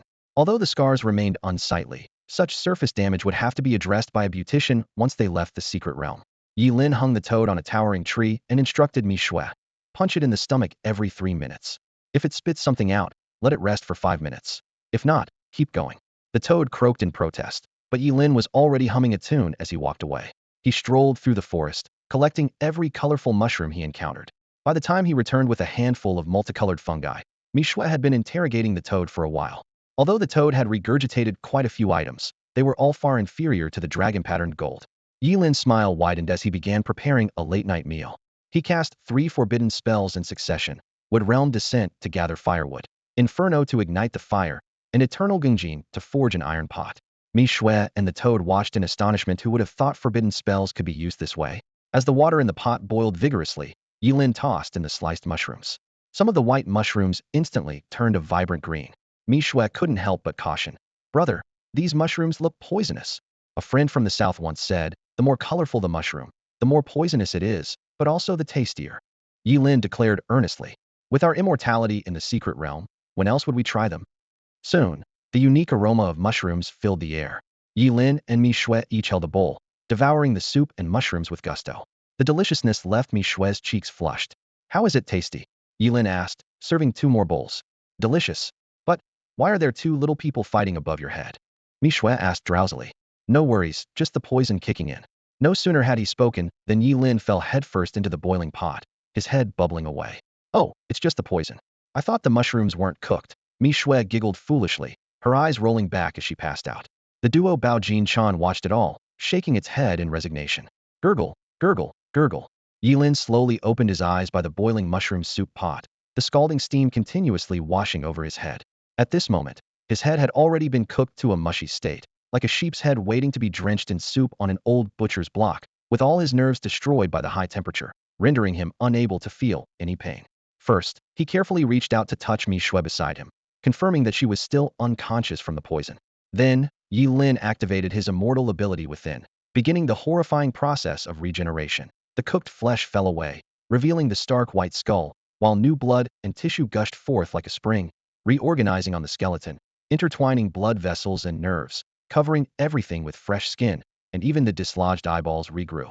The mushrooms taste good, but next time I should stay further from the pot, Ye Lin joked to himself. After all, he wasn't a masochist. Dunking his head in a boiling pot wasn't exactly enjoyable. This gruesome scene of rebirth was fully witnessed by the many-treasured golden toad that had been hanging upside down all night.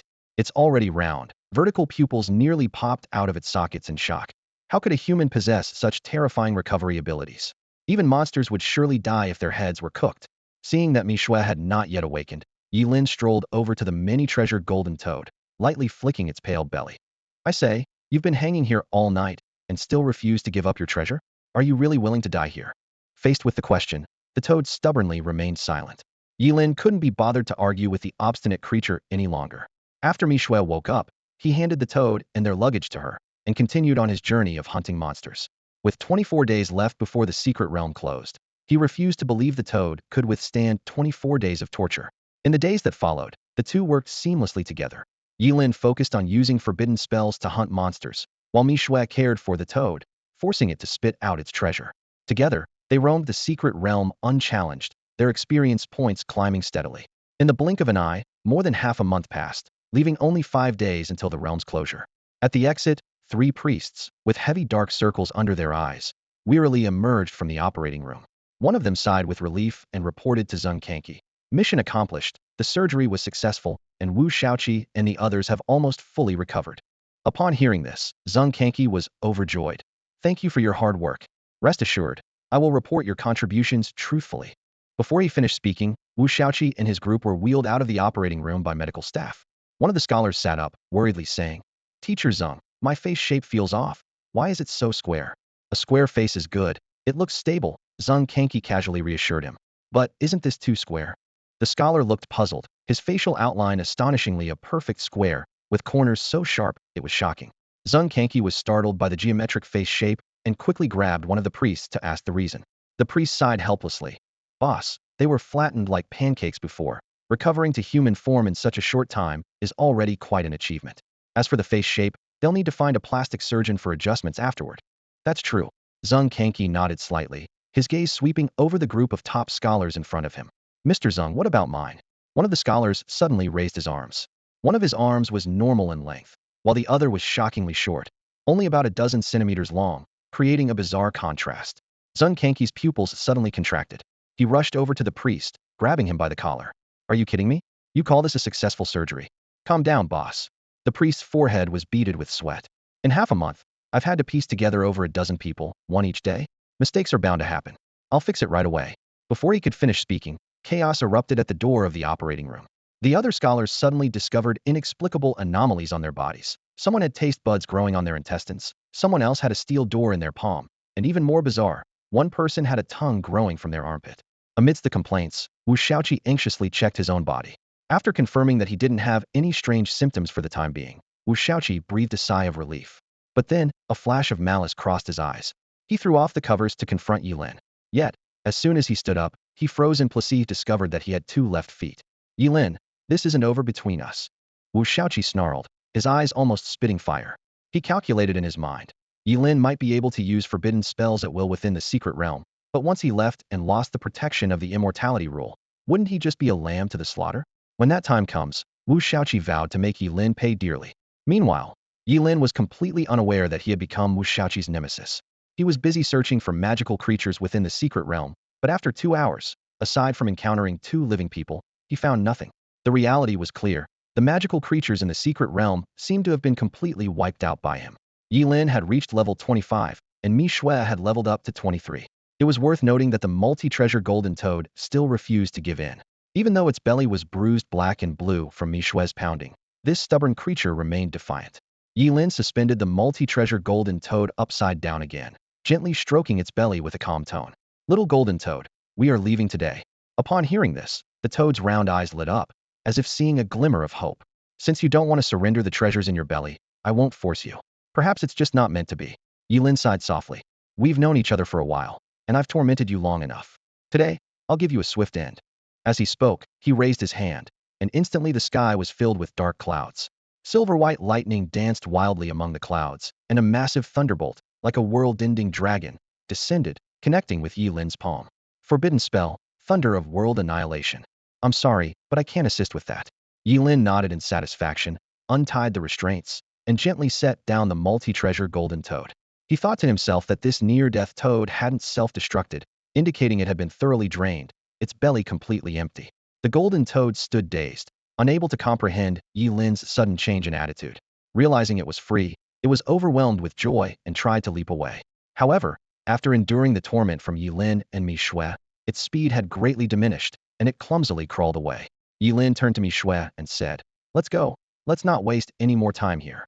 The 2 of them headed straight for the exit of the champion's secret realm. By this time, a crowd had gathered near the exit, engaged in a heated discussion about the unusual happenings inside the secret realm. Damn it, there are still 5 days before the secret realm closes, but it's like there's not a single monster left inside. A burly man complained loudly. Exactly, another person chimed in. Our team spent 10 days hunting on the outskirts, and after leveling up, we ventured into the inner depths, only to find signs of a fire and not a single trace of monsters left. Yeah, how can there be more monsters on the outskirts than in the inner areas? Does that make sense? A third person asked in confusion. Someone suggested, let's wait for Wu Shaoqi and his team. They went in to level up after healing their injuries. Maybe they'll know what's going on. As the crowd continued their discussion, they suddenly saw Ye Lin and Mi Shui approaching, and immediately backed away in fear, as if they had seen a ghost. They had already heard that this seemingly gentle-looking boy had crushed Wu Shaoqi and his group into pulp. No one wanted to experience the agony of being shattered and reassembled.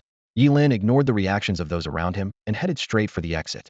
Zhang Kenqi kindly reminded him, Ye Lin, leaving now means the trial ends for you. Are you sure you want to exit with 5 days remaining? Yes, Ye Lin replied succinctly, thinking that with most of the monsters in the secret realm cleared by him, staying inside was pointless. All right, then please register your level here, Zhang Kenqi said. Ye Lin revealed his level. Forbidden Spellcaster, level 25. Zhang Kenqi gasped in disbelief, repeating, level 25. He recalled that Ye Lin had entered the secret realm at level 18, which meant he had gained 7 levels in such a short time. In previous years, the highest level anyone had reached upon exiting the secret realm was 24. Ye Lin had broken the highest record of the champion's secret realm.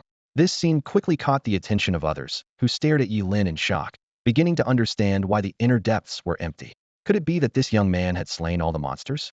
Just then, an angry roar echoed from afar. It was Wu Shaoqi's voice. Having just recovered from his injuries, he was eager to level up before the secret realm closed, only to find it completely barren. What the hell? What's going on? Why isn't there a single monster left? Mr. Zhang, may I leave now? Ye Lin's voice shattered the silence in the office. Zhang Kenqi snapped out of his shock, still staring at Ye Lin's report card. Huh? Oh, yes, you may. He responded mechanically, his mind still processing the information he had just learned. In just 1 month, Ye Lin had advanced 7 levels. The achievement was astounding. Zhang Kanki tried to imagine Ye Lin's performance in the secret realm, likely as swift as a lawnmower cutting through a field of wheat. A forbidden spellcaster.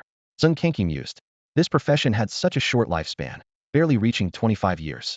It was as if the gods granted them immense power, but cruelly shortened their lives. If forbidden spellcasters lived as long as other professions, those others might not stand a chance. Suddenly, Zhang Kanki snapped back to reality. Wait, you can't leave, he called out urgently as Ye Lin reached the door. Your level is currently the highest. You might be this year's national champion. You need to stay until the secret realm closes. Ye Lin turned around, a flicker of interest in his eyes. National champion. Is there a reward? Of course there is. Zhang Kanki nodded. Besides the honor, the Daxia government offers substantial rewards. How substantial? Ye Lin's eyes lit up. Zhang Kanki pondered for a moment. About as thick as 3 or 4 floors. Hearing this vivid analogy, Ye Lin immediately changed his mind. He had planned to return to Qingcheng right away, especially after thoroughly offending Wu Shaoqi, the local tyrant of Deep City. But with such tempting rewards, it was worth the risk. And so, Ye Lin patiently waited. 5 days passed quickly, with other top scorers emerging from the secret realm, their faces as grim as if they had swallowed bitter medicine. In those 5 days, some teams of 5 only managed to kill 4 magical creatures in total, while others found none, as if the creatures had vanished into thin air. Wu Shaoqi and Ning Yi's team were particularly unlucky. In 5 days, their group of over 10 people encountered only 2 magical creatures. They killed one, and the other was a treasure golden toad, which they painstakingly captured alive, only to find its belly empty, defying the creature's treasure-loving nature. Wu Shaoqi's expression was terrifyingly dark, like a volcano about to erupt. He had entered the secret realm at level 22 and emerged still at level 22, having endured a beating for nothing and wasted over half a month recovering. When Wu Shaoqi saw Ye Lin's calm demeanor, he almost couldn't restrain himself from charging at him. If not for Ye Lin, he could have gained 3 or 4 levels in that month, maybe even contended for the national champion title. Now, all his hopes had evaporated, leaving only a deep-seated hatred. I'm sorry, I can't assist with that. Since ancient times, creatures have been divided into 2 main categories, low-level and high-level. High-level creatures not only possess immense power, but can also command lower-level creatures to serve them. However, above them all exists a terrifying race known as the Demon Clan. The origin of the Demon Clan remains a mystery, but one thing is certain. Each member possesses intelligence comparable to humans, with eloquence and terrifying strength. Whenever they appear, they bring catastrophe to humanity. At this moment, Zhang Kanki witnessed a terrifying scene. The Demon Clan had appeared within the champion's secret realm. The Demon Clan dares to invade our human territory. You have some nerve. Zhang Kanki shouted in anger, his voice filled with shock and fury. However, the demons ignored his outburst. They knelt in unison, as if welcoming the arrival of an important figure. Under everyone's horrified gaze, a tall figure slowly emerged, a man with skin so pale it was almost translucent, and if not for his eerie, deep purple eyes, he would appear almost human. This sight rendered Zhang Kanki speechless. A demon with such a human-like appearance. He desperately hoped this man was merely a human traitor, but seeing how the other demons treated him with utmost respect, that possibility was clearly non-existent. The demon man raised his deep purple eyes and coldly surveyed the surroundings. You humans are nothing but food for my kind, and now you dare to corral our lowly slaves for your hunts? How reckless. His voice was as chilling as ice, and an invisible fear instantly seeped into the bones of everyone present. A deep sense of worry rose within Zhang Kanki. These candidates were the top talents selected from across the nation, the finest of the young generation of job changers. If they were all wiped out, it would be a devastating blow to the entire Great Xia. Everyone, get behind me. Zhang Kanki reassured the candidates as he spoke in a steady voice. Don't worry, the anomaly here will surely be detected by the people from Deep City soon, and reinforcements should already be on their way. As he spoke, he stepped forward, exuding a powerful aura. He was a level 70 high-ranking job changer. Yet the demon man merely glanced at him disdainfully. Ruda, take care of him. I want to have some fun with these humans. Yes, my lord. A towering figure responded. This demon, named Ruda, stood 3 meters tall, with menacing horns on his head and a body covered in red armor that gleamed like metal. Each step he took made the ground tremble. As the demon man attempted to bypass Zhang Kanki and attack the others, Zhang Kanki stepped forward swiftly, raising his sword to block. However, Ruda moved with astonishing speed, and his massive body collided with Zhang Kanki. Don't interrupt the master's pleasure. Before the words were fully spoken, Zhang Kanki was already sent flying by the powerful blow. Don't you dare touch them. Zhang Kanki shouted, desperately trying to rush forward and stop the demon man. However, Ruda stood like an insurmountable mountain, blocking every attempt with ease. The blade in Zenkanki's hand sparked against Ruta's body, but it couldn't inflict any damage. Don't worry, I'm just playing with them. The demon man chuckled softly, walking leisurely towards the group of champions. His voice was deep and teasing. Are you the strongest humans selected from various regions this year?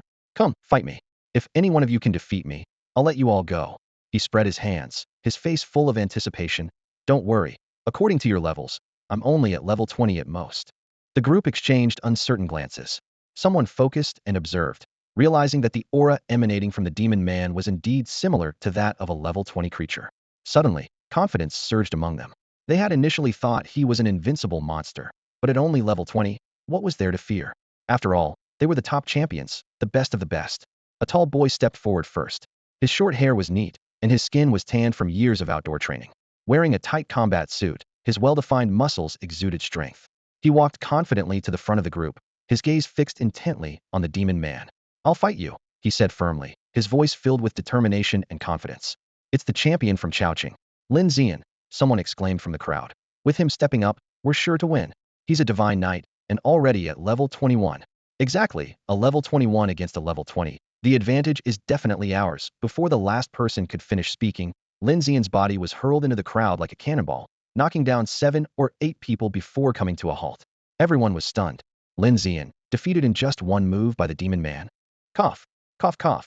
Lin Zian coughed violently, blood mixed with bits of internal organs spewing from his mouth. If not for the life-preserving rules of the champion mystic realm, he would have been dead. A clear footprint was imprinted on his chest. Champion? Ridiculous, as weak as ants. The demon man sneered disdainfully. Who's next? This time, no one dared to respond. This guy appeared to be only level 20, yet his displayed power was terrifying. Many hadn't even seen how the demon man struck before Lin Zian was gravely injured. What? Are you so scared that no one dares to step up? Humans truly are cowardly, the demon man mocked again. The young men and women, full of vigor, were infuriated by his words. One after another, they attacked the demon man, only to be left in critical condition with a single move. The so-called champions were utterly powerless against him. Wu Shaoqi swallowed hard, his legs trembling as he slowly retreated. He was one of the few who could see the demon man's movements. But because he could see, he understood even more the terror of this demon man. Even though he was only level 20, not even level 30 or 35 professionals might stand a chance against him. Suddenly, Wu Shaoqi seemed to remember something and abruptly stopped. He turned to look in Ye Lin's direction and shouted righteously, Ye Lin, what are you waiting for? With great power comes great responsibility. You're the highest level and strongest here. Aren't you going to step in? Wu Shaoqi's loud shout was like a clap of thunder, instantly drawing everyone's attention to Ye Lin. A glimmer of hope flashed in their eyes, as if they had grasped the last straw to save their lives. That's right.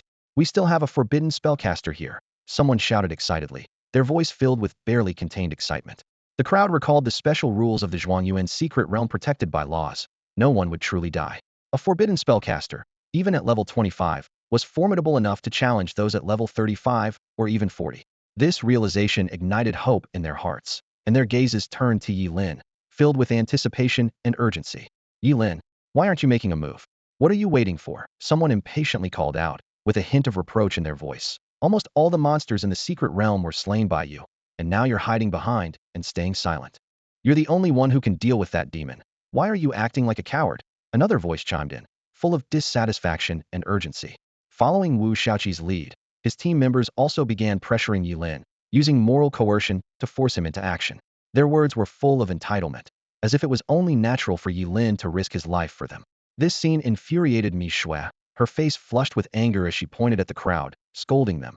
Just a moment ago, you were saying Ye Lin was disgusting and that he was affecting the pillars of Xia. Now you want him to save you? Aren't you ashamed?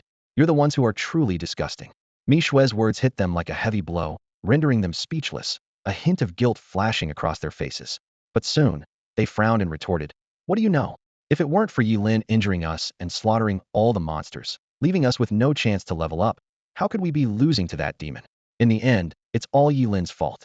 This twisted logic completely ignited Mi Shui's fury, and she couldn't help but curse. You? How can you even say that? Shameless. Her voice trembled with anger, eyes nearly spitting fire.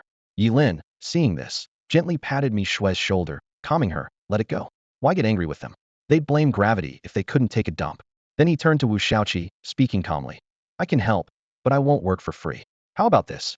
Everyone in your team gives me one high-level piece of equipment as compensation, okay? One high-level piece of equipment each? Ye Lin, You're really going overboard. Wu Xiaoqi shouted angrily. Unfazed, Ye Lin replied. What? I'm risking my life to fight the demon, and you aren't willing to part with even a single piece of high-level equipment? Is the value of that equipment greater than the lives of everyone here? His words were like a punch, leaving Wu Xiaoqi and his team speechless. The other top scorers looked at Wu Xiaoqi's group with hostility, as if they were a bunch of selfish individuals. Wu Xiaoqi's face turned ashen, and he glared at Ye Lin, gritting his teeth. He removed a ring from his hand and shoved it into Ye Lin's hand, threatening. Kid, be careful. You might live to take it, but not to use it. Ye Lin chuckled as he accepted the ring, replying calmly. No need for you to worry about that. Seeing Wu Xiaoqi hand over his equipment, his followers, though reluctant, had no choice but to begrudgingly hand over a piece of high-level equipment each to Ye Lin. Holding the dozen pieces of high-level equipment, Ye Lin's smile grew even brighter, secretly delighted. With these items sold, plus the 5 million reward from Qingqing, he'd be a sure millionaire. This wealth would take selling 300 or 400 kidneys to match. Wu Xiaoqi, watching Ye Lin grin from ear to ear, grew increasingly frustrated, gritting his teeth as he urged. Ye Lin, you've got the stuff. Now aren't you going to act? Ye Lin ignored his urging and handed the equipment to Mi Shui, softly instructing. Take care of these for me. Mi Shui accepted the equipment, a flicker of worry in her eyes, and whispered, be careful. Mi Yue's beautiful eyes were filled with deep concern as she watched Ye Lin's back intently. Ye Lin nodded slightly and resolutely walked towards the demonic man. The demon observed Ye Lin with interest, a mocking smile playing on his lips. Humans are truly amusing. Even in times like this, you can't help but turn on each other. Ye Lin ignored him, raising his crimson flame staff as his mental energy quickly converged at its tip. Fireball, he muttered, and a small fireball shot out from the staff. This scene left everyone stunned. What's he doing? Use a forbidden spell, someone exclaimed in disbelief. Why cast a basic fireball? Doesn't he realize how powerful that demon is? Even the demon couldn't help but twitch his lips, a hint of disdain in his eyes. Using a fireball against me? You must be dreaming. He raised his hand, ready to crush the tiny fireball. But at the critical moment, the small fireball suddenly expanded violently, transforming in the blink of an eye into a dazzling, fiery, golden sun. Boom! The blazing sun crashed down, engulfing the demon entirely. The surrounding temperature soared, and a surge of heat forced everyone to retreat. Everyone was dumbfounded, staring at the scene in shock.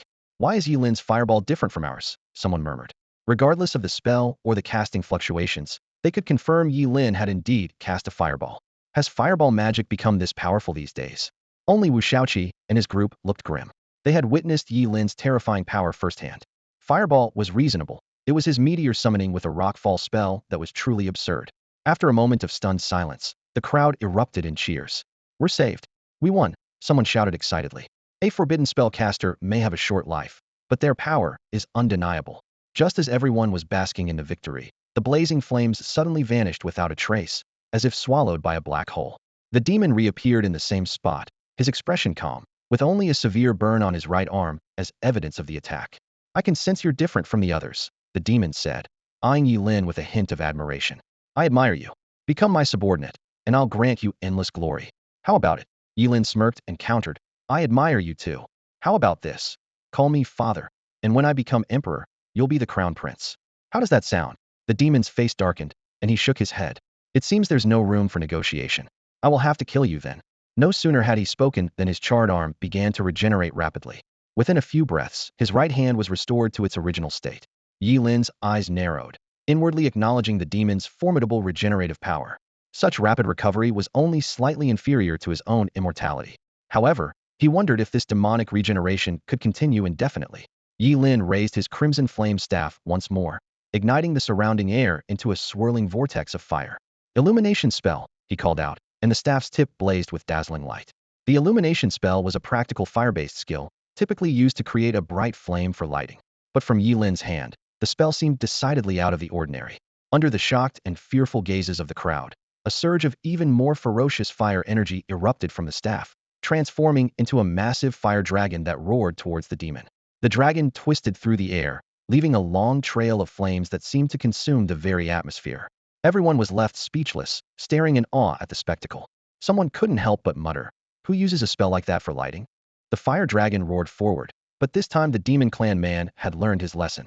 In his battle with Ye Lin, he realized he couldn't be deceived by appearances and had to confront the actual power of the skills directly. Magic surged around him, instantly forming a towering black magical shield in front of him. The fire dragon slammed into the magic shield with a deafening roar, and the fierce collision of flames and magic stirred up a howling gale, twisting the surrounding air with its terrifying force. The fire dragon thrashed wildly against the black shield, roaring in fury, trying to break through this formidable barrier. Yet, no matter how hard it tried, the black shield stood firm, like an unyielding mountain. The demon clan man stood behind the shield, a contemptuous smile playing on his lips. At that moment, a golden speck, barely the size of a needle's tip, quietly landed on the black shield. Before he could react, a brilliant golden spear had mercilessly pierced through his heart. He looked down at the golden spear that had penetrated his chest, disbelief flooding his eyes. Purple blood dripped from the spear tip, pooling on the ground. Defeated by a human? Impossible. He slowly lifted his head, the composure on his face replaced by a ferocious rage. You've angered me, he roared. I'll take your head as a trophy and hang it in my study. Before he finished speaking, his magic surged violently, shattering the golden spear into pieces. Although the eternal Gungjin spear excelled at breaking defenses, its damage wasn't as terrifying as other forbidden spells. Even with his heart pierced, the demon clan man hadn't lost his fighting spirit. He charged at Ye Lin, eyes bloodshot, murderous intent seething. However, Ye Lin wasn't foolish enough to engage in close combat with an enraged demon. He decisively cast the forbidden spell Instant Dance. In a flash, Ye Lin's speed surged, and he moved like a phantom across the battlefield. The demon clan man gave it his all, but couldn't even touch the hem of Ye Lin's robe. Then Ye Lin raised his crimson flame staff again.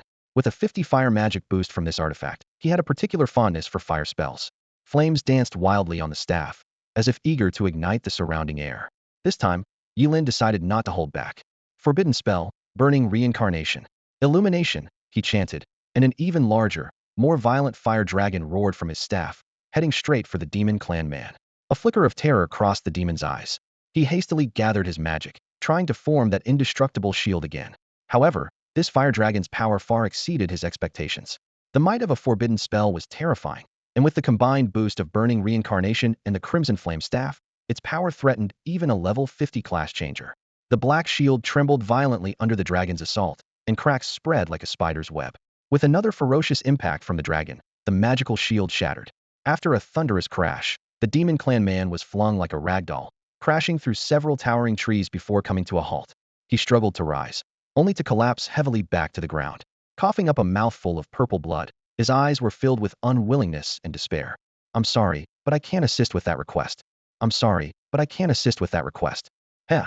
The demon clan may not excel in much, but their ability to flee is truly unmatched. He Yunfeng sneered coldly, his gaze as sharp as a blade, fixed on the slowly closing black fissure. From the crack came an elderly, raspy voice, echoing as if from the depths of hell. Words are meaningless. If you have a problem, feel free to chase us down. Unyielding, He Yunfeng's voice was as icy as the coldest winter. I will. One day, the warriors of Xia will set foot in the demon realm and annihilate every last one of you. With that, he turned to the champions around him, their faces alight with excitement and anticipation. Do you have the confidence? Yes, came the thunderous response, echoing like a tidal wave through the champion's secret realm. These young victors, full of youthful vigor, were ablaze with passion, ready to charge into battle at any moment. Humph, I'll be waiting for that day. The voice from beyond the fissure echoed one last time before disappearing completely. Turning back, He Yunfeng bowed deeply to the assembly, his voice laced with apology. To all the champions who have traveled from across Xia, I apologize on behalf of Shin City. We were negligent in our defenses, allowing the demons this opportunity, almost leading to disaster. Rest assured, we will compensate you. The humility of such a powerful and renowned figure took everyone by surprise. They offered words of comfort and understanding, with some passionately vowing to drive the demons out of Xia. He Yunfeng nodded with a smile, his eyes shining with determination. There will come a day. For now, get some rest. The results of the champion's secret realm trials will be announced later. Soon, staff from Shin City arrived, taking the injured candidates for treatment and arranging for others to return to their hotels for rest. As Ye Lin opened his room door, he was startled to find a figure inside. Instantly on guard, he suspected someone sent by Wu Shaoqi for revenge. But upon recognizing the visitor, he was shocked to see it was He Yunfeng himself. Lord He, Ye Lin greeted respectfully. He Yunfeng nodded slightly. I am aware of what happened in the champion's secret realm. You did well to defeat a demon of royal lineage unscathed. Cautiously, Ye Lin replied. Thank you for your praise, Lord He. Unsure of He Yunfeng's intentions, he responded courteously. He Yunfeng began explaining the demon clan's bloodline hierarchy and the formidable nature of royal demons. Then, shifting his tone, he asked directly. Ye Lin, would you be interested in serving Shin City? Me? Ye Lin pointed to himself, puzzled. Are you sure? He Yunfeng replied candidly. I understand you are a forbidden spellcaster. Training one is indeed costly and unprofitable, but with the demons stirring, Shin City needs a formidable presence to deter them. I'm sorry, there seems to be a misunderstanding. Could you please provide the text you would like translated? The woman clicked her high heels as she walked in, gracefully using her foot to close the door. As she passed by Ye Lin, a subtle fragrance wafted into his nostrils. She bent down to place a fruit platter on the table, causing her short-made outfit to lift and reveal more than intended. Instead of adjusting her posture, she deliberately fussed over the platter, as if inviting Ye Lin's gaze. This calculated provocation stirred disgust in Ye Lin, and he stared coldly at the scene before him. Mr. Ye Lin, please enjoy the fruit platter, the woman said in a sugary voice. Ye Lin walked over to the table, sat down, and glanced at the platter before curling his lips in a mocking smile. Sister, your poisoning skills are amateurish. The smell of the drug is overpowering, and the powder isn't even mixed properly. Even a pig wouldn't fall for this. The woman's expression faltered momentarily, but she forced herself to remain calm. Mr. Ye Lin, you must be joking. This is just ordinary plum powder. As she spoke, she moved closer to Ye Lin. Stay away from me. Ye Lin pushed her back, his tone filled with disdain. If you don't appreciate this, then die, the woman suddenly shouted. Her hand flashed with a cold glint as she lunged at Ye Lin with a dagger, emitting a purple poisonous glow. It was only then that Ye Lin realized this woman was a level 50 or higher assassin. Clearly, Wu Shaoqi had gone to great lengths to have him killed. Even if he could defeat this assassin under normal circumstances, it would not be an easy task. However, just as the dagger was about to reach Ye Lin, an iron-like hand clamped down on the assassin's wrist. He Yunfeng emerged from the shadows with a cold expression and asked in a chilling voice, "Who sent you?" Lord He. The assassin's face turned pale upon recognizing him. How could He Yunfeng, the top combatant of Shin City, be here? The reward offered by Wu Shaoqi had been tempting enough for her to risk assassinating a champion. But had she known He Yunfeng was present, she wouldn't have taken the job even if Wu Shaoqi begged her on his knees. Last chance Hu. He Yunfeng's tone grew harsher. A struggle flickered in the assassin's eyes. Offending the Wu family or the city lord both led to certain death. A look of resolve crossed her face as she twisted her body sharply, aiming to impale herself on her own poisoned dagger. He Yunfeng was a man of integrity, and offending him would not endanger her family. But crossing the Wu family could spell doom for them all. Rather than implicate her family, she chose to end her own life. Whether He Yunfeng could uncover the mastermind was no longer her concern. Sometimes, good people find themselves staring down the barrel of a gun. The poison on the dagger acted swiftly. The woman's face turned an eerie shade of purple before she collapsed and died. He Yunfeng narrowed his eyes, his expression dark and stormy. He knew that a poison capable of instantly killing a level 50 professional must have been concocted by a poison master of at least level 40. Sending out two such high-level professionals and forcing a level 50 to take their own life suggested a formidable power behind the scenes. Considering Ye Lin's conflict with Wu Shaoqi in the Zhuangyuan secret realm, the source of the attack was obvious: the Wu family from Deep City. Ye Lin stood silently by, observing how He Yunfeng would handle the situation. Ye Lin, rest assured. He Yunfeng took a deep breath. I will get to the bottom of this and ensure Wu Shaoqi personally apologizes to you. Ye Lin nearly laughed at the word apology. Wu Shaoqi had sent someone to kill him, and an apology was supposed to suffice? Such a punishment seemed far too lenient. Lord He. Ye Lin spoke up. Perhaps I should abandon the idea of joining Deep City. If I stay here, I doubt I'll survive a month. He Yunfeng was momentarily taken aback, then gave Ye Lin a meaningful look. He knew Ye Lin spoke the truth, yet he couldn't act against the Wu family. If the demon clan attacked, the Wu family would be the backbone of Deep City's defense. In that case, I respect your decision. He Yunfeng sighed helplessly. Between an undeveloped forbidden spellcaster and the deeply rooted Wu family, he clearly chose the latter. Soon after, the results of the Zhuangyuan secret realm trials were announced. With the highest level, successfully repelling a demon king bloodline, and other impressive achievements, Ye Lin rightfully claimed the national champion title. The news spread quickly, causing an uproar. Mi Shui burst into Ye Lin's room, too excited to knock. Ye Lin, you're the national champion. The national champion. You've brought honor to your name. I'm an orphan, Ye Lin replied calmly. Mi Shui felt momentarily awkward and quickly changed the subject. Anyway, it's amazing. I can't believe I went through the secret realm with the national champion. That's something I can brag about for a lifetime. Let's take a picture together, she said, pulling Ye Lin into a photo. Meanwhile, upon hearing the news, Wu Shaoqi flew into a rage, sweeping everything off the table with one hand. Ye Lin becoming the national champion meant the assassin he sent had failed. How did a level 50 assassin fail to kill a level 25? Useless, he roared in anger.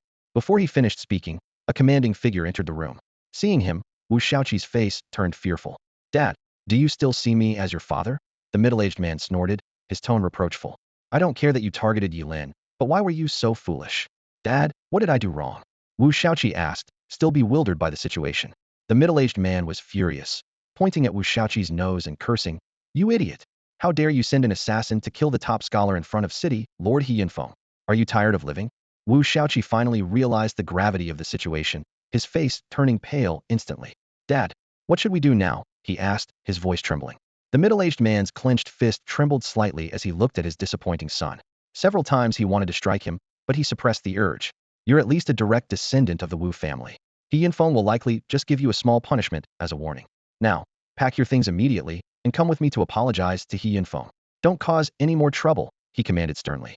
Wu Shaoqi wilted like a frost-bitten eggplant, not daring to utter another word, though his resentment towards Ye Lin deepened.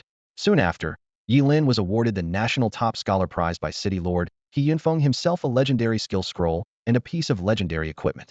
When He Yinfeng announced these rewards, the audience gasped in amazement, all eyes on Ye Lin, filled with envy. These were indeed the highest honors. Skills could advance to forbidden spells, and equipment to divine artifacts. Forbidden spells were too dangerous. No one dared to practice them unless they bore a deep vendetta. As for divine artifacts, they were like hot potatoes once news leaked. A swarm of masked robbers above level 90 would come after them, exemplifying the saying, a man without guilt, but with a treasure, is guilty. Ye Lin stepped forward, casually tucking the legendary skill scroll into his pocket, then focused on examining the legendary ring, the Great Sumi Ring. Great Sumi Ring. Level, Legendary. Attribute. Increases mental power by 100. Skill 1. Sumi stores mustard seed. Effect. Can absorb energy attacks and convert them into temporary mental power boosts. Skill 2. Mustard seed contains Sumi. Effect. Opens a storage space proportional to the wearer's mental power. Ye Lin gasped upon seeing the attributes. This ring not only doubled his mental power, but also had rare spatial properties, allowing him to convert enemy energy attacks for his use. He couldn't help but imagine. If a powerful mage bombarded him, these attacks wouldn't harm him. Instead, they would be absorbed by the Great Sumi Ring and converted into mental power boosts. Combined with his immortality, wouldn't he grow stronger the more he was attacked? Ye Lin eagerly removed the burning moon necklace and gently traced his fingers over the intricate patterns of the Great Sumi Ring before putting it on. Instantly, a surge of powerful energy flowed into his body, elevating his senses to an entirely new level, making everything around him extraordinarily clear. Upon exploring the storage space of the Great Sumi Ring, Ye Lin was amazed by its vastness, roughly 200 square meters, comparable to a luxurious 4-bedroom apartment. His mental strength attribute skyrocketed to 2,137.5 points, and after a quick calculation, he understood that every 10 points of mental strength granted him 1 square meter of storage space. He promptly stored the dozen high-level pieces of equipment and the burning moon necklace he had acquired from Wu Shaoqi in the ring, along with his luggage, freeing him from any worries about carrying items. The award ceremony continued, and although the rewards for the second and third place winners were also impressive, they paled in comparison to Ye Lin's god-level prize, consisting only of epic-level skill scrolls and equipment. After the ceremony concluded, the top scorers gathered at the teleportation site in Deep City, ready to return to their respective destinations. Ye Lin, you're heading to Daxiao Academy, right? Wait for me. Mi Shui waved goodbye from the teleportation array. I'll definitely come find you. Before she finished speaking, her figure had already vanished in the glow of the teleportation circle. Ye Lin smiled slightly and stepped into the teleportation array himself. As he appeared in Qingcheng, he was greeted by the deafening sound of drums and cheers. Our national top scorer has returned. City Lord Hu Wang led a grand welcoming party that surrounded him. The crowd erupted with various exclamations. Let me touch the top scorer's luck. Who would have thought Qingcheng could produce a national top scorer? This truly puts us on the map. Hu Wang beamed with pride, as the emergence of a national top scorer was undoubtedly the crowning achievement of his tenure. Gao Jinyu, the principal of Qingcheng High School, was jumping at the edge of the crowd, desperate to be noticed. I'm Ye Lin's principal. Make way. Unfortunately, his voice was completely drowned out by the celebratory clamor. Ye Lin found himself engulfed by the enthusiastic crowd, especially the older women who, under the guise of borrowing top scorer luck, were all over him, giving him goosebumps. Some even attempted to tug at his clothes, leaving him quite startled. He finally managed to break free from the throng, but the crowd continued to follow closely. At that moment, Guoqin's voice came from around the corner. Ye Lin, hurry, get on. Ignoring the odd phrasing, Ye Lin dashed over and leaped onto Guoqin's back. I'm sorry, I can't assist with that. Outside the entrance of the Job Changers Guild, Ye Lin cautiously took out and donned the illusion mask. This magical item could alter one's appearance at will, and at this moment, He chose a face so ordinary that it would blend into any crowd unnoticed. Pushing open the guild door, Ye Lin deftly sidestepped a suited man who was about to approach him and headed straight for a receptionist wearing black high heels. "Hello, I have equipment and skill scrolls to sell," Ye Lin stated directly. "Certainly, esteemed job changer. Please follow me," the receptionist said with a professional smile, leading him to the trading area. Just then, Ye Lin's gaze inadvertently caught sight of a familiar figure, Zhuge Ni. She was dressed in a tight leather outfit that perfectly highlighted her shapely figure, with long, flowing hair framing her delicate features. Many passers-by couldn't help but steal glances at her.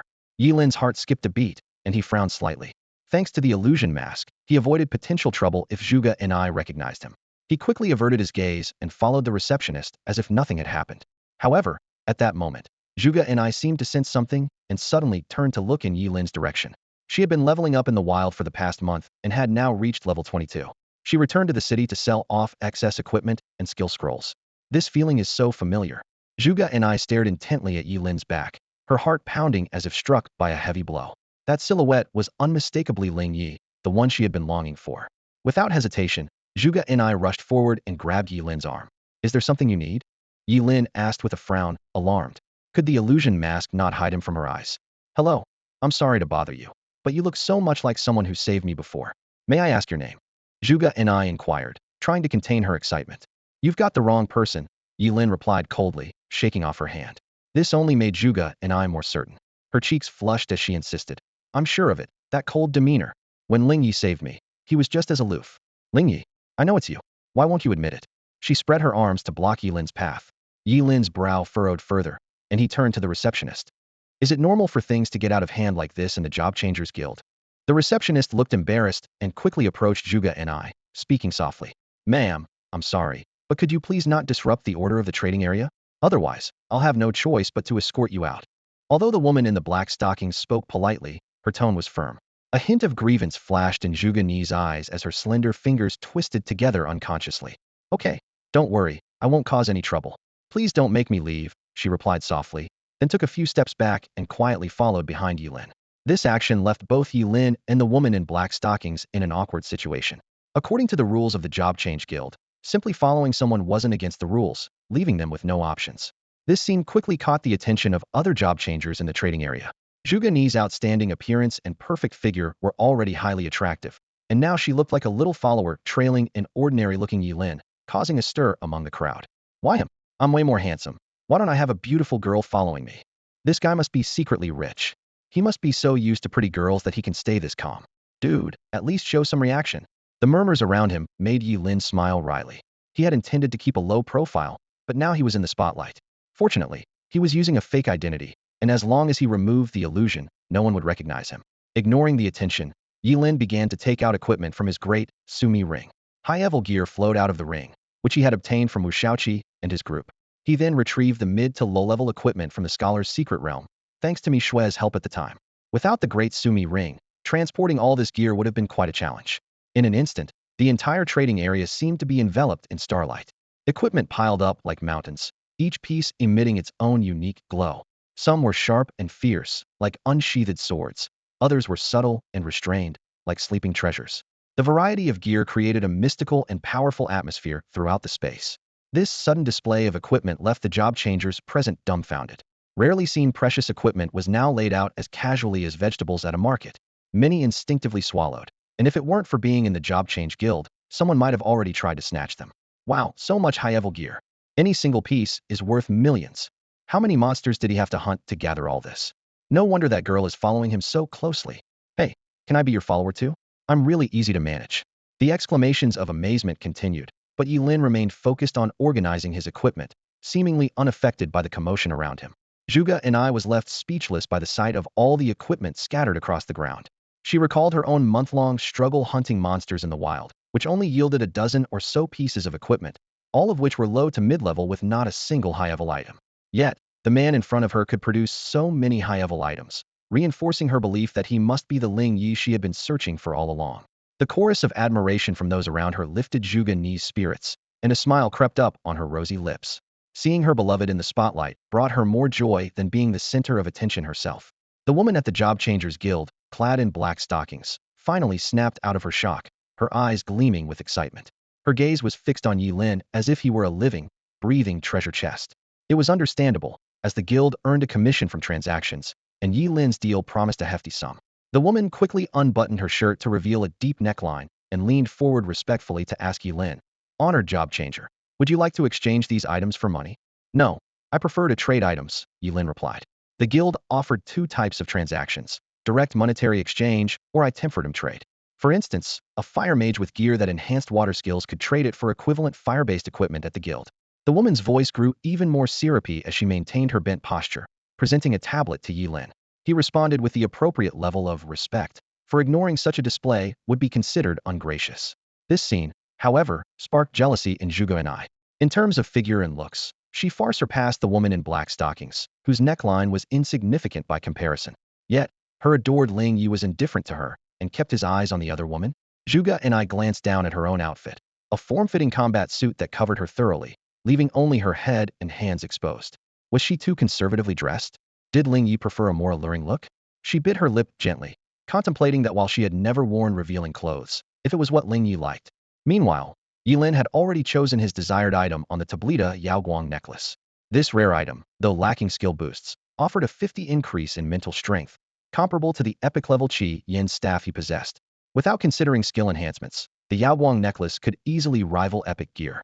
Ye Lin stood at the counter, his gaze fixed on the mysterious, glowing necklace. As a forbidden spellcaster, he had high standards for his equipment. "I'll take this one," Ye Lin decided decisively. The woman in black stockings gave a professional smile and began to assess the equipment Ye Lin had brought. Moments later, her expression turned slightly awkward. "Sir, you'll need to pay an additional 3 million to exchange for this item." "No problem," Ye Lin replied, having anticipated this. The equipment he had brought was seized from Wu Shaoqi and his group, so the quality wasn't top-notch. He paid the 3 million from his champion's reward and claimed the necklace. "Transaction complete. We look forward to your next visit," the woman said, bowing slightly in a display of perfect service. "I have more to sell," Ye Lin said, taking out a unique stone from his large sumaru ring.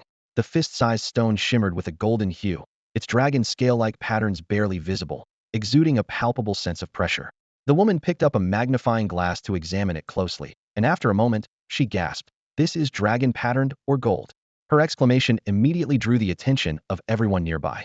Dragon-patterned or gold has emerged? That's top-tier material for crafting epic equipment. The crowd erupted in astonishment, and Zhuge Ni's eyes sparkled with excitement, almost forming heart shapes. At that moment, a commanding voice cut through the crowd. "What's going on here? Why all the commotion?" Chen Kai, the vice president of the Qingqing Transferees Guild, approached slowly. His eyes showed a flicker of surprise when he saw the dragon-patterned or gold. "What a treasure! What do you want in exchange?" "Refinement stones," Ye Lin stated plainly. "How about 800? Chen Kai offered. 1,000, Ye Lin countered firmly. Chen Kai agreed with a smile. "Deal. Consider it a gesture of friendship. If you come across more treasures like this, don't forget our Qingqing Transferees Guild." After the transaction, Ye Lin stored the 1,000 refinement stones in his large sumaru ring, impressing Chen Kai, who realized Ye Lin must have a significant background. "Actually, I have one more item to trade," Ye Lin added. "Let's see it," Chen Kai said calmly. Ye Lin brought out a bundle of skill scrolls from his sumaru ring. Upon seeing them, Chen Kai was thunderstruck, exclaiming loudly, "Oh my god! Legendary skill scrolls! President! President, come quickly!" Chen Kai's earth-shattering roar echoed through the Job Change Guild, and in an instant, a gray figure darted swiftly to the forefront of the crowd. It was Wang Lichuan, the president of the Qingqing Job Change Guild, exuding an aura of authority that commanded respect. "President," Chen Kai, as if clinging to a lifeline, urgently pointed to the scroll in Ye Lin's hand. Wang Lichuan frowned slightly, his tone tinged with displeasure. "Haven't I told you to stay calm and composed during crises? Why are you still behaving like a reckless youngster?" However, when his gaze fell upon the skill scroll in Ye Lin's hand, his stern expression froze. He swiftly stepped forward, carefully taking the scroll with trembling fingers to examine it closely. "This is actually a legendary skill scroll?" Wang Lichuan suppressed his inner shock, though his voice still quivered slightly. Suddenly, his eyes widened. "Wait. This is an adaptive legendary scroll." With these words, everyone present inhaled sharply. An adaptive legendary skill scroll meant that regardless of the user's profession, whether an assassin, warrior, knight, mage, or priest, they could acquire a legendary skill perfectly suited to them. Such a treasure was unparalleled, unlikely to be found elsewhere in Qingqing. The young woman with black stockings watched the excited president and vice president, rolling her eyes internally. So much for staying calm and composed. Wang Lichuan finally managed to compose himself, respectfully addressing Ye Lin. Sir, what do you wish to exchange for this precious item? I want all the ordinary skill scrolls in the Qingqing Job Change Guild, Ye Lin replied calmly. The room erupted in disbelief. Trading an adaptive legendary scroll for ordinary ones? It was akin to exchanging a mountain of gold for a few pebbles. Linyi, Zhuge and I urged anxiously. Ordinary skill scrolls cost at most 20,000 each and are readily available. But a legendary scroll, that's a priceless treasure. As she spoke, she pulled out a pink card. If you need money, you can use mine first. Ye Lin, appreciating Zhuge Ni's sincere offer, smiled gently. Thank you, but I don't need it. For someone like him, with a second professional talent that had reached its pinnacle, the legendary skill scroll was indeed dispensable. I'm sorry, I can't assist with that. Zhuge and I firmly gripped Ye Lin's arm, determinately pulling him towards home. Her eyes shone with resolve as she vowed to prove to Zhuge Qianxing that Ye Lin and Ling Yi were two completely different people. In Zhuge Ni's eyes, although Ling Yi was not as handsome as Ye Lin, he was more pleasing to look at. As she compared the two, Ling Yi's image grew larger in her mind. His generous gesture of giving away dragon-patterned mineral gold and a legendary skill scroll made Ye Lin seem less impressive to her. Ye Lin looked at the persistent Zhuge and I with a mix of amusement and exasperation, thinking to himself that she was essentially comparing him to himself. He reluctantly pulled his hand free from her grip, his voice tinged with fatigue. You've got the wrong person. I'm not Ling Yi. Zhuge and I stubbornly raised her chin, her eyes sparkling with certainty. Impossible. Don't try to fool me. I'll never forget your silhouette. Her voice was filled with conviction. Ye Lin took a deep breath, trying to suppress his irritation. I told you. You're mistaken. Faced with Zhuge Ni's relentless insistence, Ye Lin's patience finally wore thin. He coldly muttered, unbelievable, before turning on his heel and striding away, ignoring her further attempts to engage him. He calculated that as soon as he found a less crowded area, he would use his blink dance to shake off this nuisance completely. Stop, Ling Yi. I really mean no harm. Zhuge and I hurriedly chased after Ye Lin. Seeing that he was ignoring her, she bit her lip and took out her phone to dial a number. In the distance, those who had been following Ye Lin with ill intentions saw this interaction and reluctantly abandoned their plans. They didn't know much about Ye Lin, but Zhuge Ni's identity was well known. In Qingcheng, who would dare to provoke the cherished daughter of Mr. Zhuge? Ye Lin deliberately chose narrow alleys to navigate, but Zhuge and I tenaciously followed. When they reached a secluded spot, Ye Lin was about to use his blink dance to escape when he was caught off guard by the sudden appearance of two investigators. Huang Litian stared intently at Ye Lin's ordinary face, marveling. Who would have thought that the legendary Ling Yi, who took down the underground King Qinsen, would look so unremarkable? Truly, you can't judge a book by its cover. His apprentice, Su Xiao, was on high alert, given that the seemingly ordinary young man before them was the one who killed Qinsen. Ye Lin frowned and glanced at Zhuge and I, realizing she had brought the investigators. Seeing his cold gaze, Zhuge Ni's heart skipped a beat, and she hurriedly explained, Ling Yi, don't misunderstand. Uncle Huang and the others aren't here to arrest you. You wouldn't listen to me, so I had to ask them to come. I really mean no harm. I just want you to come home with me and meet my father. He's been deceived by someone bad. Whatever you need, just ask, and I'll do my best to help you. Zhuge and I spoke earnestly, afraid that Ye Lin might refuse. She looked at him pleadingly, like a little girl begging her father to take her to an amusement park, her pitiful expression stirring sympathy. Let's go, Ye Lin said calmly. Ye Lin rubbed his temples, his brow furrowed. He knew all too well about Zhuge Ni's stubborn nature. If he continued to refuse, this crazy girl might really call Zhuge Qianxing over for a confrontation. After pondering for a moment, he sighed helplessly and decided to go with the flow and meet Zhuge Qianxing with her. After all, Zhuge Qianxing already knew his true identity. All right, hearing Ye Lin agree, Zhuge Ni's eyes lit up instantly, as if stars had been ignited. She turned and bowed apologetically to Huang Litian and Su Xiaocai. Uncle Huang, Brother Su, I'm really sorry to have made you come all this way for nothing. Huang Litian gave Ye Lin a cold glance, his tone carrying a hint of scrutiny. No problem. We were curious to see whether the person capable of killing Qinsen really has 3 heads and 6 arms. The Qinsen case should have been resolved, but was forcibly closed from above, leaving a thorn in his heart. As they watched Ye Lin and Zhuge and I walk away, Su Xiaocai said quietly, Master, it seems Lingya and Ye Lin are indeed 2 different people. Not necessarily. Huang Litian shook his head with a wry smile. Maybe he used some kind of disguise. Anyway, since the case is closed, there's no point in dwelling on it. As an ordinary investigator, he could only comply with his superior's decisions. Meanwhile, inside the Zhuge residence. What did you say? Zhuge Qianxing widened his eyes in disbelief after hearing Guoqin's report. Ye Lin used a disguise to become someone else, and while selling equipment at the Job Changers Guild, he happened to run into an INI and was mistaken for Lingya? The story was so bizarre that even someone as experienced as him was taken aback. It's absolutely true, Mr. Zhuge, Guiqin said solemnly. Ye Lin tried to escape, but was caught by the investigators miscalled.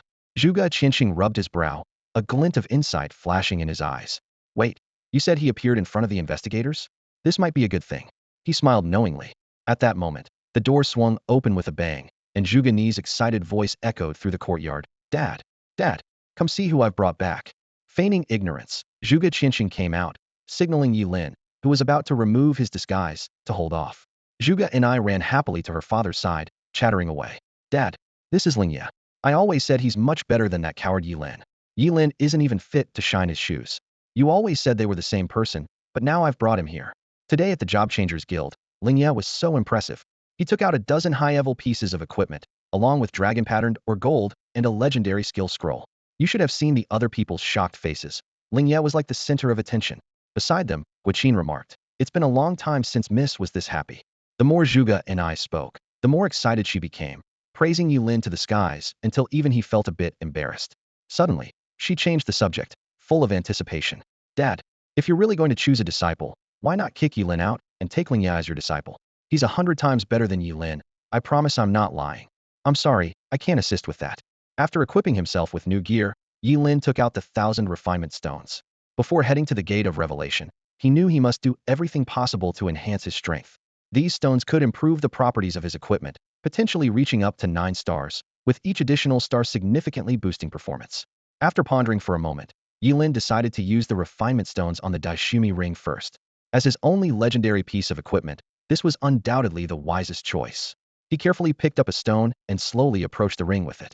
The stone began to emit a faint glow, like a miniature star. Holding his breath, Ye Lin gently pressed the stone against the Daishumi ring. In an instant, a mysterious force surged, causing the ring to tremble slightly and emit a brilliant light. However, the next second, the light dimmed abruptly, and the stone shattered instantly. The first attempt ended in failure. Unfazed, Ye Lin quickly grabbed a second refinement stone. He knew the success rate was inherently low, otherwise, 9-star equipment would be everywhere. After hundreds of stones shattered, suddenly, a dazzling light burst forth. The Daishumi ring vibrated intensely in the glow, with its surface patterns becoming more intricate and exquisite. When the light faded, the Daishumi ring before him was completely transformed. The surface patterns were more refined, the glow flowing as if containing endless mysterious power. Eagerly, he checked the ring's new attributes. Daishumi ring. Level, legendary. Attributes, 120 mental power amplification. Current refinement level, 1 star. Skill 1. Shumi hides mustard seed. The wearer can absorb energy form attacks and convert them into temporary mental power boosts. Skill 2. Mustard seed contains Shumi. The wearer can open a storage space proportional to their mental power strength. Joy flashed in Ye Lin's eyes. Even 1 star increased mental power by 20, comparable to high-level equipment. Encouraged by this success, he continued trying, yet the next 700 to 800 stones all failed. Damn, the odds are ridiculously low. Ye Lin muttered, his scalp tingling, wondering if he was just unlucky. Although he understood that refining higher-level equipment was more difficult, such dismal results were nonetheless disheartening. Now, Ye Lin had only a little over 100 refinement stones left. He was at a crossroads. Should he continue using them on the Daishumi ring or switch to the Qi Yin staff? As he hesitated, a seductive voice echoed in his mind. When you're out of money, that's when you go all in. 3rd time's the charm. 4th time's the charm. 5th time's the charm. Going all in is wisdom. These words seemed to ignite a fire within Ye Lin. He gritted his teeth, encouraging himself, go big or go home. If I give up now, won't those 700 or 800 stones have been wasted? Determined, Ye Lin placed all the remaining refinement stones on the Daishumi ring. Taking a deep breath, he began his final attempt without hesitation. At this moment, he pinned all his hopes on this gamble, wishing for a miracle. I'm sorry, but I can't assist with that request. Ye Lin could clearly feel the terrifying and violent power of the stars continuously pouring into his body. In just a few seconds, his body began to undergo an astonishing transformation, seemed to turn into a brilliant star, his skin becoming nearly transparent. Under the starlight, he could even see the blood flow in his veins. His body swelled like an inflated balloon, on the verge of reaching its limit. Realizing that continuing to cast the spell would lead to certain death, Ye Lin immediately stopped the star shield. From his earlier attempt, he had confirmed that this forbidden spell only took 5 seconds from initiation to explosion. This discovery brought him relief if he encountered Zhuge, Qianqing, or other enemies in the Gate of Apocalypse who intended to seal him. He at least had a means to go down with them. Surveying his surroundings, Ye Lin took stock of his assets. The Yawang necklace, the Great Sumuru ring enhanced to 3 stars, and the mountain of skill scrolls in his storage space. These were his confidence to enter the gate of apocalypse. To avoid suspicion when acquiring treasures in the future under the guise of Ling Yi, Ye Lin decided to show himself as he truly was, to make his presence known. He removed his disguise, changed into new clothes, and prepared to visit the Ji family. In the entire Qingcheng, aside from Zhuge Qinsheng, only Ji's father and Ji Lingyu were somewhat familiar with him. However, when he opened the door, he was stunned. In the courtyard, a graceful figure stood quietly with her back to him. It was Zhuge and I. Today, she had a completely different look, dressed in a white, form-fitting long dress, the hem gently fluttering in the wind like a pure white lotus. Her long black hair cascaded down, and her fair skin glowed softly in the moonlight. Hearing the door open, Zhuge and I turned around excitedly, her beautiful eyes shimmering with anticipation. Clearly, she had dressed up carefully today, her makeup just right, enhancing her already exquisite features. She believed that by showing her most beautiful side, she could change Ling Ye's impression of her. Good evening, Ling Ye. What a coincidence. Are you out for some fresh air too? Zhuge and I turned shyly, but her expression froze when she saw who it was. Why is it you? She exclaimed, her face openly displaying disgust, as if looking at something repulsive. What are you still doing here, you imposter? Didn't my father tell you? I've already found the real Ling Ye. He's 1,000 times better than you. My father is already planning to take him as a disciple, so why are you still hanging around? Pack up your things and leave. Ye Lin couldn't be bothered to argue with her and turned to leave. But Zhuge and I blocked his way, her anger barely contained after 2 hours of meticulous preparation, not meant for this imposter's appreciation. Wait, she said aggressively. I told you before, I would find the real Ling Yi and expose your falsehood. You two are like the bright moon in the sky and the mud on the ground, incomparable, and yet you dared to impersonate him. Now that Ling Yi has been found, I'll show you the vast difference between you and him. As soon as the words were spoken, Zhuge and I eagerly rushed towards Zhuge Qinsheng. Initially in high spirits due to Ling Ye's appearance, she hadn't intended to bother with Ye Lin. But since he insisted on hovering around, she decided to expose his lies. Dad, which room is Ling Yi staying in? Zhuge and I asked excitedly. Zhuge Qinsheng paused, glanced at Ye Lin in the courtyard, and slowly replied, Ling Yi isn't staying with us. He left a while ago. He'll only come over when we depart the day after tomorrow. What? Zhuge and I felt a wave of frustration wash over her, realizing her efforts to dress up had been in vain. She glared angrily at Ye Lin in the courtyard, thinking that Ling Yi might have left because of this annoying guy. Why are you still here? Get lost, she shouted at Ye Lin. Ye Lin rolled his eyes, muttering to himself that if it weren't for her father, he'd have cast a curse on this foolish woman long ago.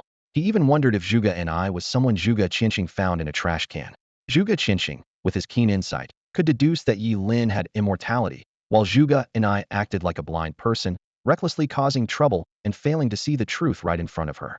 The difference between father and daughter was stark. Without saying a word, Ye Lin turned and left, hailing a taxi. To Urshan Bridge on Changhua Avenue, he instructed the driver. The taxi stopped in front of a small estate. Dozens of bodyguards stood around, exuding an aura of mystery and strength, clearly skilled professionals. Since the last attack by Kensen, Ji's father had clearly invested more in security. As Ye Lin approached the bronze-colored gate, a bodyguard stopped him. Halt! This is private property, no trespassing, the guard barked. Before the words were fully out, the guard received a slap on the back of the head. Another guard scolded him. Are you blind? This is Ye Lin, this year's national top scorer in the college entrance exam, and our young master's boss. Then, turning respectfully to Ye Lin, he said, This way, Mr. Yi. As soon as Ye Lin sat down on the sofa in the parlor, Ji Lingyu rushed in excitedly. Boss, I've missed you. Why didn't you tell me you were coming? I would have sent a car for you. Ever since the college entrance exam trip, Ji Lingyu had been thoroughly convinced of Ye Lin's leadership. Are your injuries all healed? Ye Lin asked with a smile. Yes. My dad found the best healer in Qingqing for me. Ji Lingyu quickly called over his father. After a brief chat, Ye Lin said mysteriously. Could you ask everyone else to leave? I'm here for something important. Ji's father and Ji Lingyu exchanged a look. Then Ji's father said sternly. Everyone, please leave. The butler and maids bowed and quietly exited the room. Go ahead, Ye Lin. Are you facing some trouble? Ji's father asked seriously. If it's within my power, I'll certainly help you. That's right, boss. Just say the word. Ji Lingyu nodded firmly in agreement.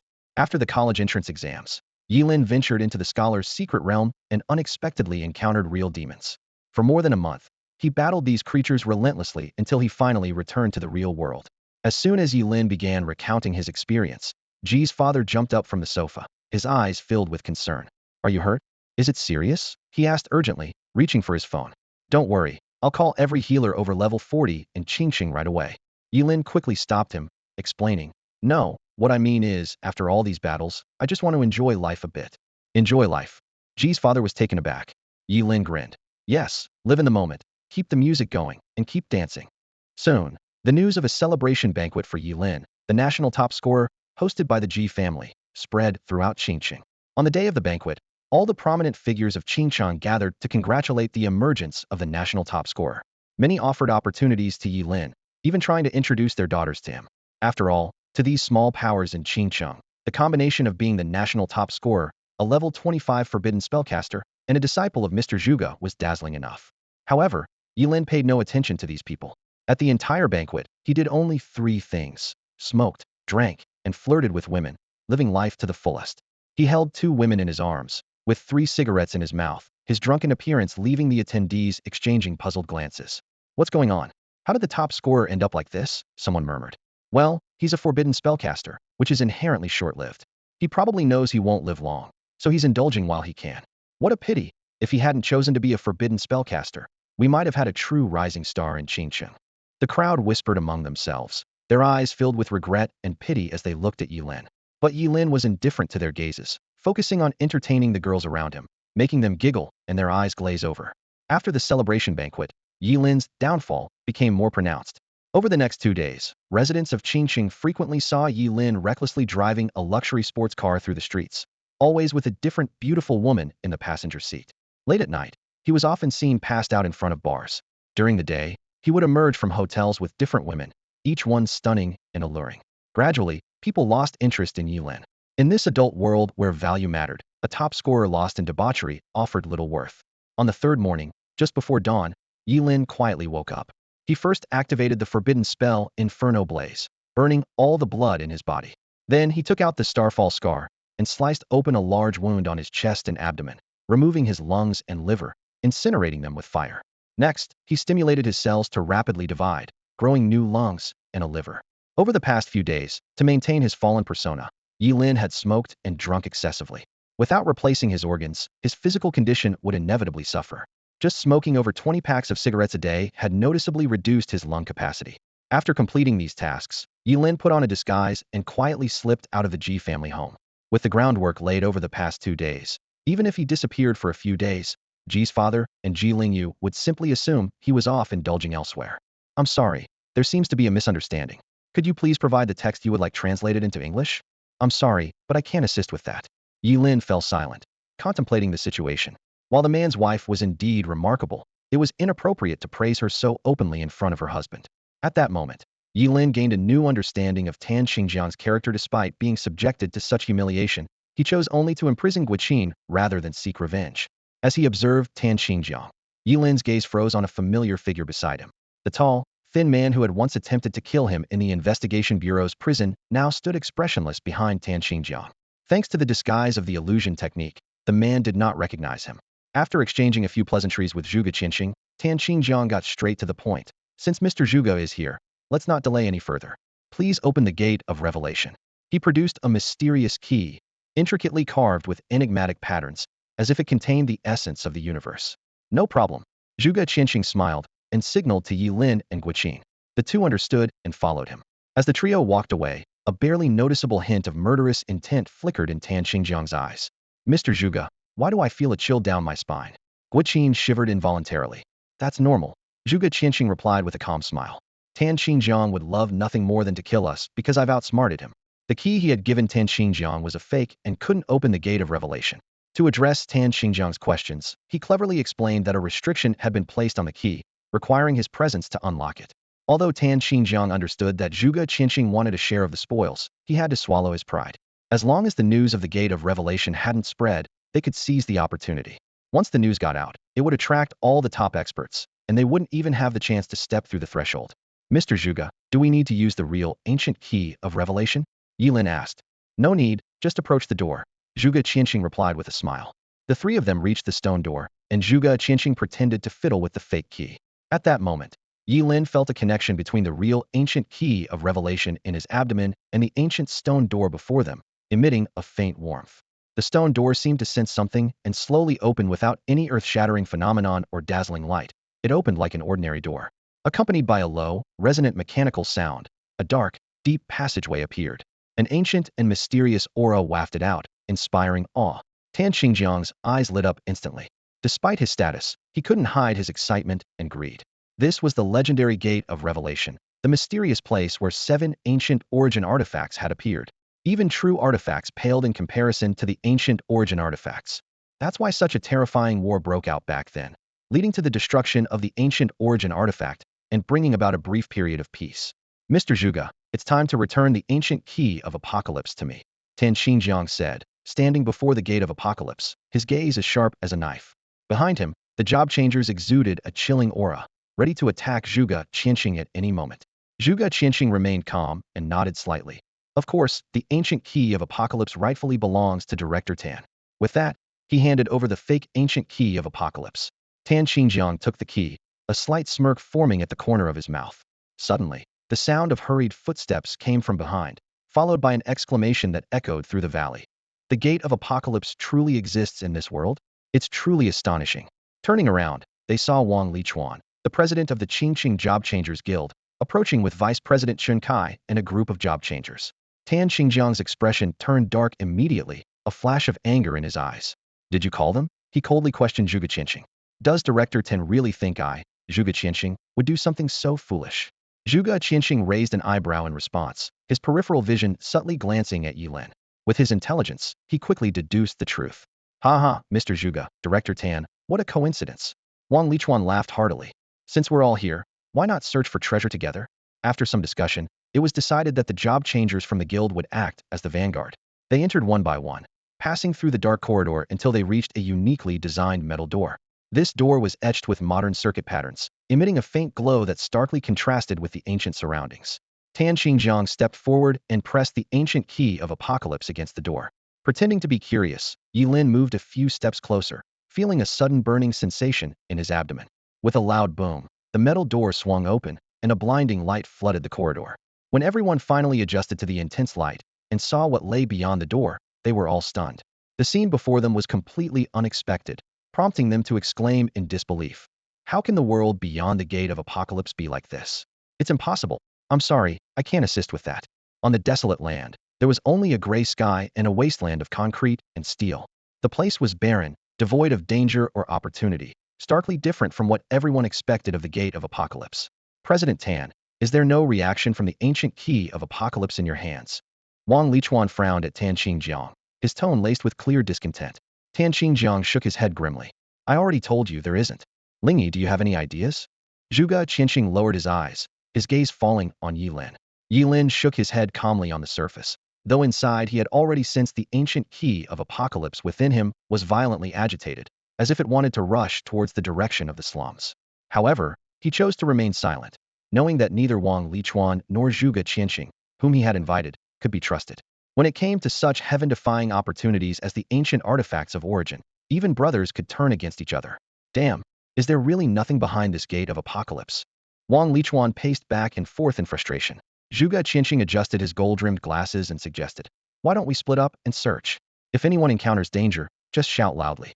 It's quiet here, sound travels far. Tan Xinjiang and Wang Lichuan exchanged a glance and nodded in agreement with the proposal. The 3 teams then dispersed, each heading in different directions to search. Ye Lin noticed that the direction assigned to him led straight to the slums, which was no coincidence. He realized Zhuge Qianxing might already be suspicious of him. As the sky over the ruins darkened, night enveloped the entire Qingqing. Strangely, this ruined version of Qingqing had not a single star visible, only endless darkness. Ye Lin deliberately slowed his pace, pretending to search meticulously, examining every building he encountered. Finally, he turned and slipped into an old, run-down public restroom, decisively activating his skill. Earth Escape Technique. With the ultimate refinement of his mage profession talent, the simple Earth Escape had evolved into spatial teleportation. Forbidden spell, spatial teleportation. Ye Lin sacrificed his own organs, and in an instant, space was torn apart, revealing a deep black void that swallowed him whole and made him vanish. Moments later, a tall figure entered the restroom. The person, dressed in a trench coat, carefully searched the area, finding no trace of Ye Lin. The golden frames of his glasses glinted with a cold light in the pitch-black night. The space around him shattered abruptly, only to reassemble like a jigsaw puzzle. Ye Lin's figure flickered through the void and appeared instantly in the alto familiar slums. Before him lay a scene of desolation and decay. low houses with walls covered in withered vines and moss, and an indescribable stench of rot hung in the air. Everything seemed more dilapidated than in his memory, as if time had passed more quickly here. Despite having temporarily eluded everyone, Ye Lin knew that his time was running out. Whether it was Tan Qingjiang, Wang Lichuan, or Zhuge Qianxing, once they realized someone was missing, they would undoubtedly begin their search immediately. He couldn't afford to delay and quickly moved forward, guided by the ancient key of Tianqi within him. After weaving through the narrow alleyways of the slums for about 5 minutes, Ye Lin suddenly stopped in front of a low house. This was the endpoint indicated by the ancient key of Tianqi, and the discovery sent a shiver through him, for this house was unmistakably the home where he had lived for over a decade in the Qingqing slums. A chill ran up his spine, making his Adam's apple move involuntarily. Was this mere coincidence, or was there some predestined arrangement at play? Why would the ancient key of Tianqi guide him to his old home in this ruins-like version of Qingqing? Taking a deep breath to calm himself, Ye Lin pushed open the familiar yet strange door. A damp, cold air rushed out, as if time had frozen here. In the dim interior, a massive meatball stood ominously in the corner, causing Ye Lin's pupils to contract sharply. The meatball was taller than a person, with a surface that was uneven, as if it were composed of countless small pieces of flesh. It had a sickly purplish-red hue and emitted a nauseating stench. Even more horrifying were the countless tiny tentacles extending from its surface, anchoring it firmly to the wall. As Ye Lin stood in shock, the meatball began to pulsate violently like a heart. Thump, thump, thump. This bizarre sight made his scalp tingle, and he couldn't help but wonder if the absence of any living creatures in the Qingqing ruins was due to this monstrous presence. Just as Ye Lin was filled with uncertainty, the monstrous meatball suddenly spoke, its voice resonating directly within Ye Lin's mind. Ye Lin, you have finally arrived. This unexpected greeting set off alarms in Ye Lin's mind. The creature not only knew his name, but seemed to have been waiting for his arrival. Suppressing his shock, Ye Lin asked gravely, "Who are you?" "I am the guardian of the origin artifact," the voice continued. "I have waited for you for many, many years." Ye Lin's pupils contracted sharply. The guardian of the origin artifact? Could it be true that beyond the gate of Tianqi lay the 8th origin artifact? Suddenly, the mass of flesh began to writhe intensely, as if something was about to emerge from it. Then, a dazzling light burst forth from the meatball, illuminating the entire dim room. As the light gradually faded, an ancient artifact appeared before Ye Lin. It was an artifact resembling a balanced scale, exuding an ancient and profound luster, with its surface intricately carved with mysterious patterns. Ye Lin held his breath, focusing on this potentially world-altering mysterious artifact, his heart filled with both anticipation and caution. The appearance of the celestial balance caused the air in the room to become still. On either end of the balance floated a brilliant golden gem and a mass of pitch-black mist, representing the eternal opposition of light and darkness, quietly confronting each other in the air. Ye Lin's heart pounded violently as he sensed the astonishing power contained within this balance, a power that could drive any warrior to madness. "Since you're here, the eternal balance should return to its rightful owner," the mass said, its voice weakening noticeably after uttering those words. "This ancient artifact belongs to me?" Ye Lin asked in disbelief. The mass was silent for a moment before speaking slowly. "It once belonged to you. Where do you think your immortality came from? It was this ancient artifact that granted you such an extraordinary ability." Ye Lin's pupils contracted sharply. His heart nearly stopping. The mass knew his greatest secret. The mass gently quivered, and the balance floated towards Ye Lin, hovering silently before him. A deep, soul-embedded familiarity swept over him, as if the balance had once been fused with his flesh and blood, an inseparable part of his being. As Ye Lin cautiously reached out to touch the balance, a burst of brilliant starlight erupted behind him. The light cascaded like a galaxy, and a powerful suction obliterated Ye Lin's right arm into nothingness. He quickly retreated, narrowly avoiding complete annihilation. A refined middle-aged man in a trench coat emerged from the starlight. Zhuge Qianxing. His eyes, behind gold-rimmed glasses, sparkled with a cold, stellar light. This was Ye Lin's first time witnessing his power, and its terrifying intensity was chilling. With a thought, Ye Lin's severed arm regenerated. He gripped his red flame staff, looking complexly at his former companion. Though he had anticipated this confrontation, facing it brought an inevitable pang of sadness. Zhuge Qianxing ignored Ye Lin, reaching directly for the balance. "Those who seize the ancient artifact shall die." The mass writhed violently, howling winds echoing.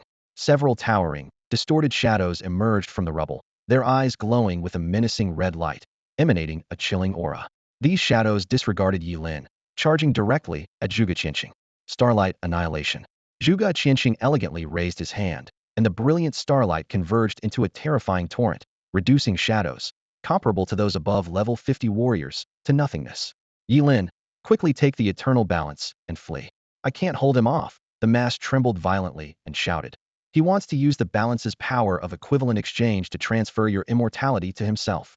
A loud realization exploded in Ye Lin's mind, connecting all the clues into a clear path. He finally understood Zhuge Qianqing's true intentions. Although astrologers can glimpse the secrets of the heavens and foresee the future, they inevitably face the backlash of fate. However, possessing immortality could perfectly evade such repercussions. Every action of Zhuge Qianqing, from taking on disciples to gifting the ancient key of enlightenment, hinted at his desire for immortality. The eternal balance and the indescribable familiarity deep within Ye Lin's soul were no mere coincidences. From the start of his career transition ceremony, every step seemed calculated by this astrologer. A chill crept down Ye Lin's spine at the thought. You talk too much, Zhuge Qianqing said calmly, his slender fingers lightly tapping the writhing mass of flesh, blade of stars. In an instant, countless swords formed from starlight filled the sky, emanating a chilling glow. The swords rained down, piercing the mass of flesh instantly. Foul-smelling pus spurted from the wounds, with an odor akin to moldy socks and durian stinky tofu, heated in a microwave. The mass trembled violently, on the verge of bursting. Ye Lin, grab the eternal balance and go. But before the words finished, the mass was shredded by the starlight blades, leaving no trace of flesh. The eternal balance transformed into a stream of light, racing towards Ye Lin. Ye Lin reached out to catch it, secretly gathering power to cast a forbidden spell. Once he had the balance, he could use his immortality to execute consecutive spatial jumps and escape. Yet, as his fingertips touched the balance, familiar starlight reappeared, obliterating his arm in an instant. Gritting his teeth, Ye Lin activated his immortality to regenerate the limb while casting the forbidden spell, Burning Rebirth. Blood flames rose around him, with the 160 mental power boost from the 3-star Great Sumru Ring and the 50 fire bonus from the Scarlet Flame Staff, significantly amplifying the power of his fireball spell under the Burning Rebirth effect. A blazing sun of crimson gold hurtled towards Zhuge Qianqing, its searing heat instantly vaporizing the surrounding buildings. I'm sorry, I can't assist with that. Ye Lin could distinctly feel a powerful force pulling from above him. His consciousness began to blur as some primal energy within him was being rapidly extracted by the eternal balance in Zhuge Qianqing's hand. Ah! A piercing scream erupted from deep within Ye Lin's throat. As an immortal, he had long grown accustomed to the mundane pains of losing limbs or having his heart and liver gouged out. But now, an unprecedented agony swept through his entire being like an invisible giant hand was tearing his soul apart inch by inch. The scene before his eyes started to distort, and memories from the past flashed by like a carousel. The scent of death grew stronger. He could clearly sense the loss of his immortal power. Ye Lin desperately tried to resist, but found his body completely unresponsive, forced to watch as Zhuge Qianqing continued his work. At the very moment when the pain of his soul being torn apart reached its peak, a brilliant light shot up from within Ye Lin. Within the light, a black balance faintly appeared, intricately crafted, echoing the eternal balance in Zhuge Qianqing's hand. This half-balance seemed to emerge directly from the depths of Ye Lin's soul, emanating an ancient and mysterious aura. However, upon closer inspection, its surface was covered in countless cracks, as if it could shatter completely at any moment. Drenched in cold sweat, Ye Lin's muscles convulsed uncontrollably. He was acutely aware that he had lost his immortality, the ability to regenerate cells with a mere thought was gone. At this moment, he was just an ordinary forbidden spellcaster. Enduring the excruciating pain, he fixed his gaze on the half-black balance. Was it this object that granted him immortality? Why did it resemble the eternal balance so closely? Could the eternal balance have a twin? Just then, the eternal balance in Zhuge Qianqing's hand trembled violently, as if it wanted to break free and merge with the half-balance. Meanwhile, the black balance seemed eager to return to Ye Lin's body. Heavenly Star, Eternal Seal. Zhuge Qianqing remained calm and focused, channeling the dazzling power of the stars with his fingertips towards both sacred artifacts. Instantly, the black balance was confined by starlight, and the eternal balance settled down. Waves of black energy rose from the eternal balance, only to be obliterated by the power of the stars. Once all the black energy dissipated, the eternal balance transformed into a golden fragment, hovering quietly in Zhuge Qianqing's palm, resonating with the half-black balance, together emanating an awe-inspiring ancient aura. This breathtaking scene left Ye Lin standing as if struck by lightning. Inside him, there was half of a celestial balance, and the legendary eternal balance now remained only as a golden fragment. This discovery sent shockwaves through his mind. Could it be that half of the ancient origin artifact, the eternal balance, had been hidden within him all along?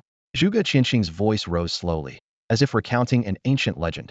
The eternal balance, one side light, and the other dark. when tilted, can infinitely amplify the power of one side. Its wielder grows stronger with the rising sun, becoming invincible at noon.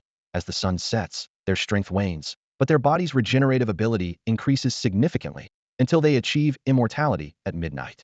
He continued, the eternal balance is revered as the strongest of the origin artifacts because it possesses both immortality and invincibility.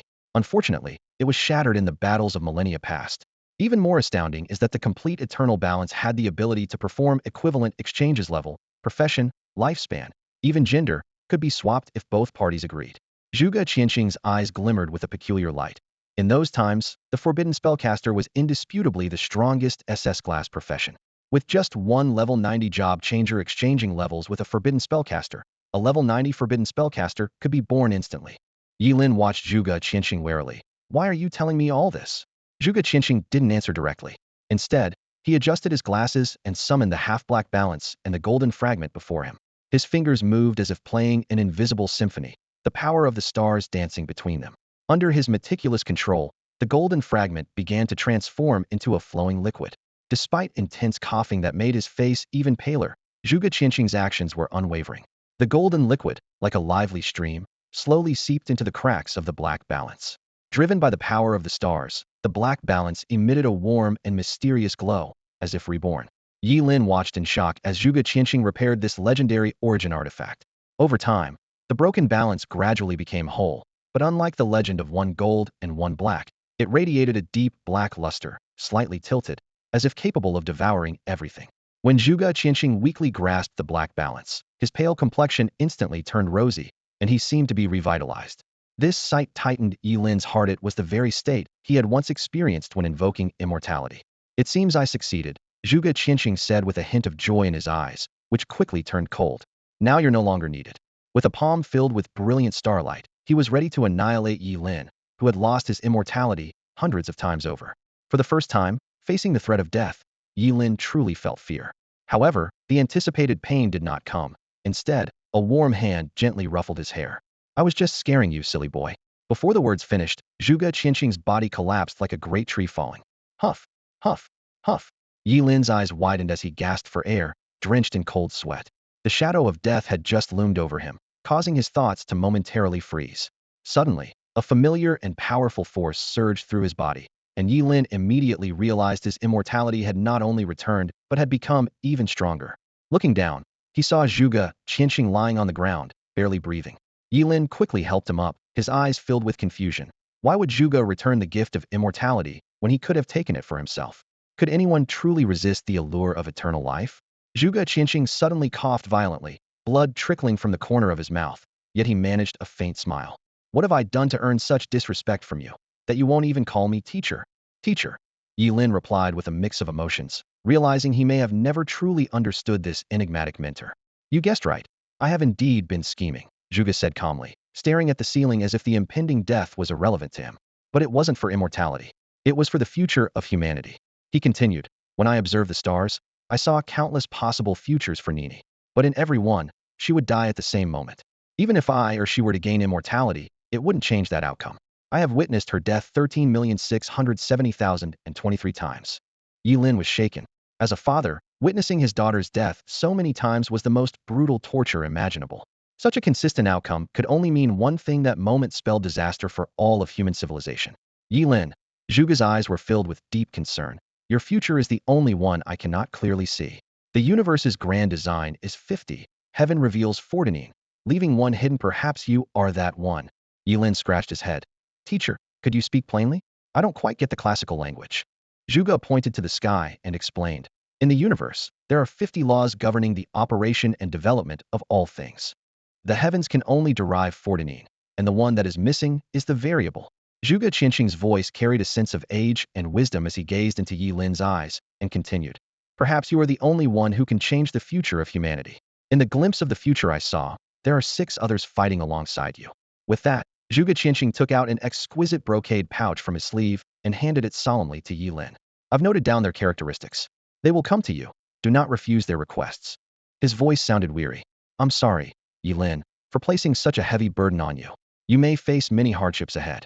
Ye Lin accepted the pouch, his eyes reflecting complex emotions, yet his tone was resolute. Teacher, When catastrophe strikes, no one can stand aside, can they? Zhuge Qinsheng's recent actions had proven that even immortality was not invulnerable. If the opponent's power was too overwhelming, they could forcibly strip away the primal artifact through confinement. How could any eggs remain unbroken under a toppled nest? If humanity were to be wiped out, his chances of survival alone would be slim. Carefully placing the pouch into his large Sumeru ring, Ye Lin suddenly remembered his earlier confusion.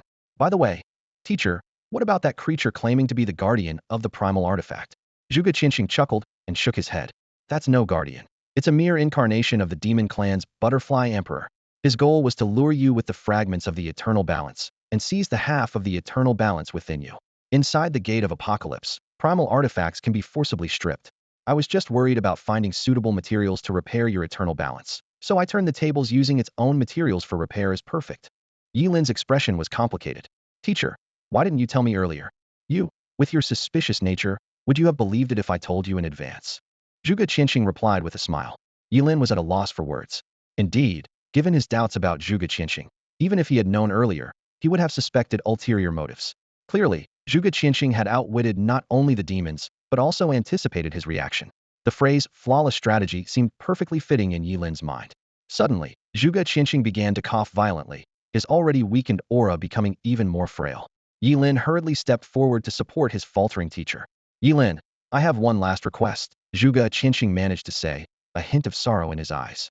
In return for helping you repair the primal artifact, please take care of Nini. She's the only one I can't let go of in this world. All right.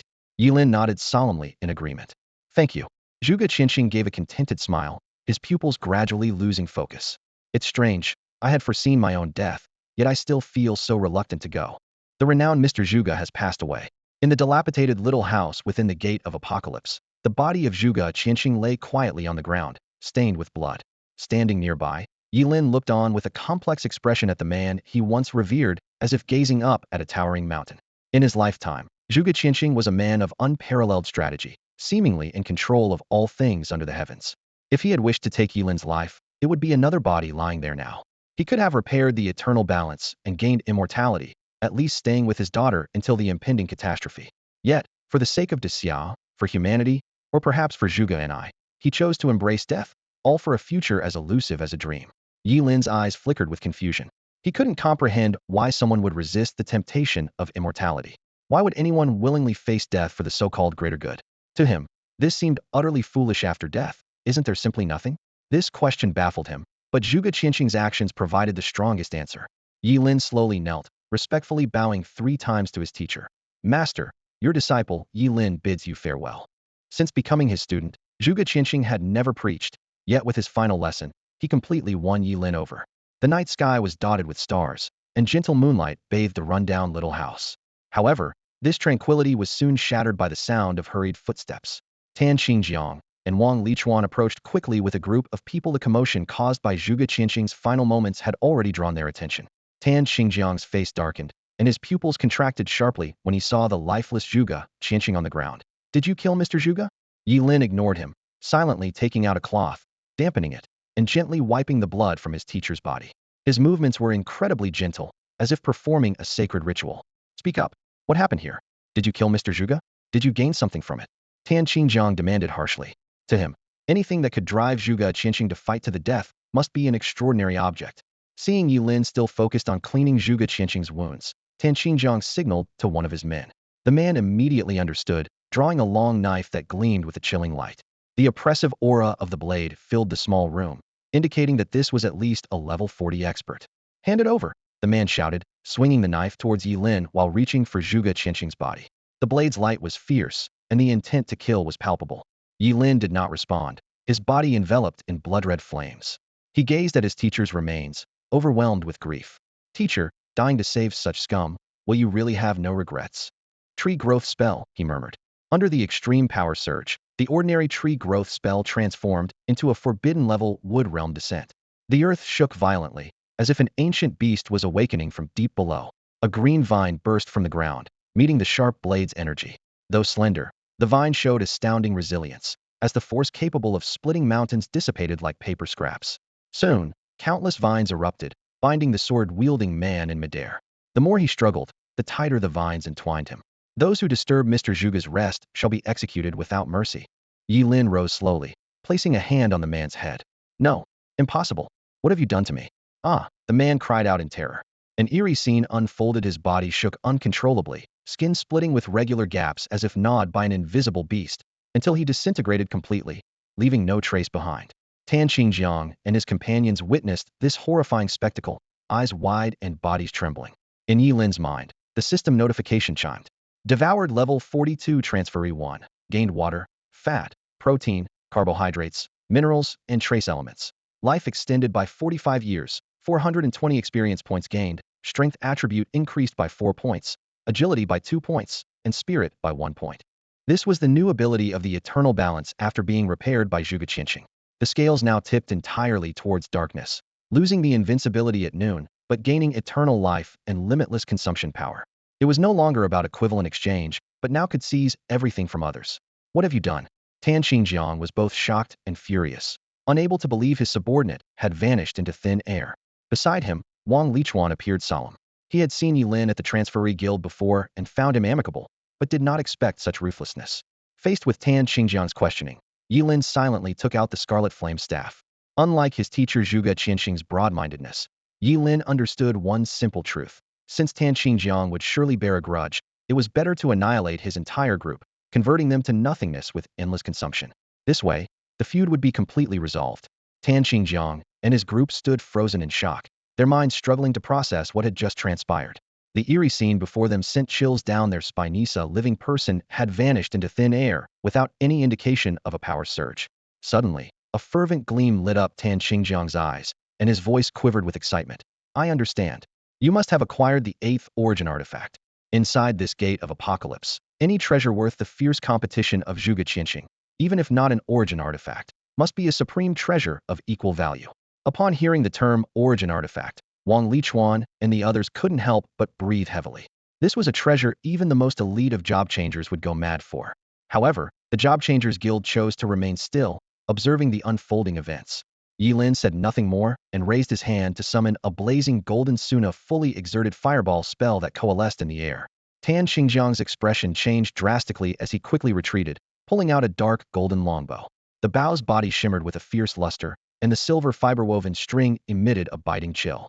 Cover me, Tan Xingjiang commanded, showcasing the full prowess of a level 62 holy bow hunter. He aimed at the blazing sun, and the arrow released from his bow streaked through the sky like a meteor.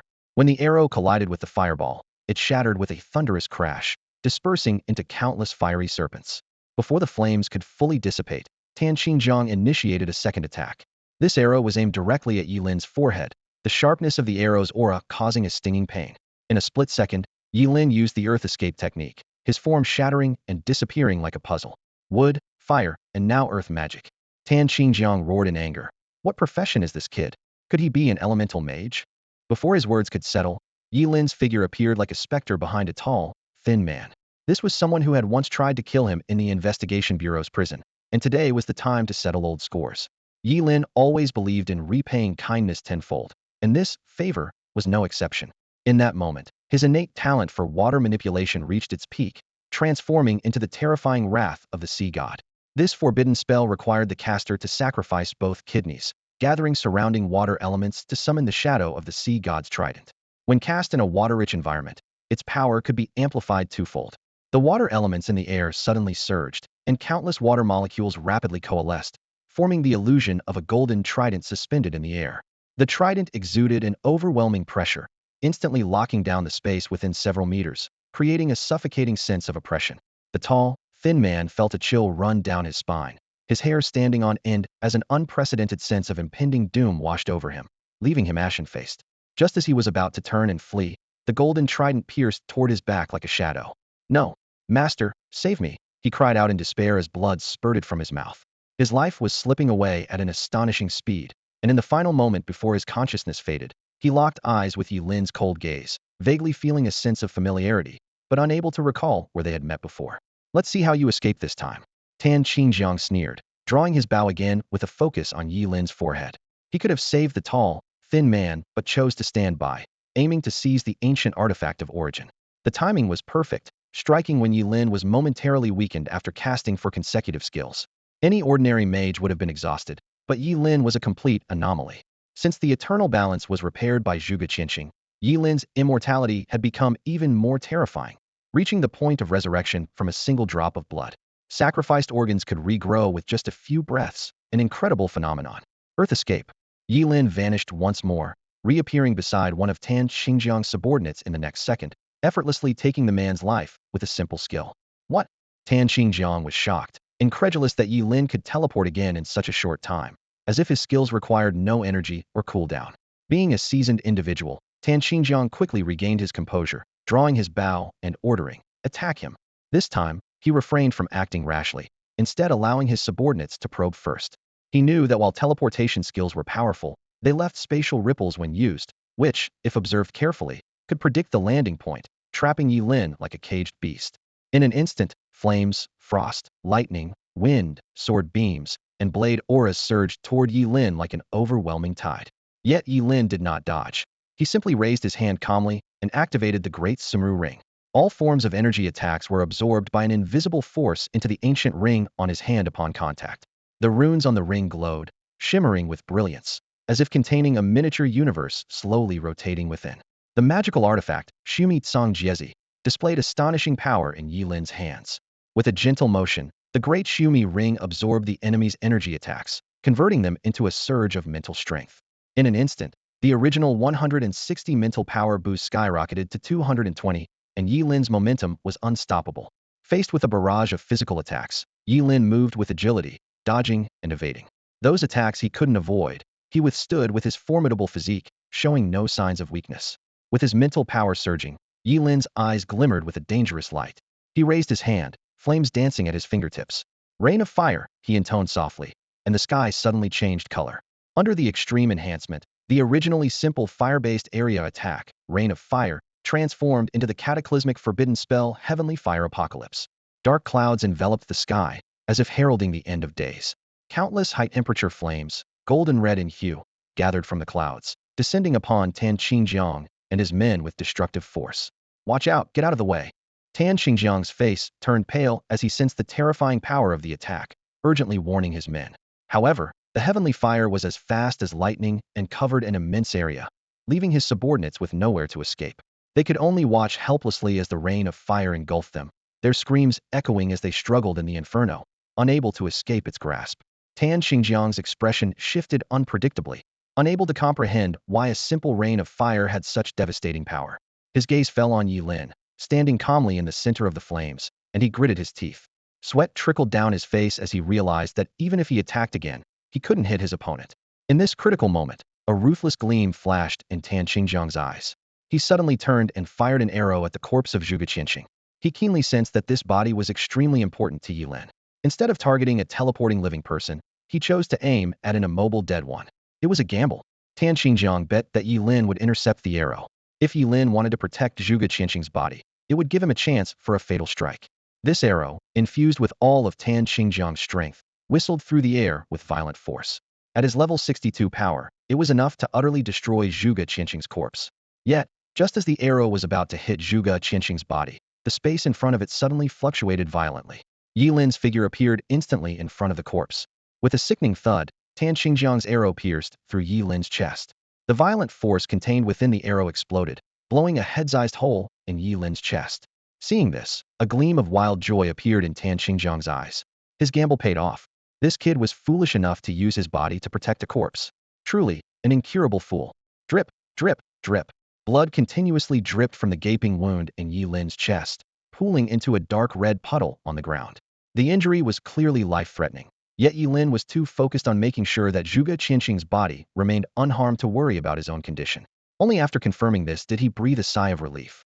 "Huh." Tan Xingjiang laughed triumphantly, greed shining in his eyes. "Kid, I must admit, your strength is terrifying. I almost fell into your trap, but unfortunately, you're too foolish. Sacrificing yourself for a dead man? How laughable." The thought of obtaining the legendary origin relic filled him with uncontrollable excitement. Ye Lin slowly stood up and approached Tan Xingjiang, his eyes burning with anger. "If Mr. Zhuge knew he died for someone like you, he might regret it. But don't worry, I'll send you to repent." Scarlet flames erupted from Ye Lin's body, consuming his life force in a frenzy. His muscle fibers rapidly reformed like silk, and his flesh regenerated before the naked eye. Within a few breaths, The horrific wound in his chest had completely healed, leaving no scar behind. Stop talking nonsense about dying for me. Tan Xingjiang's words trailed off as he was struck dumb by the sight before him. Impossible.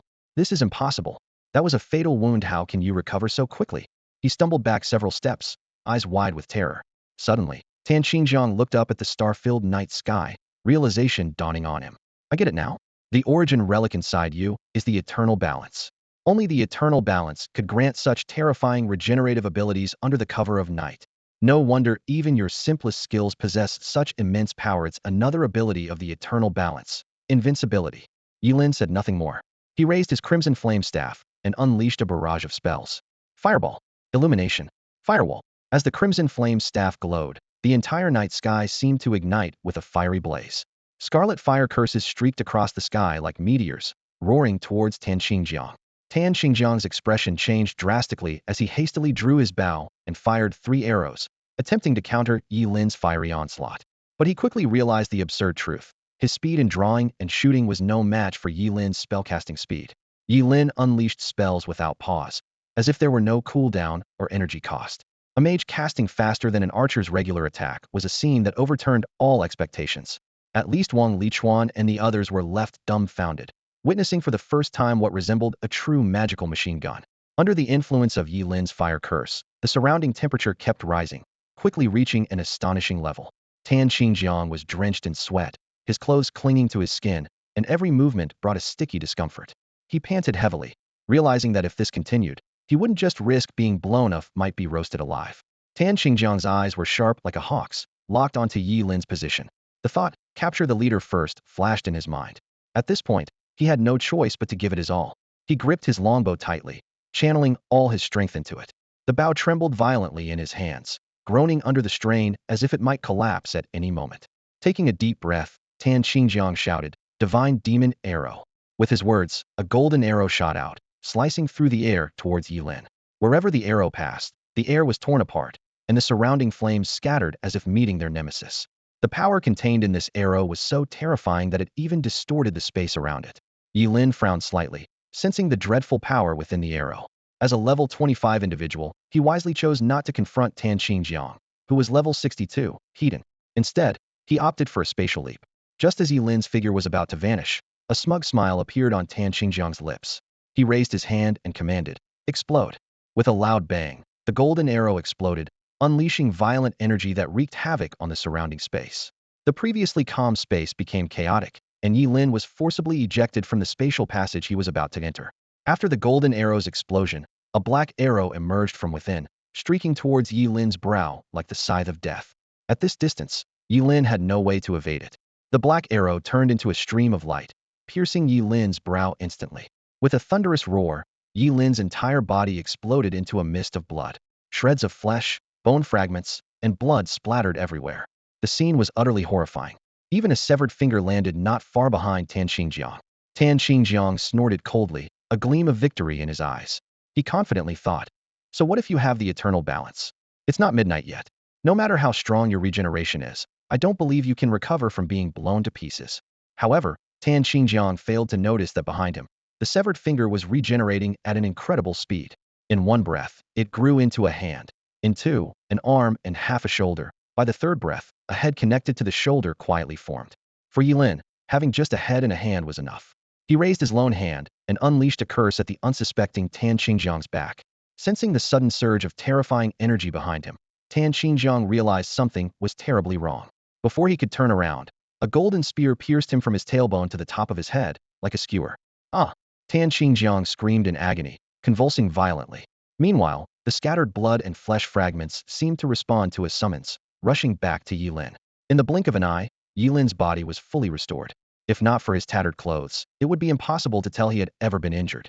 Ye Lin slowly approached the impaled Tan Xingjiang, crouched down, and placed his hand on Tan Xingjiang's head, giving it a slight shake with a mocking tone. "Even when given a chance, you couldn't make use of it." Fear flickered in Tan Xingjiang's eyes for the first time, his voice trembling with panic. "You can't kill me. I'm the deputy director of the Qingqing Investigation Bureau. If you kill me, you'll be in big trouble." Ye Lin sneered, a hint of disdain in his eyes. "Oh, really? I'm so scared." Before he finished speaking, he unleashed the Endless Devour. Tan Xingjiang's screams echoed in the air as his body disintegrated at a visible speed, turning into nourishment for Ye Lin. A system notification sounded in Ye Lin's mind. Devoured a level 62 job changer. Gained water, fat, protein, carbohydrates, minerals, and trace elements. Lifespan increased by 2.5 years, experience points by 620, strength attribute by 8, agility attribute by 4, and spirit attribute by 4. One of Qingqing's most prominent figures disappeared from the world without a trace. Well, not entirely did provide Ye Lin with a substantial amount of experience points. Ye Lin then methodically devoured Tan Xingjiang's subordinates. As he used the ability more, he began to master the technique of endless devour. He noticed that devouring Tan Xingjiang, a holy bow hunter, primarily increased his strength attribute, whereas devouring a mage job changer increased his spirit attribute the most. Ye Lin speculated that this correlated with the inherent attributes of those he devoured.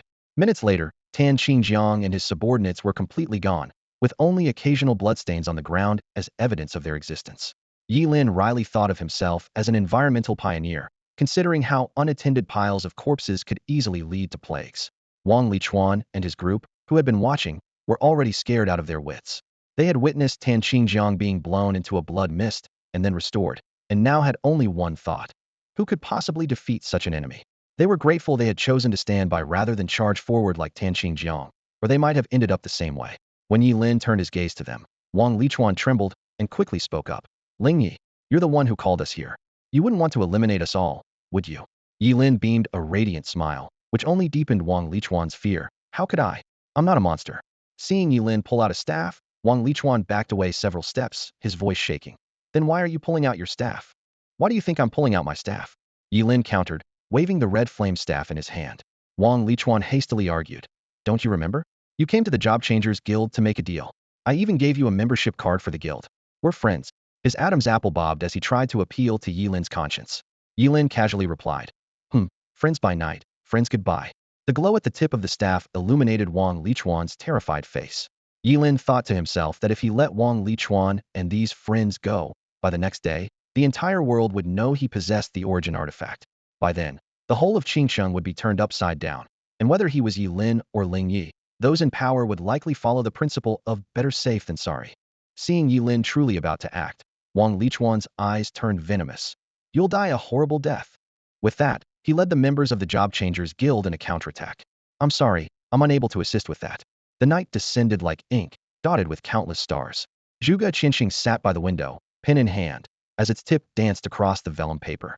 His handwriting flowed like a river, each stroke seeming to leap and breathe on the page. To Ye Lin, he wrote, his brow slightly furrowed. Ye Lin, before you read this letter, I must first apologize. From the moment we met, I began to strategize. I am the player, you are the piece, and my opponent is the heavens themselves. I wish to defy fate, prevent the annihilation of the human race, the fall of the great Xia, and I cannot bear to witness my daughter's tragic end as foretold by my divinations. Zhuge Qinxing paused, taking a deep breath before continuing. The future of humanity is too complex for me to fully understand. I have only divined the fates of you and Nini. You already know Nini's outcome, but as for your future, I can only see fragmented glimpses. I intended to tell you everything I saw, but I feared that by doing so, you might avoid danger and inadvertently trigger a butterfly effect, altering the final outcome. His pen hesitated momentarily. After much deliberation, I have prepared 7 pouches for you, which will open automatically at critical points in your life. You may choose to follow my advice or not. As for Guiqin, Zhuge Qinxing continued, aside from his penchant for trouble due to his lustful nature, he can be trusted. If you can have him castrated, he will become a valuable ally.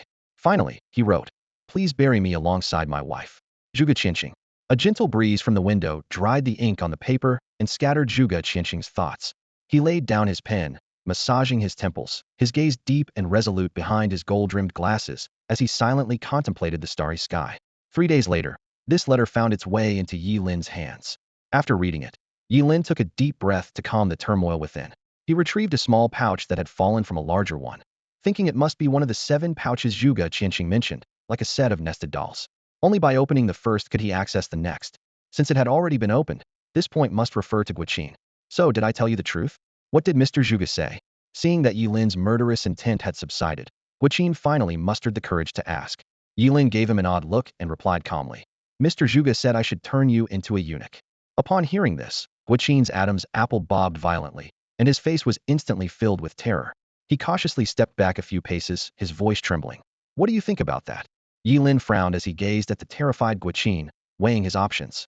For a man in his prime, losing that part of himself would be a fate worse than death.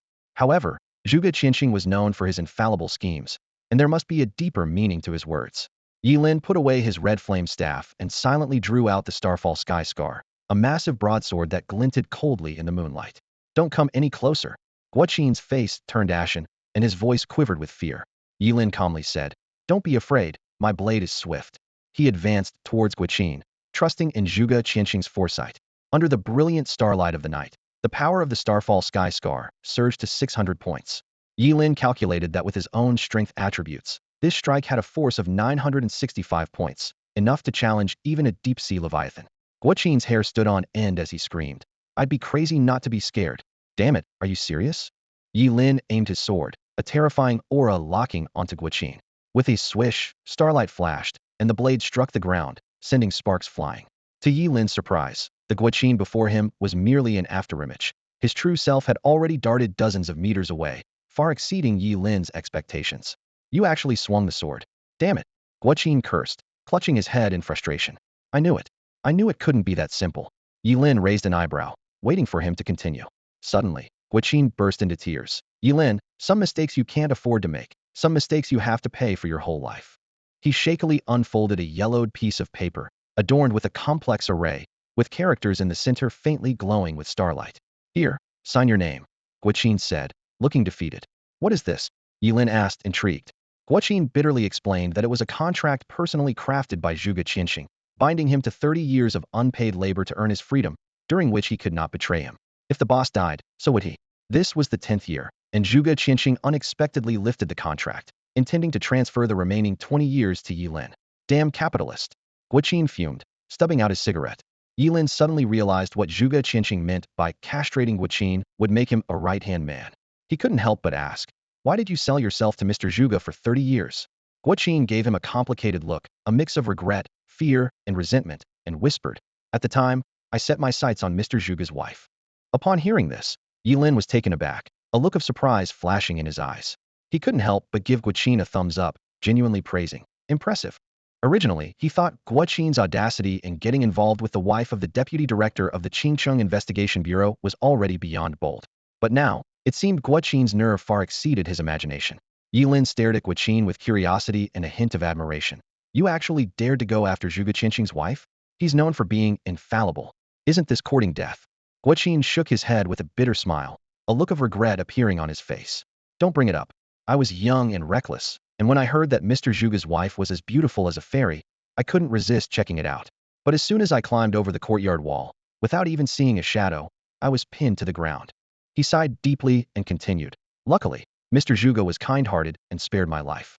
He only required me to work for him for 30 years, without interfering in my normal life during that time. Looking back, if it had been anyone else, I might have ended up a corpse. Ye Lin listened, casting a peculiar glance at Guqin.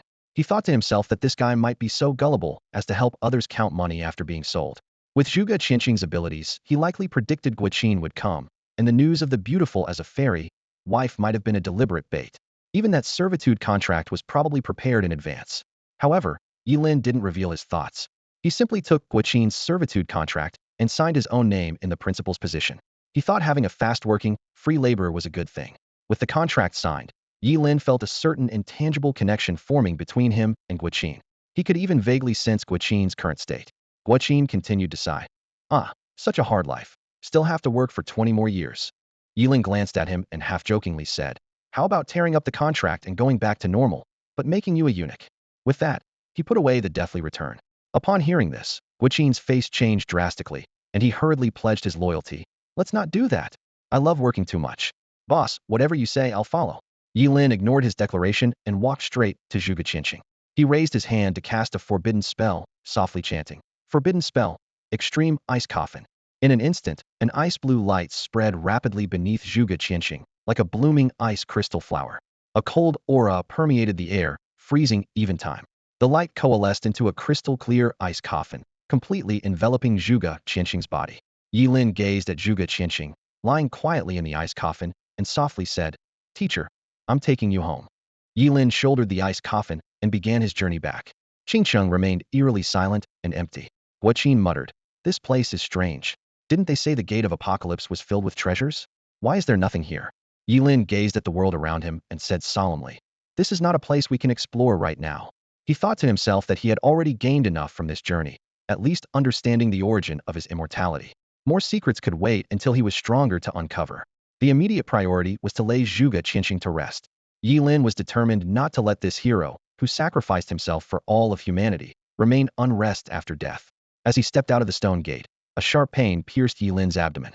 The ancient key of Apocalypse burst out and vanished back inside the gate. Immediately after, the massive stone gate slowly disappeared. It was uncertain when or where the Gate of Apocalypse and the ancient key would appear again. Without Zhuge Qinxing's guidance, Ye Lin and Guaqin found themselves in a precarious situation.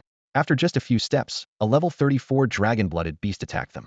Ye Lin swung his flaming staff, casting a fireball spell to slay it, then activated Infinite Devour. Devoured level 34 common creature 1, gained water, fat, protein, carbohydrates, minerals, and a trace of extremely rare dragon bloodline. Lifespan increased by 424 years, experience points by 340, strength attribute by 6 points, agility attribute by 2 points, and mental power by 1 point. The system notification sounded. Ye Lin paused, noticing that devouring creatures yielded slightly different results than humans, adding the dragon bloodline aspect.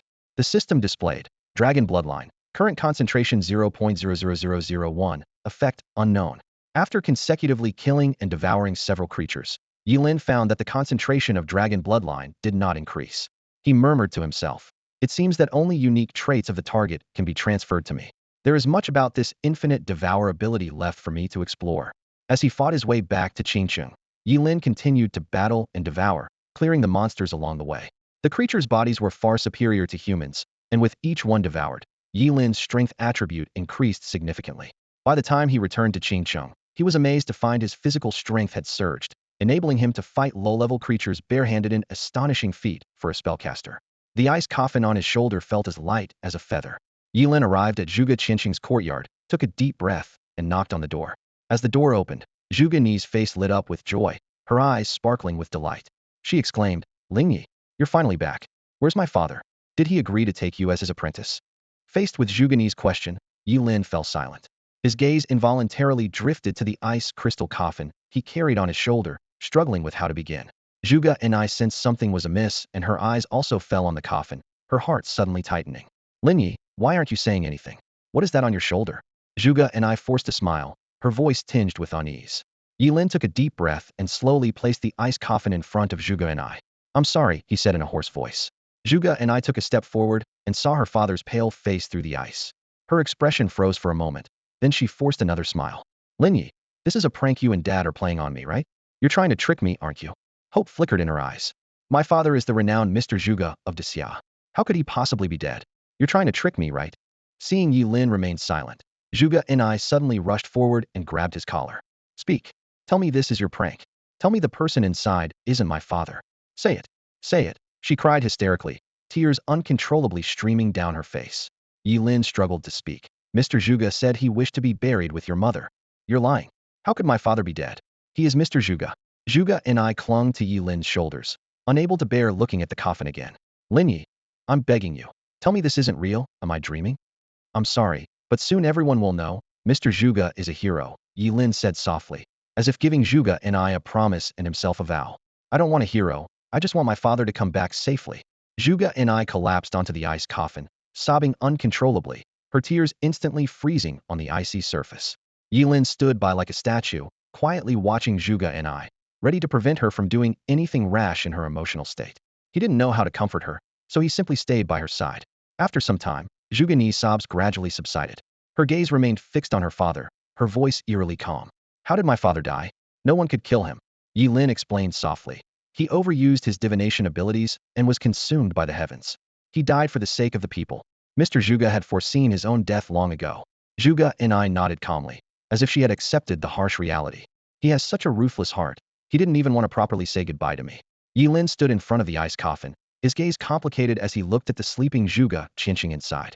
He understood that Mr. Zhuge actually had a chance to survive. He could have ignored the troubles, taken the eternal balance, and left. But he chose to stay, chose to sacrifice. Ye Lin guessed that Zhuge Qianqing didn't dare to say farewell to Zhuge and I, because he feared he couldn't harden his heart.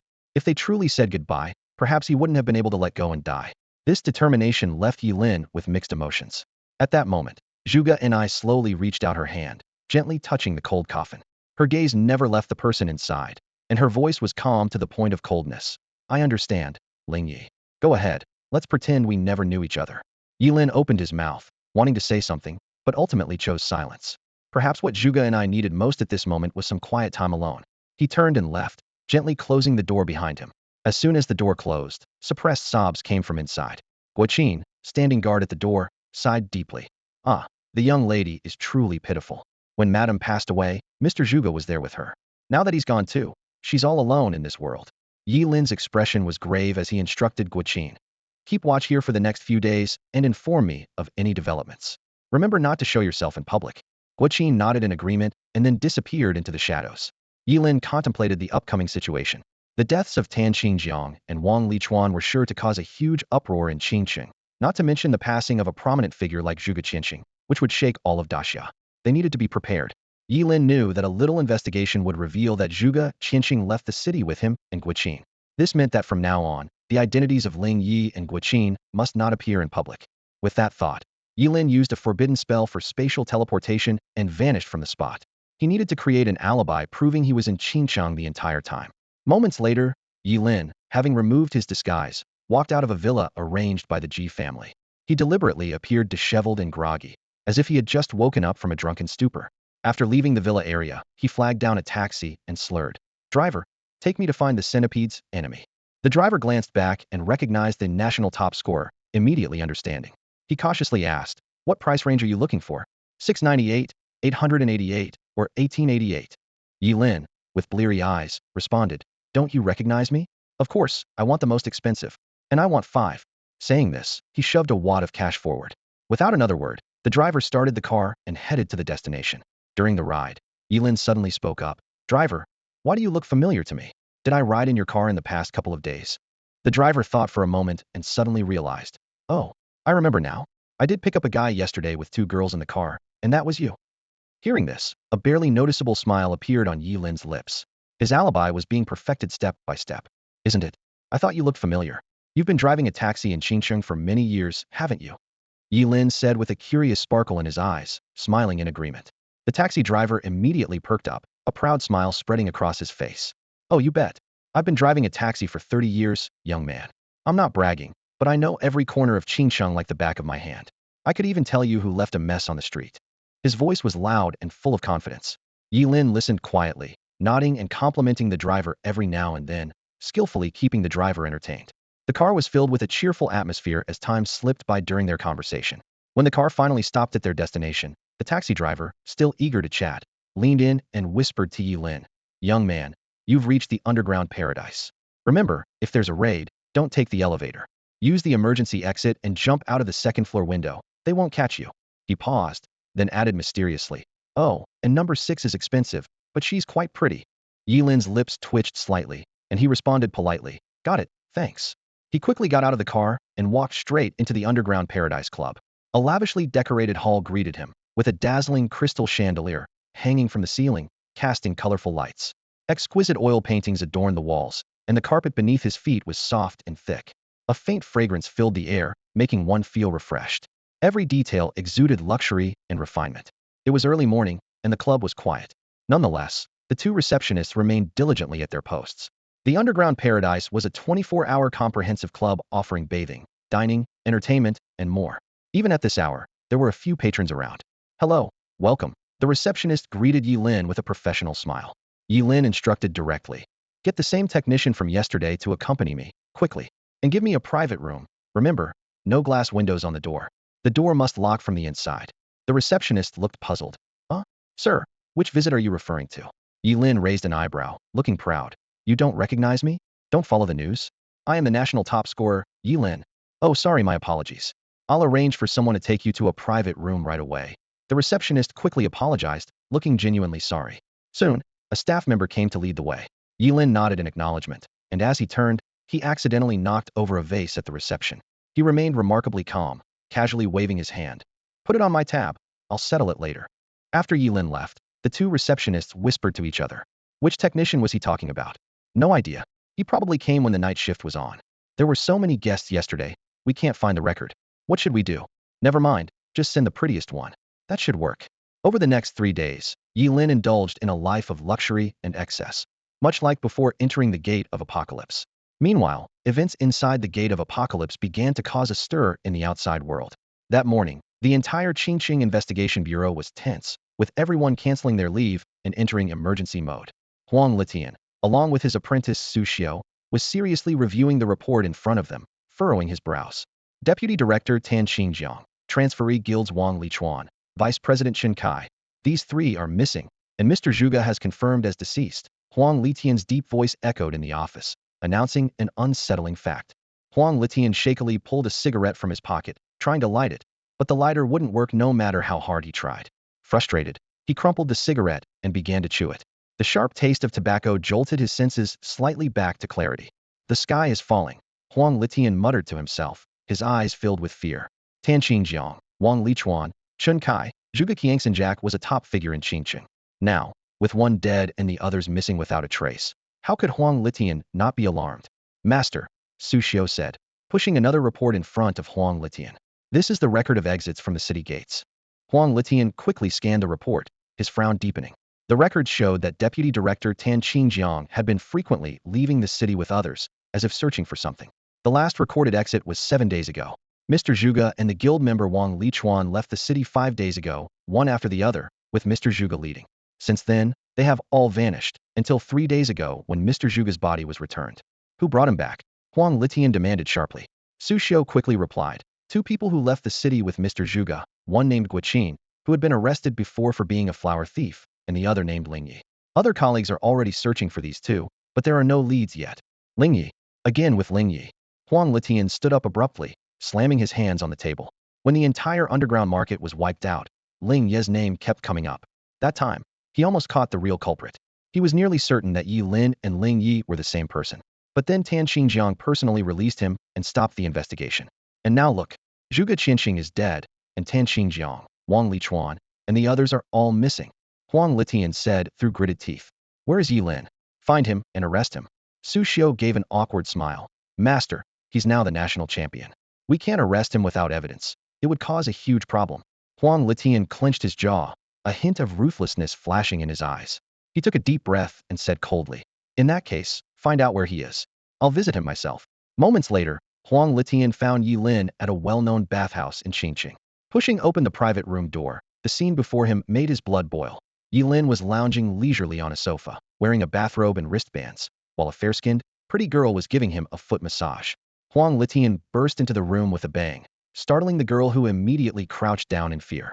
Ignoring her, he walked straight to Ye Lin and said coldly, Ye Lin, you, the national champion, seem to be in quite a good mood, still having the time for a foot bath. Ye Lin looked up at Huang Litian, a playful smile on his face. Oh, isn't this Investigator Huang? Come on, call a couple more pretty technicians to serve Investigator Huang. Put it on my tab. No need. Huang Litian refused sternly. He had crossed paths with Ye Lin before and knew this seemingly young fellow was more cunning than many old foxes. He decided to get straight to the point. Ye Lin, where have you been this past week? Huang Litian fixed his gaze on Ye Lin's eyes, while secretly activating his skills as a life path lie detector. If Ye Lin dared to lie, there was no way he could hide it from him. Ye Lin replied innocently. Investigator Huang, how could I possibly remember everything from a whole week? 7 days, I've done so many things. Is that so? Huang Litian's tone shifted, his eyes sharper. Let me ask you this then. Did you disguise yourself as the so-called Ling Yi and leave the city with Mr. Zhuge 5 days ago? The smile on Ye Lin's face remained bright. Investigator Huang, what are you talking about? I don't understand. Answer my question directly. Huang Litian roared. Did you or did you not disguise yourself as Ling Yi and leave the city with Mr. Zhuge? Yes or no? Under Huang Litian's piercing gaze, the smile on Ye Lin's face began to slowly fade. The tense atmosphere in the air seemed to solidify, and the confrontation between the two was about to ignite. Ye Lin leaned back lazily on the sofa with a hint of provocation in his eyes. He said to Investigator Huang, Investigator Huang, you need evidence to make accusations. You suspect me, fine, but where's the proof? Don't speak recklessly without it, or I'll sue you for defamation. After speaking, he signaled the technician to continue washing his feet, ignoring Huang Litian's subsequent questions. Huang Litian's face turned livid. He was convinced that Ye Lin was closely linked to the death of Zhuge Qianqing and the disappearance of Wang Lichuan, Tin Xinjiang, and others. However, just like in the Qinsen case, they still lacked concrete evidence. Even more challenging was Ye Lin's current status as not only the top scholar of Qingqing, but also the national champion. Without substantial evidence, Huang was powerless against Ye Lin. Huang Litian spoke coldly. Don't worry. I've already ordered the retrieval of all surveillance footage from this period. You disguised yourself as Ling Yi to leave the city, so there must be evidence of your absence within these 7 days. At that moment, Su Xiu entered the room. Huang Litian, not noticing Su Xiu's troubled expression, gestured and said, Ye Lin, you want evidence? I'll get it for you. Su Xiu spoke with a bitter expression. Master, the surveillance from 5 days ago to 3 days ago was all destroyed for unknown reasons. What? Huang Litian was both shocked and furious, his facial muscles twisting in anger. Su Xiu continued. Yes, and the first appearance of Ye Lin on surveillance was 3 days ago at the entrance of the suburban villa area. He took a taxi, and we've already found the taxi driver. The driver said he saw Ye Lin 4 days ago and gave him 2 rides. Impossible. Bring him here. Huang Litian ordered furiously. Soon, the taxi driver who had once transported Ye Lin was brought into the room. As soon as he saw Ye Lin, his face changed dramatically, and he stammered. Investigator, I really didn't introduce him here to find the centipede's enemy. Please don't arrest me. Huang Litian's forehead veins bulged, his lie detection skills since the driver was lying, but that wasn't his current focus. He pointed at Ye Lin and asked sharply, Who asked you about that? Did you drive him 4 days ago? I didn't. The taxi driver's eyes darted around, clearly guilty. Huang Litian shouted angrily, Tell the truth. I won't arrest you, but if you lie again, I'll arrest you immediately. He then revealed his profession, Huang Litian, lie detection master. Upon seeing Huang Litian's profession, the taxi driver's face turned pale. He knew that lying to someone with master-level lie detection skills was like courting disaster. If I confess, can you not give me a criminal record? I have kids at home, and I'm worried it might affect their future. The taxi driver pleaded. Huang Litian coaxed. Tell us everything you know. If it helps the case, not only will you not be arrested, but you'll also be rewarded. Okay, I'll tell you everything. The taxi driver nodded repeatedly, as if finding a lifeline. The taxi driver's words echoed in the interrogation room, his expression revealing a hint of unease and regret. I did pick him up twice, but I can't remember the exact times, probably 3 or 4 days ago, he recalled, rubbing his hands. The first time was at night. He was drunk and had 2 beautiful women with him. Huang Litian frowned and interrupted. Get to the point. The driver nodded quickly and continued. The next morning, I picked him up again. As soon as he got in, he said he was looking for the centipede's nemesis and handed me a wad of cash. He pulled out a stack of bills from his pocket and carefully placed it on the table. I was momentarily tempted and took him there. I haven't spent a cent of it. Please be lenient. Huang Litian's chest heaved as he stared intently at the driver, asking, You're sure you picked him up twice, once at night and once in the morning? Absolutely. The driver confirmed with a nod. Huang Litian's mind exploded with realization the driver wasn't lying. He pressed on. Where did you take him? To the Underground Wonderland Club, the driver said, a slight blush on his face. Huang Litian immediately signaled Su Xiu to bring in the staff from the Underground Wonderland Club. However, the interrogation results left him even more perplexed. The club staff confirmed that Ye Lin had indeed been there 3 or 4 days ago, and twice at that, even breaking a vase. After Huang Litian's assessment, it turned out everyone was telling the truth. His expression grew darker. The surveillance had been destroyed, and all the witnesses confirmed that Ye Lin had been in the city these past few days, not going anywhere. The evidence they had pointed to Ye Lin being innocent. At that moment, Ye Lin smiled at Huang Litian and softly said, Investigator Huang, don't be so angry. Shall I call a few technicians to help you relax? Don't worry, I've tried them, they're very soothing. Huang Litian gritted his teeth and said, Ye Lin, do you really think you've covered your tracks perfectly? If you've done something, there will be traces. I will find them. Ye Lin calmly replied, Is that so? Officer Huang, as a master of lie detection, you should believe that no one can lie in front of you, right? Of course. Huang Litian squinted, confident in his lie detection skills, even if he wasn't a fighter. Ye Lin looked at Huang Litian steadily and slowly said, Haven't you always suspected that I and Ling Yi are the same person? Well, let me tell you, just a few days ago, I saw Ling Yi explode into a blood mist right in front of me.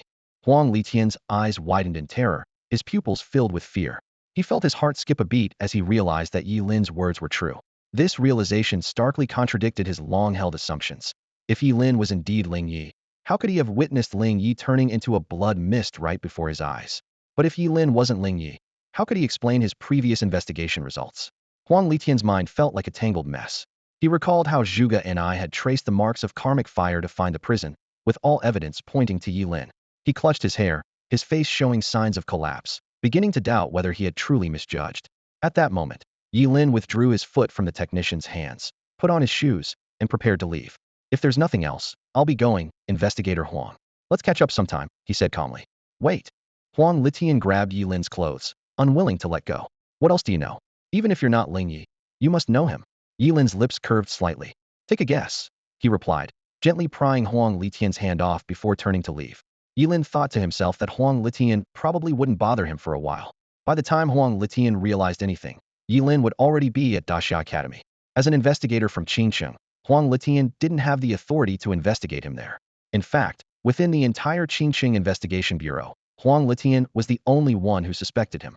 After leaving the club, Ye Lin hailed another taxi. To Mr. Zhuge's house, he said, and the taxi driver sighed. Young man, are you going to pay your respects to Mr. Zhuge too? The driver asked, his tone full of regret. Ye Lin nodded, saying nothing more. The driver continued. Mr. Zhuge was a good man. After he came to Qingcheng, he did a lot of good things, even boosting the local economy. Qingcheng used to be much poorer than it is now. The driver, nearing 60, had tears in his eyes as he recalled the past. I grew up in Qingcheng. Back then, the whole place was like a slum. I was so poor as a child that I didn't even have enough to eat, the driver said, excitedly tapping the steering wheel. Mr. Zhuge brought a lot of resources to Qingcheng. Without him, who knows if Qingcheng would even exist today? How could such a good person suddenly be gone? Ye Lin remained silent. He had only been in this world for a little over a decade and wasn't familiar with Qingcheng's past. He hadn't realized that Zhuge Qingcheng was not only revered among professionals, but also deeply respected by the common people. When the taxi stopped at the entrance of Zhuge Qingcheng's small courtyard, Ye Lin noticed that both sides of the yard were filled with yellow and white chrysanthemums, densely packed. As he entered the courtyard, a wave of sorrow hit him. In the center of the courtyard stood a portrait of Zhuge Qingcheng, his face still bearing that characteristic gentle smile. The crowd was filled with people, their faces marked with sorrow and reluctance. Some were silently shedding tears, while others bowed their heads in prayer. Prominent figures rarely seen in Qingcheng had gathered for this moment. Even Hu Wang, the city's lord, dressed in a black suit and looking mournful, stood among them. Yet, despite his status, he could only stand in the second row. The first row was occupied by unfamiliar faces exuding a powerful aura, as if surrounded by a faint glow, making it hard for others to look directly at them. Clearly, these individuals were of a stature that far exceeded anything Qingcheng could offer. Ye Lin walked straight into the morning hall, stopping in front of Zhuge Qingcheng's portrait. His presence drew attention, causing a ripple of murmurs among the crowd. Isn't that Zhuge's disciple?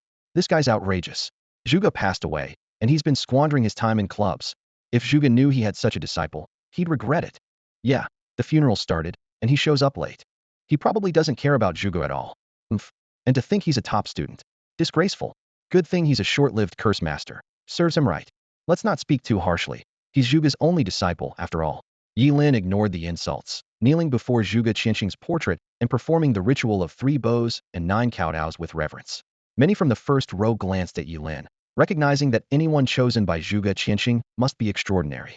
With a complex gaze, Ye Lin softly said, Teacher, I apologize for being late. He had wanted to come immediately to pay his respects, but matters involving the Gate of Enlightenment and the ancient artifacts required his utmost caution.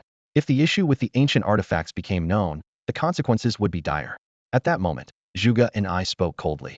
Have you finished paying your respects? If so, leave. You're not welcome here. And don't claim to be my father's disciple anymore, nor use his name for your deceit. He severed ties with you long ago. The room erupted in shock. The crowd's gaze turned to Ye Lin, filled with disdain and ridicule. So, Zhuge had already disowned him? And he still has the nerve to come here? Probably just wanted to rub shoulders with the big shots here today. Didn't you hear Zhuge and I? This guy's notorious for his deceit. If Zhuge knew, he'd be furious. How shameless can he be? Why doesn't he leave? Waiting for a free meal. Imagine what he must have done to be disowned by someone as gentle as Zhuge. The crowd buzzed with conversation, and those initially interested in Ye Lin from the first row frowned and looked away. Without the status of Zhuge Qingcheng's disciple, Ye Lin was insignificant to them, not worth their attention. Ye Lin found himself the target of scorn, as if he were truly a villain. Yet, he remained unmoved, looking at Zhuge and I, and saying, I mean no harm. I just want to bid farewell to Zhuge, to send my teacher off one last time. I promise I won't cause any trouble. After this, I'll leave. Zhuge Ni's eyebrows furrowed with anger as she replied, Ye Lin, don't you understand? I said you're not welcome here. Leave. Faced with Zhuge Ni's hostility, Ye Lin silently retreated outside, a trace of helplessness flickering in his eyes. He understood the emotions of someone who had just experienced the pain of losing a father and decided to remain silent. Ye Lin made a quiet resolution to follow Zhuge Qianqing's last wishes and do his utmost to ensure Zhuge Ni's safety, and nothing more. Ye Lin's gaze swept over the front row where influential figures from all over Daxia had gathered, his mind alert. These old foxes were the real troublemakers, far more challenging than Huang Litian. Soon, the ice coffin containing Zhuge Qianqing's body was carried out of the mourning hall and placed onto a black hearse. The funeral procession moved slowly, the air thick with sorrow, occasionally punctuated by soft sobs. Zhuge and I sat in the hearse, silent tears streaming down her face.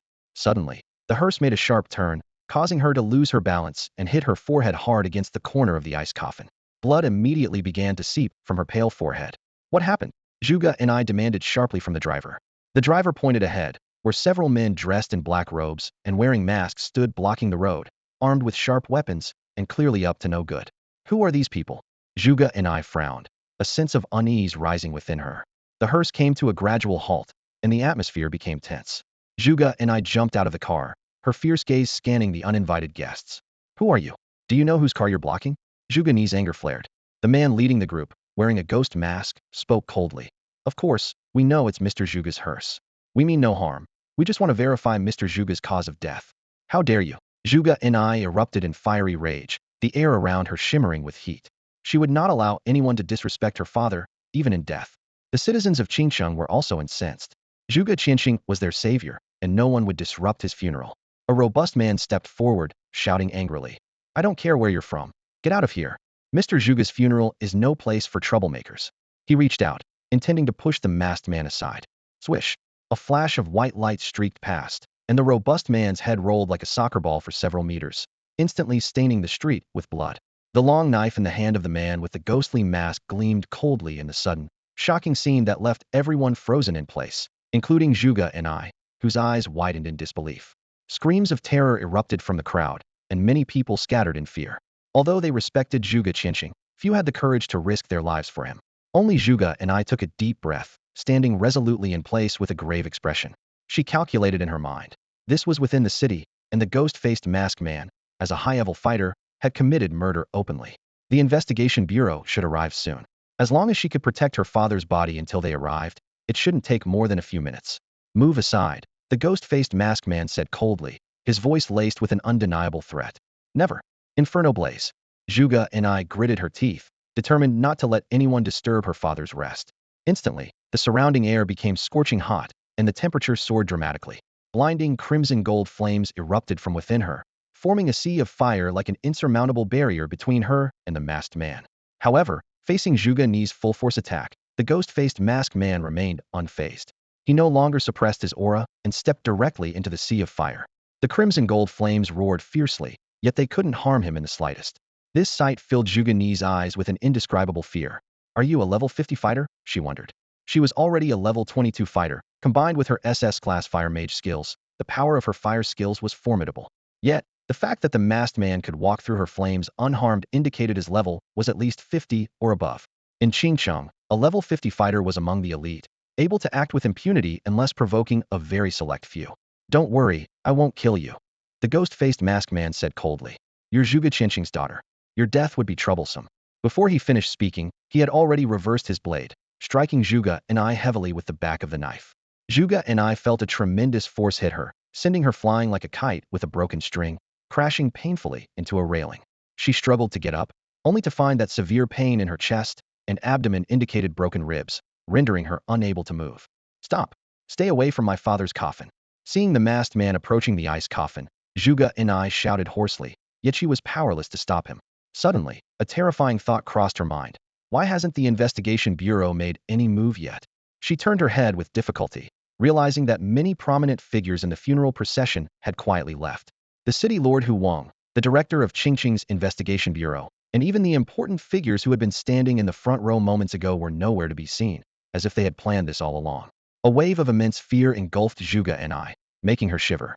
She realized that the few people blocking the procession were merely pawns. Her father had just passed away, and yet someone was already scheming against her so blatantly. Zhuge and I despairingly understood that the investigation bureau was not coming. Zhuge Ni's eyes wandered through the crowd, hoping to find a shred of support. Yet, those who once flattered her father, Zhuge Qianqing, now avoided her gaze. The ferocity and overwhelming power of the man in the ghost-faced mask made them too afraid to act. fearing to bring trouble upon themselves. In despair, Zhuge and I turned to Uncle Wang, her voice trembling as she reminded him of her father's past kindness. Uncle Wang, have you forgotten? Years ago, when your son went missing and was nearly devoured by demons, it was my father who, without asking for a penny, used astrology to pinpoint his location. Now that he's gone and can't rest in peace, will you just stand by and do nothing? A flicker of shame crossed Uncle Wang's face before it twisted into a sneer. So what? He merely pointed the way. Wasn't it I who risked my life to save my son, ending up bedridden for half a month? If he'd acted himself, I wouldn't have suffered. Zhuge Ni's face turned pale as she shifted her plea to a tall young woman. Sister Xia, is this what you think too? Back when you participated in the class change ceremony, you nearly died from the overload of two classes merging, and it was my father who saved you. Sister Xia's expression grew unnatural before she scoffed. I never asked for his help.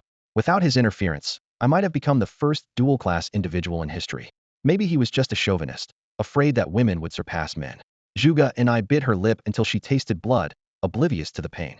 She couldn't believe the shamelessness of these people, who could twist the truth so thoroughly. She questioned several others who had benefited from her father's generosity, only to receive similar responses. Not only did they refuse to help, but they also criticized Zhuge Qianqing. They had already sensed the shifting tides. The investigation bureau's delay was a clear sign of powerful figures manipulating things from behind the scenes. Offending the living authorities for a dead man was obviously a losing proposition. Zhuge and I laughed bitterly. She had expected life to be difficult after her father's death, but she never imagined it would be this dire. To stop the funeral procession, attack her, and force an exhumation, such madness from the ghost-faced masked man and his group. Yet not a single person dared to stand up. Those who had once received favors now seemed deaf and blind to the injustice before them. Zhuge stood silently before her father's ice coffin, tears streaming down her face. She murmured to herself, "Father, was everything you did really worth it?" At that moment, she felt lost in a world of confusion. Suddenly, a hysterical shout shattered the silence. "You beast, stay away from Mr. Zhuge's coffin." An elderly man with white hair, wielding an ordinary shovel, charged resolutely at a man wearing a ghost mask. The old man's face was flushed, veins bulging on his neck, yet his bravery far surpassed the humble weapon he held. The masked man coldly kicked the elder, sending him flying. The old man landed heavily on the ground, his fate uncertain. However, this scene ignited a spark. A crowd surged forward, comprised of ordinary citizens of King Chinjilder's, women, young men, and teenagers, none of whom were skilled fighters. They carried pots and pans, with the sharpest weapons being kitchen knives and watermelon slicers, yet they charged fearlessly at the formidable enemy. A warm, large hand rested on Zhuge's shoulder. "Don't cry, girl," said a farmer-like uncle. "You are Mr. Zhuge's daughter. Mr. Zhuge did so much good for Qingqing. We won't let you suffer." With that, he spat into his hands, gripped his wood-cutting knife, and rushed forward. Mr. Zhuge was a benefactor to all of Qingqing. "Rest assured, we won't let him find no peace even after death," declared a simple aunt, raising a pressure cooker as she followed the charge. Zhuge cried uncontrollably, her voice hoarse as she shouted, "No, don't go, don't go. You'll die, don't go. Damn it. When have we, men of Daxia, ever feared death?" A mechanic wielding a wrench shouted. "If good people end up like this, who will dare to be good in the future? Brothers, follow me." More people followed closely behind. Those who had benefited from Zhuge Qianqing's kindness chose to stay out of it, while these ordinary, defenseless people stood up. Countless individuals passed by Zhuge, knowing they were outmatched, yet their steps were unwavering. Zhuge, her vision blurred with tears, was filled with guilt. "I'm sorry. I'm so useless, I'm sorry." She hated her own weakness, hated being Zhuge Qianqing's daughter, yet helplessly watching as ordinary people shielded her. The man with the smiling mask excitedly asked, "Boss, what should we do? Kill them all?" Despite their numbers, most were elderly, weak, or ill, and if they slaughtered them with full force, it would take only an hour or two. The ghost masked man sharply rebuked, "Are you crazy? A large-scale massacre of civilians? If you want to die, don't drag me down with you. Have Lao Sin set up a barrier to hold them back." The smiling man shrugged and turned to a woman wearing a crying mask. "Third sister, the boss wants you to set up a barrier to block these annoying folks." The crying woman nodded and raised her hand, softly chanting, "Crystal wall." A pale white light spread from her palm, forming a transparent wall that separated the angry crowd. This invisible barrier was unbreakable, and those who charged were repelled, falling to the ground. Yet they did not give up, continuing to exert all their strength trying to break through the barrier. Unfortunately, the power of ordinary people was insignificant against the skilled fighters, and even with their numbers, they couldn't leave a mark on the wall. Seeing the ghost masked man stand before the ice coffin, raising a long knife, the crowd blocked by the barrier erupted with rage. Tens of thousands began to curse the ghost masked man's ancestors with colorful language. The ghost masked man ignored them, and his long knife swung fiercely toward Zhuge Qianqing's ice coffin. Stop! Zugini screamed, her eyes wide with horror, but her injuries left her powerless to intervene. Just as she was about to succumb to despair, a voice filled with cold, frenzied, killing intent suddenly rang out. Forbidden spell, world-ending thunder. In an instant, the sky above Qianqing transformed dramatically. Dark clouds swirled like ink, lightning flashed like blades, and thunder roared with a deafening intensity, as if the apocalypse had arrived. Suddenly, a bolt of lightning tinged with purple descended from the heavens, carrying a destructive force aimed directly at the masked man with the ghostly face. The power of this lightning was astonishing, distorting the surrounding space with its purple glow. Everyone in Qianqing was overwhelmed by this sudden display of celestial power, feeling an unprecedented fear. The lightning seemed to target not just the masked man, but everyone present, as if to turn them all to ash. The masked man's expression changed drastically, clearly unprepared for such a powerful strike. He quickly swung his long knife, attempting to fend off the terrifying lightning. However, the moment the blade met the lightning, it shattered like paper. The lightning struck with unstoppable force, hitting the masked man directly. Amidst the shower of sparks, the masked man let out a piercing scream as he was blasted away. When the lightning dissipated, his black robe was in tatters, and his ghostly mask was split in half, revealing an eye filled with terror. The scene fell into a dead silence, with a faint smell of burning lingering in the air.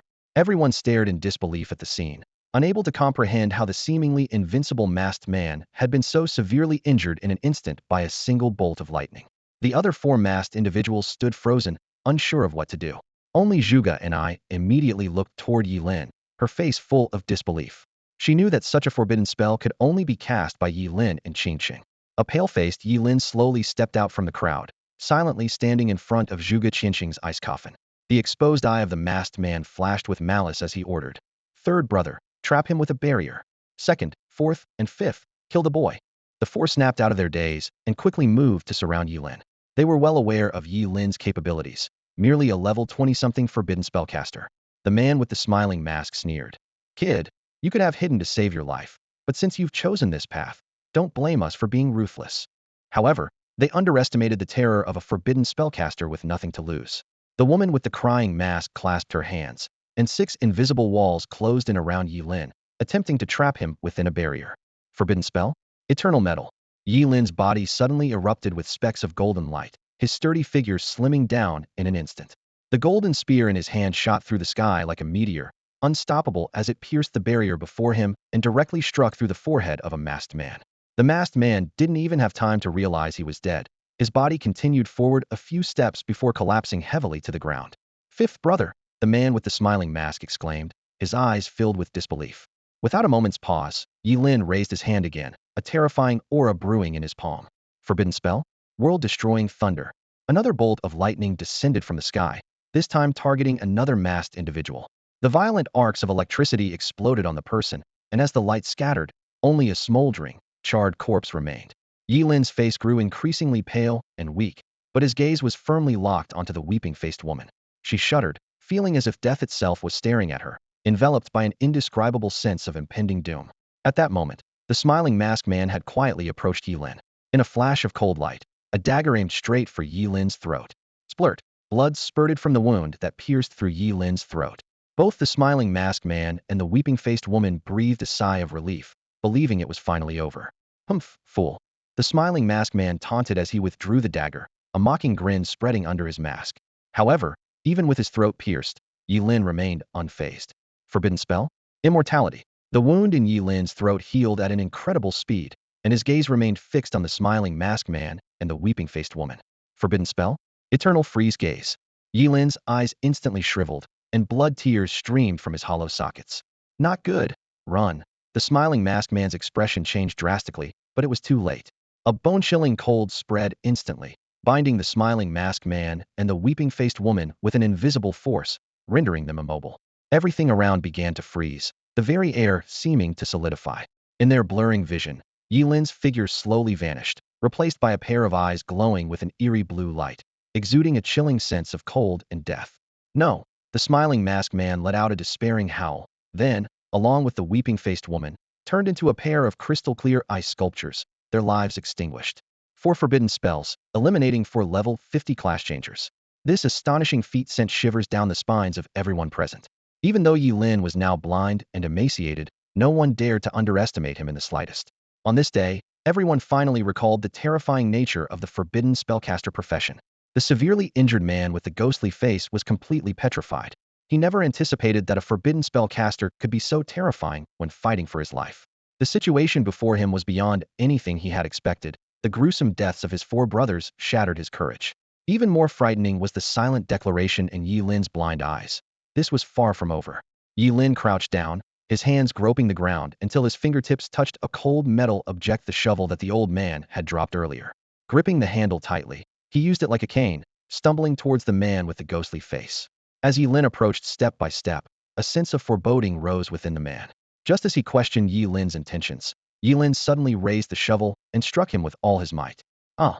The man let out a piercing scream. Although Ye Lin didn't use any forbidden spells, the power from his endless devouring ability made the blow significantly damaging. Ignoring the man's screams, Ye Lin swung the shovel like a machine devoid of emotion. He wielded it as a multifunctional weapon, striking, slapping, slicing, and stabbing with precision.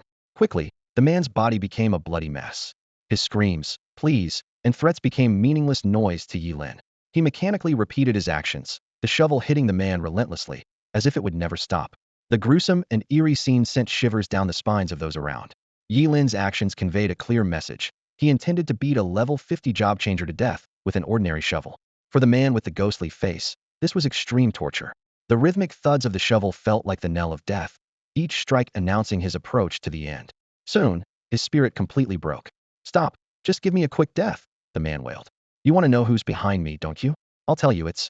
Before he could finish, Ye Lin unhesitatingly struck him across the mouth, silencing him. At the same time, a flash of cold light darted through, piercing his temple with precision, leaving a barely visible hole in his skin.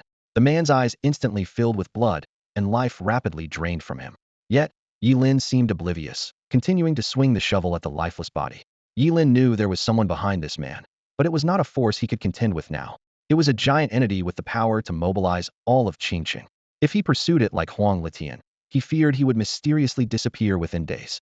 With his current strength, feigning ignorance was the wisest choice. When the man's body was reduced to an unrecognizable pulp, Ye Lin finally dropped the shovel. He stood up and spoke coldly. Zhuge Qinqing was once my teacher and showed me kindness. I want him to rest in peace without disturbance. If anyone insists on causing trouble, I will accompany them to the end. Even if I, as a forbidden spellcaster, don't have many years left, I don't mind taking you all with me to the grave. Ye Lin's words were powerful and shook the entire gathering. His hollow eyes seemed to burn with a resolute fire, silently declaring his determination. The scene just now had proven that he was not merely bluffing. For a moment, the entire funeral site fell into a deathly silence. The people of Qingqing all turned their gaze towards Ye Lin, no longer filled with fear, but with deep admiration. Some even stepped forward, cautiously supporting the blind spellcaster. Zhuge and I was helped up, and Zhuge Qinqing's ice coffin was lifted back onto the hearse. Order was restored as if the chaos had never occurred. Only the 3 bodies on the ground and the 2 ice sculptures silently testified to the earlier dramatic events. Just when everyone thought the ordeal was over, a sinister voice emerged from the shadows. A forbidden spellcaster willing to risk it all. How terrifying. But you, who are blind, how many can you really take down? The crowd gasped in shock. The masked man had accomplices. Despair flickered in Zhuge Ni's eyes. Could it be that her father would not find peace even in death? Ye Lin's heart sank as he pondered. Could the mastermind truly have such far-reaching influence? In the midst of despair, a streak of light shot down from the sky, arriving in an instant. As the light faded, it revealed a middle-aged woman in a white dress Su Qingxin, with a stern expression and reddened eyes. She shouted, I don't care who you have backing you, but if you dare to step forward today, I, Su Qingxin, will fight you to the death. The crowd gasped in unison.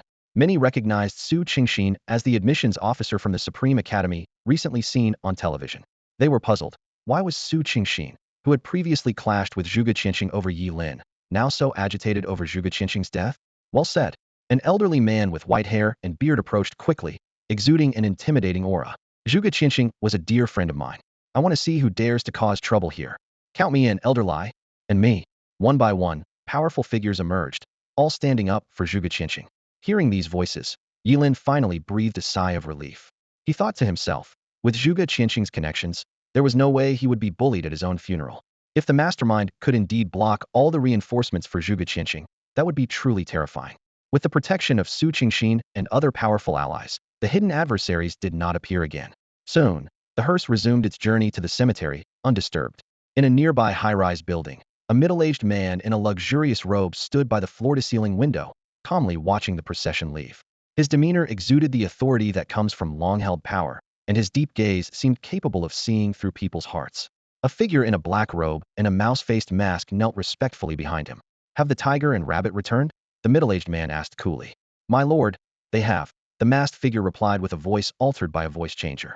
In a valley 79 kilometers east of Qingcheng, there are traces of the Gate of Revelation having appeared. The Gate of Revelation appeared. The man mused to himself. "I knew that Zhuge couldn't have died so inexplicably. My lord, should we continue sending people to intercept Zhuge Qianqing's hearse?" the masked figure inquired. The man's fingers tapped rhythmically on the table, producing a steady thud. "No need. With Su Qingxin and the others involved, further disturbances would not be wise. So far, neither Ye Lin nor Zhuge and I seems to know about Zhuge Qianqing's visit to the Gate of Revelation. Just keep monitoring Ye Lin and Zhuge and I.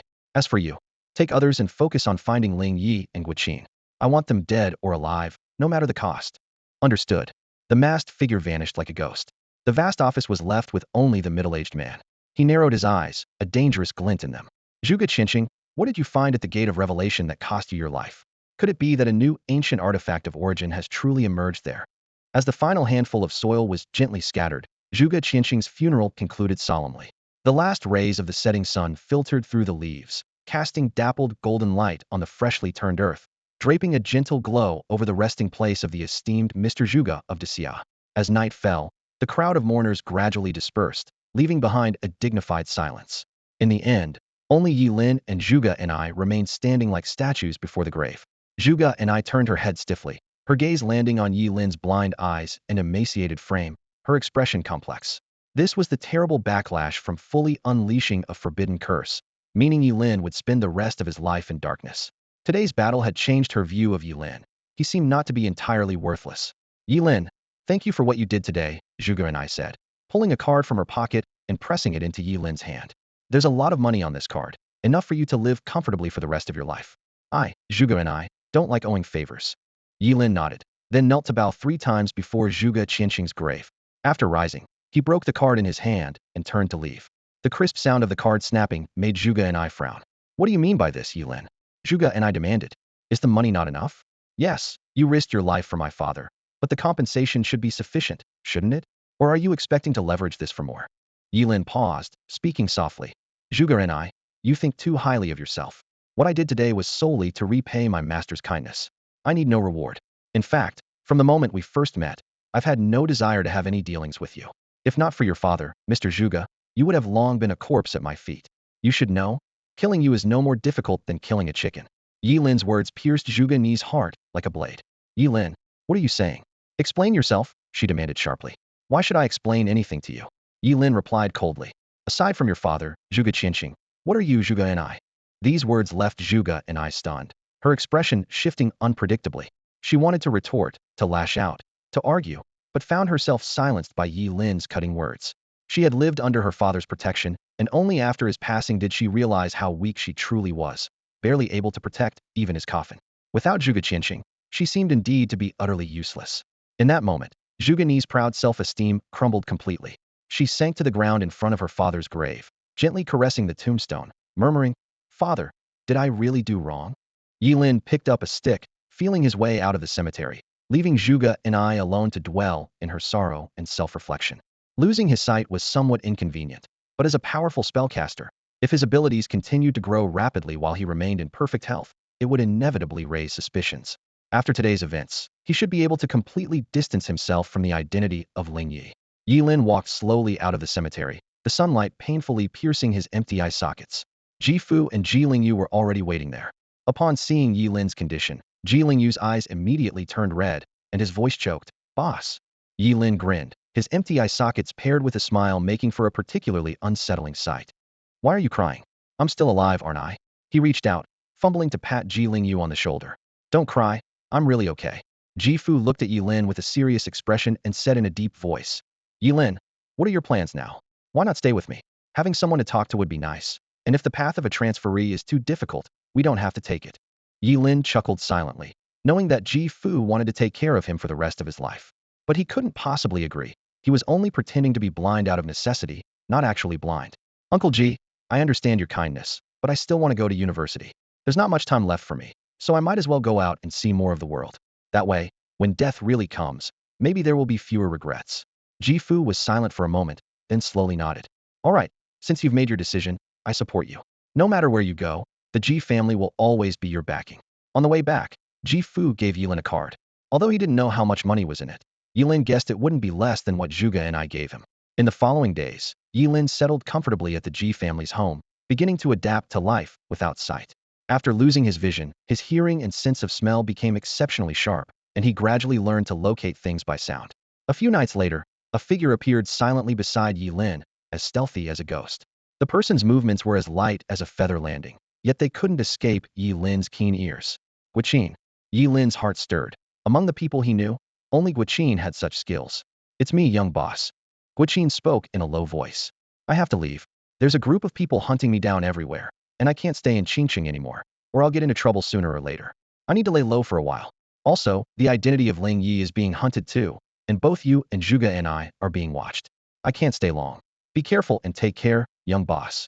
With that, Guqin quietly left. Ye Lin's heart sank. He hadn't expected that even he was being monitored, and he hadn't even noticed. This could only mean that the person secretly watching him was extremely formidable. Fortunately, in the past few days, he had fully embraced the role of a blind man without showing any signs of abnormality. Otherwise, it could have led to serious trouble. Originally, he had planned to sneak out of the city to hunt magical creatures and quickly enhance his strength through endless devouring. But now, it seemed that this plan would have to be put on hold. Yet, wasting such precious time was something Ye Lin was reluctant to accept. He took a deep breath, sitting quietly in the darkness, pondering his next move. Since he was already being watched, he couldn't act recklessly. He needed to find a safe place, a place where he could quietly grow and increase his strength. But where could he find such a place? Who knows how long that person would keep monitoring him? What if it lasted for several years? Was Ye Lin really going to pretend to be blind for years and not improve his level? That was something Ye Lin couldn't accept.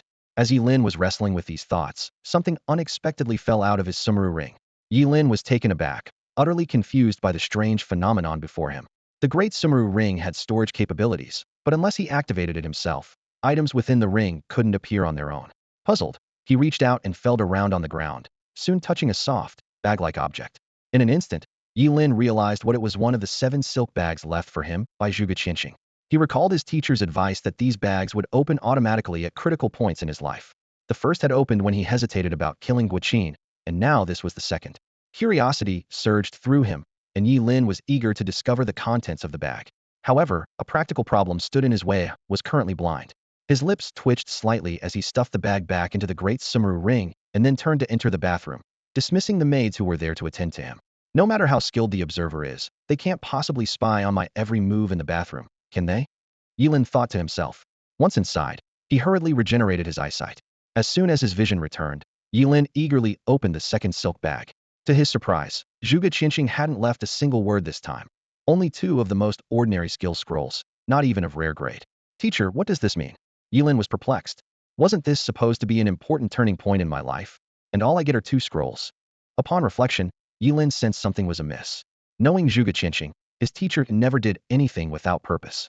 Perhaps the secret lay within these 2 seemingly ordinary skill scrolls. Examining the scrolls closely, Ye Lin discovered 2 skills: Shadow Step, which could create an afterimage to confuse enemies, and Turtle Breath, allowing one's breathing to slow until it stopped, simulating a state of death. Ye Lin's lips twitched slightly. Shadow Step was somewhat useful, offering minor assistance to both assassins and warriors. Turtle Breath could simulate death, but it required time to control one's breathing, making it difficult to use in combat.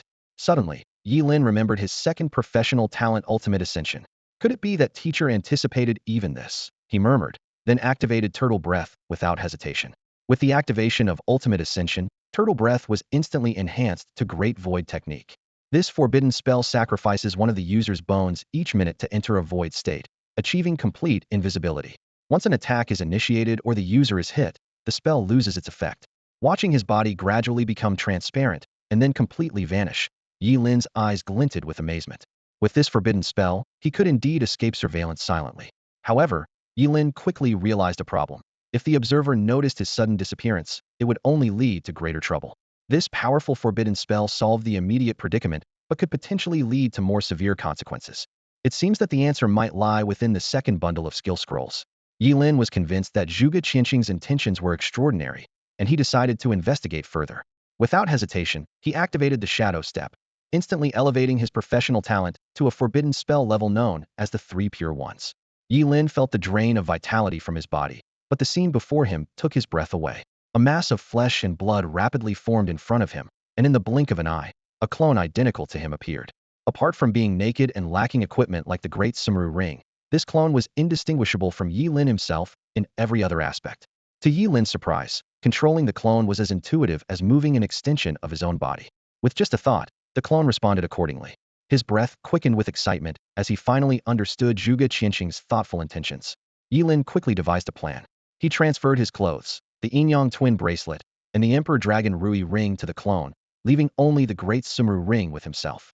To make the deception more convincing, he even gouged out the clone's eyeball and flushed it down the toilet to mimic his previous injury.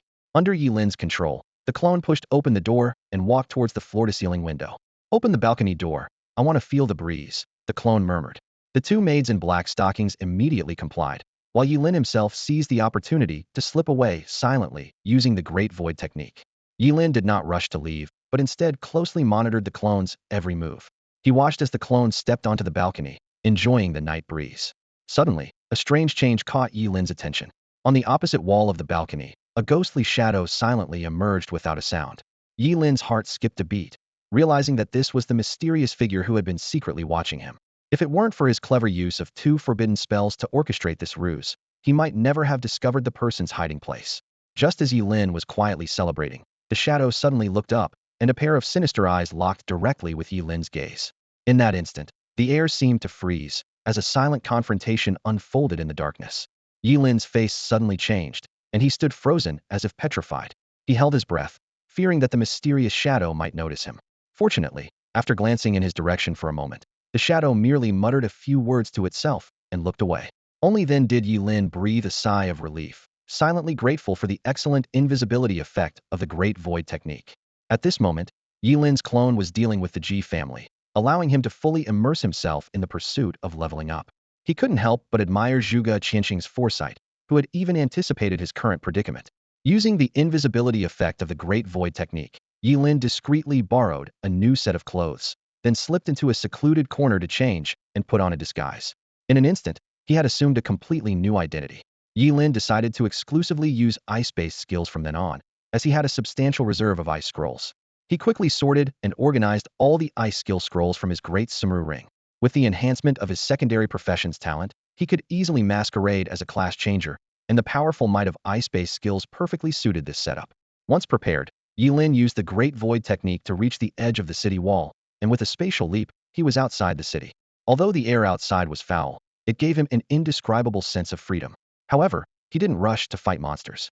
Instead, he repeatedly used spatial leaps to put over 100 kilometers between himself and Qianqing, officially beginning his journey to level up. Just then, a rustling sound came from the nearby bushes. Ye Lin turned towards the noise and saw a hideous demon gradually emerging. The creature was on all fours, its body as black as tar, with fierce crimson eyes. It bared its sharp fangs, and drool dripped to the ground with a sizzling sound, emitting a strong stench. In high spirits, Ye Lin jokingly said, "What a cute little doggy, come here, come here." Sensing the provocation, the demon let out a low growl, then propelled itself off the ground, lunging towards Ye Lin. Ye Lin's lips curled into a slight smile as he flicked his fingers. "If you come any closer, I'll have to start cooking with some ginger and garlic." In an instant, a chilling aura spread out. A simple ice blade technique, under the effect of extreme enhancement, transformed into the forbidden spell Frost Sorrow. A massive sword, crafted from pure ice crystals, formed in the air, razor-sharp and exuding cold air. This crystalline ice sword seemed to be sculpted from the purest ice in existence, emitting a subtle blue glow. With a flick of Ye Lin's fingers, the ice sword, carrying an intense chill, shot forward, directly targeting the hideous demon. The fierce gleam in the creature's eyes vanished instantly, replaced by terror and despair. It finally realized what it had provoked. The creature whimpered, trying to flee, but as soon as it turned, a chilling cold from the depths of the underworld froze it solid. Ye Lin's ice sword swung down effortlessly, severing the creature into two lifelike ice sculptures. The sound of ice crystals shattering was crisp and pleasant. with frosty air sparkling in the sunlight. Ye Lin seamlessly activated Endless Devour. A system notification echoed in his mind. Devoured level 32, ordinary creature 1. Obtained water, fat, protein, carbohydrates, minerals. Increased lifespan by 125 years. Gained 320 experience points. Increased strength attribute by 5 points. Agility attribute by 1 point. Mental attribute by 1 point. Even without the Emperor Dragon's Wish Ring and the Yin Yang Twin Bracelet, Ye Lin's combat power was still far beyond what ordinary creatures below level 50 could handle. Confidence sparkled in his eyes, and a slight smile played on his lips. That day, creatures within 100 kilometers of Qingqing once again remembered the fear of being slaughtered by humans. They trembled, hiding in dark corners, dreading becoming the next prey. Ye Lin continued his hunting journey. Another creature fell under his ice sword, and the system notification rang again. Devoured level 36, ordinary creature 1. Obtained water, fat, protein, carbohydrates, minerals. Increased lifespan by 360 years. Gained 360 experience points. Increased strength attribute by 7 points. Agility attribute by 2 points. Mental attribute by 1 point. Soon after, a third creature met its fate. Devoured level 37, ordinary creature 1. Obtained water, fat, protein, carbohydrates, minerals. Increased lifespan by 245 years. Gained 370 experience points. Increased strength attribute by 5 points. Agility attribute by 1 point. Mental attribute by 3 points. Under the effect of Endless Devour, not only did Ye Lin's experience points continuously increase, but his attributes also improved steadily. His body seemed like a bottomless pit, endlessly absorbing energy without showing any fatigue. Ye Lin was like a perpetual motion machine, relentlessly slaughtering the surrounding creatures, his ice sword flashing with cold light, as the creatures' wails echoed one after another. Ye Lin couldn't help but marvel. No wonder the appearance of an origin artifact always triggers terrifying wars. Such things are truly defying the heavens. However, as time passed, Ye Lin began to feel that this rate of improvement was a bit slow. He murmured to himself, "This seems a bit slow." In the blink of an eye, 3 days passed, and Ye Lin's level had risen to 29. Gaining 1 level in 3 days, without a high-level team, solely soloing, was astonishing. Yet, Ye Lin was still not satisfied. A hint of fervor flickered in his eyes. In that case, forbidden spell? 1 Qi transforms into 3 pure ones. Ye Lin decisively cast the forbidden spell, sacrificing 3/4 of his lifespan. Instantly, 2 clones appeared beside him. The 1 Qi transforms into 3 pure ones could produce up to 3 clones, but one needed to stay with the Ji family to cover his tracks, so Ye Lin could only summon 2 clones for now. However, seeing the faces of the clones made Ye Lin's mouth twitch slightly. The faces of these 2 clones were identical to his own, as clones couldn't wear any illusionary masks. Ye Lin frowned and thought, "With this face, I'd probably cause trouble if I ran into people. The face of the national champion Ye Lin is quite recognizable." With that in mind, Ye Lin conjured an ice blade and began altering the faces of the 2 clones. Blood trickled down the ice blade, and soon the 2 clones were completely disfigured, becoming terrifying in appearance. Their faces were covered with scars from cuts and chops. Their brows, nose, lips, jawline, and entire face seemed carved by a knife. Well, this should do it. Ye Lin nodded in satisfaction, a playful glint in his eyes. If these 2 clones were in a CEO novel, they'd definitely have the standard domineering president model face. After dealing with the faces of his 2 duplicates, Ye Lin's gaze locked onto a low-level monster leisurely munching on leaves not far away. A glint of coldness flashed in his eyes as he thought to himself, "Eating leaves today, humans tomorrow. Go, take it down." With a thought, Ye Lin commanded his duplicate to charge at the monster. The creature, a corrupted hammer dragon, sensed the approaching human and immediately stopped eating. Despite being a herbivore, it was not to be underestimated. It swung its thick tail like an iron whip, its scales gleaming coldly under the sun. Though Ye Lin's duplicate was unarmed, as a level 29 forbidden spellcaster, he felt no fear. As the corrupted hammer dragon attacked, the duplicate activated Moment's Dance, effortlessly dodging the assault. He then raised his hand, a gleam of frost gathering at his fingertips. "Frostmourne," he muttered, and a massive ice sword descended from the sky, cleaving the beast in 2. "So that's how it is," Ye Lin murmured to himself. "I guessed right. When a duplicate kills a monster, the main body gains no experience." He pondered for a moment before continuing, "But it makes sense. If a duplicate's kills could grant the main body experience, having 3 duplicates would mean triple the leveling speed, which would be too overpowered. That would elevate 1 Qi transforms into 3 purities from a forbidden spell to an immortal technique." Ye Lin shook his head and strode towards the corpse of the corrupted hammer dragon. For him, whether the duplicate could provide experience was irrelevant as long as the monster's body remained. He reached out and activated Endless Devour on the corpse. A strange energy ripple emanated from the body, and Ye Lin felt a warm surge within him. A system notification echoed in his mind. Devoured a level 33 normal monster 1. Gained water, fats, proteins, carbohydrates, minerals, and a trace of extremely diluted dragon bloodline. Increased lifespan by 666 years, experience by 330 points, strength attribute by 4 points, agility attribute by 1 point, and spirit attribute by 2 points. A trace of delight flashed in Ye Lin's eyes as he noticed the dragon bloodline concentration within him double. The system prompted again. Dragon bloodline. Current concentration 0.00002. Effect unknown. It seems my plan is feasible, Ye Lin thought with satisfaction. By having 2 duplicates and myself hunt monsters, then using endless devour on the corpses slain by the duplicates, my leveling speed will surely skyrocket. He quickly handed the duplicates a few ice skill scrolls. Then with a thought, the 2 duplicates dashed off in opposite directions, while his main body swept forward. In this 3-pronged approach, Ye Lin's already impressive leveling speed experienced a qualitative leap. He ravenously devoured corpse after monster corpse, with system prompts continually appearing. Devoured a level 29 normal monster 1. Gained water, fats, proteins, carbohydrates, minerals. Increased lifespan by 85 years, experience by 290 points, strength attribute by 3 points, agility attribute by 3 points, spirit attribute by 1 point. Devoured a level 38 normal monster 1. Gained water, fats, proteins, carbohydrates, minerals, and a trace of extremely diluted dragon bloodline. Increased lifespan by 15 years, experience by 380 points, strength attribute by 9 points, agility attribute by 2 points, spirit attribute by 2 points. Endless Devour rapidly disassembled one monster corpse after another. This terrifying rate of improvement brought an expression of joy to Ye Lin's face. Feeling the continuous growth of power within him, his eyes shone with excitement as he continued his hunting journey. 3 days later, Ye Lin leveled up again, reaching level 30. He stood in an open field on the outskirts of Qingqing, feeling the surge of power within him, a hint of joy flickering in his eyes. However, this joy was quickly replaced by a trace of dissatisfaction. It's still too slow, Ye Lin muttered to himself with a frown. He recalled the past 3 days of intense training. Although the experience required to move from level 29 to 30 was significantly more than before, he managed to level up in just 3 days. At this pace, if he dedicated an entire month to rigorous training, he could at least reach level 35. Ye Lin shook his head, his gaze sweeping over the sparse magical creatures around him. The monsters near Qingqiang were too weak and scarce, scattered too widely, and it was rare to encounter anything over level 40, let alone high-level monsters.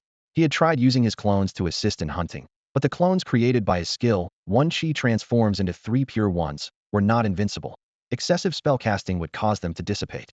Ye Lin had attempted to use endless devouring to consume the corpses of his clones, only to find that it could only extend his lifespan, not provide experience points. This realization left him quite disappointed, as he had infinite longevity, and gaining experience from his clones would have been ideal. After pondering for a long time, Ye Lin couldn't come up with a better way to level up. As a loner, apart from the Ji family, he had no support from any powerful class changer factions. Apart from money, he had nothing, which greatly limited his options. Sigh. If only I were the emperor of Daxia, Ye Lin chuckled to himself. With a single command, I could have all the class changers in Daxia hunt monsters for me and deliver the corpses to my feet. That would surely skyrocket my level in a day. As soon as he said it, Ye Lin was suddenly struck by the feasibility of this idea. While he wasn't an emperor, he could buy monster corpses with money. For those in life-oriented professions, monster corpses were a vital resource.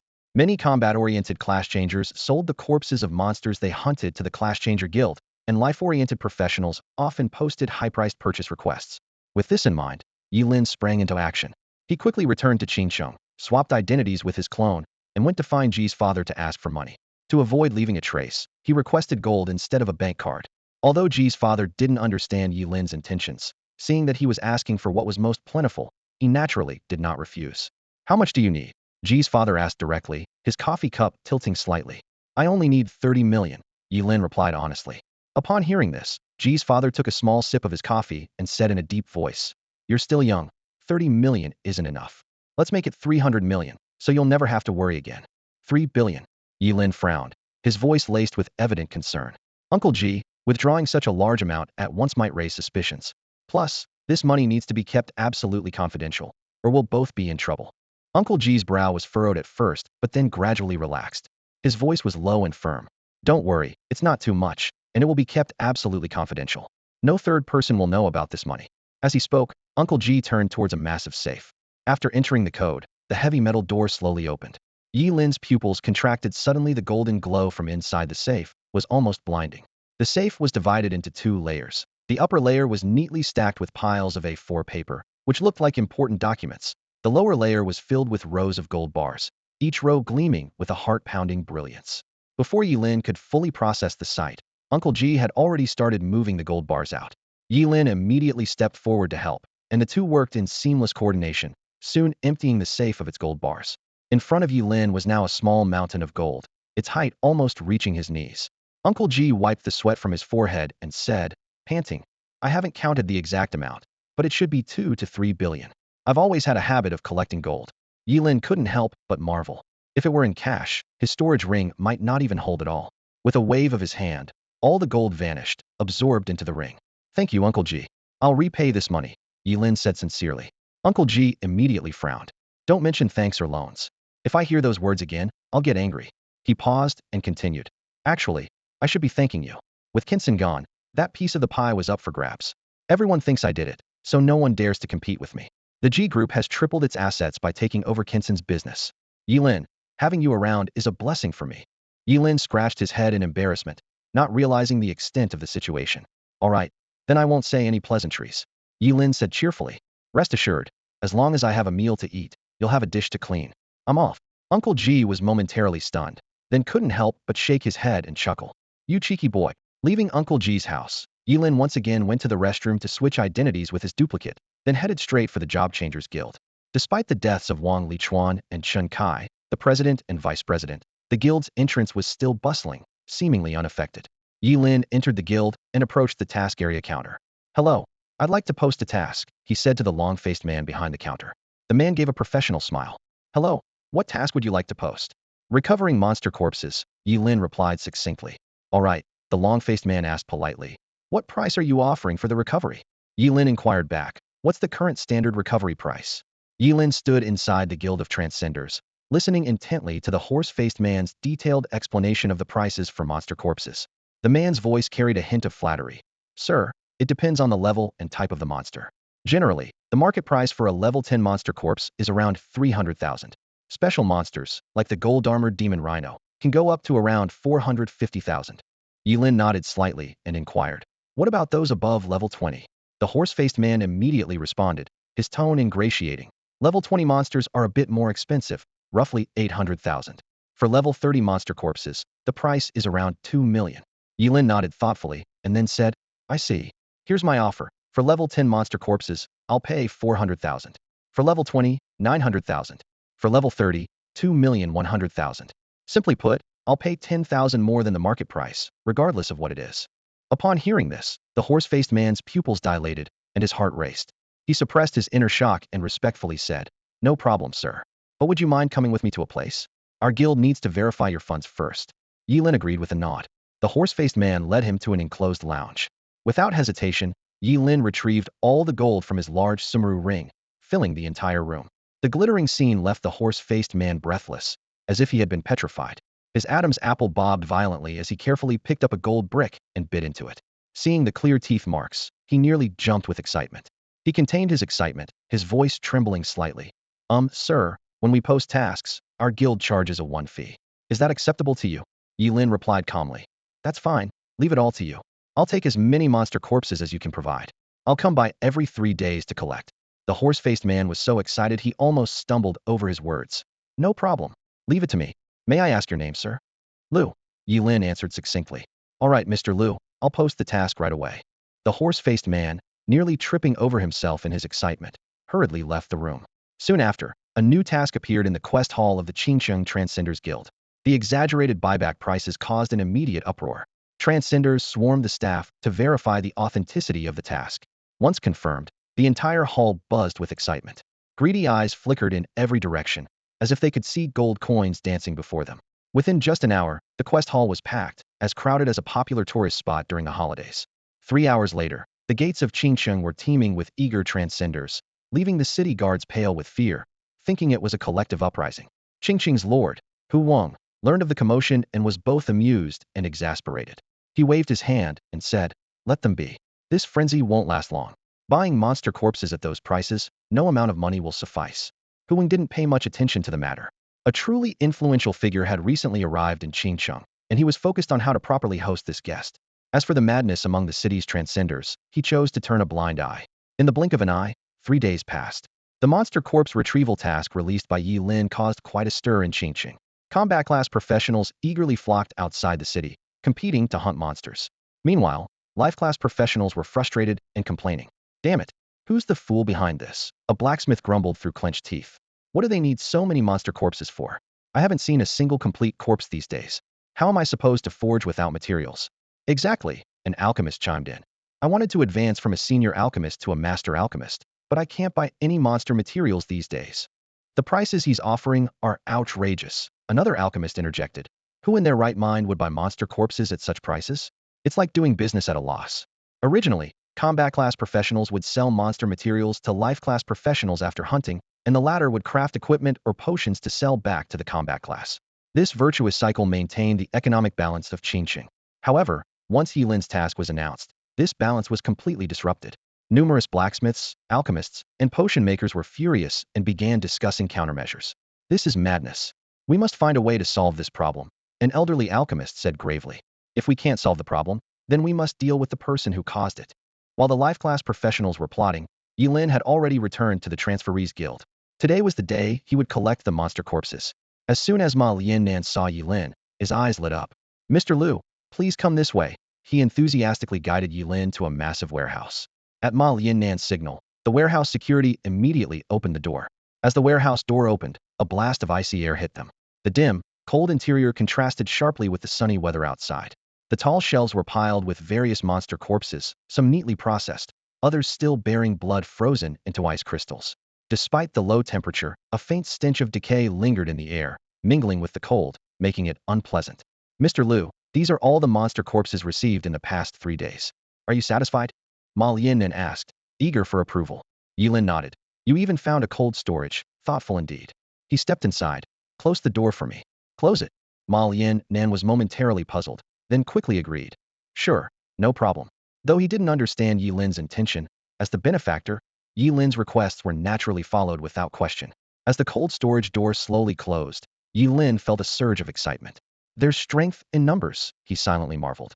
If he had relied solely on himself and his 2 avatars, it might have taken 3 months, not 3 days, to gather so many monster corpses.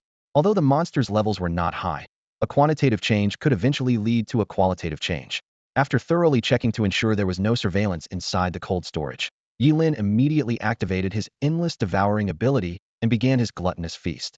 Standing in the cold storage, Ye Lin glanced over the corpses of numerous magical creatures, a slight smile playing on his lips. Taking a deep breath, he began the process of absorption. First, he consumed a level 2 ordinary magical creature. Ye Lin felt an increase in moisture, fat, protein, carbohydrates, and minerals within his body, extending his lifespan by 10 years, gaining 20 experience points, and enhancing his strength attribute by 1 point. Next, he turned his attention to a level 8 ordinary magical creature. Upon completion of the absorption, Ye Lin not only gained regular nutrients, but also sensed a faint trace of dragon bloodline coursing through him. This absorption granted him an additional 16 years of life, 80 experience points, a 2-point increase in strength, and a 1-point boost in agility. Finally, Ye Lin absorbed a level 5 ordinary magical creature, acquiring essential nutrients, a 15-year increase in lifespan, 50 experience points, and a 1-point rise in agility. As time ticked by, half an hour later, Ye Lin had consumed all the magical creature corpses in the cold storage, successfully elevating his level to 32. He marveled at the rapid pace of his improvement, recalling that he was only at level 25 when he entered the Gate of Apocalypse. This bolstered his confidence that mobilizing all the job changers in Qingcheng to hunt magical creatures for him was the right decision. After calming his excitement, Ye Lin signaled for the horse-faced man to open the cold storage door. The man was stunned to see the empty storage, unable to believe that all those magical creature corpses had vanished. Ye Lin waved the large Sumi ring on his hand, explaining, "No need to be surprised. I've stored them all in my storage ring." The horse-faced man was enlightened, a hint of envy flashing in his eyes.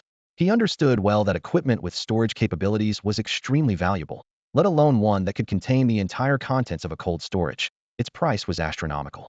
"Take care, Mr. Liu," the horse-faced man said respectfully. Ye Lin left the Job Changer Guild satisfied, but hadn't gone far when his eyebrows slightly furrowed. he sensed someone tailing him. As a forbidden spellcaster, his mental acuity was extraordinary. Unless the pursuer was exceptionally skilled in stealth or had greater mental power, it would be hard to escape his notice. He didn't make a scene, instead nonchalantly leaving the city, even thoughtfully choosing a secluded, deserted spot, an ideal location for robbery and murder. Sure enough, a tall and a short man suddenly blocked Ye Lin's path. The tall man spoke coldly, murder gleaming in his eyes. You're the one who posted the task to recover large quantities of magical creature corpses, aren't you? Someone's paid for your head. Ye Lin raised an eyebrow and asked, how much did they pay you? Tell me who they are, and I'll pay you double. The tall man sneered, trying to bargain when you're about to die? Once we kill you, all your money will be ours anyway. The short man had already attacked. Why bother talking to him? Judging by his aura, his level is about the same as ours. Let's kill him quickly and head to the 79th secret realm in Qingqing. It's a new realm. There might be good stuff there. A glint of cold steel aimed at Ye Lin's throat. The short man was evidently an assassin-type profession, around level 30. Ye Lin sighed helplessly. He hadn't intended to kill anyone on such a good day, but since they pushed him, they left him no choice. Freezing spell. Just as the short man's weapon was about to reach Ye Lin's throat, an intense chill erupted, rapidly spreading from Ye Lin as the center. The short man felt the cold surge towards him, and his body began to freeze visibly. The tall man, seeing this, turned pale, but before he could escape, the same chilling force froze him as well. In an instant, two ice sculptures stood before and behind Ye Lin, their bodies frozen except for their heads, terror etched in their eyes. Only now did they realize the terrifying being they had provoked. Ye Lin maintained a kind smile and asked, all right, can we talk now? Tell me, who sent you? And what's this 79th secret realm you mentioned? The tall and short men shivered, neither daring to speak. Ye Lin commanded sternly. Quickly, whoever speaks up gets to live. His commanding voice jolted them awake, and the tall man hastily shouted, me. I'll speak. I'm really speaking. What got inflamed? Ye Lin asked with a frown, a hint of confusion in his eyes. The tall man blushed and stammered. I went to get a foot massage without, protection, and got an infection. Ye Lin almost laughed in frustration. He shouted, I asked you to speak up, not if you had an inflammation. Looking at these two clueless guys, Ye Lin felt a twinge of pity. Such talent, it seemed a waste to kill them. The shorter man, as if waking from a dream, cautiously asked, so, if I tell you, will you let me go? Ye Lin patted his chest, confidently assuring, of course I will. You can trust me. If I lie to you, I'll chop off my own head. With that promise, the shorter man sighed in relief and said, those who hired us to kill you are a few life skills professionals from Qingqing. They think your tasks are disrupting the market. Names. Ye Lin pressed further.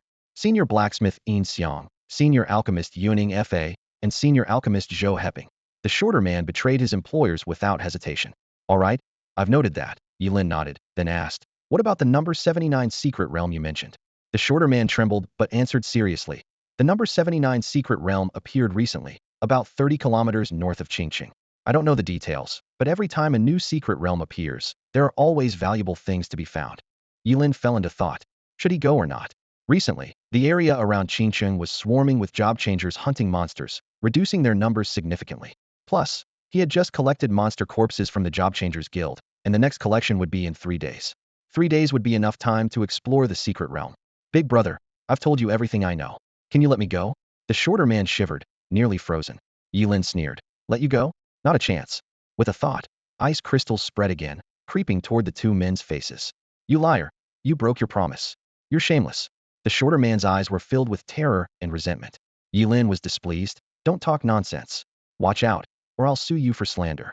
Before he finished speaking, he conjured an ice blade, lightly slicing around his neck and decapitating himself. The wound was instantly sealed with ice, not a drop of blood spilled. I'm a man of my word. I said I'd chop off my head if I lied to you. And see, I did. Ye Lin held his head, still able to speak. The tall man fainted at the sight, while the shorter man, though still conscious, was pale as a sheet, teeth chattering, whether from cold or fear. By the time Ye Lin reattached his head, the two men had been frozen into ice sculptures. With a flick of his finger, the sculptures shattered into powder, dispersing into the air. Ye Lin embarked on his journey to the 79th secret realm. Along the way, he witnessed numerous teams hunting magical creatures, a sight that filled him with delight and a premonition that in 3 days, he would level up once more. As night fell, stars dotted the sky. Ye Lin arrived 30 kilometers north of Qingqing, where the entrance to the 79th secret realm loomed before him. It was a massive black vortex, continuously exhaling a dark aura and emanating a powerful, unsettling energy. A crowd of job changers gathered at the entrance, chattering with hesitation and caution in their eyes. What exactly is in this realm? Why hasn't anyone come out? Yeah, it's been almost 2 days since the first group went in, and there's been no sign of them. I don't want to be cannon fodder. I'll wait until someone comes out. Who knows if it's a death trap? There will be more realms in the future, but we only have one life. Everyone had their own thoughts, most hoping others would take the risk first. After all, not every secret realm was suitable for job changers to level up. Around Qingcheng, 78 secret realms had already appeared, nearly half of which were deadly. Some had extreme heat, incinerating people instantly. Others were bitterly cold, turning people into ice sculptures. Still others were filled with poisonous gas or lethal radiation. These lessons were paid for with the lives of those who came before. Every time a new realm opened, the 4 major hospitals in Qingcheng would dispatch ambulances, hoping to receive lucrative emergency orders from job changers. As the crowd debated, the black vortex at the realm's entrance suddenly turned transparent. Through it, a brilliant light appeared, with something slowly rotating within. Everyone held their breath, their eyes fixed on the mysterious object. Suddenly, the light erupted like a rising sun, forcing everyone to close their eyes against the blinding glare. When the light dimmed slightly, they opened their eyes to a sight they would never forget. A slender staff floated in the light, its body shimmering with rainbow hues, as if it contained the purest power of the universe. At the top of the staff, a transparent crystal was embedded, engraved with ancient runes, exuding an aura of profound mystery. What a terrifying aura! Could that staff be an artifact? Someone murmured in the crowd. This comment ignited the flames of greed among the onlookers. The job changers, who had been hesitating, swarmed towards the realm's entrance like locusts, each eager to be the first to seize it. The artifact is mine. Anyone who tries to take it from me will die. Let's see if you have the ability. He who kills shall be killed. Such a treasure belongs to the virtuous. Martial virtue is also a virtue, declared a job changer, as the word virtue slowly formed on his muscular back. At the entrance to the 79th secret realm, a sudden change ignited the greed of all those seeking to change their careers. The appearance of a mysterious staff was like a bomb, shattering all sense of reason. Who wouldn't want to claim a legendary artifact said to have the power to destroy the heavens and the earth? As countless career changers swarmed into the secret realm like locusts, Ye Lin narrowed his eyes, growing wary. This could very well be a trap, Ye Lin thought to himself. If there really is an artifact, there's no way it would be left for small fries like us. The true powerhouses would have already taken it. Just as Ye Lin was hesitating, a pleasant voice sounded beside him. Hey there, brother, you notice something's off about this secret realm too? Ye Lin turned to see a man, with a buzz cut, standing beside him. Even with short hair, the person's delicate features and fair face were unmistakable. Ye Lin frowned slightly, took a discreet half-step back, and bluntly said, "Why are you disguised as a man? How did you know I was disguising myself?" CS Xiaoxiao's pupils contracted in disbelief. She had changed into men's clothing, cut her long hair, and checked in the mirror several times. How could she be seen through so quickly? Ye Lin pointed out without hesitation. First, guys don't usually wear such thick lipstick unless their lips are badly chapped. He gestured towards Xie Xiaoxiao's lips, which were as red as if smeared with lard.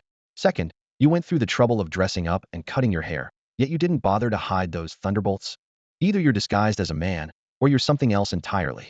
Xie Xiaoxiao's cheeks flushed as she realized how poor her disguise was. No wonder everyone had been giving her strange looks. She was so accustomed to the burden on her chest that she forgot to conceal it. Ye Lin shook his head, sighed, and turned to leave. He wasn't interested in getting involved with a woman who couldn't even disguise herself properly.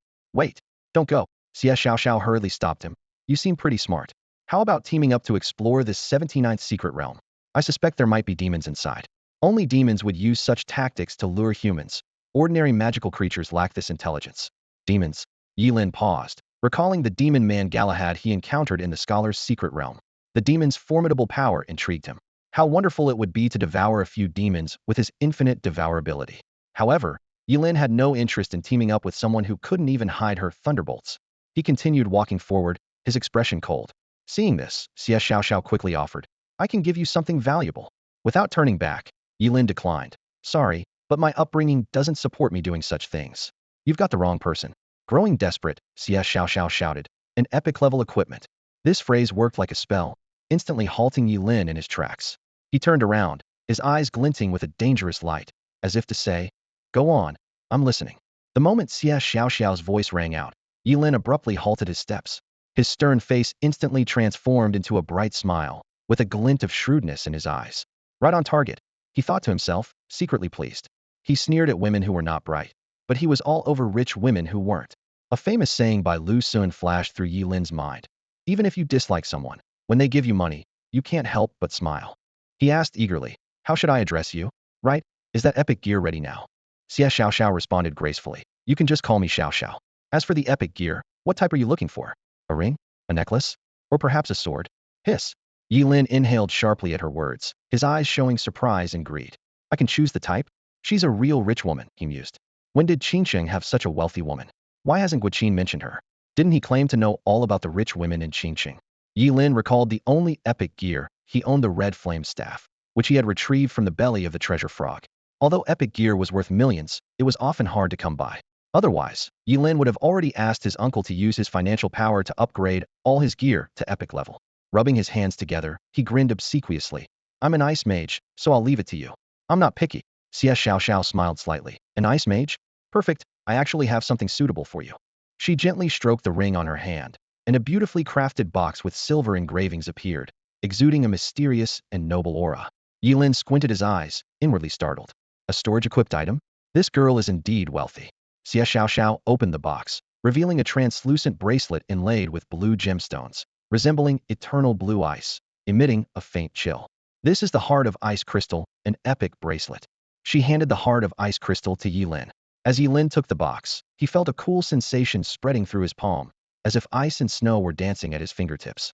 He carefully examined the bracelet's attributes. Heart of Ice Crystal. Level, Epic. Attribute. Increases mental power by 60. Skill, Absolute 0. Absolute 0. Creates a field centered on the wearer that approaches Absolute 0, doubling the power of ice skills used within this field. A field skill. Ye Lin couldn't help but be amazed. Field skills were extremely rare and had a significant impact on a mage's combat power. With a field skill, the influence of the environment on a mage could be minimized. This Heart of Ice Crystal was a standout even among epic gear. Ye Lin pondered. For Xia Xiao Xiao to give away such gear so casually, what even more incredible items must she possess? A hint of malice flickered in his eyes, and he considered resorting to violence to seize her possessions. Just as Ye Lin was about to act, he suddenly paused, realizing something. Extremely wealthy, with abundant resources, vast knowledge, yet lacking common sense. Even seeming a bit naive, this is clearly someone who has lived a sheltered life, like a second-generation heir. Such a person couldn't exist in a small town like Qingqing. Ye Lin recalled the mysterious figure who had made the entire Qingqing Investigation Bureau tremble at Zhuge Qingqing's funeral, and a cold sweat broke out on his back. Could this woman be connected to that enigmatic figure? Xia Xiao Xiao turned her head in confusion and asked, "What's wrong?" Ye Lin forced himself to remain calm, managing a smile. "Oh, nothing. Wishing your mom health and happiness." "Do you know my mom? You're not lying to me, are you?" Xia Xiao Xiao's eyes widened, filled with shock. Her expression was like a startled fawn, innocent yet cautious. Ye Lin's lips twitched slightly, inwardly sighing at the girl's naivety. "I'm just talking nonsense. Come on, let's enter the secret realm." He brushed off the subject lightly, all the while calculating in his mind. For someone so naive to have lived safely until now, Xia Xiao Xiao must have a significant background. A child from an ordinary family would never maintain such pure thoughts and enthusiasm for the world. Ye Lin, who grew up in the slums, knew this all too well. He was secretly relieved that he only entertained the thought of robbery and murder without acting on it. If this girl was indeed connected to a big figure in Qingqing, there might be someone secretly protecting her. Even if he succeeded, what awaited him would likely be a relentless pursuit. Phew, I knew it. If you knew my mom, I'd be in trouble, Xia Xiao Xiao muttered under her breath. If she found out I ran away from home, she'd nag me to death. Ye Lin caught the key information. So you snuck out? Yes. Xia Xiao Xiao proudly lifted her chin, expecting praise. Aren't I impressive? Ye Lin chuckled inwardly, finding it hard to understand the mindset of these wealthy young ladies. But he continued the conversation, asking, "By the way, what's your name? What's your level? You seem pretty strong." Xia Xiao Xiao curiously examined Ye Lin, her eyes sparkling with excitement. "My name is Xia Xiao Xiao. And you?" "I'm Yi Shuang, almost level 60. How about you?" Ye Lin responded, calculating that with his current strength, his enhanced skills were indeed comparable to those of a level 50 or 60 professional. Claiming a lower level might arouse suspicion. "Almost level 60? That's amazing," Xia Xiao Xiao exclaimed, her eyes widening even more. "No wonder my dad always says there's always someone better. You look about 25 or 26, right? Being nearly level 60 at that age, you're a genius in the whole of Daxia." Ye Lin smiled, saying nothing more. With the illusion on, he did indeed appear around 25 or 26. Xia Xiao Xiao, not to be outdone, proudly declared. "But compared to me, you're still a bit behind. I'm 17, and I'm already level 37. By the time I'm your age, I'll definitely surpass you." 17? Level 37. Ye Lin was a bit surprised. "Then you must have been a top scorer in the college entrance exam already?" Xie Xiao replied innocently. I've never taken the college entrance exam. None of my friends do either. My dad says it's a waste of time for me. Ye Lin paused. Indeed, the national top scorer only gets a legendary piece of equipment. For those with strong backgrounds, taking the exam might indeed be a waste of time. This perspective is quite common in certain circles. As they conversed, they had already entered secret realm number 79. Before them lay a vast expanse of black earth, like an ancient battlefield left behind. The ground was covered with dark red soil, resembling the traces of dried blood. In the sky, only 2 or 3 stars flickered with eerie light, like eyes silently observing all who entered the realm. Ye Lin stood at the entrance of the secret realm, his brow slightly furrowed as he sensed the oppressive and dangerous aura surrounding him. In the distance, the towering mountains were faintly visible, each with unique shapes, some winding like giant dragons, others prowling like fierce tigers, as if they possessed their own life. From deep within the mountains, the roar of demonic creatures occasionally echoed, shaking the air. Seems like I was right. There must be real demons in this realm. Ye Lin murmured to himself, a hint of caution flashing in his eyes. As soon as Xie Xiao stepped into the realm, she couldn't help but cover her nose, showing a look of disgust. This stench is so familiar. Do you often deal with demons? Ye Lin asked curiously, glancing over at Xie Xiao. Xie Xiao nodded, her large eyes sparkling with excitement. Yes, but before, it was always with my family elders. This is my first time facing demons alone. Ye Lin pointed to himself, half-jokingly asking, am I not one? Am I really human? Xie Xiao responded seriously. Of course you are, but you're different from my elders. You're my teammate, not someone who would risk their life to protect me. Ye Lin gave a faint smile. How do you know I wouldn't? Xie Xiao widened her eyes, a bit incredulous. What did you say? Nothing. Ye Lin looked away, thinking to himself. Xie Xiao could be an excellent way to understand that mysterious figure behind the scenes. Gaining her trust might yield a lot of useful information. After all, it's inevitable that I'll confront that figure someday. But gaining trust can't be rushed. The two continued deeper into the 79th secret realm, encountering numerous job changers battling demonic creatures along the way. The creatures were formidable, with some even comparable to high-level demons like hellhounds. More job changers were searching for the radiant staff they had seen outside the realm, convinced that such a treasure must be hidden within. Ye Lin and Xie Xiao pressed on, with Ye Lin dealing with any creature that attacked them. Ice Blade. Ye Lin casually cast, freezing an attacking creature into an ice sculpture before storing its body in his storage ring. Xie Xiao asked curiously, why do you keep collecting the bodies of these creatures? As they traveled, whether it was a creature killed by others or by Ye Lin himself, he would always store the body. Ye Lin made up a reason on the spot. I'm an orphan. The bodies of these creatures are worth quite a bit. Xie Xiao felt a bit guilty. Sorry, I didn't mean to pry. It's fine. Ye Lin changed the subject. But since earlier, you've been subtly leading us in a specific direction. Can you sense where the demons are in this realm? Xie Xiao nodded seriously. Yes, but I can't explain how. It's my secret. Ye Lin shrugged indifferently. No problem. Suddenly, Xie Xiao proposed. Don't worry. When we hunt the demons, you can have all their bodies. I don't want any. Demons' bodies are worth much more than creatures. But could you do me a favor? What is it? Ye Lin asked. Xie Xiao pulled a pink phone from her pocket, a bit embarrassed. When I face the demons, could you record a video for me? I want to show my family that I'm not a little kid who needs their protection anymore. I have the strength to hunt demons on my own now. Ye Lin was silent for a moment, pondering to himself. It was puzzling why a wealthy young man would leave home to prove himself, even risking venturing into a secret realm to confront demons. Nevertheless, he accepted the phone, nodding slightly in thanks. Xie Xiao beamed a bright smile, her cute little tiger tooth peeking out. The two continued deeper into secret realm number 79, soon arriving at the foot of the mountain they had seen from a distance. By this time, many other adventurers had gathered there. Seeing Ye Lin and Xie Xiao approach, a wary glint appeared in the eyes of the crowd. In this unregulated secret realm, acts of robbery and murder were common, and adventurers naturally guarded against one another. Ignore them. Let's head this way, Xie Xiao said with excitement in her voice. I can feel that the demons are very close to us. Ye Lin nodded in agreement and followed closely behind. As they ventured into the mountains, the air around them seemed to thicken. Even the wind carried a chilling foreboding, as if warning of something to come. There! Xie Xiao suddenly stopped and whispered. Following her gaze, Ye Lin saw a massive demon, nearly 3 meters tall, slowly emerging from the forest.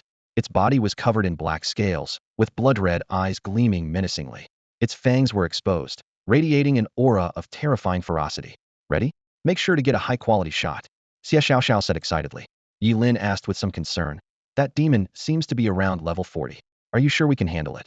He knew well that demons were far more powerful than monsters of the same level.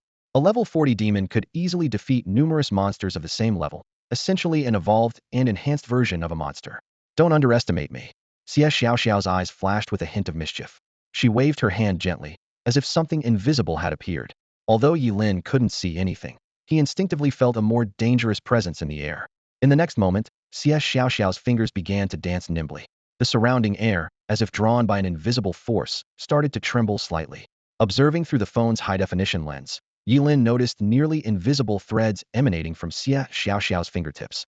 These threads occasionally glinted faintly in the light, like agile little snakes swiftly winding towards the demon. The demon, sensing danger, let out an ear-splitting roar. Its black scales immediately hardened, trying to fend off the thread's attack. However, the sharpness of these threads rivaled the finest blades, easily piercing through the demon's defenses. In an instant, purple blood began to seep continuously from beneath the black scales. Ye Lin was stunned as he recorded the video. Although he still wasn't sure what CS Xiaoxiao's profession was, her skills clearly indicated formidable combat prowess. These nearly invisible threads were undoubtedly the perfect stealth weapon. Even a level 50 adventurer could be decapitated by CS Xiaoxiao's swift strike if caught off guard. CS Xiaoxiao exclaimed in surprise, a hint of disbelief flashing in her eyes. She hadn't expected anyone to find this hidden place so quickly.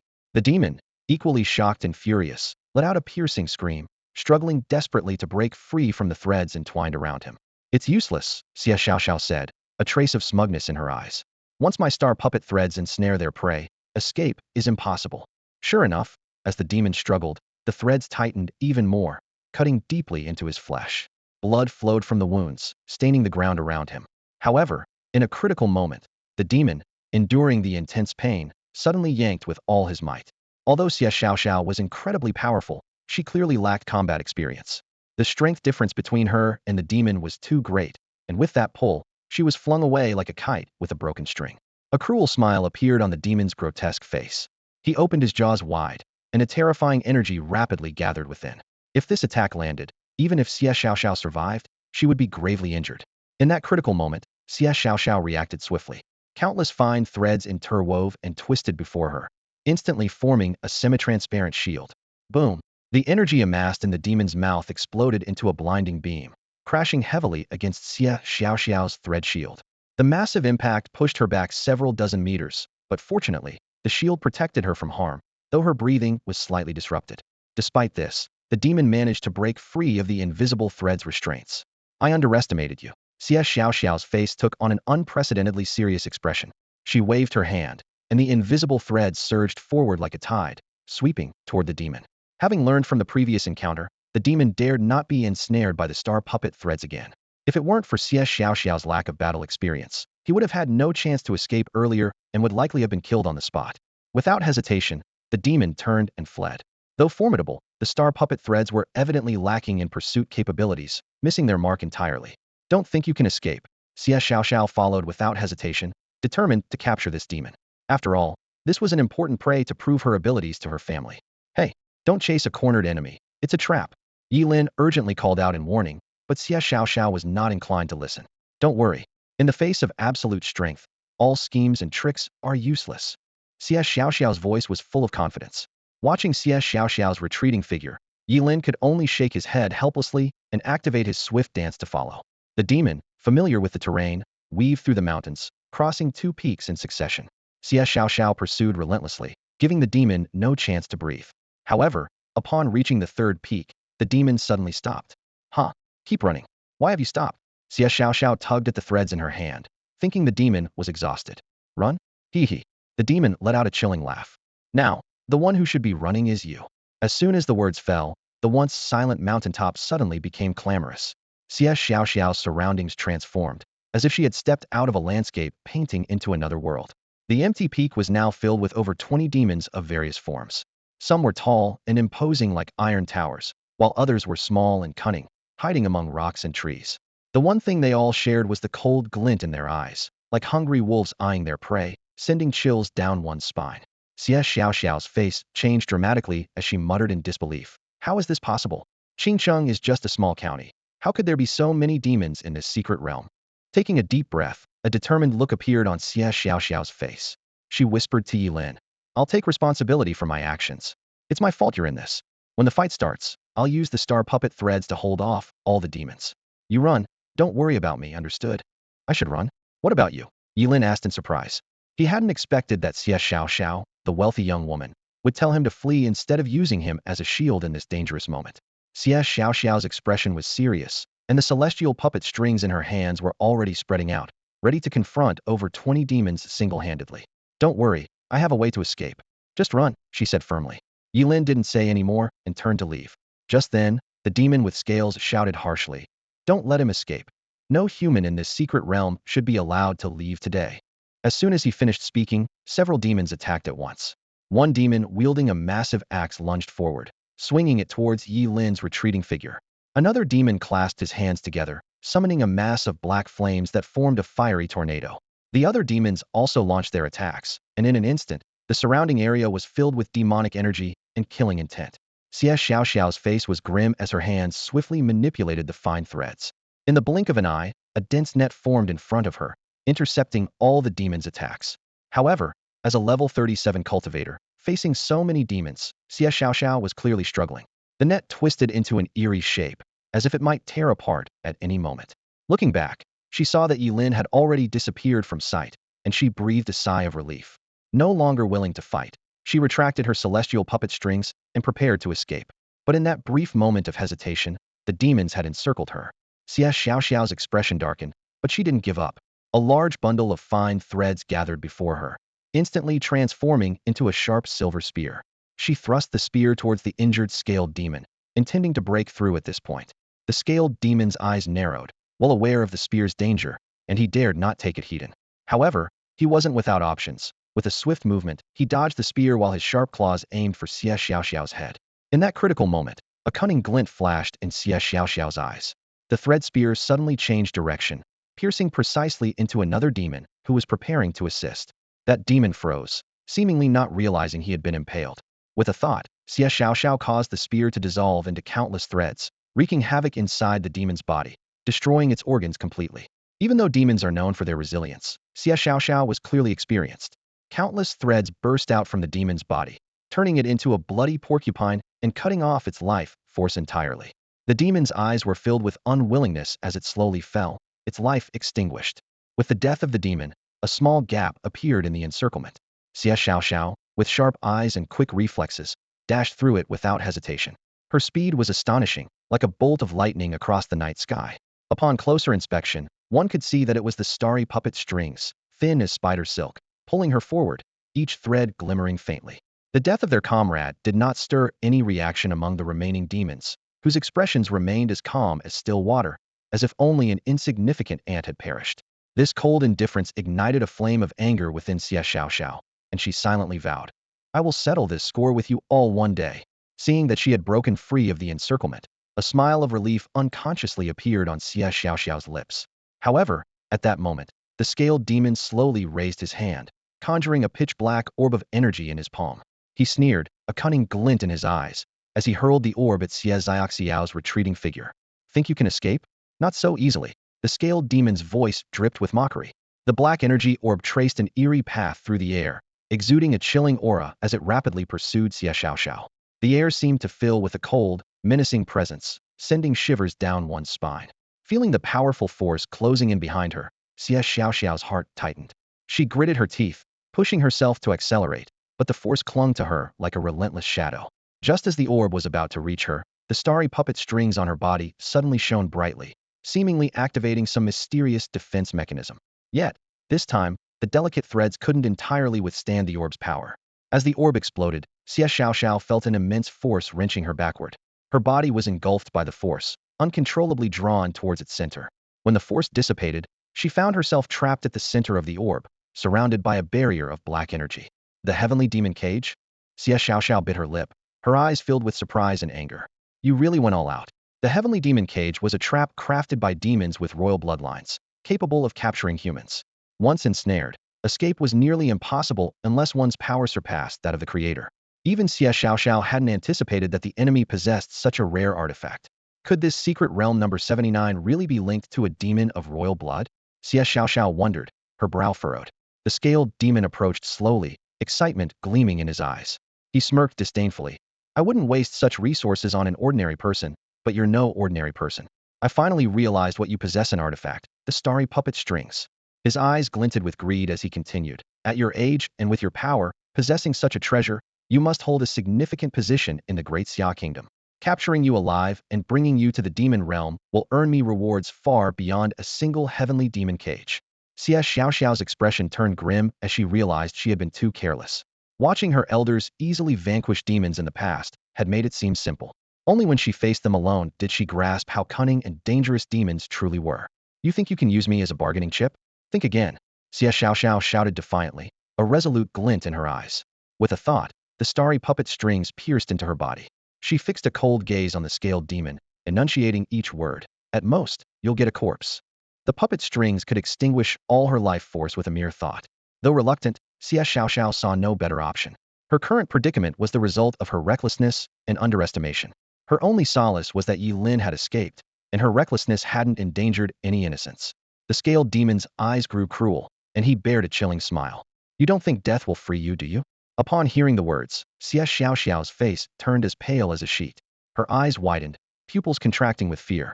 Although she had grown up hearing countless stories of heroes who died on the battlefield for the peace of humanity, and had once imagined herself becoming such a hero, the fate described by the scaled demon made her shiver uncontrollably, unable to accept it. She could face death, but the thought of being humiliated after death was like a sharp knife stabbing into her heart. Xia Xiaoxiao stood frozen, her eyes filled with confusion and fear, tears welling up. It was then she realized that in the battle against the demons, there were fates worse than death. You scoundrel! Xia Xiaoxiao gritted her teeth, her voice trembling. Despite being a warrior, at this moment, she was just a girl under 20, facing a cruel reality that had shattered her spirit. The scaled demon, seeing Xia Xiaoxiao abandon the thought of suicide, flashed a smug smile. That's more like it. As the saying goes, a wise man knows when to retreat. He reached out his hand, ready to remove Xia Xiaoxiao's star puppet strings. Xia Xiaoxiao closed her eyes in despair, awaiting her impending doom. However, just as the demon's hand was about to touch her, a startled cry pierced the silence. Xia Xiaoxiao's eyes flew open to see ice crystals suddenly forming on the demon's fingertips, rapidly spreading up his arm. In panic, the demon swiftly severed his own arm, purple blood spurting out, the severed limb shattering into icy shards on the ground. Who's there? The scaled demon shouted in a mix of shock and anger, while the other demons quickly became alert, scanning their surroundings. Xia Xiaoxiao stared in disbelief at the scene before her. It wasn't until Ye Lin appeared in front of her that she gasped in surprise, momentarily speechless.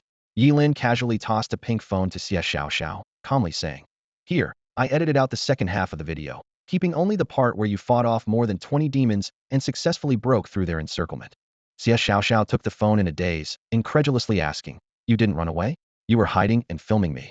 Ye Lin replied matter-of-factly, "Yeah, wasn't that what you asked me to do? To film you defeating the demons alone, so your family would recognize your abilities."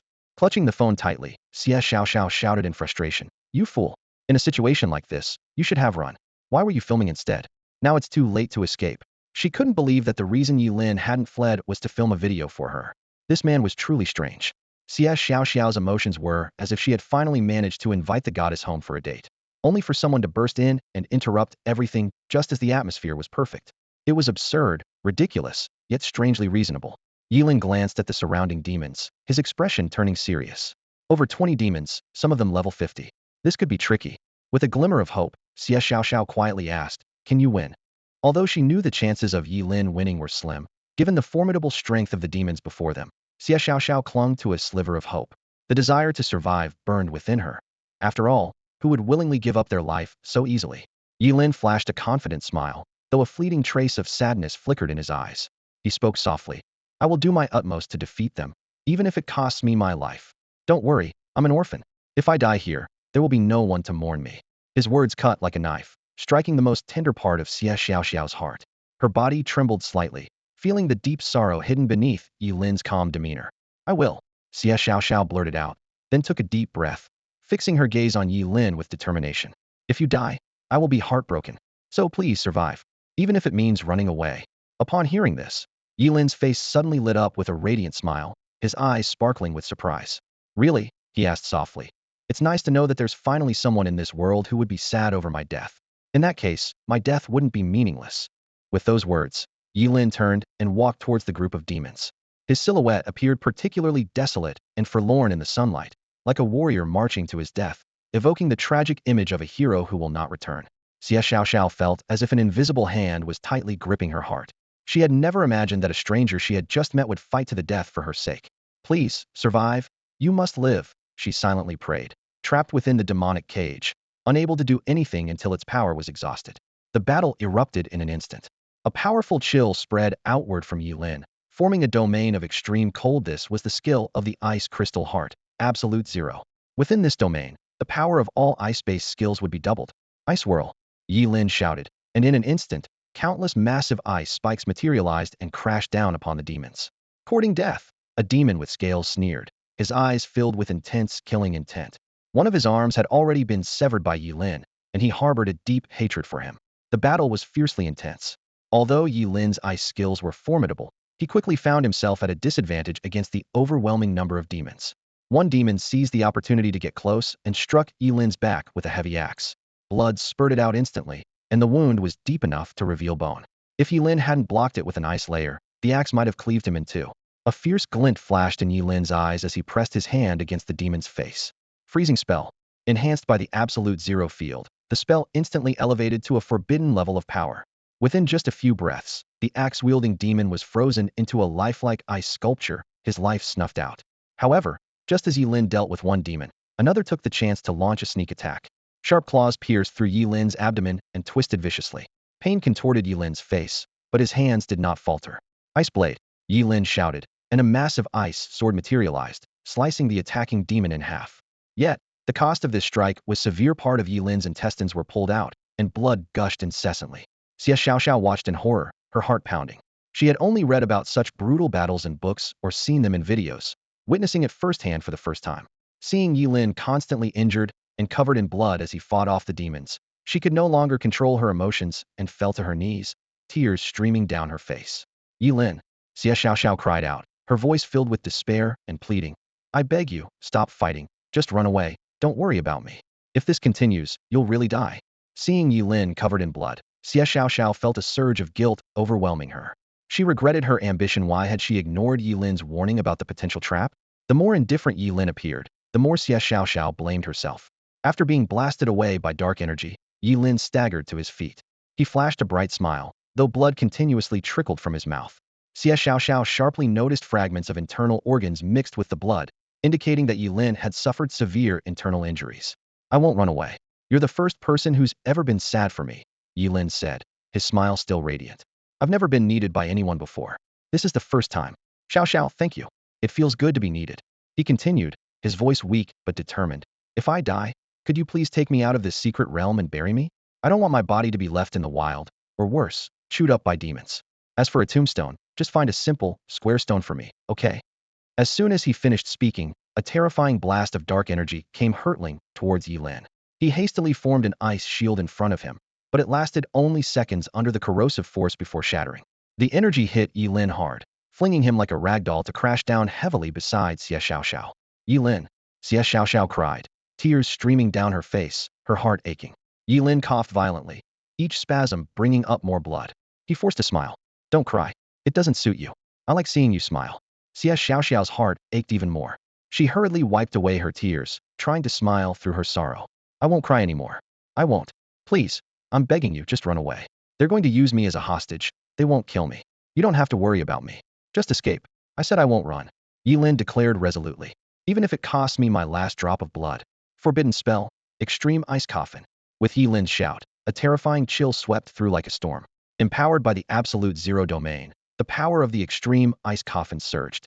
A demon attempting to attack Ye Lin was immediately sealed in a suddenly formed ice coffin, its life snuffed out by the deadly cold. No! Xie Xiaoxiao cried out in utter despair as she saw Ye Lin begin to cast the forbidden spell.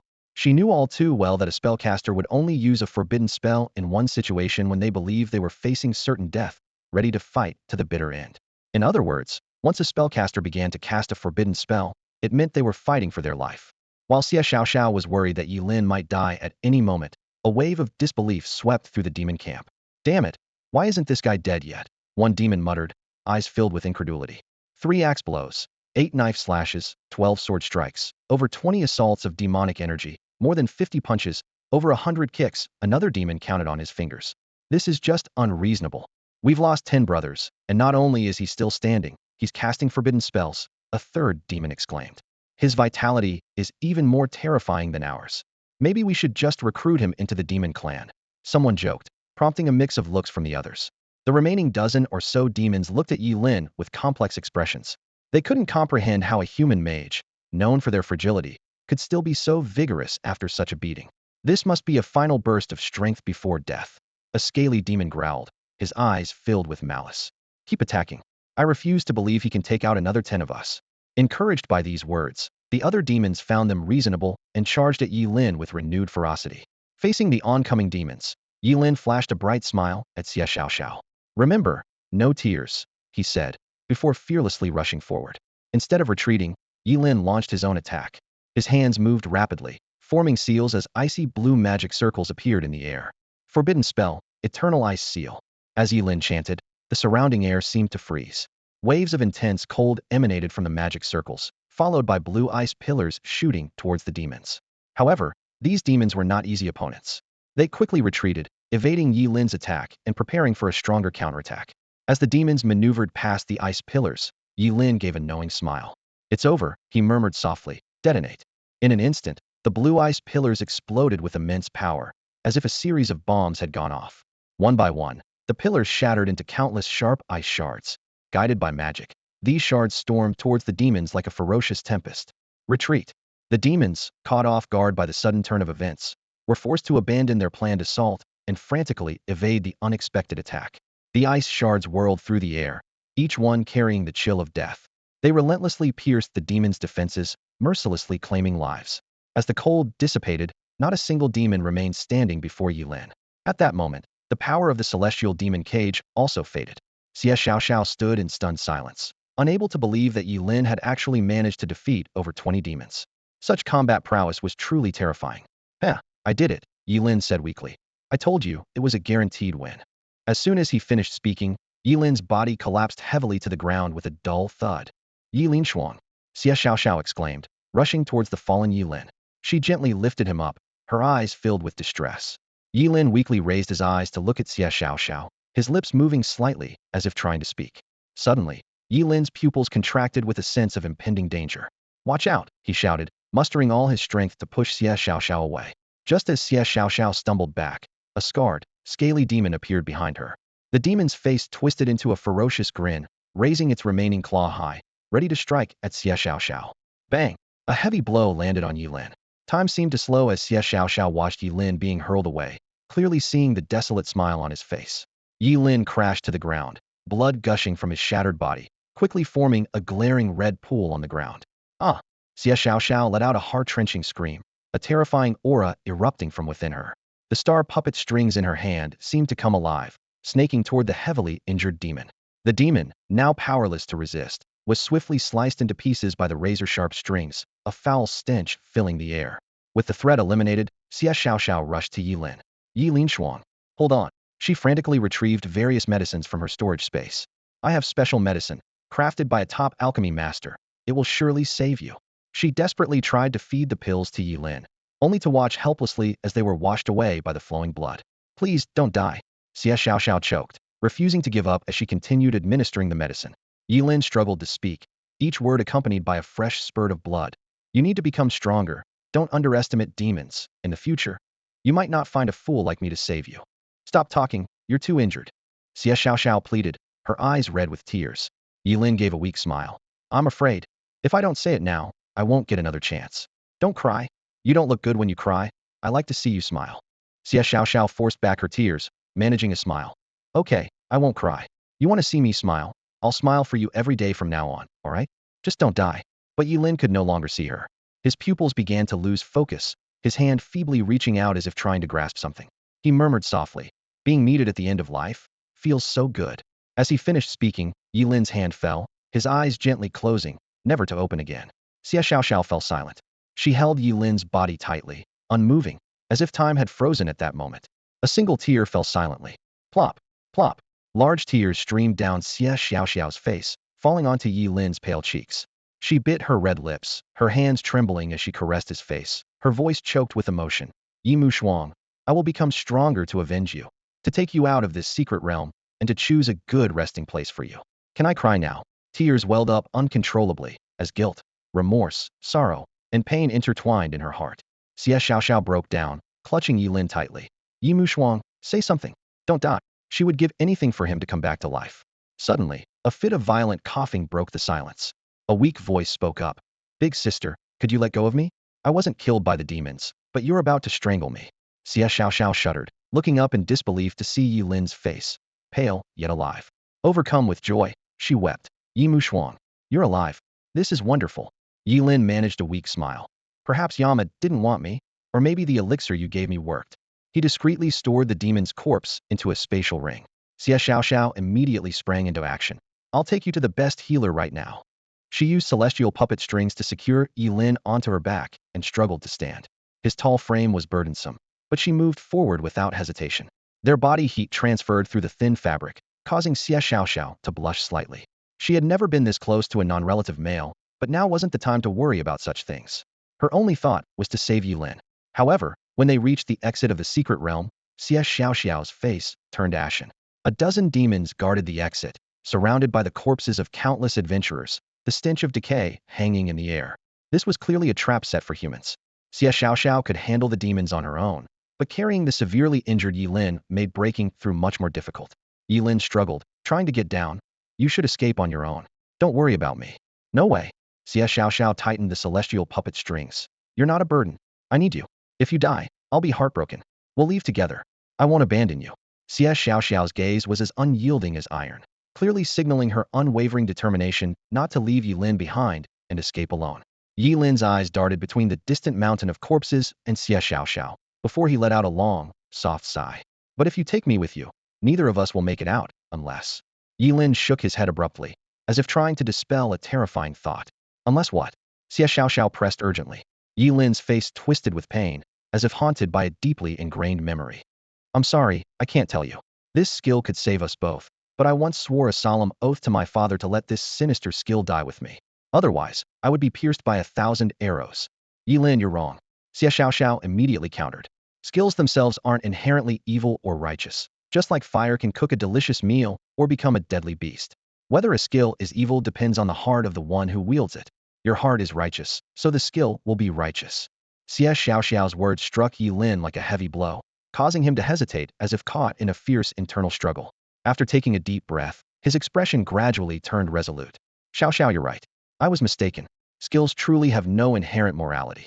Xie Xiaoxiao nodded and continued. Exactly. It's like my star puppet strings. Do you know who its previous owner was? Who? Ye Lin asked curiously. Bailey So. Xie Xiaoxiao's tone became grave. Bailey So. Ye Lin was momentarily stunned. Then his expression changed drastically. The butcher. That's right. Xie Xiaoxiao confirmed. Ye Lin narrowed his eyes, recalling the fearsome name from a decade ago. The butcher Bailey Su, a heartless and deranged mass murderer who slaughtered thousands of innocents for pleasure. Because of this, he was hunted by the top job changers of Dixia. The outcome of that battle remains a mystery, with many strong warriors falling and Bailey Su disappearing without a trace. Xie Xiaoxiao spoke earnestly. In Bailey Su's hands, the star puppet strings were a weapon of mass murder, but in mine, they've become a tool to fight against the demon race. Objects themselves aren't inherently right or wrong. Ye Lin gave a wry smile and said, I understand. I was just worried that knowing about this skill would make you fear me. It's okay. I'm not afraid. Xie Xiaoxiao responded sincerely. Ye Lin pressed his lips together, hesitating, but finally spoke. The thing is, I have an ancestral skill that allows me to heal my injuries by absorbing corpses. If I can recover, our chances of breaking through together will be much higher. If it were the corpse of a demon, I wouldn't hesitate for a moment. The problem is that I'm being asked to devour the bodies of my own kind. I can't bear to see them left without a proper burial. As soon as Ye Lin finished speaking, Xie Xiaoxiao's brow furrowed deeply. She hadn't expected the skill Ye Lin described to be so horrifying, and it was no wonder he called it evil. For a moment, Xie Xiaoxiao was lost in thought, struggling internally with whether to support such an inhumane act. Seeing her reaction, Ye Lin sighed deeply, a hint of pain flashing in his eyes. I understand. This skill is indeed against human decency. Let it be buried with me. No. Xie Xiaoxiao suddenly looked up, her gaze firm as she met Ye Lin's eyes. Ye Lin, don't think like that. Those people's bodies will end up as food for the demons anyway. If you can devour their bodies, recover from your injuries, and then kill all the demons to avenge them, wouldn't that be a good thing for them? Ye Lin heard this and frowned slightly, falling into brief hesitation.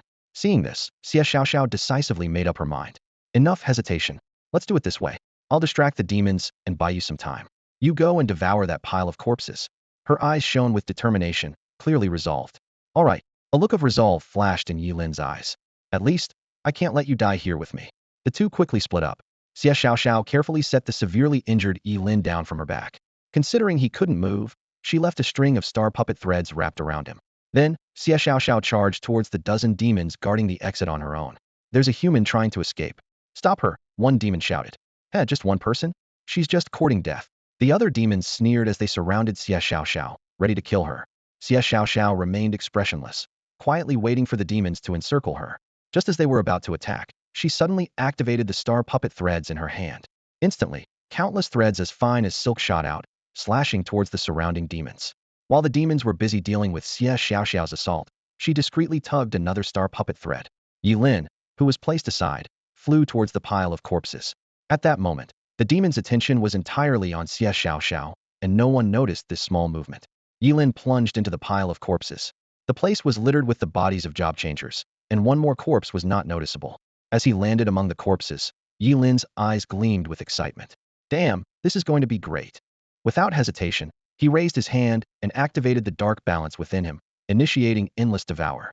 Normally, unless there was a large-scale massacre, Ye Lin wouldn't have the chance to encounter so many corpses of job changers.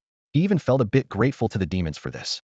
After all, the demons were the ones who killed them, so he felt no guilt in devouring them. Ye Lin calculated in his mind.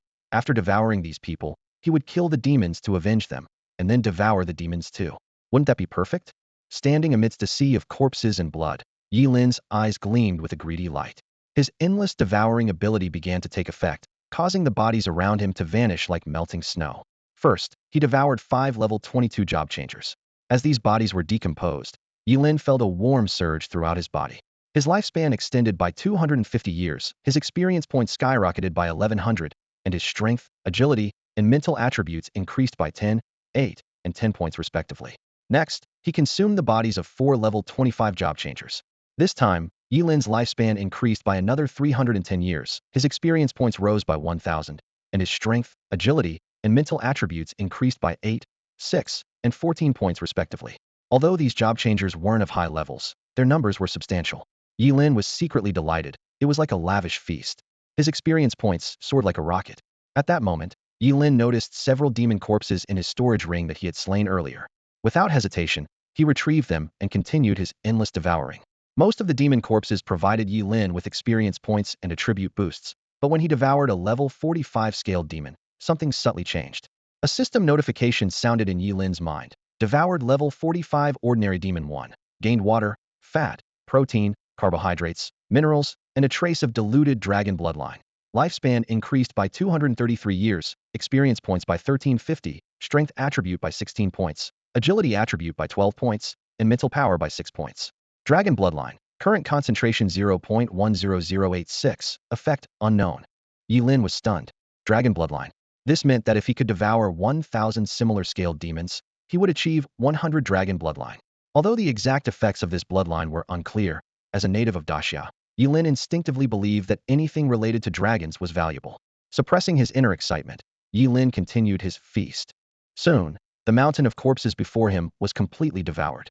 Ye Lin was pleasantly surprised to find that his level had jumped from 32 to 37, matching Xie Xiaoxiao's.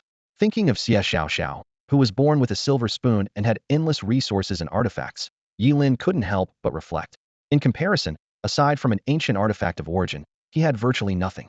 Yet now, he had caught up to Xie Xiaoxiao's level, which, if spread, would undoubtedly cause a sensation. Ye Lin was secretly thrilled. Entering the secret realm was indeed much more efficient than hunting demons on his own. He began to look forward to his upcoming life at Daxia Academy. After all, the reason universities could attract countless job changers was because they possessed multiple powerful secret realms. Unless one had a deep background like Xie Xiaoxiao, entering a university was an irresistible temptation for any job changer. Meanwhile, as Ye Lin was frantically leveling up, Xie Xiaoxiao was engaged in a fierce battle with a dozen demons, the scene chaotic.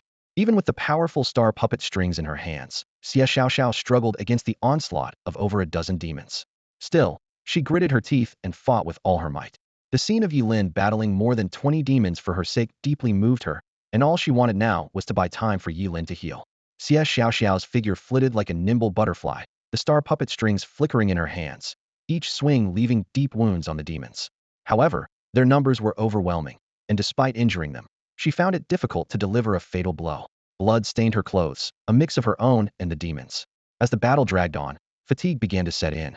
At that moment, a demon seized the opportunity, launching a surprise attack from behind with terrifying demonic energy.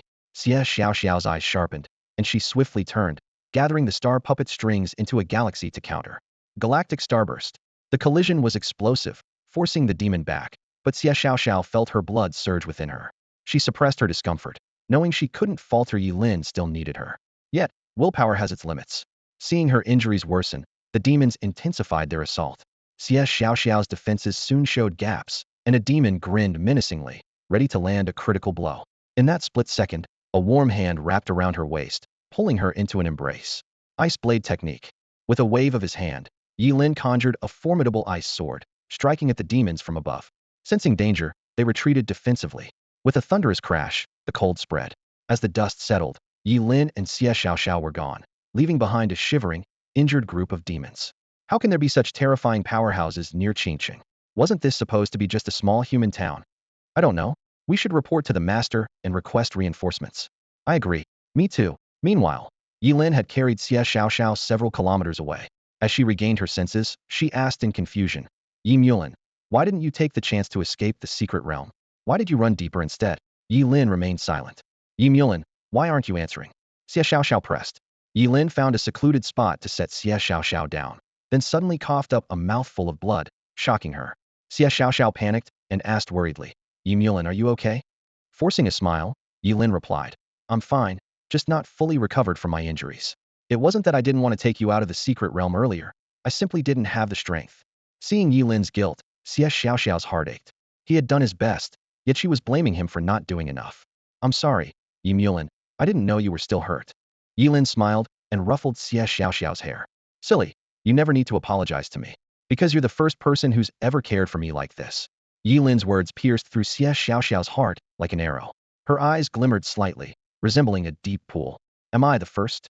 A wave of unprecedented emotions surged within Xie Xiaoxiao, indescribable yet tinged with sweetness. Ye Lin gazed at Xie Xiaoxiao with clear eyes and softly said, Yes, you are the first. To me, Xiaoxiao is the most special person in the world. Xie Xiaoxiao blushed instantly, taking a few steps back in a fluster, and said hurriedly, Stop it. You're still injured. Go and heal yourself. With that, she ran away like a startled bird. Ye Lin watched her retreating figure and chuckled softly. This number 79 secret realm upgraded quickly and posed little danger, so he was naturally reluctant to leave so soon. He quickly cast the forbidden spell, one chi transforms into 3 pure ones, summoning 2 clones. After disfiguring their faces, he released them. The clones performed the dance of instant steps, darting in different directions to scout for higher-level demons in the secret realm. Moments later, Xie Xiaoxiao returned, carrying a few wild fruits in her left hand and dragging the carcass of a furry demon pig with her right. She skillfully cleaned the demon pig using celestial puppet strings, then lit a campfire and placed a pig leg on it to roast. Xie Xiaoxiao focused intently on the roasting meat, but accidentally charred the pig leg. Excitedly, she offered the burnt pig leg to Ye Lin, her eyes filled with anticipation. Seeing her expectant gaze, Ye Lin, knowing he had an immortal body, took a bite without hesitation. Even with Ye Lin's endurance, his face twisted slightly from the taste. The pig leg was burnt on the outside and raw on the inside. Is it good? Xie Xiaoxiao asked nervously. Ye Lin, suppressing his discomfort, chewed the meat and his eyes lit up. Wow, it's really good. Really? Ugh. Ugh. I'll definitely finish it. Ugh. Despite his immortality, Ye Lin still retained basic human physiological responses. He fought the urge to vomit and continued eating the love-filled roast, his heart filled with warmth. He didn't want to vomit, but his body was beyond his control. Ye Lin never imagined that even during his days in the slums, he never had to eat something so hard to swallow. He even began to question whether the death of the furry demon pig was worth it. Seeing Ye Lin's pained expression, Xie Xiaoxiao remained silent, a hint of disappointment flickering in her eyes. She softly said, Ye Lin, if it's really that bad, you don't have to force yourself. Ye Lin suppressed his discomfort and forced a smile. Bad? Nonsense. It's delicious. But before he could finish speaking, he couldn't help but gag. Trying to cover it up, Ye Lin quickly said, Could you get me some water? I'm a bit choked and can't stop hiccuping. Hearing this, Xie Xiaoxiao quickly got up to fetch some water. The moment she turned her back, Ye Lin couldn't hold it any longer. He swiftly activated his endless devour ability to break down the nauseating pig leg completely. To avoid suspicion, he intentionally left the bone behind. A system notification sounded in his mind. Consumed toxic demon creature remains. Acquired brain parasites 12. Intestinal parasites 25. 2A carcinogen acrylamide. Gene mutation compound heterocyclic Class 1 carcinogen benzoapirin. Ye Lin inwardly chuckled bitterly, never expecting that CS Xiaoxiao's cooking could nearly cost him his life. With such talent, she should be practicing poison making instead of star puppet techniques. CS Xiaoxiao returned with water and was surprised to see only a bare pig bone left in Ye Lin's hand. She asked, "How did you eat so fast?" Ye Lin feigned calmness and smiled. "It was so good that I couldn't help but finish it quickly." CS Xiaoxiao beamed with joy. "Really? It's my first time cooking for someone. I was worried it wouldn't taste good. Hee hee, I guess I'm a little genius." Ye Lin fell silent again. He thought that CS Xiaoxiao's cooking skills had transcended the realm of taste. If he weren't immortal, 2 meals from her might send him straight to the afterlife. Suddenly, CS Xiaoxiao seemed to remember something and excitedly said, "Oh, when I went to hunt the furry demon pig, I ran into other job changers." Ye Lin was intrigued. "Oh," CS Xiaoxiao continued. "They seem to have realized that this number 79 secret realm is a demon clan's conspiracy. They're planning to gather together to resist these demons. I was thinking, since we can't leave for now and the demons at the exit will surely increase their guard after what happened, why don't we join them? There's strength in numbers, and we can break out together. What do you think?" Ye Lin considered it and replied with a wry smile. "I think it's a good idea. This way, the pressure on both of us will be much less. After all, my injuries haven't fully healed, and I can't exert my full strength." Xia Xiaoxiao said with determination. "No worries. Until then, let me protect you." Ye Lin chuckled. "All right, let's go." "Okay, wait for me." Xia Xiaoxiao turned and placed the 3-legged furry demon pig into her storage space. Ye Lin suddenly felt a sense of foreboding. "What are you doing?" Xia Xiaoxiao innocently replied. "Didn't you say you like my roasted meat? I'll bring it along and roast it for you when you're hungry." Hearing this, Ye Lin fell into speechless despair. Ye Lin looked at Xia Xiaoxiao's innocent and pure smile, feeling helpless yet unable to refuse. He silently prayed that Xia Xiaoxiao's grilling skills would improve quickly, at least enough to be non-toxic. The two of them left their spot, with Xia Xiaoxiao carefully supporting the severely injured Ye Lin as they moved slowly forward. The path was filled with devastation, marked by the traces of battles between demons and human job changers. Corpses lay scattered here and there, and Ye Lin, unwilling to leave them to rot, used his endless devour ability to decompose them, feeling it was the least he could do. Soon, they reached a wide plain. The open space provided excellent visibility, allowing them to spot any approaching demons in time. In the center of the plain, a group of human job changers had gathered, exchanging information. Their expressions were grave, and many bore injuries. "This secret realm 79 is a trap," one job changer exclaimed angrily. "There's no artifact here, just vicious demons." "This is Qingsheng," another person said, puzzled. "Usually, there aren't even high-level demons here. Why have so many demons suddenly appeared? Could the demons be plotting something?" Someone speculated. "What does it matter what they're plotting? We're just small fry," an older job changer sighed. "The most important thing now is to find a way out." "Escape? How?" someone retorted. "The exits are all guarded by demons. Going there is suicide." The group engaged in a heated discussion, clearly aware of the harsh reality of the secret realm.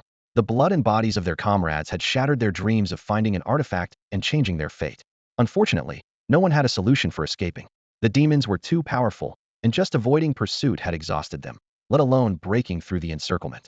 Unconsciously, everyone's gaze turned to a man at the center of the group. He was slender, with deep black eyes, and wielded a long battle knife. The purple blood on the blade indicated it had wounded many demons. This man, named Wu Hao, was the strongest among the job changers gathered here, a level 48 extreme flame swordsman with rank profession. It was thanks to his actions earlier that they had repelled the demons and broken through. Wu Hao stood up, surveying the job changers around him, and spoke in a deep voice. "I won't sugarcoat things. You all know the situation. At this point, there's only one way for us to break through. Wu Hao, you're the strongest here. If you have a plan, tell us." "Yeah, we're counting on you. If you can lead us out, you'll be a hero. We'll never forget what you did for us." The crowd became instantly excited, eagerly awaiting Wu Hao's next words. However, Wu Hao didn't speak immediately. Instead, he turned his gaze to the side. There, many gravely injured and dying lay sprawled across the ground. Their bodies were covered in horrific scars left by the demons. Some could barely move a few steps, while others were completely immobile, with only faint breaths remaining. The air was thick with the scent of blood and despair. Wu Hao surveyed the wounded with a cold gaze, a calculating light flickering in his eyes. He spoke. "These severely injured people can no longer escape the secret realm and are a burden to us. However, if used wisely, they could become assets." The crowd exchanged uneasy glances, a sense of foreboding rising within them. Wu Hao continued, "The demons are individually powerful, but they are far fewer in number than us. I suggest using these injured people as bait, cutting out their tongues to prevent leaks, and throwing them out to attract the demons, giving us a chance to break through. This way, some of us are sure to survive." Who agrees? Who opposes? The room erupted in shock. No one expected Wu Hao's plan to be so ruthless, to use their companions' lives for survival. Immediately, someone stood up in opposition. "This is too cruel and goes against humanity." A few others quickly agreed, some because they had family or friends among the injured, others out of moral conscience. However, more chose to remain silent, some even lowering their heads to avoid meeting others' eyes. Wu Hao sneered and vanished in an instant. The next moment, several cold flashes streaked through the air, and the dissenters fell with cries of pain, their tendons and meridians severed. Blood quickly pooled on the ground. "Now we have a few more pieces of bait, increasing our chances of success," Wu Hao said indifferently, his eyes sweeping over the crowd. "Does anyone else oppose?" The room fell silent. Wu Hao nodded in satisfaction. "Then we'll proceed as planned. Cut out the tongues of the severely injured to prevent them from giving us away." At that moment, a voice rang out. "I oppose." Xie Xiaoxiao came forward, supporting Ye Lin, her face filled with anger. She had intended to join the group to break through together, but had witnessed such a cruel scene. "Our enemy is the demons. How can you treat your own kind this way? You're going too far." Xie Xiaoxiao trembled with rage, struggling to find harsher words to condemn Wu Hao. Wu Hao remained unmoved by her accusations, only offering a cold smile. Ye Lin shook his head at the sight and said, "Xie Xiaoxiao, you're too naive. To deal with such scum, you need to be even more ruthless. Let me teach you a refined way to curse." With that, Ye Lin turned to Wu Hao, and as their eyes met, he cast a spell without warning. I have never seen someone so shameless. Ye Lin's outburst of profanity was like a thunderclap, instantly silencing the crowd. Everyone stood frozen, staring at him in shock as if witnessing a masterclass in the art of language. Xie Xiaoxiao was especially stunned. Raised in a sheltered environment, she had rarely heard such language. Hearing Ye Lin's wild words was as surprising to her as a real-life confession from Remington. Her eyes widened as she gazed at Ye Lin, as if discovering a whole new world. Wu Hao's face turned a shade of ashen gray. He had never encountered such eloquent insults. Seething with anger, he ground out the word "good" for times through gritted teeth, his eyes blazing with fury. Drawing his sword, the blade burst into fierce flames, causing the onlookers to fall silent with fear. They understood that Wu Hao was genuinely enraged and was about to unleash his full power. "Go ahead, insult me again. I dare you," Wu Hao taunted, his fiery sword in hand, glaring menacingly at Ye Lin. "No more insults. I fear you'll secretly enjoy them," Ye Lin calmly replied. This retort was even more infuriating than the previous insults, further igniting Wu Hao's rage. He roared and swung his sword, sending a fiery whirlwind towards Ye Lin and Xie Xiaoxiao. Just as it seemed unavoidable, the sword stopped midair, as if ensnared by an invisible force. The next moment, a sharp sonic boom echoed through the air. Wu Hao instinctively sensed mortal danger and quickly dodged, but not before a piece of flesh was sliced from his body, blood flowing freely. The spectators' eyes widened in disbelief at the scene. "Why should I tell you?" Xie Xiaoxiao said calmly, retracting the celestial puppet strings. Wu Hao picked up his sword, ready to strike again, but Xie Xiaoxiao intervened. "Stop, you can't defeat me." In truth, if Xie Xiaoxiao hadn't held back earlier, Wu Hao might already be severely injured. Despite her lower level, Xie Xiaoxiao's celestial puppet strings were a genuine artifact, providing enough power to bridge the gap in their levels. "Ha ha, you think I can't beat you? What a joke." Wu Hao laughed arrogantly, completely disregarding Xie Xiaoxiao's warning. His eyes gleamed with malice as he raised his battle knife high, ready to strike. At this critical moment, Ye Lin spoke coldly. "Xiao, he's just picking on you because you're a scholar. Don't waste your breath on him." Ice Blade spell.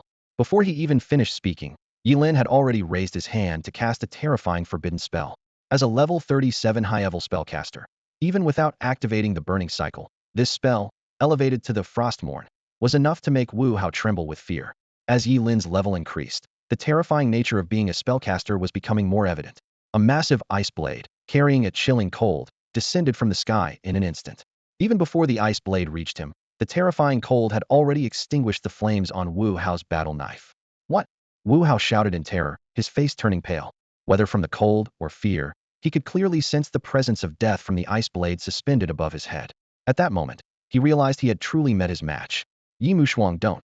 Xie Xiaoxiao's urgent cry suddenly rang out. The ice blade hung overhead, not falling, as a drop of cold sweat slid down Wu Hao's forehead, instantly freezing into an ice crystal. He collapsed to the ground with a thud, looking as if his soul had left him. Ye Lin turned to Xie Xiaoxiao, waiting for her to continue. Taking a deep breath, she said, Yimu Shuang, I know this guy is annoying and maybe even deserves it, but with the demons as our enemy, I think we should unite against them. Instead of killing him, we should throw him out to fight the demons. All right, I'll listen to you. I'm not one to kill unnecessarily, Ye Lin replied, snapping his fingers lightly.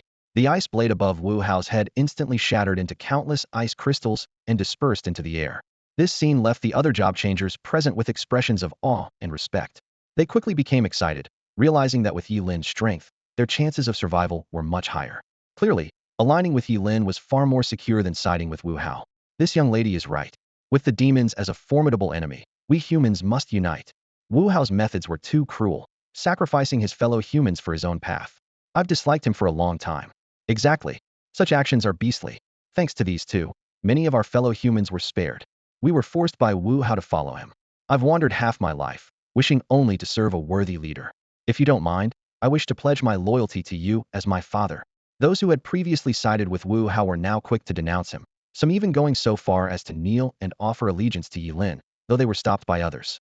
Ye Lin watched these people with calm indifference, saying nothing. He had seen too many examples of the darker sides of human nature. The only person who had ever surprised him was Zhuge Qianxing, but unfortunately, Zhuge Qianxing was no longer around. In contrast to Ye Lin's aloofness, Xie Xiaoxiao was much more enthusiastic. She encouraged them, don't worry. As long as we work together, we can definitely escape this secret realm. She then crouched down, clearing a smooth area on the ground. Pouring some water onto the cleared space, she began to write and draw intently. Half an hour later, a meticulously crafted model made of soil stood tall. Upon closer inspection, it was a miniature version of the 79th secret realm. A sandbox? You know military strategy? Ye Lin looked at the model Xie Xiaoxiao was building with surprise, raising an eyebrow slightly. Xie Xiaoxiao nodded earnestly, her slender fingers gliding over the soil, and her entire demeanor suddenly became sharp and focused. My grandfather taught me a bit, she explained, beginning to meticulously outline the terrain of Secret Realm 79. Every road, mountain, river, and even the position of each tree was precisely marked. Ye Lin couldn't help but admire Xie Xiaoxiao's impressive memory of the terrain. Xie Xiaoxiao focused intently on the scaled-down model of the secret realm, sometimes frowning in thought, other times her eyes lighting up. Suddenly, she exclaimed excitedly, I've got it! Everyone come here! The many job changers, who had been barely containing their curiosity, immediately gathered around. Xie Xiaoxiao pointed to a plane on the model and said, Look here, this is our starting point. Her finger traced a graceful arc in the air, finally landing on the other side. And here is the exit. There are at least 15 demons guarding it, and now there might be even more. We still need to split into two groups, Xie Xiaoxiao continued to explain. But this time, it's not about sacrificing the severely injured to give others a chance to survive. Instead, it's about having the combat-capable people create survival opportunities for the injured. She referred to the two groups as Team A and Team B, detailing their respective tasks and routes. Team A was to distract the demons, not requiring many people, but needing those of warrior and assassin classes. Mages and the severely injured were to be placed in Team B, responsible for circling around to the exit, dealing with the remaining demons, and assisting Team A. Xie Xiaoxiao's fingers traced a winding path on the model, as if an invisible battle team was maneuvering through obstacles under her command. She took a deep breath, feeling extremely tense. This was her first time applying her knowledge to an actual battlefield, and any mistake could cost lives. The many job changers nodded in understanding. Xie Xiaoxiao's plan, while similar to Wu Hao's, was more comprehensive in its details and more feasible in execution. All right, who wants to join Team A? Xie Xiaoxiao asked seriously. Team A is indeed more dangerous, so I won't force you. I will take on the role of Team A's leader myself. As soon as she finished speaking, the job changers looked at each other, none volunteering, their earlier enthusiasm now gone. Clearly, they were worried that if Team B managed to escape after dealing with the demons at the exit, Team A would be left in a dire situation without support. At that moment, a voice broke the silence. I'll join. Ye Lin stepped forward without hesitation, becoming the first to join Team A. No, you're injured. You should join Team B. Xie Xiaoxiao's voice was filled with urgency. However, the wounded did not back down. Each one staggered to their feet and resolutely walked towards Xie Xiaoxiao. So what if we're injured? It doesn't mean we can't fight. One of them gritted his teeth and said, I'm in too. Count me in. As long as my husband survives. Fool, if we're going to die, we'll die together. How could my husband live alone? 4 of the injured, who had their tendons cut by Wu Hao, stood up after some basic treatment and joined Team A without hesitation. Xie Xiaoxiao watched in amazement. At that moment, Team A consisted of only 6 people, including herself, with the other 5 being severely injured. This touching scene moved many, and soon more transferees gritted their teeth and joined Team A. Yet, ultimately, Team A only had about 50 members, far fewer than the 100 Xiao had hoped for. Considering there were 700 to 800 transferees here, excluding the severely injured, it was disappointing that they couldn't gather even 100. Xiao couldn't help but feel disheartened, as she had tried her best to ensure more people could make it out alive, but most seemed only concerned about their own survival. Shaking her head, Xiao's gaze turned resolute once more. So be it, as the saying goes, do good deeds without asking for a future. 50 is enough. She looked around. Since no one else wants to join Team A, I won't force it. We'll proceed with the original plan. With that, Xiao led Team A along the planned route to draw the attention of the demon race. The transferees left behind breathed a sigh of relief, worried that Xiao might forcefully pull more into Team A. Once Xiao and her group departed, the remaining transferees were elated. Great, we've run into a fool. One person chuckled quietly. Yeah, she's so easy to fool. A few compliments and she believed it, another chimed in. Thanks to that fool. Otherwise, how would we have a chance to escape this hellhole? Someone pointed at the severely injured, who were now unable to move, and asked, so what do we do with them? Really take these burdens along as she suggested? Not a chance, a rough voice declared.